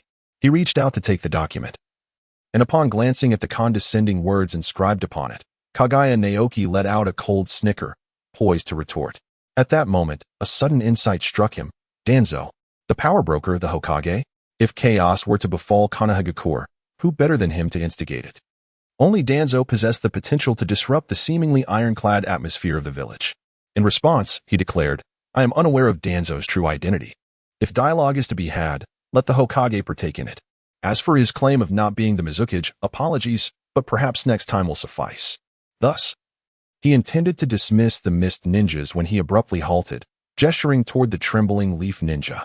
Bring forth his memories for examination. Once he acquired the detailed intelligence, Kaguya Naoki formed hand seals and summoned several bone clones. There was indeed an opportunity to exploit. Though uncertain of their success in infiltrating Konohagakure, it was worth attempting. Should they fail, it would merely result in a few bone clones lost. However, success might very well muddle the waters of the village. Chapter 60. The Nation's Decline. There must be monstrosities. The complete chaos of Konohagakure. Has Minato returned? Humph. Is this the proud disciple of the Hisashi clan? The one who has squandered Konohagakure's last line of defense in mere days? Danzo bellowed, slamming his fist upon the table, causing Mito Minin and Uzumaki Kamaru's expressions to darken immediately. Though they too harbored some latent blame toward Minato, was this truly the moment for such discussions? I believe. Mito Minion interjected, well aware of his old friend's temperament, interrupting the tumult. Danzo, now is not the time for accountability. Have you received a response to the peace treaty you dispatched? Upon hearing this, Danzo swallowed his words of reproach, his anger subsiding slightly as his brow eased. After learning of Minato's defeat, the peace proposal he had sent in private had indeed garnered the approval of the two council members. This marked the first occasion he wielded authority akin to that of the Hokage. With this thought, his anger dissipated entirely, replaced by a flicker of joy. The taste of power, the allure of Hokage's authority, was undeniably intoxicating. Regaining his composure, his tone turned frosty once more. Not yet. Pausing, Danzo confidently asserted, however, judging by Kaguya Naoki's modus operandi, he is unlikely to refuse the prospect of peace. Further aggression would yield little advantage for him. Yet, it is unexpected that a protracted war would necessitate a peace overture to a small nation like the Mist. Danzo let out a cold snort, ready to resume his previous tirade against Minato Namikaze. At that moment, a knock echoed through the room. Lord Danzo, I bring you the response from Kaguya Otsutsuki. Oh, come in, he replied, straightening his attire before accepting the scroll handed to him by the Leaf Ninja. However, upon reading the words inscribed upon it, his confident and ambitious gaze was instantly consumed by rage, and the veins on his face bulged ominously. Fixing his glare on the Leaf Ninja before him, he gritted his teeth and commanded, leave now, return to the root, and face your punishment. You know well what that entails. The Leaf Ninja, expressionless, withdrew and exited the room. He handed the scroll to his two teammates, who echoed sentiments of disdain, referring to the Cinder as an arrogant child. Yet, Danzo's demeanor remained icy. The endurance of the Leaf Village to this day is hardly the achievement of Sarutobi Hiruzen alone. Without my watchful guardianship in the shadows, how could Konoha have flourished? His eyes widened, ablaze with seething fury. As a member of Root, one must bear the burden of darkness buried deep within the soil. Only by ascending to the position of Hokage can one bask in the sunlight atop the cliff. Thus, the Hokage, all Hokage. Danzo's heart surged with murderous intent, the flames of ambition burning fiercely within him. Kaguya Naoki, that little imp, will inevitably meet his demise. The position of Hokage must rightfully belong to me, Danzo. No. Suddenly, a shadow flickered in that furious gaze, and a sense of calm enveloped him. Patience is key. The responsibility for our defeat must fall upon Sarutobi Hiruzen. I possess irrefutable evidence of Orochimaru's human experimentation, which I can manipulate at will. The blame for our entire failure can be squarely placed upon Minato Namikaze. Moreover, it is rumored that the ailing ninja cannot be healed. Can a non-combatant truly aspire to be Hokage? Jiraiya and Tsunade, humph. Those two likely lack any intention of assuming the Hokage mantle. If viewed from this perspective, does it not imply that the title of fourth Hokage is destined for me? Danzo. Rising to his feet, Danzo gazed at his uninspired companion and then looked out at the panicking crowd below, a surge of ambition igniting within him. Look at what your leadership has wrought. Hiruzen, Konoha has fallen to such depths under your rule. The future, the revitalization of Konoha, is a task that I, the fourth Hokage, shall undertake. As a Konoha ninja exited the room, she realized that none of the Root members had any intention of forcibly detaining her, prompting an internal critique of Danzo's overconfidence. Truly, he treats his subordinates like obedient dogs, summoned at will. However, this also provided me with a certain convenience. With that thought, she stepped outside. The Konoha ninja proceeded into a shadowy alley, where three of Orochimaru's bone clones approached. Plans have shifted. Danzo has summoned me back. Therefore, let each of you disclose your respective information, which I shall convey to the main body. The three bone clones nodded, and the Konoha ninja immediately gestured to the left. The first bone clone spoke with an unusual expression. I was just about to propagate the notion that Minato Namikaze bears the brunt of the blame for our defeat when I realized that this news had already spread throughout the streets. He helplessly shrugged, lamenting, I haven't even made my move, and this rumor has already engulfed all of Konoha. While I am uncertain of the public sentiment faced by the White Fang back then, it was likely no different. Upon hearing this, the Konoha ninja nodded in satisfaction. Although she knew Minato could not betray them, Kushina Uzumaki could certainly be swayed. If she grows to despise and resent all of Konoha, then one day, when Uchiha Obito attacks, the Akatsuki organization could emerge to rescue both Kushina and Naruto Uzumaki. At that moment, the reincarnation of Ashura will be firmly within my grasp. When the benefits far outweigh the costs, such measures will be readily employed. Turning to another bone clone, she inquired, "How did you fare?" The bone clone promptly replied, "The dissemination of the information regarding Kushina Uzumaki as the Jinchuriki of the Nine Tails is proceeding smoothly. It is merely the conspicuous inferiority of Namake's Minato that has drawn attention to the defeat." Very well. The Konoha ninja nodded, having anticipated this matter long ago, and turned to the last of the bone clones. "And you?" The expression of the bone clone darkened in an instant. "No one cares for Danzo, who has never appeared in war. The notion of him becoming Hokage cannot possibly circulate." The Konoha ninja smiled faintly. "There is no need for you to continue. Simply await the call of the original." "The original? Is there more to be done?" The Konoha ninja's expression grew peculiar as he slowly articulated. "The original intends to document the forthcoming coup, to present it to the Uchiha radicals as a source of encouragement and inspiration. Is that feasible?" The bone clone shook its head. "Does that imply we must incite the Uchiha to contest for the position of Hokage? Is it necessary to incite them for that?" The Konoha ninja cast a disdainful glance, evidently displeased with the clone's intellect. "Oh, indeed." The bone clone scratched its head, prompting the Konoha ninja to respond with irritation. "You may proceed. I shall continue my reconnaissance of Konoha, then voluntarily disband, returning the memories to the original to facilitate his decision-making." "Very well." The three bone clones nodded in unison and exited the shadowy alley. Watching them vanish completely, the Konoha ninja stepped out into the street, his expression swiftly turning peculiar. The hurried and panicked crowd, the grim and furious Konoha ninja, and the throngs clamoring for accountability from Namake's Minato and Sarutobi Hiruzen created a scene of utter chaos. How disorderly. This feels reminiscent of the Mist Village. Is it possible that Konoha too has its moments of such disarray? Stopping intermittently, he surveyed the surroundings and took a deep breath. If the original were to come here and act with brazen audacity, it could potentially stir greater public discourse, leading to more reparations and territorial concessions. Of course, it could also be perceived as provocation by Konoha, prompting them to abandon both battlefronts and launch a full-scale counteroffensive. Such matters are best left for the original to contemplate. Chapter 61. Before Konoha Village, bestowing the name of White Fang. 4K, the climax is yet to unfold. Enhancing the reading experience, Naoki, Lord Pufferfish has already boarded the vessel returning to the village. Thus, does this imply that in 2 days, you shall ascend to the position of Mizukage? Presumably.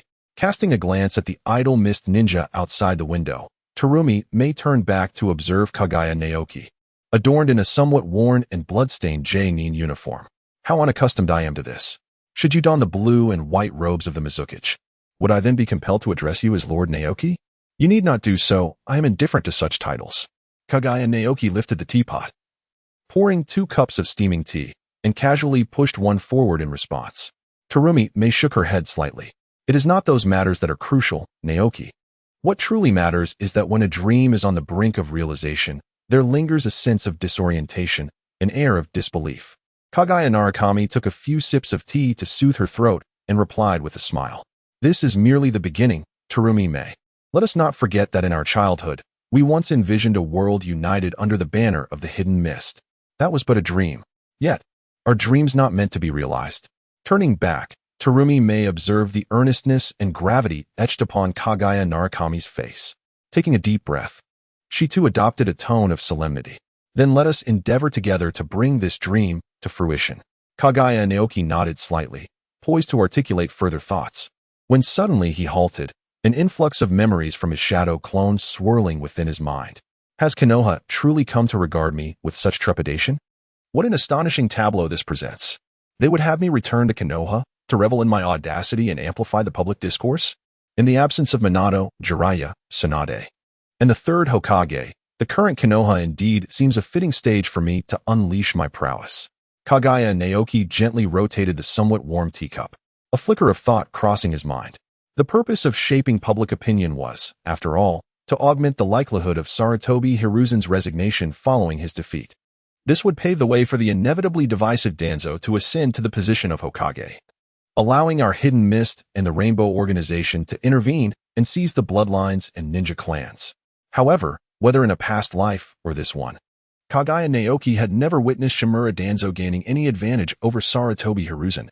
He genuinely felt that this spectacle would be a futile endeavor. Yet, if the hidden mist were to develop steadily, sowing discord and monitoring Konoha was an unavoidable strategy.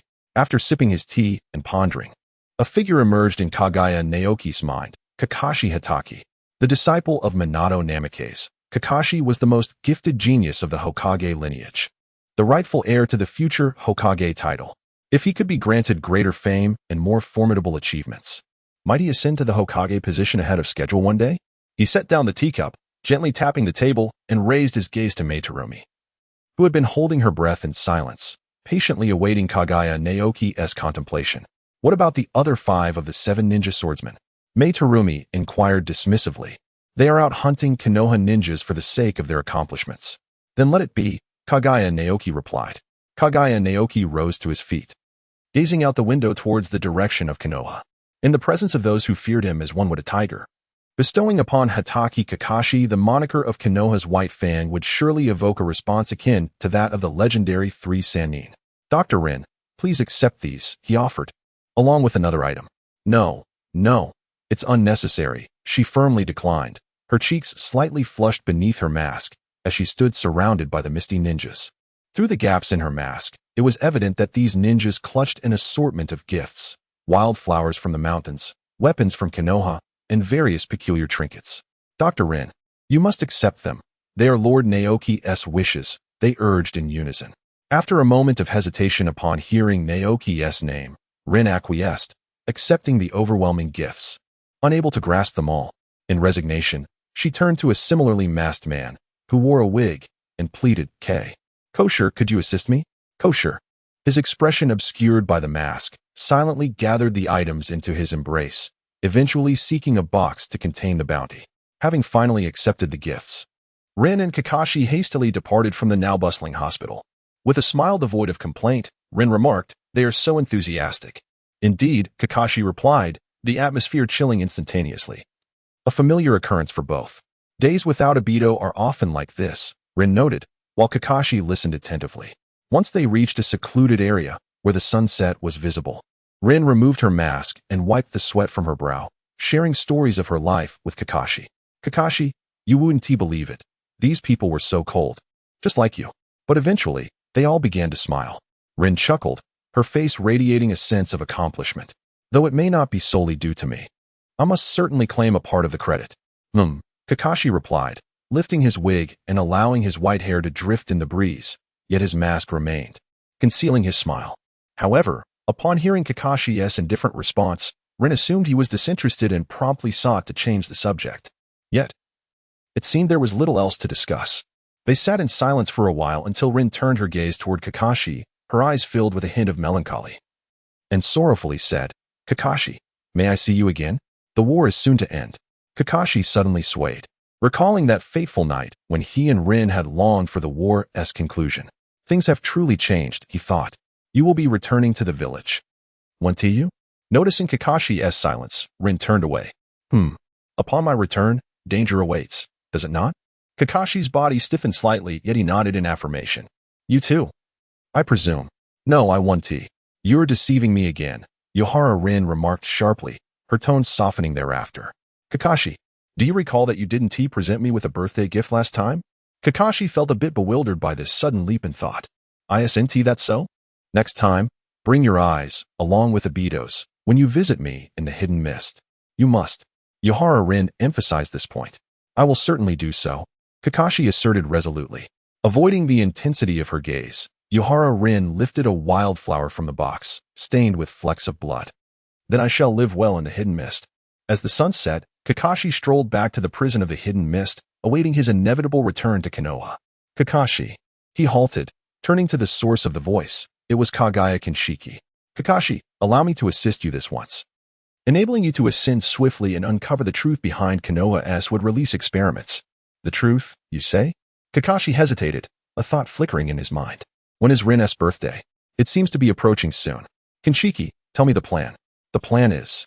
After listening to Kaguya Kinshiki's explanation, Kakashi gradually nodded in agreement. Kaguya Naoki has become the brightest star in this war. Accepting his rewards is of little consequence, although it may somewhat tarnish my father's name. Considering he met such a pitiful end, why should I concern myself with such trivialities? I acquiesced. Kaguya Naoki curled his lips into a subtle smile, unsurprised. So be it. Tonight shall be the night. This evening, you shall rescue a portion of the Konoha ninjas, aiding them in their escape from my grasp. Within the depths of the shadowy prison, the Konoha ninjas, their eyes devoid of life, leaned against one another, silently awaiting the decree of their fate. With a click, the heavy door of the prison creaked open, yet they remained unresponsive until a gentle knock echoed upon their own cell door. Lifting their heads, they beheld the familiar sight of white hair and crimson eyes, a sudden spark igniting within them. Kakashi. Kakashi signaled for silence, causing their hearts to race with newfound hope. Unlike Kakashi, a prodigious ninja, their chances of returning to the village seemed bleak. Yet now, the glimmer of life, the promise of freedom lay before them. How could they not be stirred? Come, follow me. With trepidation, Kakashi stealthily maneuvered out of the Mist Ninja base. After swiftly eliminating several Mist Ninjas without alerting anyone, the expressions of the Konoha ninjas transformed immediately. Everyone, hasten. As they gazed upon the looming forest ahead, the Konoha ninjas nodded resolutely. In their minds, nothing could impede their return home. They leapt onward, bounding through the terrain until they finally glimpsed the outer walls of Konoha. We're alive, we're alive. At that moment, a voice resounded from the heavens. You truly do not regard me, Kaguya Naoki, at all. Disaster struck. He was here. In an instant, a tremor coursed through them, cold sweat beading as the Konoha ninjas before Kakashi visibly panicked. Was it merely a name that instilled such fear? Kakashi pondered. Perplexed. When did the ninjas of Konoha become so fragile? Halting, he turned back, silently bracing for Kaguya Naoki's assault. Did you hear that? Within the walls of Konoha, ninjas and civilians exchanged glances, questioning one another, yet failing to respond immediately. They were reluctant to accept the grim reality that the mist had indeed launched an attack. The weakened Konoha could no longer withstand such a burden, until one trembling individual pointed skyward, indicating the ice mirror that pierced the entire firmament. Look, what is that? Everyone lifted their gaze, squinting against the blinding sunlight, towards the ice mirror that refracted rays into a spectrum of colors. It was Kaguya Naoki, indeed. A returning Konoha ninja shouted in despair, Lord Minato, Lord Orochimaru can no longer fight, the third Hokage, and Lord Jiraiya are at the battlefield, while Lady Tsunade wanders the world. Are there any formidable warriors left in the village? As the sound ascended, their heads remained raised, yet for the first time, an overwhelming sense of powerlessness enveloped them. The might of their strongest was absent, and in the face of Kaguya Otsutsuki, they, the Leaf, found themselves devoid of any means to combat. How had the Leaf Village been reduced to such a state of humiliation? Ice release, ice thousand needles. Above in the heavens, dark clouds swiftly coalesced, shrouding the sky. Then, they dissipated, transforming into a torrential downpour, which, before even touching the ground, morphed into icy needles propelled by chakra. The radiant sun flickered, casting shimmering reflections, and amidst the glimmer, Kaguya Otsutsuki appeared as a deity too resplendent to behold. This truly was Kaguya Otsutsuki. Do you truly believe that my earthen wall can withstand this? Cold beads of sweat trickled down Kakashi Hataki's forehead as he formed hand seals, fervently extracting his chakra. He finally comprehended the panic exhibited by the Leaf Ninja. Such overwhelming power, surely even Master, the third Hokage, would be incapable of countering it. Earth release, earth flow rampart. Almost in the very instant that the earthen wall surged forth, ice needles descended. Those ice needles, glistening in the sunlight, fell as if a torrent of sunlight itself had collapsed from the heavens. In the eyes of the Leaf villagers, it felt as though the sky had truly caved in. Holding their breath and gripping whatever they could, they gazed upon that terrifying strike. It was not directed towards the Leaf. Someone shouted with exhilaration. It was not aimed at the Leaf village. The declaration was swiftly drowned out by other voices. Crack, crack, crack. The sound of trees splintering, shattering, and turning to dust resonated. 50 years ago, the first Hokage clasped his hands in prayer and sowed the vast jungle here. 50 years later, the Mist Ninja Kaguya Otsutsuki, with hands united in prayer, obliterated everything. He extended his hand to wipe the sweat from his brow. Kaguya Naoki uncorked a vial of potion and poured it into his mouth. Observing the chaos beneath him, he found it hard to believe even himself. Could a single, desperate strike yield such devastation? Yet, This kind of dissipative attack could serve little more than as a spectacle. After catching his breath, he extracted a bone from within his body and swung it down from the heights, resembling the Milky Way cascading to the earth, cleaving downward with force. Thunderous roars echoed as the outer wall of Konoha first splintered under the impact, only to collide with Kakashi's blade with a resounding clash. Amidst the shower of sparks, the bone was unexpectedly halted. Kaguya Naoki's face was filled with astonishment. Truly, he is the son of the legendary White Fang of Konoha, Kakashi Hatake. At such a tender age, he possesses an astonishing talent. Stand down. This battle is not meant to claim your life. Kakashi unsheathed his blade, disregarding the slight tremor in his arm, and stood resolute before the gates of Konoha. Though he hesitated momentarily, he ultimately followed Kaguya Naoki's directive, proclaiming with unwavering conviction, bearing the name of White Fang, I cannot retreat. Very well. Kaguya Naoki let out an exclamation of admiration. Indeed, he was the White Fang of Konoha. This visit was originally intended for peace negotiations with Konoha. If someone like you, a future pillar of Konoha, were to be slain, the third Hokage and Jiraiya might very well turn against me and engage in a death struggle with the Hidden Mist. So be it. I shall patiently await the peace treaty between the third Hokage and the Hidden Mist. Having said this, Kaguya Naoki disregarded Hatake Kakashi and began to circle around Konoha with audacity.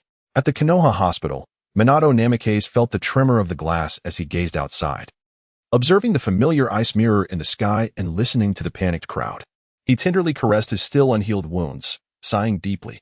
Yukina, with her fiery red hair ablaze, was poised to retaliate, but upon recalling her identity as the Nine-Tails Fox, she chuckled self-deprecatingly and returned to the hospital.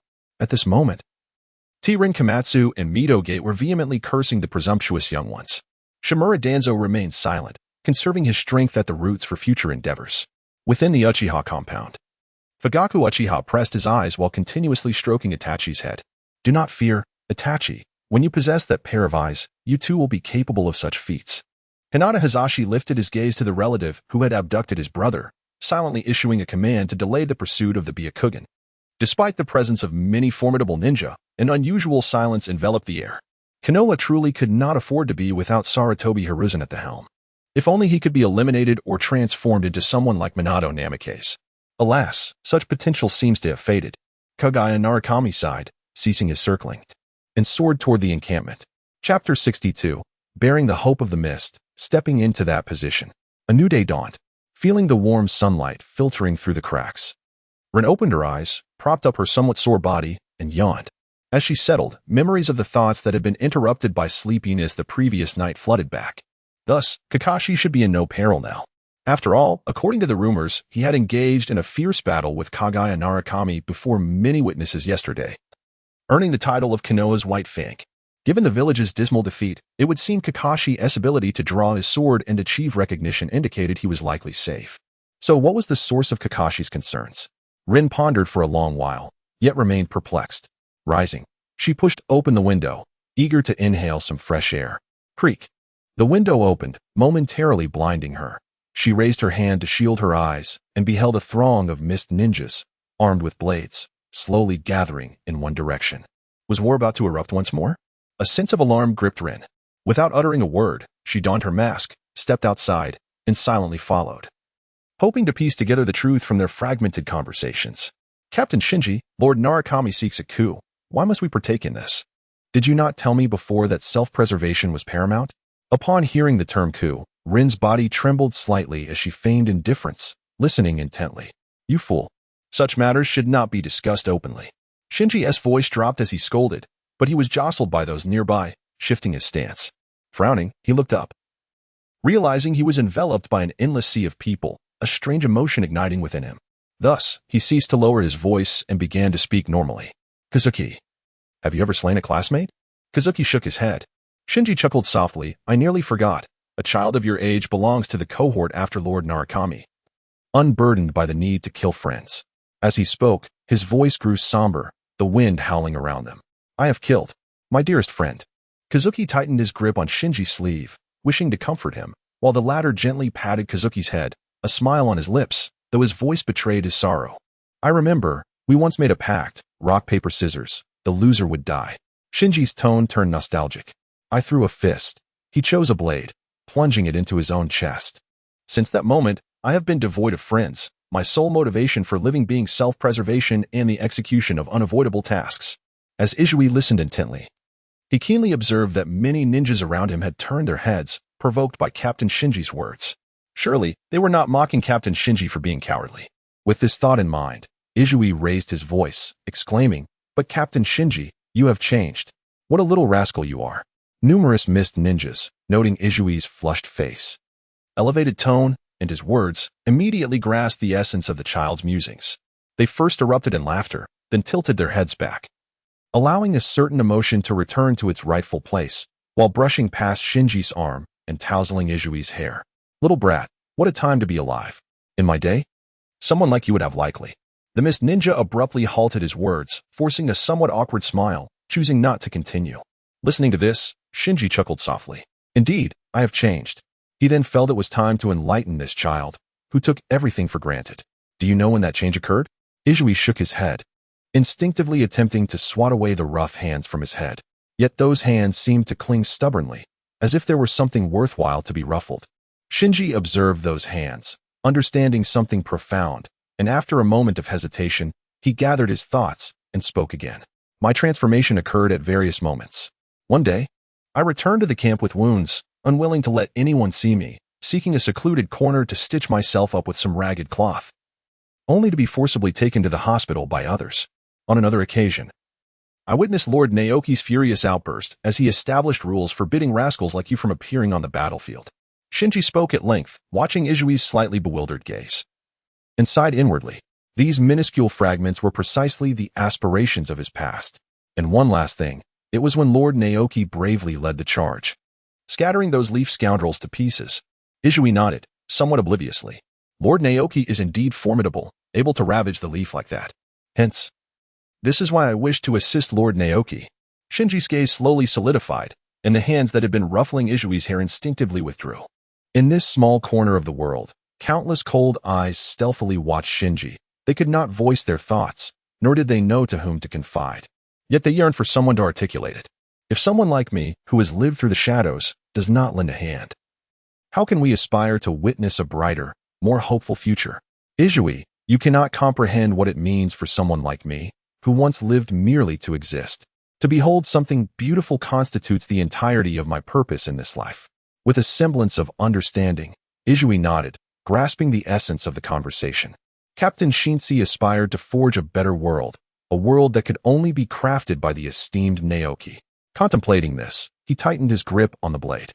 As Shinji concluded his discourse with Izui, the ripples stirred in that small corner swiftly dissipated, yet the turbulence within remained unfathomable to others. Could the impact be so profound? Nohara Rin continued to follow, though her steps faltered. In her mind, the figures of Obito and Kakashi remained vividly clear, while the memories of Konoha grew increasingly faint. Am I also a part of their hopes? Clenching her fists, Nohara Rin pushed aside the images of Kakashi and Obito, repeatedly reflecting on their fleeting moments together.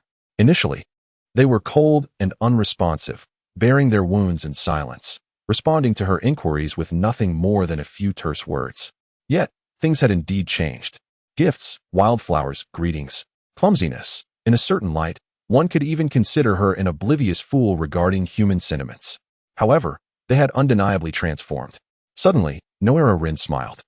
It dawned on her that she too was a beacon of hope for the hidden mist. She lightly nudged Izui, prompting him to turn around.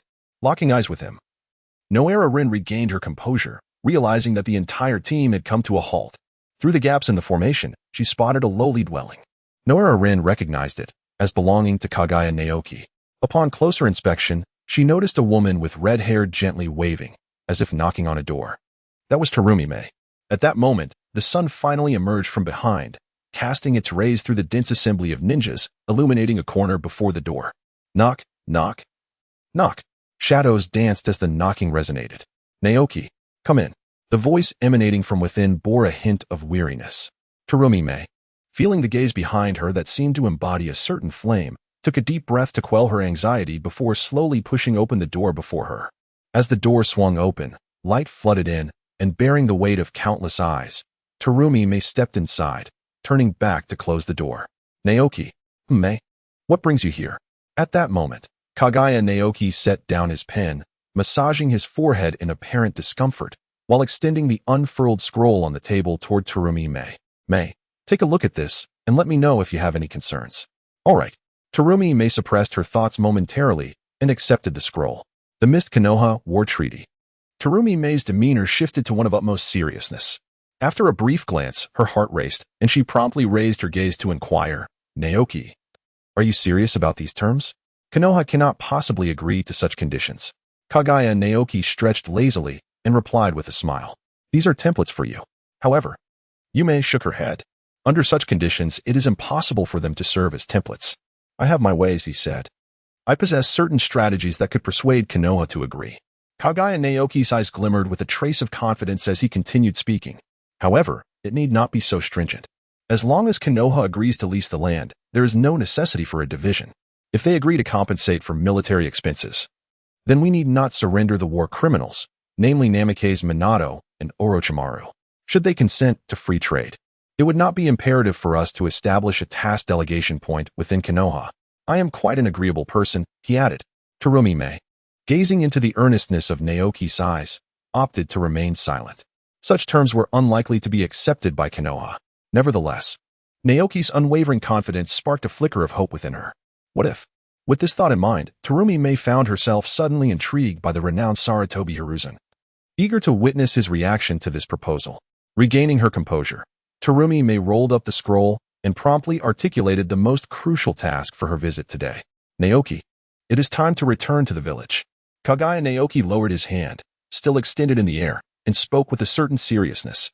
Are we all prepared? Have those who oppose me gathered sufficient strength? Mizuki nodded in affirmation. Lord Fugu has been relentlessly fabricating your weaknesses and has consolidated the majority of the wavering forces, preparing to deliver the most devastating blow against you. Kaguya Naoki nodded slightly. That's good. In that case, I shall return for a while. Rising to his feet, Naoki began to head towards the door, but Terumi Mei suddenly reached out to stop him. Naoki, this time, do not face it alone. Let us go together. There will be losses. Kaguya Natsuki shook his head, preparing to decline. Akari Mei swayed slightly, but refrained from reaching out to stop or persuade him, allowing Kaguya Natsuki to open the door. Light flooded in. Chapter 63, A Battle of the Heart. Kaguya's eyes were wide open, light streaming in. What first captivated his gaze was the radiant sun that had already ascended, followed by the delicate mist enveloping it. As his gaze descended, he observed the undulating horizon. It was a mass of bloated heads adorned with gleaming forehead protectors, the villagers of the hidden mist who lacked any semblance of strategic formation, presenting no shape that possessed even a hint of aesthetic appeal. Yet, the eyes filled with hope and vitality were undeniably beautiful, a beauty that Kaguya had never encountered before. In this moment, a certain chord within Kaguya Naruki was truly struck. The individuals gathered here represent recognition, support, and the collective desire for him to ascend to the position of Mizukage. Observing this scene, Kaguya Naruki began to entertain new reflections. Certainly, he could continue from this point, racing towards the hidden mist village, storming in, and wreaking havoc to secure the title of Mizukage. However, that path is different. It relies on brute force. Any ninja endowed with strength could achieve it, garnering only fear. Yet, surrounded by these supporters, reaching that place and ascending to that position through the hearts of the people would yield something far more profound. Anticipation, a hope for change in the future, an expectation. Thus, the Mizukage must be where the people's hearts converge. Therefore, to transform this world, beyond the terrifying might that enforces rules through sheer power, there exists another solution, to gain the recognition of the majority. Kaguya Naoki gently withdrew his spine, devoid of any grandiose display. Then let us proceed, everyone. In an instant, the sound resonated like a war drum. Before long, night had fallen. The vast ocean stretched endlessly before him. Hundreds of small boats floated and docked. As Kaguya Naoki stepped ashore, only to discover that Momochi Zabuza was already waiting nearby. Master Naoki, Zabuza greeted with utmost reverence, his demeanor a stark contrast to the arrogance he had previously exhibited. This is the intelligence from all the ambush units. Kaguya Naoki nodded as he accepted the item, passing it to Pai Pashirzong. Meanwhile, the latter scrutinized it intently, while no more beheading shifted his gaze away from the formidable blade and spoke once more. Allow me to remain by your side. The fateful turn of events for Momochi no more beheading revealed him to be a mist ninja. With the fragments collected and ready for the exchange of the character Momochi, no more beheading. Come now, No more beheading.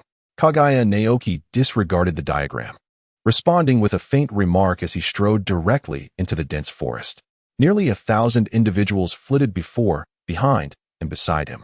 The most elite assassination unit of the Mist, led by Paipa Shirzong, surged towards the Mist. This was a conflict in which Kaguya Naoki need not partake before encountering the Mizukage. It was also a battle that conveyed to all the denizens of the Mist the anticipation of a promising future. Are you truly certain that the weakness that the fellow named Fugu Oni mentioned is factual? The youthful Akatsuki Mangetsu scoffed, toying with the blade in his hand, disregarding the older ninja in his presence. Be quiet, Akatsuki Mangetsu. Whether true or false is no longer significant. This is a decision for the clan. Should a scion of the Kaguya family ascend to the position of Mizukage, the Akatsuki clan would face utter ruin. Perhaps, Akatsuki Mangetsu waved dismissively. Though I remain unaware of that individual's temperament, my younger brother is still young.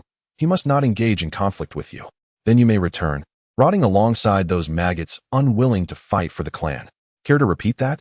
Akatsuki Mangetsu suddenly laughed, though the smile was unsettling. Silence. The leader of the Akatsuki clan hissed in a subdued roar. Their clan's intelligence ninja had not reported back for some time. Perhaps Kaguya Naoki had already arrived. Arrived? Akatsuki Mangetsu murmured, instantly sensing the thickening mist in the air. He remained silent, retreating discreetly. Moments later, the leader of the Akatsuki clan also detected the anomaly. Damn it. Stay alert. Akatsuki Mangetsu quietly observed as the members of the Akatsuki clan vanished into the dense fog.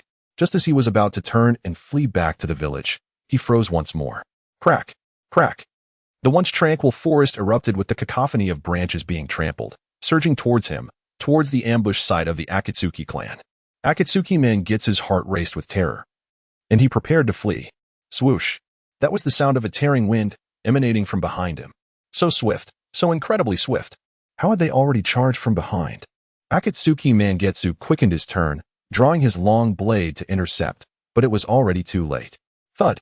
The long blade slashed horizontally, turning to water as Akatsuki Mangetsu's figure reappeared, staring at the massive sword with sheer astonishment.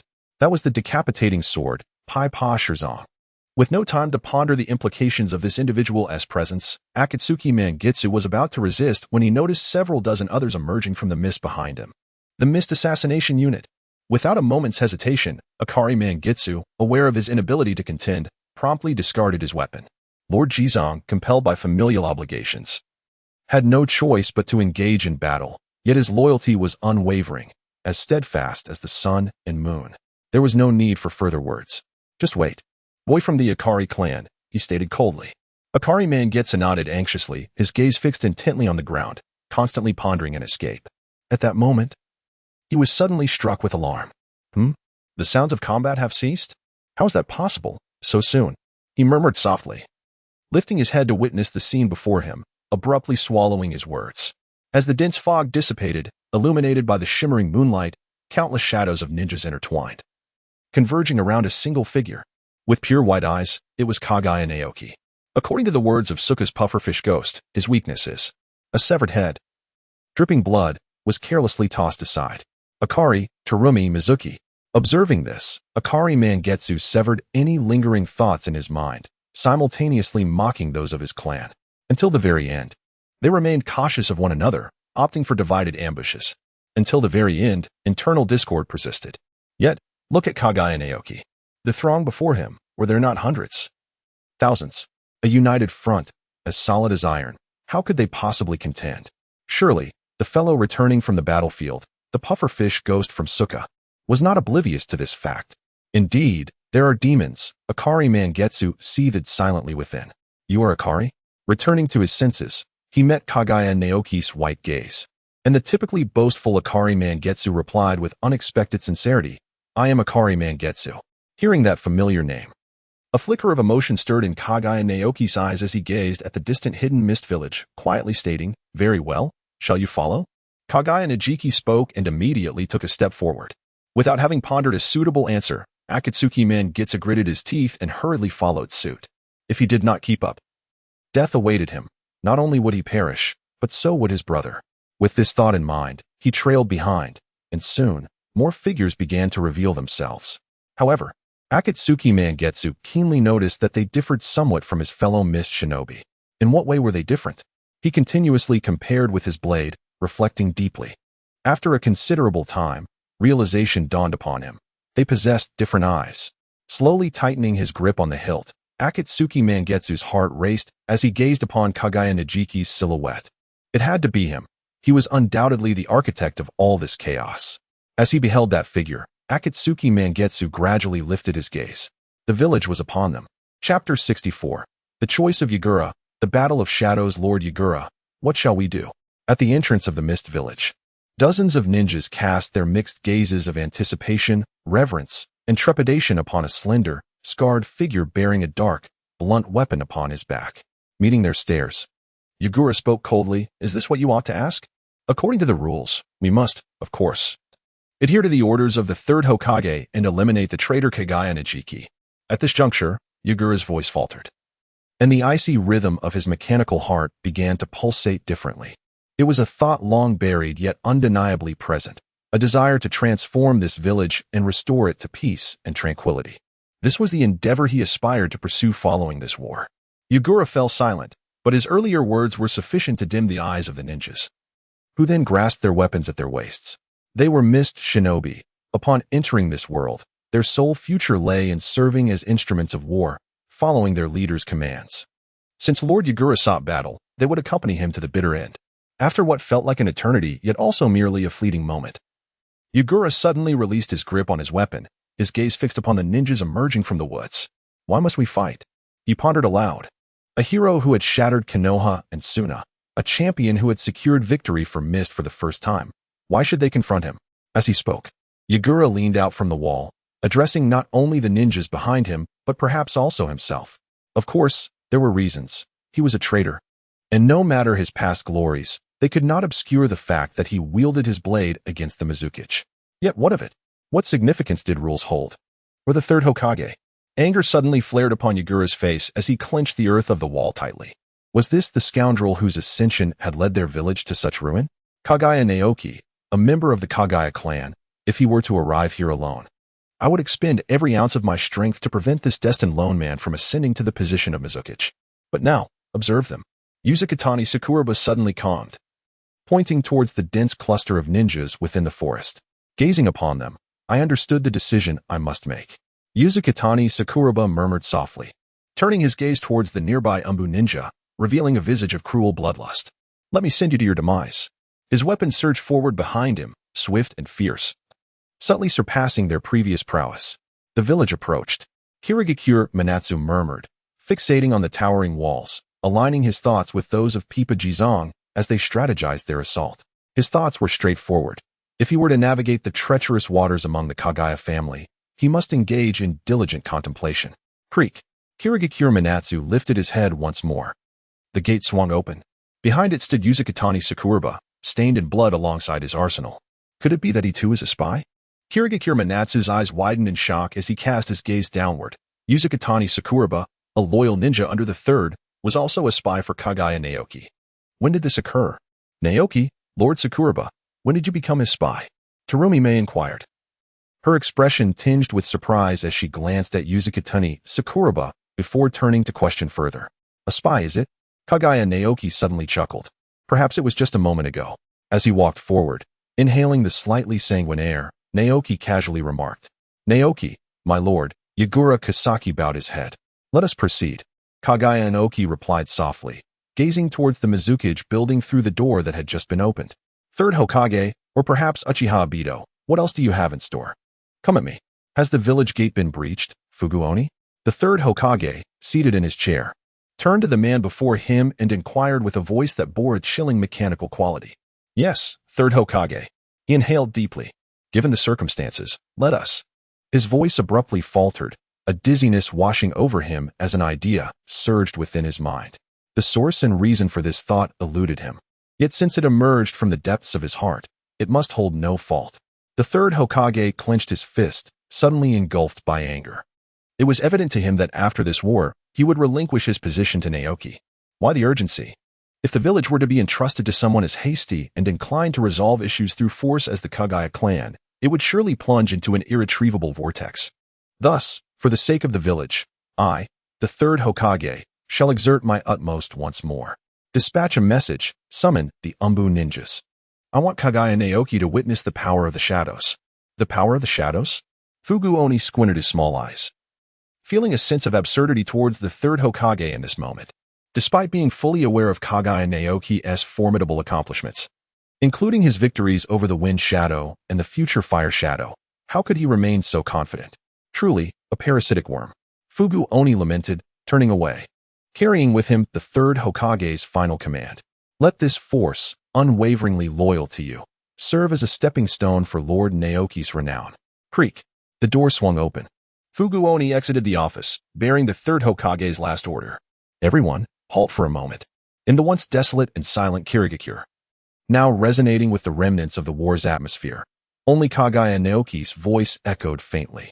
While I am not a pedant, nor do I shy away from utilizing my own strength, that is, your assistance in dealing with the third Hokage, if we are to leave no room for criticism for those who follow, then the confrontation of shadows is a task I must undertake personally. As his words settled, the ninjas remained still. After all, this was Lord Kaguya Naoki, who had triumphed over the Wind Shadow and Namikaze Minato. How could he possibly lose to a Mizukage who had not engaged in battle for over a decade? Step. Kaguya Naoki strode forward, bearing the gaze of thousands, as he approached the Water Shadow Tower. Above the edifice, a blue and white water shadow cloak gradually materialized. Behind him stood dozens of masked operatives. Observing Naoki's solitary figure, the water shadow murmured, "What confidence you possess, Kaguya Naoki. Allow me to demonstrate my strength." Water release, water dragon bullet technique. With the formidable chakra bestowed by the third Hokage, a colossal water dragon spiraled forth, akin to a small mountain, surging towards Naoki. In that fleeting moment as the water dragon surged, the ninjas behind the third Hokage simultaneously unleashed their own water dragon bullets, merging into the third's water dragon, transforming it into a behemoth capable of obscuring the sky. Faced with a water dragon bullet that would instill despair in an ordinary ninja, Kaguya Naoki merely cast a casual glance, seemingly unfazed, as he pondered another matter.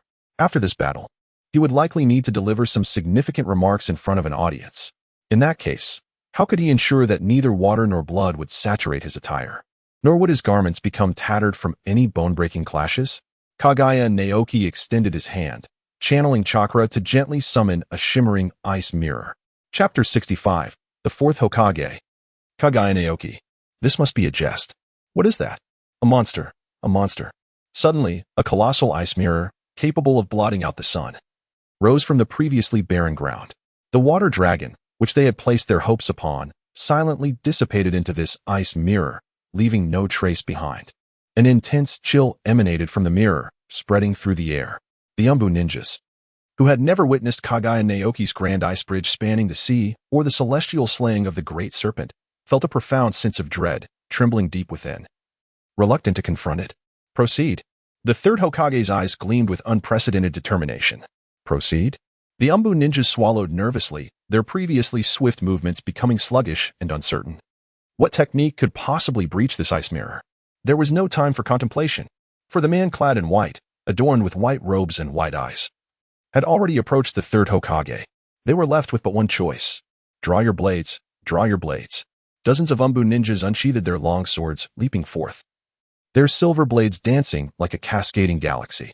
In the face of such absolute synergy, Kaguya Naoki refrained from employing his mastery of the corpse bone technique. The sound of fists echoed. Kaguya Naoki clenched his fist, the tendons and bones resonating with a powerful force that reverberated through the air. Before the cascading Milky Way, he neither flinched nor retreated, he merely swung his fist forward.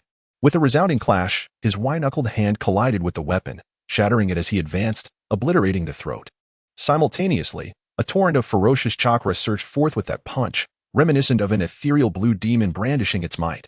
The white skeletal fist, shimmering with a cerulean glow, intertwined with the flesh and blood, leaving only shattered remnants of flesh and splattered blood in its wake, even fragments of brain matter.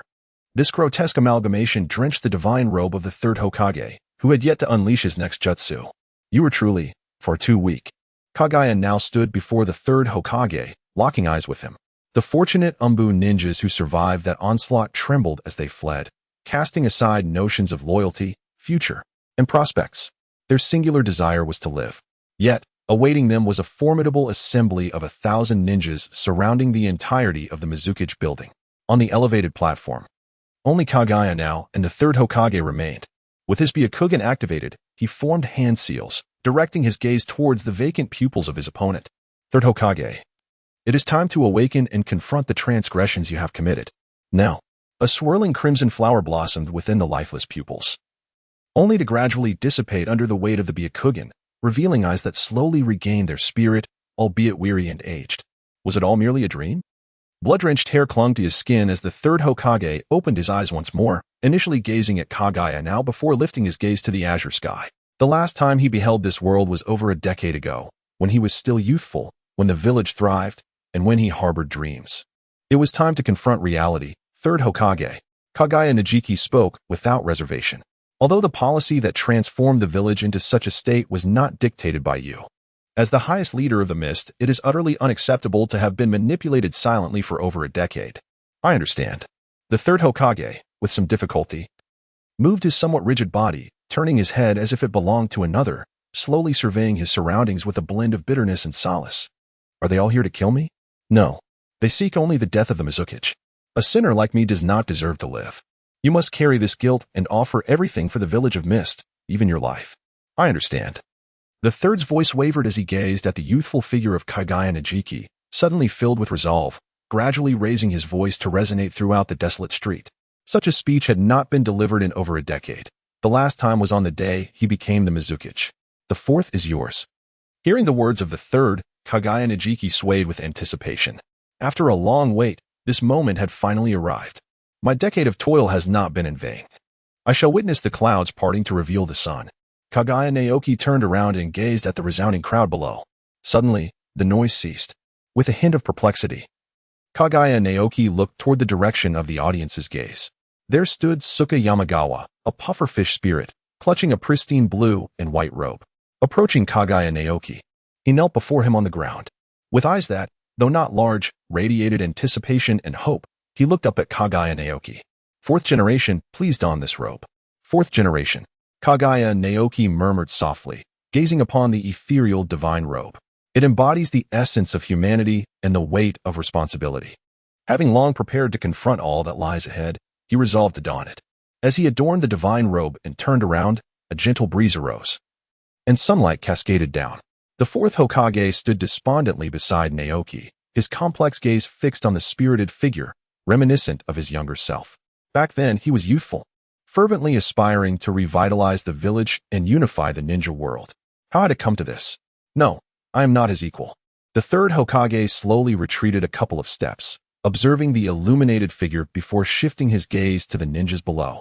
For the first time grasping the true meaning of a leader, Naoki, Kurinai Yuhi, captivated by the fluttering divine robe, instinctively covered her mouth, tears welling in her eyes.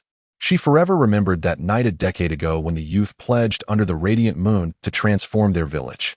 Today marks the moment when dreams materialize. Lord Naoki, Zabuza Momochi drew his long blade, striking down fiercely. Fulfill your promise and change this village. I have entrusted all my dreams and future to you. Should you dare to disappoint me, even as Lord Naoki, I shall strive to end you. Kaguya Naoki, bracing himself against the executioner's blade, gazed at the azure and white robe billowing atop the platform. I am but a sword, a blade of death, for the new era you envision. Wield me until I shatter. Kaguya Naoki, Kaguya Naoki. Hozuki man gets a bit down on his shark-like teeth, watching the figure with flickering eyes. Yuzu Asakura tightened her grip on the weapon at her back, eyes gleaming with anticipation. Bestow upon the village a future brightened by his light. Fourth Hokage. Fourth Hokage. The emotions that could no longer be suppressed ignited within each heart. They shouted aloud, dispelling the clouds overhead and ushering forth the sunlight of today. Fourth Hokage, clad in a cerulean robe, accompanied by several ninjas, the young ninja escorting two Konoha shinobi paused to listen, then smiled. The fourth Hokage has indeed arrived. Then, I too may join in. What is that? Uchiha Shursui, hearing the thunderous, restless cheers, felt his heart tremble. If I, Shursui, could gain such recognition, perhaps I could become Hokage. Is that fellow the one?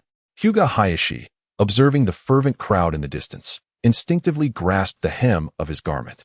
Has a leader truly emerged, rising from that tender child of the land of water to this stature? At that time, I was a prodigy of the Hyuga clan, while Hinata Hisashi was merely a tender child. Yet, today, the disparity between us is stark. A bitter smile graced Hinata Hisashi's lips as he felt the weight of his burdens transform into a twisted anger. Chapter 66. The bell tolls for a new era. Is it Shursui? Just as Shursui opened his ears, feeling a thrill from the vibrations caused by the shouts in the air, a somewhat mournful voice emerged from within the hidden mist gate, snapping him back to reality. It is I. Shursui turned towards the source of the voice, where a burly man, his face lined with flesh, leaned out and addressed the tardy Shursui with irritation. Lord Mizukage wishes to see you and Uchiha Shursui. Mizukage? Shursui paused, gazing into the distance as understanding dawned upon him, then pointed to a companion at his side. And what of Hinata Hisashi? Lord Mizukage has made arrangements for him as well. He is to accompany me, the man replied promptly. Very well. Shursui turned back to Uchiha Shursui, his expression shifting to one of seriousness. Let us proceed. Uchiha Shursui pressed his lips together, feigning indifference, yet a sense of unease stirred within him. In the enemy's camp, his life was no longer in his hands, and his future was fated to be controlled by Kaguya Otsutsuki. The prospect of merely dying did not frighten him, but the thought of endangering his village and family did. His heart raced, and taking a deep breath, he composed himself and followed Shursui into the hidden mist. Behind those eyes, imbued with the power of the Sharingan, lay a mind given to contemplation. Previously, he had pondered the relationship between the village and his clan, striving to uncover solutions within that dynamic. Now, his focus shifted to discerning how the hidden mist could triumph over the leaf in this war. He immediately began to scrutinize his surroundings with earnest intent. Moments later, Uchiha Shursui surveyed the dilapidated buildings and deserted streets, inhaling the stench of decay and the acrid scent of blood. The intensity of the cries that filled the air nearly led him to mistake this place for hell itself. A ludicrous thought flickered in his mind. This village, in such a state, had defeated us? How could this be? A bitter pang coursed through Uchiha Shursui's heart. This village, so evidently weakened and diminished compared to the leaf, was doomed to remain a fragmented entity. How could it possibly muster the strength to stand against the leaf? Uchiha Shursui furrowed his brow. He relished contemplation, yet he was not adept at resolving the dilemmas that such reflections incited, much like his impotence in the face of his family's increasingly dire state. However, as he walked and listened to the fervent cries that gradually penetrated his ears, he became acutely aware of the multitude of eyes peering from the homes of the residents. More significantly, upon witnessing the figure draped in the Fourth Hokage's robe soaring atop the platform, he discovered a plausible explanation. It was Kaguya's unparalleled martial prowess that rendered the adults incapable of resistance. Furthermore, the desperate yearning of those long entrenched in the shadows of the mist for a glimmer of hope compelled them to achieve astonishing exchanges. Despite their inferiority compared to the ninjas of Konohagakure, lowering his head and clenching his fists, he pondered, if these tormented souls truly perceived something akin to light within Kaguya, the unleashed power would undoubtedly command the attention of the entire world. Konoha could no longer endure such a mist. If he could return to the village, he must caution them. Will you not continue to bask in your glory, Fourth Hokage? The Third Hokage remarked, observing Kaguya as he waved farewell to those loyal ninjas, his tone tinged with complexity and envy. Indeed, why indulge in such an unreliable fervor? Kaguya's tone remained as frigid as ever, offering not a hint of deference to the Third Hokage. I am acutely aware of their reasons for following me, and equally cognizant of why they rally in my name. Should I, upon ascending to the position of Hokage, forsake my promises and fail to deliver the life they envision? It is only a matter of time before a new hero, brandishing a blade, turns against me, would it not, Third Hokage? You are indeed correct. The Third Hokage listened to those words in silence for a considerable time, the figures of the first and second Mizukage flickering in and out of his mind. Finally, with unmasked admiration in his gaze and a voice now hoarse, he spoke. Entrusting the village's future to a youth from the Kaguya clan initially filled me with trepidation. Yet it appears that you may very well surpass both the first and second Hokage. Let us wait and see, Third Hokage, for mere words will never suffice. Kaguya Naoki sighed casually, preparing to retreat into the reflections cast upon the shimmering waters below. He found himself burdened with numerous responsibilities and contemplations. With the conclusion of the Ninja World War, Uchiha Obito would soon rise to prominence. At that juncture, it would not merely suffice to rely on no Rin. if he did not exhibit his formidable prowess before Obito, revealing Rin's unwavering resolve to thrive within the hidden mist and articulating his vision for a future of peace. Obito would not readily pledge allegiance to him. Furthermore, there were matters concerning the feudal lords, the Leaf Village treaties, the Byakugan, Shursui, and the chaos instigated by Danzo within Konoha, all of which demanded urgent attention. The fourth Hokage, your new era has arrived. Thus, I wonder if this decaying remnant of the old era can ignite one final blaze for your burgeoning epic. Please, assign me a task. Kaguya Naoki halted his movements, turned around, and for the first time, regarded the third Hokage with earnestness as he spoke. This was the task that lay ahead. I desire you to unveil the truth of your manipulation for over a decade before everyone. After a brief pause, Kaguya Naoki continued, initially, I merely intended to inform you of what must be done. However, I am now willing to elucidate why this course of action is necessary. By leveraging the truth of your ensnarement in illusion, we can fabricate the semblance that our village, the Hidden Mist, may once again plunge into war and seek vengeance, thereby procuring greater advantages. Moreover, we aim to incite discord between the Uchiha clan and Konoha. As for the price to be paid, it is merely your reputation. Understood? The third Hokage sighed. This is precisely what a man with no reputation, such as myself, ought to do. And what else? Kaguya Naoki promptly responded, furthermore, you must submit your resignation to the daimyo and formally report my name. After a brief pause, feeling there were no further matters for this pitiable third Hokage to attend to, Kaguya Naoki continued, then let us proceed, third Hokage. Taking a deep breath, the third Hokage turned towards the elevated platform where Kaguya Naoki had stood, addressing the increasingly boisterous crowd of ninjas below. Esteemed colleagues, I am the third Hokage. For the past several years, I have been ensnared in a dreamscape woven by a crimson Sharingan.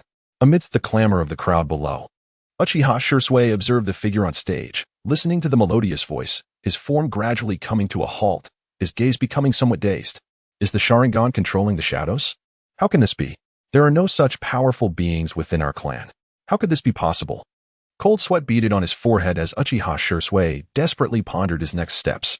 The fervent, bloodthirsty cries of continued to slay those Konoha scum jolted Uchiha Shursui back to reality, causing a surge of perspiration to cascade down him. The village would face war. The clan would endure suspicion. An uncontrollable torrent of thoughts spiraled in his mind, engulfing him in sheer terror. Chapter 67. There are too many dogs under the daimyo. We can only raise dogs. When will I be able to meet the Mizukage? Uchiha Shursui inquired with a hint of impatience, prompting a sense of surprise in Aoi, who observed this moment and made a mental note of the anomaly to report to Lady Terumi May later. Simultaneously, he began to analyze Shursui's thoughts.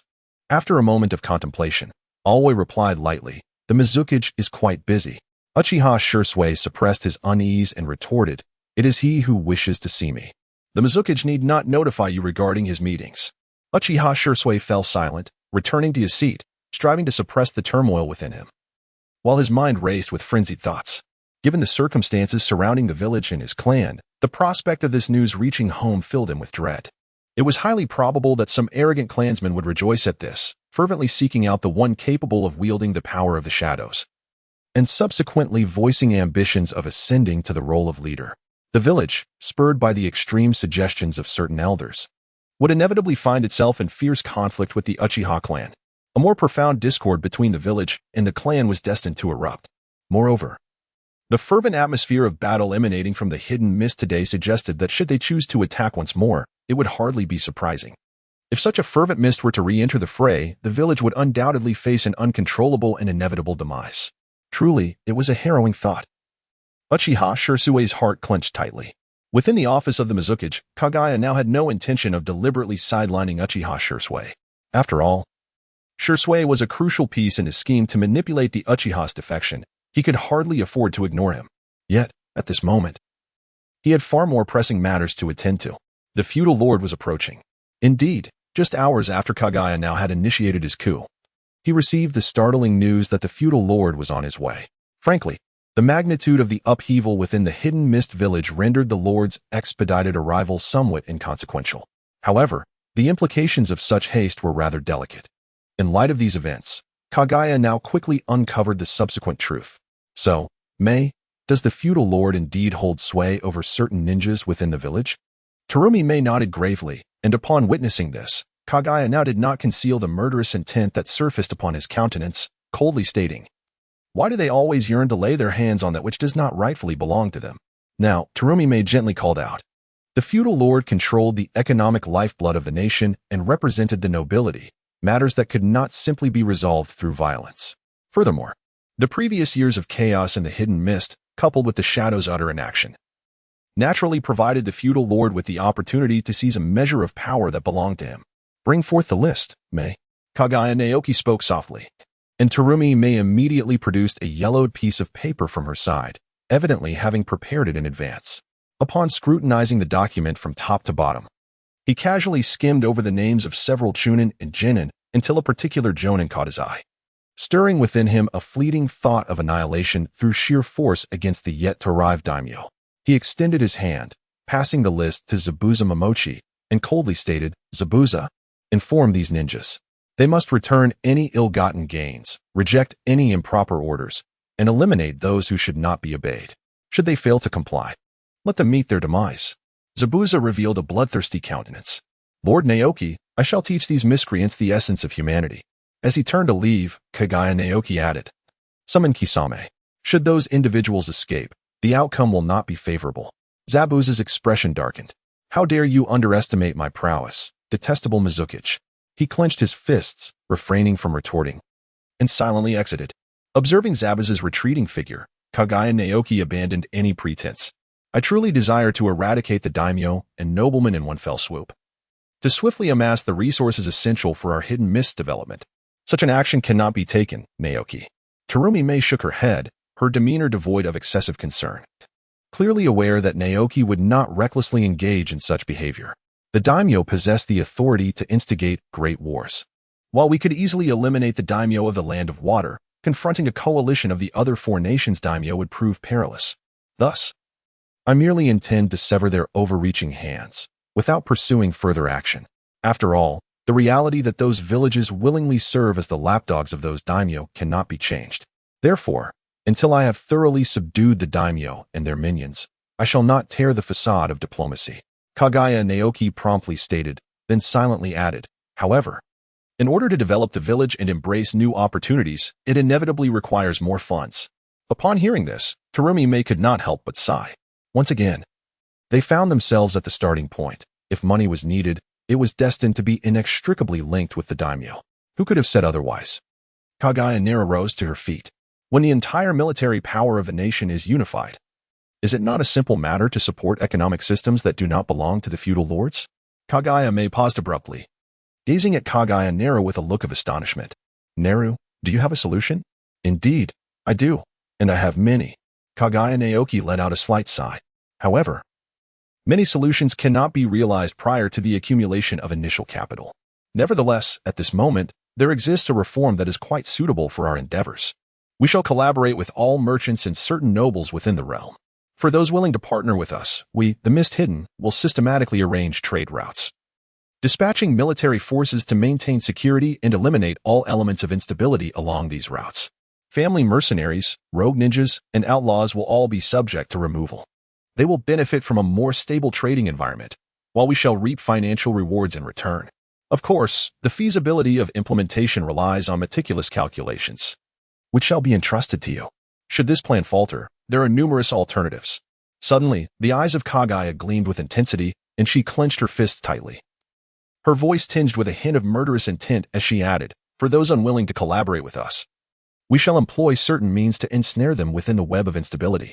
Kaguya Naoki nodded silently, then shook his head and remarked, "It is perhaps best that we do not intervene. After all, our nation is not lacking in thieves and brigands. Since we cannot triumph over the hidden mist, they will inevitably find their way to where they must go." Kaguya Naoki remarked softly, "Only with wealth can one accomplish greater endeavors." At that moment, the voices of the covert ninjas could be heard from outside the door. "Lord Fourth, the daimyo has arrived." Kaguya Naoki nodded slightly. "Please summon the third Hokage." Chapter 68, The Daimyo. Ninjas are destined to be our dependents as Kaguya Naoki busied himself organizing the office of the Mizukage. The carriage of the daimyo slowly rolled onto the land of the hidden mist village. The rugged path caused the wheels to creak from time to time, muffling the two voices within the carriage. "Father, is this the hidden mist? Our subordinate village?" A young child, still innocent and youthful, lifted the curtain to gaze at the world outside, then turned to the stern-faced man behind him with a question. The man, with a hint of a smile, nodded before shaking his head. Zhiwei, this is the hidden mist, but it is not entirely under our control. Is that so? Zhiwei pondered, lowering the curtain. After a moment of contemplation, he looked up earnestly and asked, Then, Father, are they not the strongest force within the nation? If such a formidable power is not under our command, how can we govern the entire country? Hearing his son's words, a blush of happiness appeared on the daimyo's face, and he regarded Zhiwei's still somewhat immature form with unabashed admiration. Your ability to articulate this surpasses that of your brother by a considerable margin. Perhaps the future of the land of water will flourish under your stewardship. After a brief pause, the daimyo's expression turned serious. The reason we cannot fully control them is quite simple. We can only rely on the existing rules of the world to constrain them and ensure their obedience. However, their martial prowess is exceedingly formidable, so powerful that when they choose not to adhere to any rules, they truly need not do so. Upon hearing this, Zhiwei remained perplexed. Father, if that is the case, why do they abide by the rules we establish?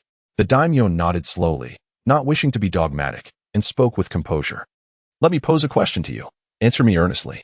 Very well, Father, Zhiwei replied eagerly, awaiting his father's guidance. What do you believe a person requires?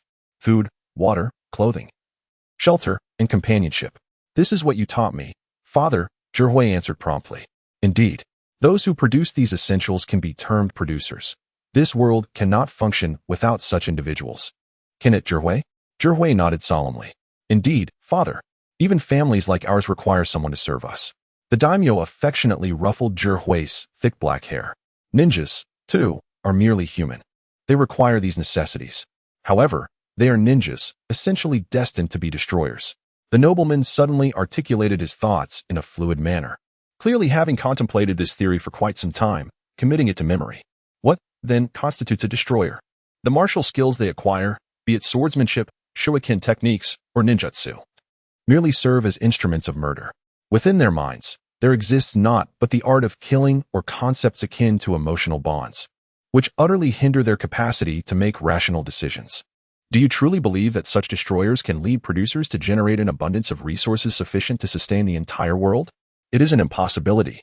Jiren immediately responded with a sense of pride, a burgeoning superiority over ninjas swelling within him. Only families like ours, the noble houses, can bestow genuine beauty upon this world. Meanwhile, the nobleman continued without a hint of pause, oblivious to Jiren's thoughts. Hence, these beings, endowed with absolute power and capable of wielding force to govern the world, are ultimately incapable of truly mastering it. They are fated to remain subservient to us. For destroyers, by their very nature, lack a foundational basis for rule. After all, the most crucial foundation of this world resides in the producers. Producers will never voluntarily align themselves with those who revel in bloodshed. Upon hearing his father's words, Jiren eagerly expressed his perspective. Thus, Father, we are the producers. These destroyers can only sustain their existence by being beneath us. No, the nobleman shook his head. We are the organizers. It is the common folk who are the producers. While ninjas are indeed destroyers, they also occupy a noble status in another sense, which is why they require us, the organizers, to facilitate the production of sufficient goods, weapons, and commodities for these unconventional nobles to lead their lives. Jiren's initial confusion evaporated, replaced by unwavering confidence. Thus, Jiren, the ninjas cannot exist apart from us. Although we often position ourselves above these ninjas, we must exercise restraint to avoid compelling them to resort to force against us. Jiren, you will become a noble. The nobleman smiled, removing his hat and placing it atop Jiren's head, allowing him to savor the taste of power. Remember everything you have said today. It is sufficient to govern this nation and ensure your prosperity for a lifetime. Jiren nodded, just as a rhythmic knocking echoed from outside the door, prompting the nobleman to adopt a stern demeanor, exuding an air of superiority. Is there news? Why, Your Excellency, came a somewhat flustered voice from beyond the door. All our informants have betrayed us, and those responsible for communication have been killed. What shall we do? What do you mean we? The nobleman replied in a low tone. It was your unilateral decision. You shall face the consequences alone. Yes, my lord. The tremulous voice soon faded, and silence once again enveloped the outside. The demeanor of the daimyo relaxed, shedding the earlier aura of intimidation. Jiren, do not concern yourself with such trivial matters. They are ninjas, and we are daimyo. Since we have crossed boundaries, a minor lesson is hardly a significant affair. Jiren nodded. Yet a subtle pang of pain stirred within him as he comprehended the gravity of it all. He had once believed that his family's power was limitless. Yet today he realized for the first time what boundaries truly meant. Boundaries are defined by ninjas, and their leader is a figure known as Kaguya. One must regard Kaguya with utmost seriousness. Jiren, ever the quick learner, soon acquired new insights. My lord, we have arrived at the Mizukage Tower. The daimyo nodded gently before turning his gaze. Jiren, I have dealt with the third Hokage my entire life. It is time to bring that to a close. The future lies with you and the fourth. Jiren steadied his mind, gripping his sleeves tightly, and nodded solemnly. With reverence and gravity, he approached the Mizukage Tower. According to his father's words, in the future, Kaguya Naoki would undoubtedly be the individual to whom he must pay the utmost attention. This time, he must earnestly observe the kind of person he truly is. Chapter 69. The daimyo, Kaguya Naoki, will shatter our chains. Regarding ninjas, the two ascended the stairs, flanked by their guards, and pushed open the door. Under the sharp gaze of Kaguya Naoki and the third Hokage, they slowly advanced towards the central seat reserved for the daimyo. My lord. The two remained seated, merely nodding slightly to acknowledge the daimyo. The daimyo regarded their salute with indifference and, unable to contain his curiosity, inquired, Third Hokage, Fourth Hokage, please recount the events of the past few days once more. In the periphery of the third Hokage's vision, Kaguya Naoki gave a slight nod, prompting the former to speak in a hushed yet steady manner. The matter is roughly as follows. The third Hokage gradually revealed the truth of having been manipulated by illusion for over a decade. Unperturbed by the astonishment etched upon the faces of the father and son, he promptly produced a resignation letter of accountability, accompanied by a well-crafted recommendation letter for Kaguya Naoki. Such occurrences are truly absurd. I have never heard of a ninja capable of controlling another's thoughts and intentions for such an extended period. The daimyo chuckled dryly, hastily reaching for a cup of strong tea to sip, attempting to mask the turmoil in his gaze. What is happening? Aren't ninjas' techniques meant solely for combat? How could there exist a technique capable of manipulating another's thoughts and intentions? Moreover, even a formidable figure like the third Hokage could not evade it. In contemplating the potential application of such formidable power upon us, a chilling sensation enveloped the daimyo. Resolutely, he resolved to recruit more ninjas capable of countering illusions upon his return to the daimyo's estate. Yet, he sensed it was insufficient. The gently flowing water within the teacup mirrored the frantic glimmer in his eyes. It was imperative to inform the other daimyos of the various nations. Only through such communication could their safety be ensured. These ninjas instilled an overwhelming sense of terror. Lord Daimyo, I acknowledge that this notion may seem utterly absurd and difficult to comprehend, yet the undeniable truth remains. It is I who have been cast down alongside the name of Kirigakure, he mused. Setting down his teacup, he silently raised his fan, gently waving it in an attempt to dispel the cold sweat that emerged, whether from the heat of the tea or sheer dread. After a brief pause, he regained his composure and spoke again, shaking his head in apparent regret. At this juncture, it is beyond alteration. Let the third Hokage entrust the future to the youth. With that, he sifted through the recommendation letter presented by the third Hokage, discovering but a singular name repeated, Kaguya Naoki. Ah, is this then the outcome of a coup d'etat? He thought, harboring a slight derision for these ninjas, as he mentally affixed the label of destroyer upon Kaguya Naoki. Recognizing that the decision to appoint Naoki as the fourth Hokage was irrevocable, he nevertheless inquired, thus, third Hokage, you intend to endorse such a young man for the position of fourth? It seems rather inappropriate, does it not? Indeed, the third Hokage replied with a quiet nod, adding, Naoki is my sole candidate. To stabilize the village of Kirigakure, he is indispensable. Understood, the daimyo responded after a moment's contemplation, nodding in agreement. Since the fourth Hokage has been determined, it is time to deliberate on other matters. With a sudden smile, he turned toward Kaguya Naoki. Fourth Hokage, setting aside the official rituals and procedural concerns of your ascension, shall we now discuss the prospects of negotiating peace with Konoha? Kaguya Naoki nodded with a smile. Turning slightly to murmur, Ray, please present it to the two distinguished gentlemen. Upon hearing this, Terumi May stifled her sigh, her demeanor growing somewhat rigid as she nodded in acknowledgement. Turning away, she retrieved the exceedingly audacious terms of the treaty and presented them to the third Hokage and the daimyo of the Land of Water. As the two men hastily scanned the document, they were immediately struck with alarm by certain phrases. Lease, succession, reparations, and war criminals. Overwhelmed by the implications, the daimyo of the Land of Waters had spawned, further diminishing his regard for Kaguya Naoki. Before he could finish reading, he looked up and said, "Fourth Hokage, we must deliberate on this treaty more thoroughly. The Leaf Village is unlikely to accept such conditions." Instinctively, the third Hokage began to nod in agreement. But recalling the hidden mist headband upon his brow, he abruptly halted, sitting quietly as he awaited Kaguya Naoki's command. Kaguya Naoki sat upright, regarding the long hand before him, a hand that was destined to bring him considerable trouble in the future, with a serious demeanor. "My lord, the hidden leaf has already fallen into disarray. If we do not seize this opportune moment to demand a substantial advantage, how shall we secure sufficient benefits?" Yet, such a course of action seemed excessive. As the lord uttered these words, his gaze shifted to the treaty, whereupon he noted the clause on free trade. The thought of the several leased territories immediately stirred a sense of urgency within him. Kaguya Otsutsuki is truly a formidable figure. These ninjas have begun to ponder matters beyond mere combat and killing. Is there anything more foundationally unsettling than this? It must be stopped. Suppressing my emotions with great effort, I inquired with a semblance of nonchalance. "Fourth Hokage, such conditions are hardly of great consequence if merely employed for negotiation. However, what is the significance of leasing these lands of the Land of Fire?" Kaguya Naoki promptly responded, "It is, of course, to facilitate trade for our domestic merchants and promote economic prosperity." The daimyo clenched his fist and interjected with a sense of urgency.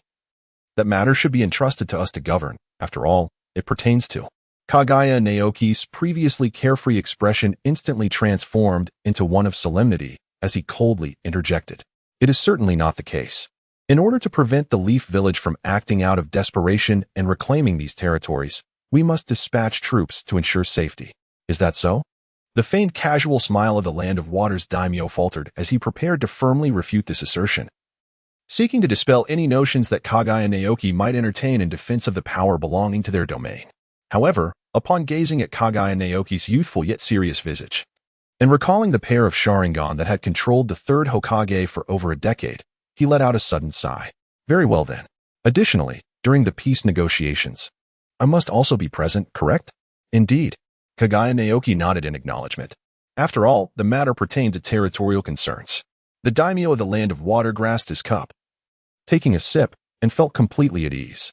"Fourth Hokage, prepare earnestly. If you can indeed compel Konoha to acquiesce to such terms, it could potentially upheave the very fabric of this world." "Of course, my lord." Kaguya Naoki responded earnestly. Upon exiting, he boarded the vehicle and addressed his companion, Chihiro. "Chihiro, for the time being, let us set aside what I have taught you." Chihiro, who was still contemplating how to describe his confrontation with Kaguya Naoki to their father, immediately displayed a look of confusion and inquired, "Father, what does this mean?" The lord expressed a hint of exasperation. "Among those ninjas, those who are solely bent on destruction, there is one rather peculiar individual. They too must devise a means to establish their own economic system. We must thwart them." Chihiro clenched his fists earnestly.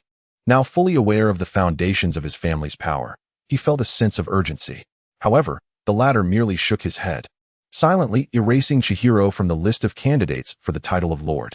His brother was sufficiently mediocre and would likely not endeavor to prevent matters that were fundamentally unavoidable. "That is for the best. Bring Shursui here," Kaguya Naoki stated within the Mizukage building. Chapter 70. The Third Hokage's Gratitude in the Byakugan Breeding Plan. Upon hearing Kaguya Naoki's request to summon Uchiha Shursui, the third Hokage immediately spoke up. "Then I shall take my leave for now, Fourth Hokage." No, at this moment, Kaguya Naoki harbored little malice toward the third Hokage, who, despite his frail appearance, was exerting every last ounce of effort for the village. Consequently, his tone softened. "Third Hokage, please remain and attend to some administrative affairs." Upon hearing these words, the third Hokage involuntarily looked up, his heart stirred with emotion. Having held office for so long, he had not only failed to achieve any significant accomplishments but had also inflicted considerable damage upon the village. How could he possibly face the first and second Hokages in the Pure Land? Yet, if he could now engage in governance or battle, channeling his remaining energies to contribute, perhaps he could alleviate some of his sins. Just as the third Hokage was about to respond affirmatively, a thought flickered in his mind, prompting him to fall silent.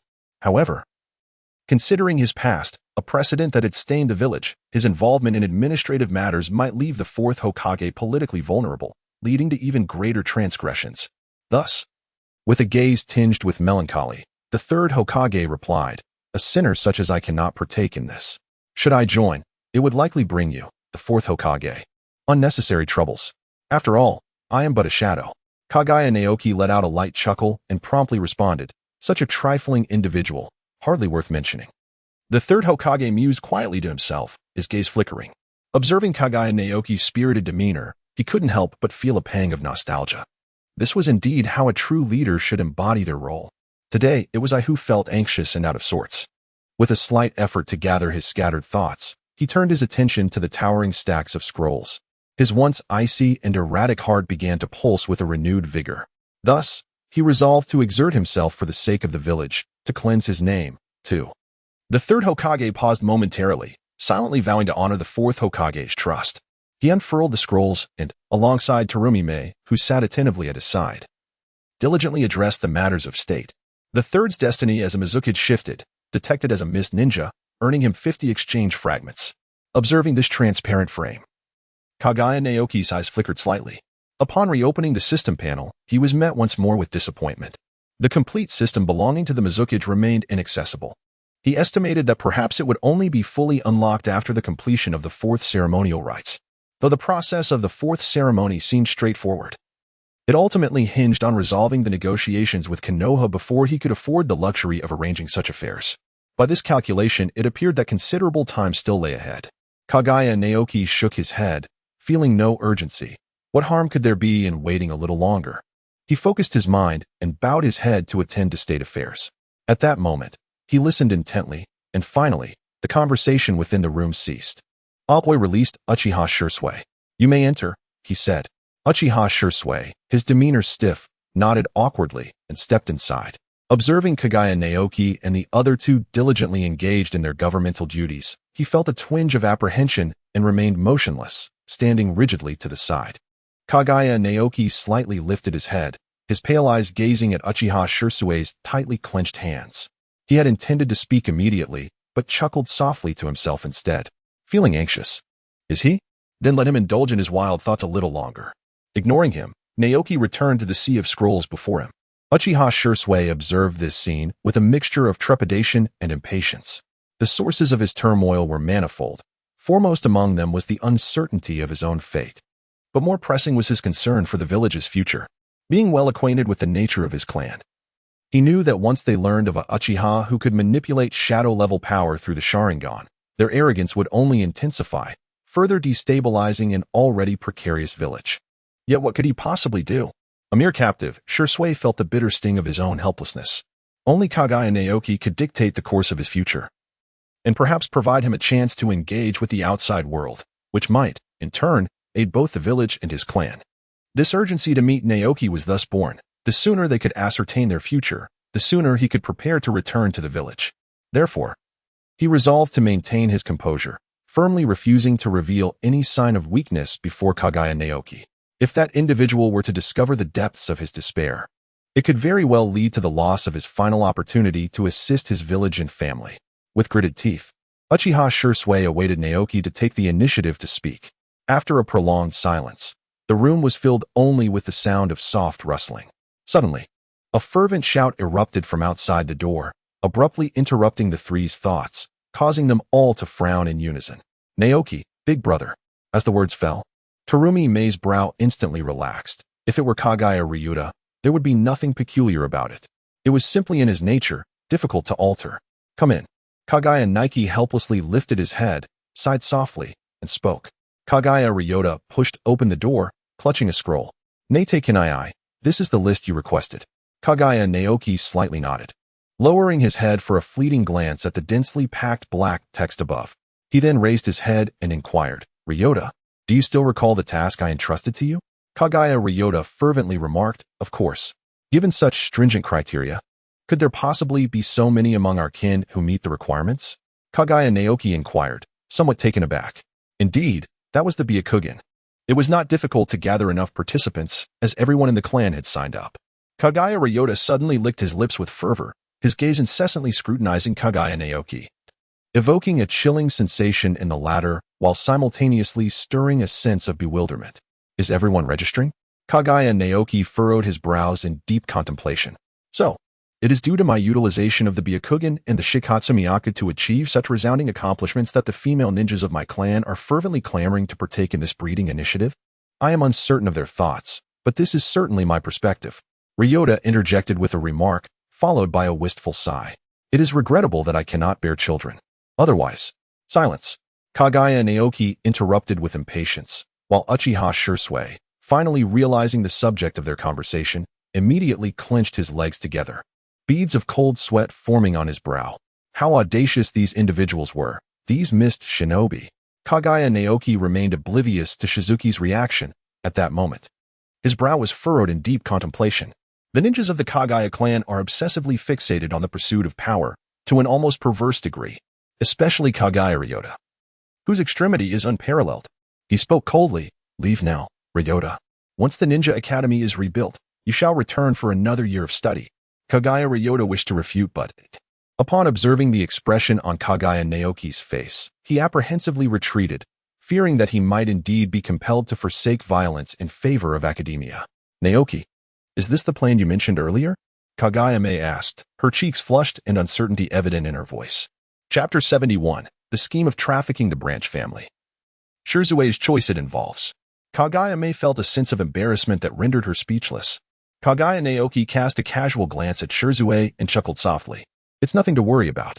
He continued, it involves gathering those members of the Kaguya family who meet your stipulated conditions and willingly volunteer. Selecting a few to engage with Hyuga Hinata, well. Looking at Kaguya Naoki, Kaguya suddenly found herself at a loss for words. Yes, it is as you imagined, she replied, relieved as they moved past that topic. Yet her curiosity prompted further inquiry. But why only send a few? According to this scroll, dispatching a greater number wouldn't pose much of a problem. In truth, this plan serves merely as a safety net. Kaguya Naoki casually remarked, leaving Terumi somewhat perplexed. A safety net? Out of the corner of her eye, she caught a glimpse of Shursui, while simultaneously observing Naoki's reluctance to elaborate, prompting her to swiftly choose silence. In response, Kaguya Naoki turned his head directly, not seeking clarification, but instead retrieving the scroll inscribed with names. He meticulously began to highlight the names of the Kaguya women who met ethical criteria, voluntarily signed up, and possessed commendable qualifications, yet his mind was engulfed in contemplation. At this stage, Hyuga Hizashi was still within the village, and it was imperative not to squander this opportunity. Under the conditions of voluntary participation and adherence to various ethical standards, it was essential to leverage the unique blend of Kaguya and Hyuga bloodlines to preserve the existence of the Byakugan, ensuring preparedness for the future. Should the issue of the caged birds be resolved in the future, it would be prudent to use Hyuga Hizashi as a benchmark, with the hope of recruiting some unwilling captives of the Byakugan bloodline back to Kirigakure amidst the inevitable chaos in Konoha on some future day. This approach would not only facilitate the swift application of the Byakugan in warfare, medical practices, reconnaissance, and architecture, but would also enable a substantial increase in the bloodline base, allowing for the rapid generation of Byakugan offspring. However, if the issue of the caged birds remained unresolved, the plan to recruit from the Hyuga branch using the resolution of Hizashi's predicament would become untenable. By that time, there would be no need to be frugal with Hyuga Hizashi. Oysters, sea cucumbers, and other provisions could suffice as sustenance, prepared numerous times a day. Yet, such a pace would be excruciatingly slow, far too slow. Until the very end, he would not engage in such an inefficient endeavor. Kaguya Naoki pondered this. Having inscribed enough names, he closed the booklet with one hand and addressed the shadowy figures beyond the wooden door. Please return this list to the Kaguya clan and kindly remind them to treat Lord Nikaritsu with utmost respect, rather than merely viewing him as a tool. After saying this, Naoki emphatically reiterated, we are family. Yes, Lord Tsukage. The fervent Mist Ninja acknowledged eagerly, bowing before retreating from the office. With a soft click, the wooden door shut, leaving only the faint rustling of pages in the office. Time passed, and as the sun cast its golden rays, Naoki placed the final scroll beside him and stretched languidly, finally turning his gaze towards the somewhat disheveled Uchiha Shursui.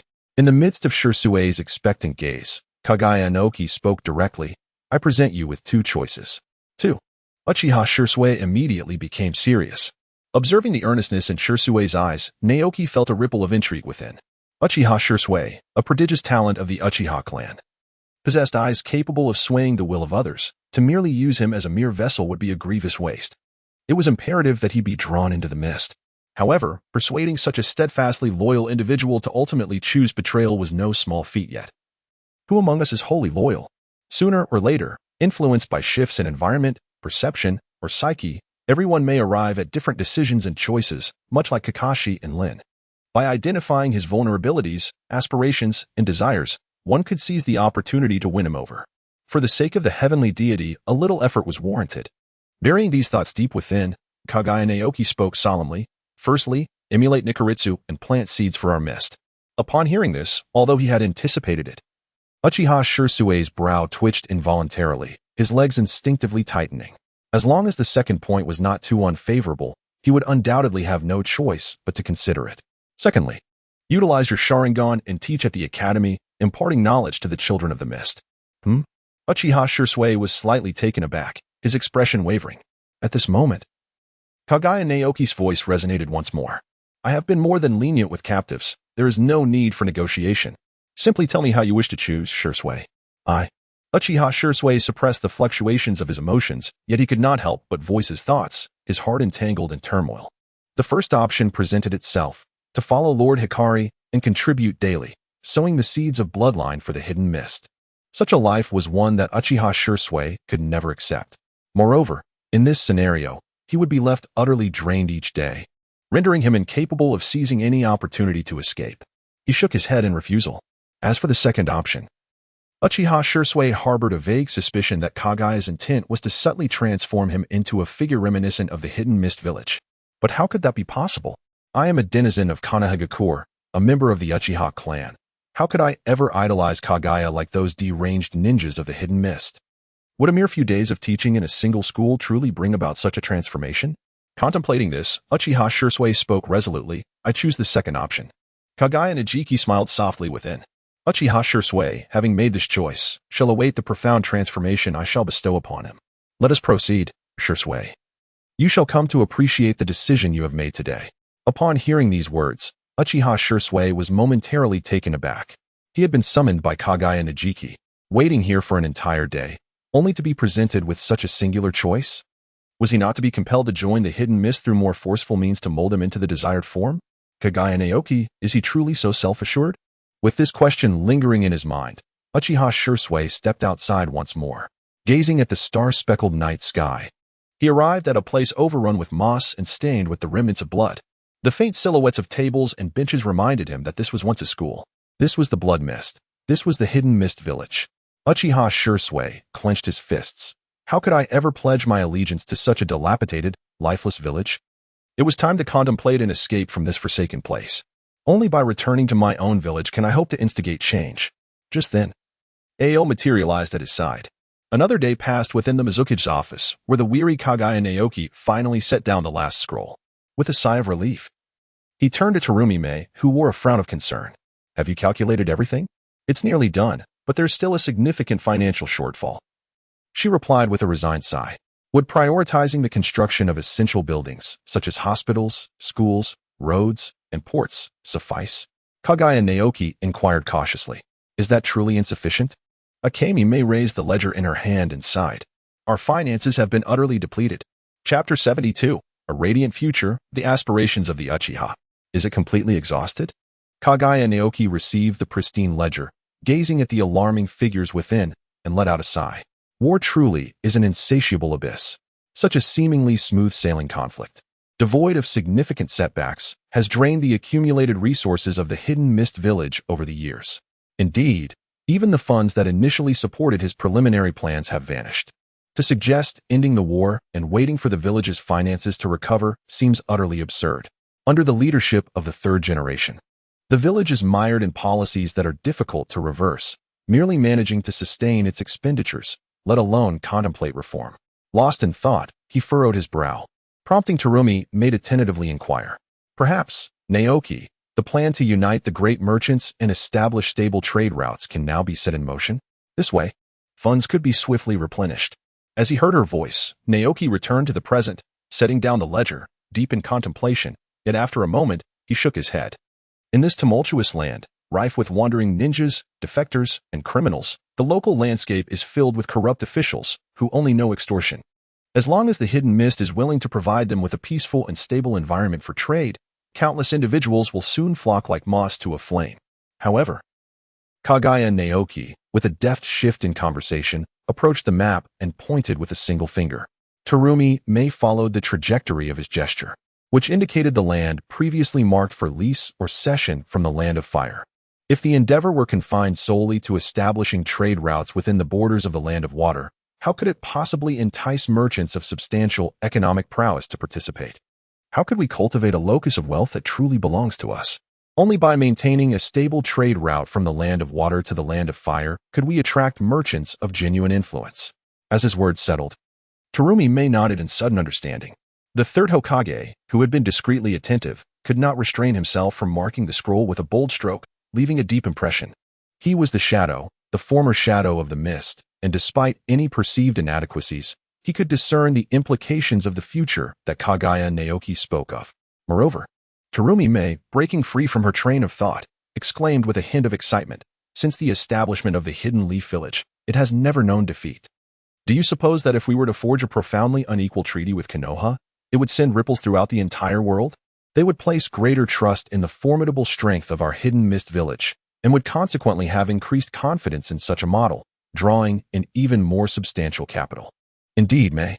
However, for now, we must not dwell on such matters. The initiative does not rest in our hands. It entirely hinges upon Konoha's willingness to engage in discussions of peace at an opportune moment." Kaguya Naoki's stomach emitted a soft rumble, signaling that it was time for a meal. "All right," said Tsukuyami May, stretching languidly and revealing her exquisite curves. After relaxing, she leaned lazily against Kaguya Naoki's shoulder, gazing out at the starry sky, and with a hint of schadenfreude remarked, "I wonder what Konoha is like at this moment." The third Hokage lowered his head, continuing to attend to matters of governance. In the Land of Fire, within the village of Konoha, under a myriad of stars, the Uchiha clan grounds lay enveloped in profound silence, save for the occasional outburst of anger and argument emanating from one of the houses. Inside, an elder of the Uchiha clan, his hair streaked with gray and his eyes shimmering with wisdom, animatedly gestured as he spoke. "Under the direction of the clan leader and the third Hokage, our village has suffered a devastating defeat and must inevitably yield power. In the past, with the illustrious Minato Namikaze as a precedent, the odds seemed insurmountable. Yet now, faced with a mere cripple, what is there to contest? Danzo possesses no merit. Orochimaru is a fallen general, and Jiraiya and Tsunade lack ambition. Is this not the perfect opportunity for the clan leader to ascend to the position of Hokage?" As his words fell into silence, the room was momentarily still, until a pair of crimson eyes, heralding strength, ignited within the dim confines. Quietude enveloped the space once more, the focus converging upon Uchiha Fugaku, who sat in the main seat, previously resembling a stone statue. He forcefully slammed his hand upon the table, commanding immediate silence throughout the room. The fourth Hokage position, Fugaku clenched his fists, his heart racing. He could not deny that this was the most opportune moment for him to ascend to that esteemed position. "This time, we shall strive for the fourth Hokage position." However, Uchiha Fugaku tightened his fists, his tone growing serious. "You must heed my commands. Do not act impulsively, lest we provoke an unspeakable conflict with the village." As his words resonated, the Uchiha clan members, though their expressions were fierce, bowed their heads in acknowledgement. This deference was not only due to Fugaku's status as clan leader, but also because he was the strongest among them. Only the strongest could command their willing obedience. Clang. Listening to the cacophony behind him, Uchiha Itachi maintained an expression of serene composure, merely sending the kunai in his hand towards the target. The sound of metal striking would resonating deeply. Yet, it was insufficient. With hands forming seals, chakra began to converge, and a fireball was expelled from his mouth, its flickering flames illuminating the dark courtyard. Still, it was not enough. Rubbing his eye sockets, he redirected his chakra, and within the reflection of the lake, his crimson eyes glimmered. 1, 2, 3, or 4 kunai clashed in the air, sparks flying as each found its mark on the target. Yet, still, it was not enough. Uchiha Itachi murmured silently, his gaze involuntarily drifting towards the luminous moon above. "Brother Shursui, if only you could return, perhaps it would suffice." to halt these unnecessary conflicts and prevent the wars that incessantly wear down lives. But this is the nature of the world, is it not? Strife, battle, death, tragedy, ever constant. Devoid of turmoil. Brother Shursui, what would you do if you were to come back? And if you do not return, what then shall I do? Lost in contemplation, he wielded the kunai when suddenly he opened his eyes and turned around, revealing a man with a satisfied smile behind him, Uchiha Fugaku. The hopes and worries that once adorned his face vanished in an instant, replaced by an icy demeanor. Father. Uchiha Fugaku nodded in appreciation. I have seen it all. You truly are my most exceptional child. The future of our clan shall be entrusted to you. Uchiha Itachi bowed respectfully, his tone steady and meticulous. I will not disappoint your trust, father. Uchiha Fugaku nodded in satisfaction, turning away while silently reflecting on the scene that had just unfolded. Itachi always bore such a weight of concern. Yet, this is the burden of excellence. Only those who are truly outstanding encounter an increasing number of troubles in their growth. The mediocre remain untouched by such feelings. Grow quickly, Itachi, for the future will soon rest in your hands. As he pondered, an urgent voice broke through his reverie, pulling his attention back. Fugaku raised his gaze and saw several Uchiha surrounding an Umbu ninja. Clan leader Fugaku, please proceed to the Hokage building for an urgent meeting. Chapter 73. The Battle for Future Hokage. A stage of dazzling brilliance now that everyone is gathered. Let us commence. Amidst the swirling mist, Sarutobi Hiruzen set down his pipe, shifting his aged head to gaze at a white-haired man. Jiraiya, please share the news with everyone. Covered in the remnants of battle and dust, Jiraiya nodded, his tone laced with complexity. Kaguya Zetsu, not long ago, led an army in the land of water, orchestrating a coup that defeated the Third Mizukage and successfully ascended to power. With the assistance of the Third Mizukage, Kaguya Zetsu has gained the recognition of the daimyo and is now officially the Mizukage. As the words fell, Mito Gate Yin immediately furrowed his brows and inquired, wait, so he has ascended to the position of Mizukage so brazenly? Indeed, Jiraiya replied. The atmosphere in the room grew even more oppressive. Aside from Jiraiya, who had been maintaining the front line in the land of Earth and had never confronted Kaguya Naoki directly, everyone else in the room fell silent at the mere mention of that name. It was this individual who had led the forces of the Hidden Mist and had decisively vanquished the allied armies of Orochimaru and Minato Namikaze.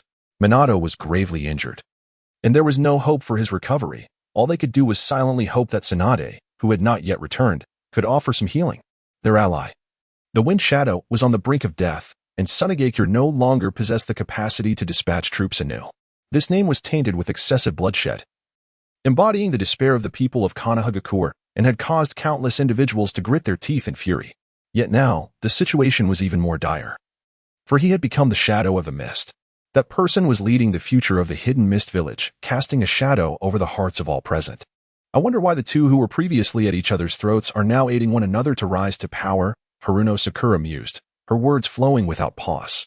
Furthermore, even if Kaguya Naoki were indeed that powerful, it is implausible that he could eliminate all the influence of a sitting Mizukage who has held his position for decades in such a brief span of time. Is there some hidden agenda at play here? Jiraiya awkwardly chuckled a few times, glancing at the intelligence report and letting out a sigh. Kaguya Naoki possesses more supporters than that Mizukage, which is why the factions backing the Mizukage were swiftly eradicated.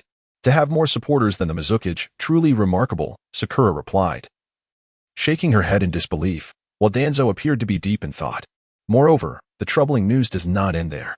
The reason Kaguya Naoki has managed to coexist harmoniously with the Third Mizukage is primarily due to the manipulation of the Third S mind through a pair of Sharingan for over a decade.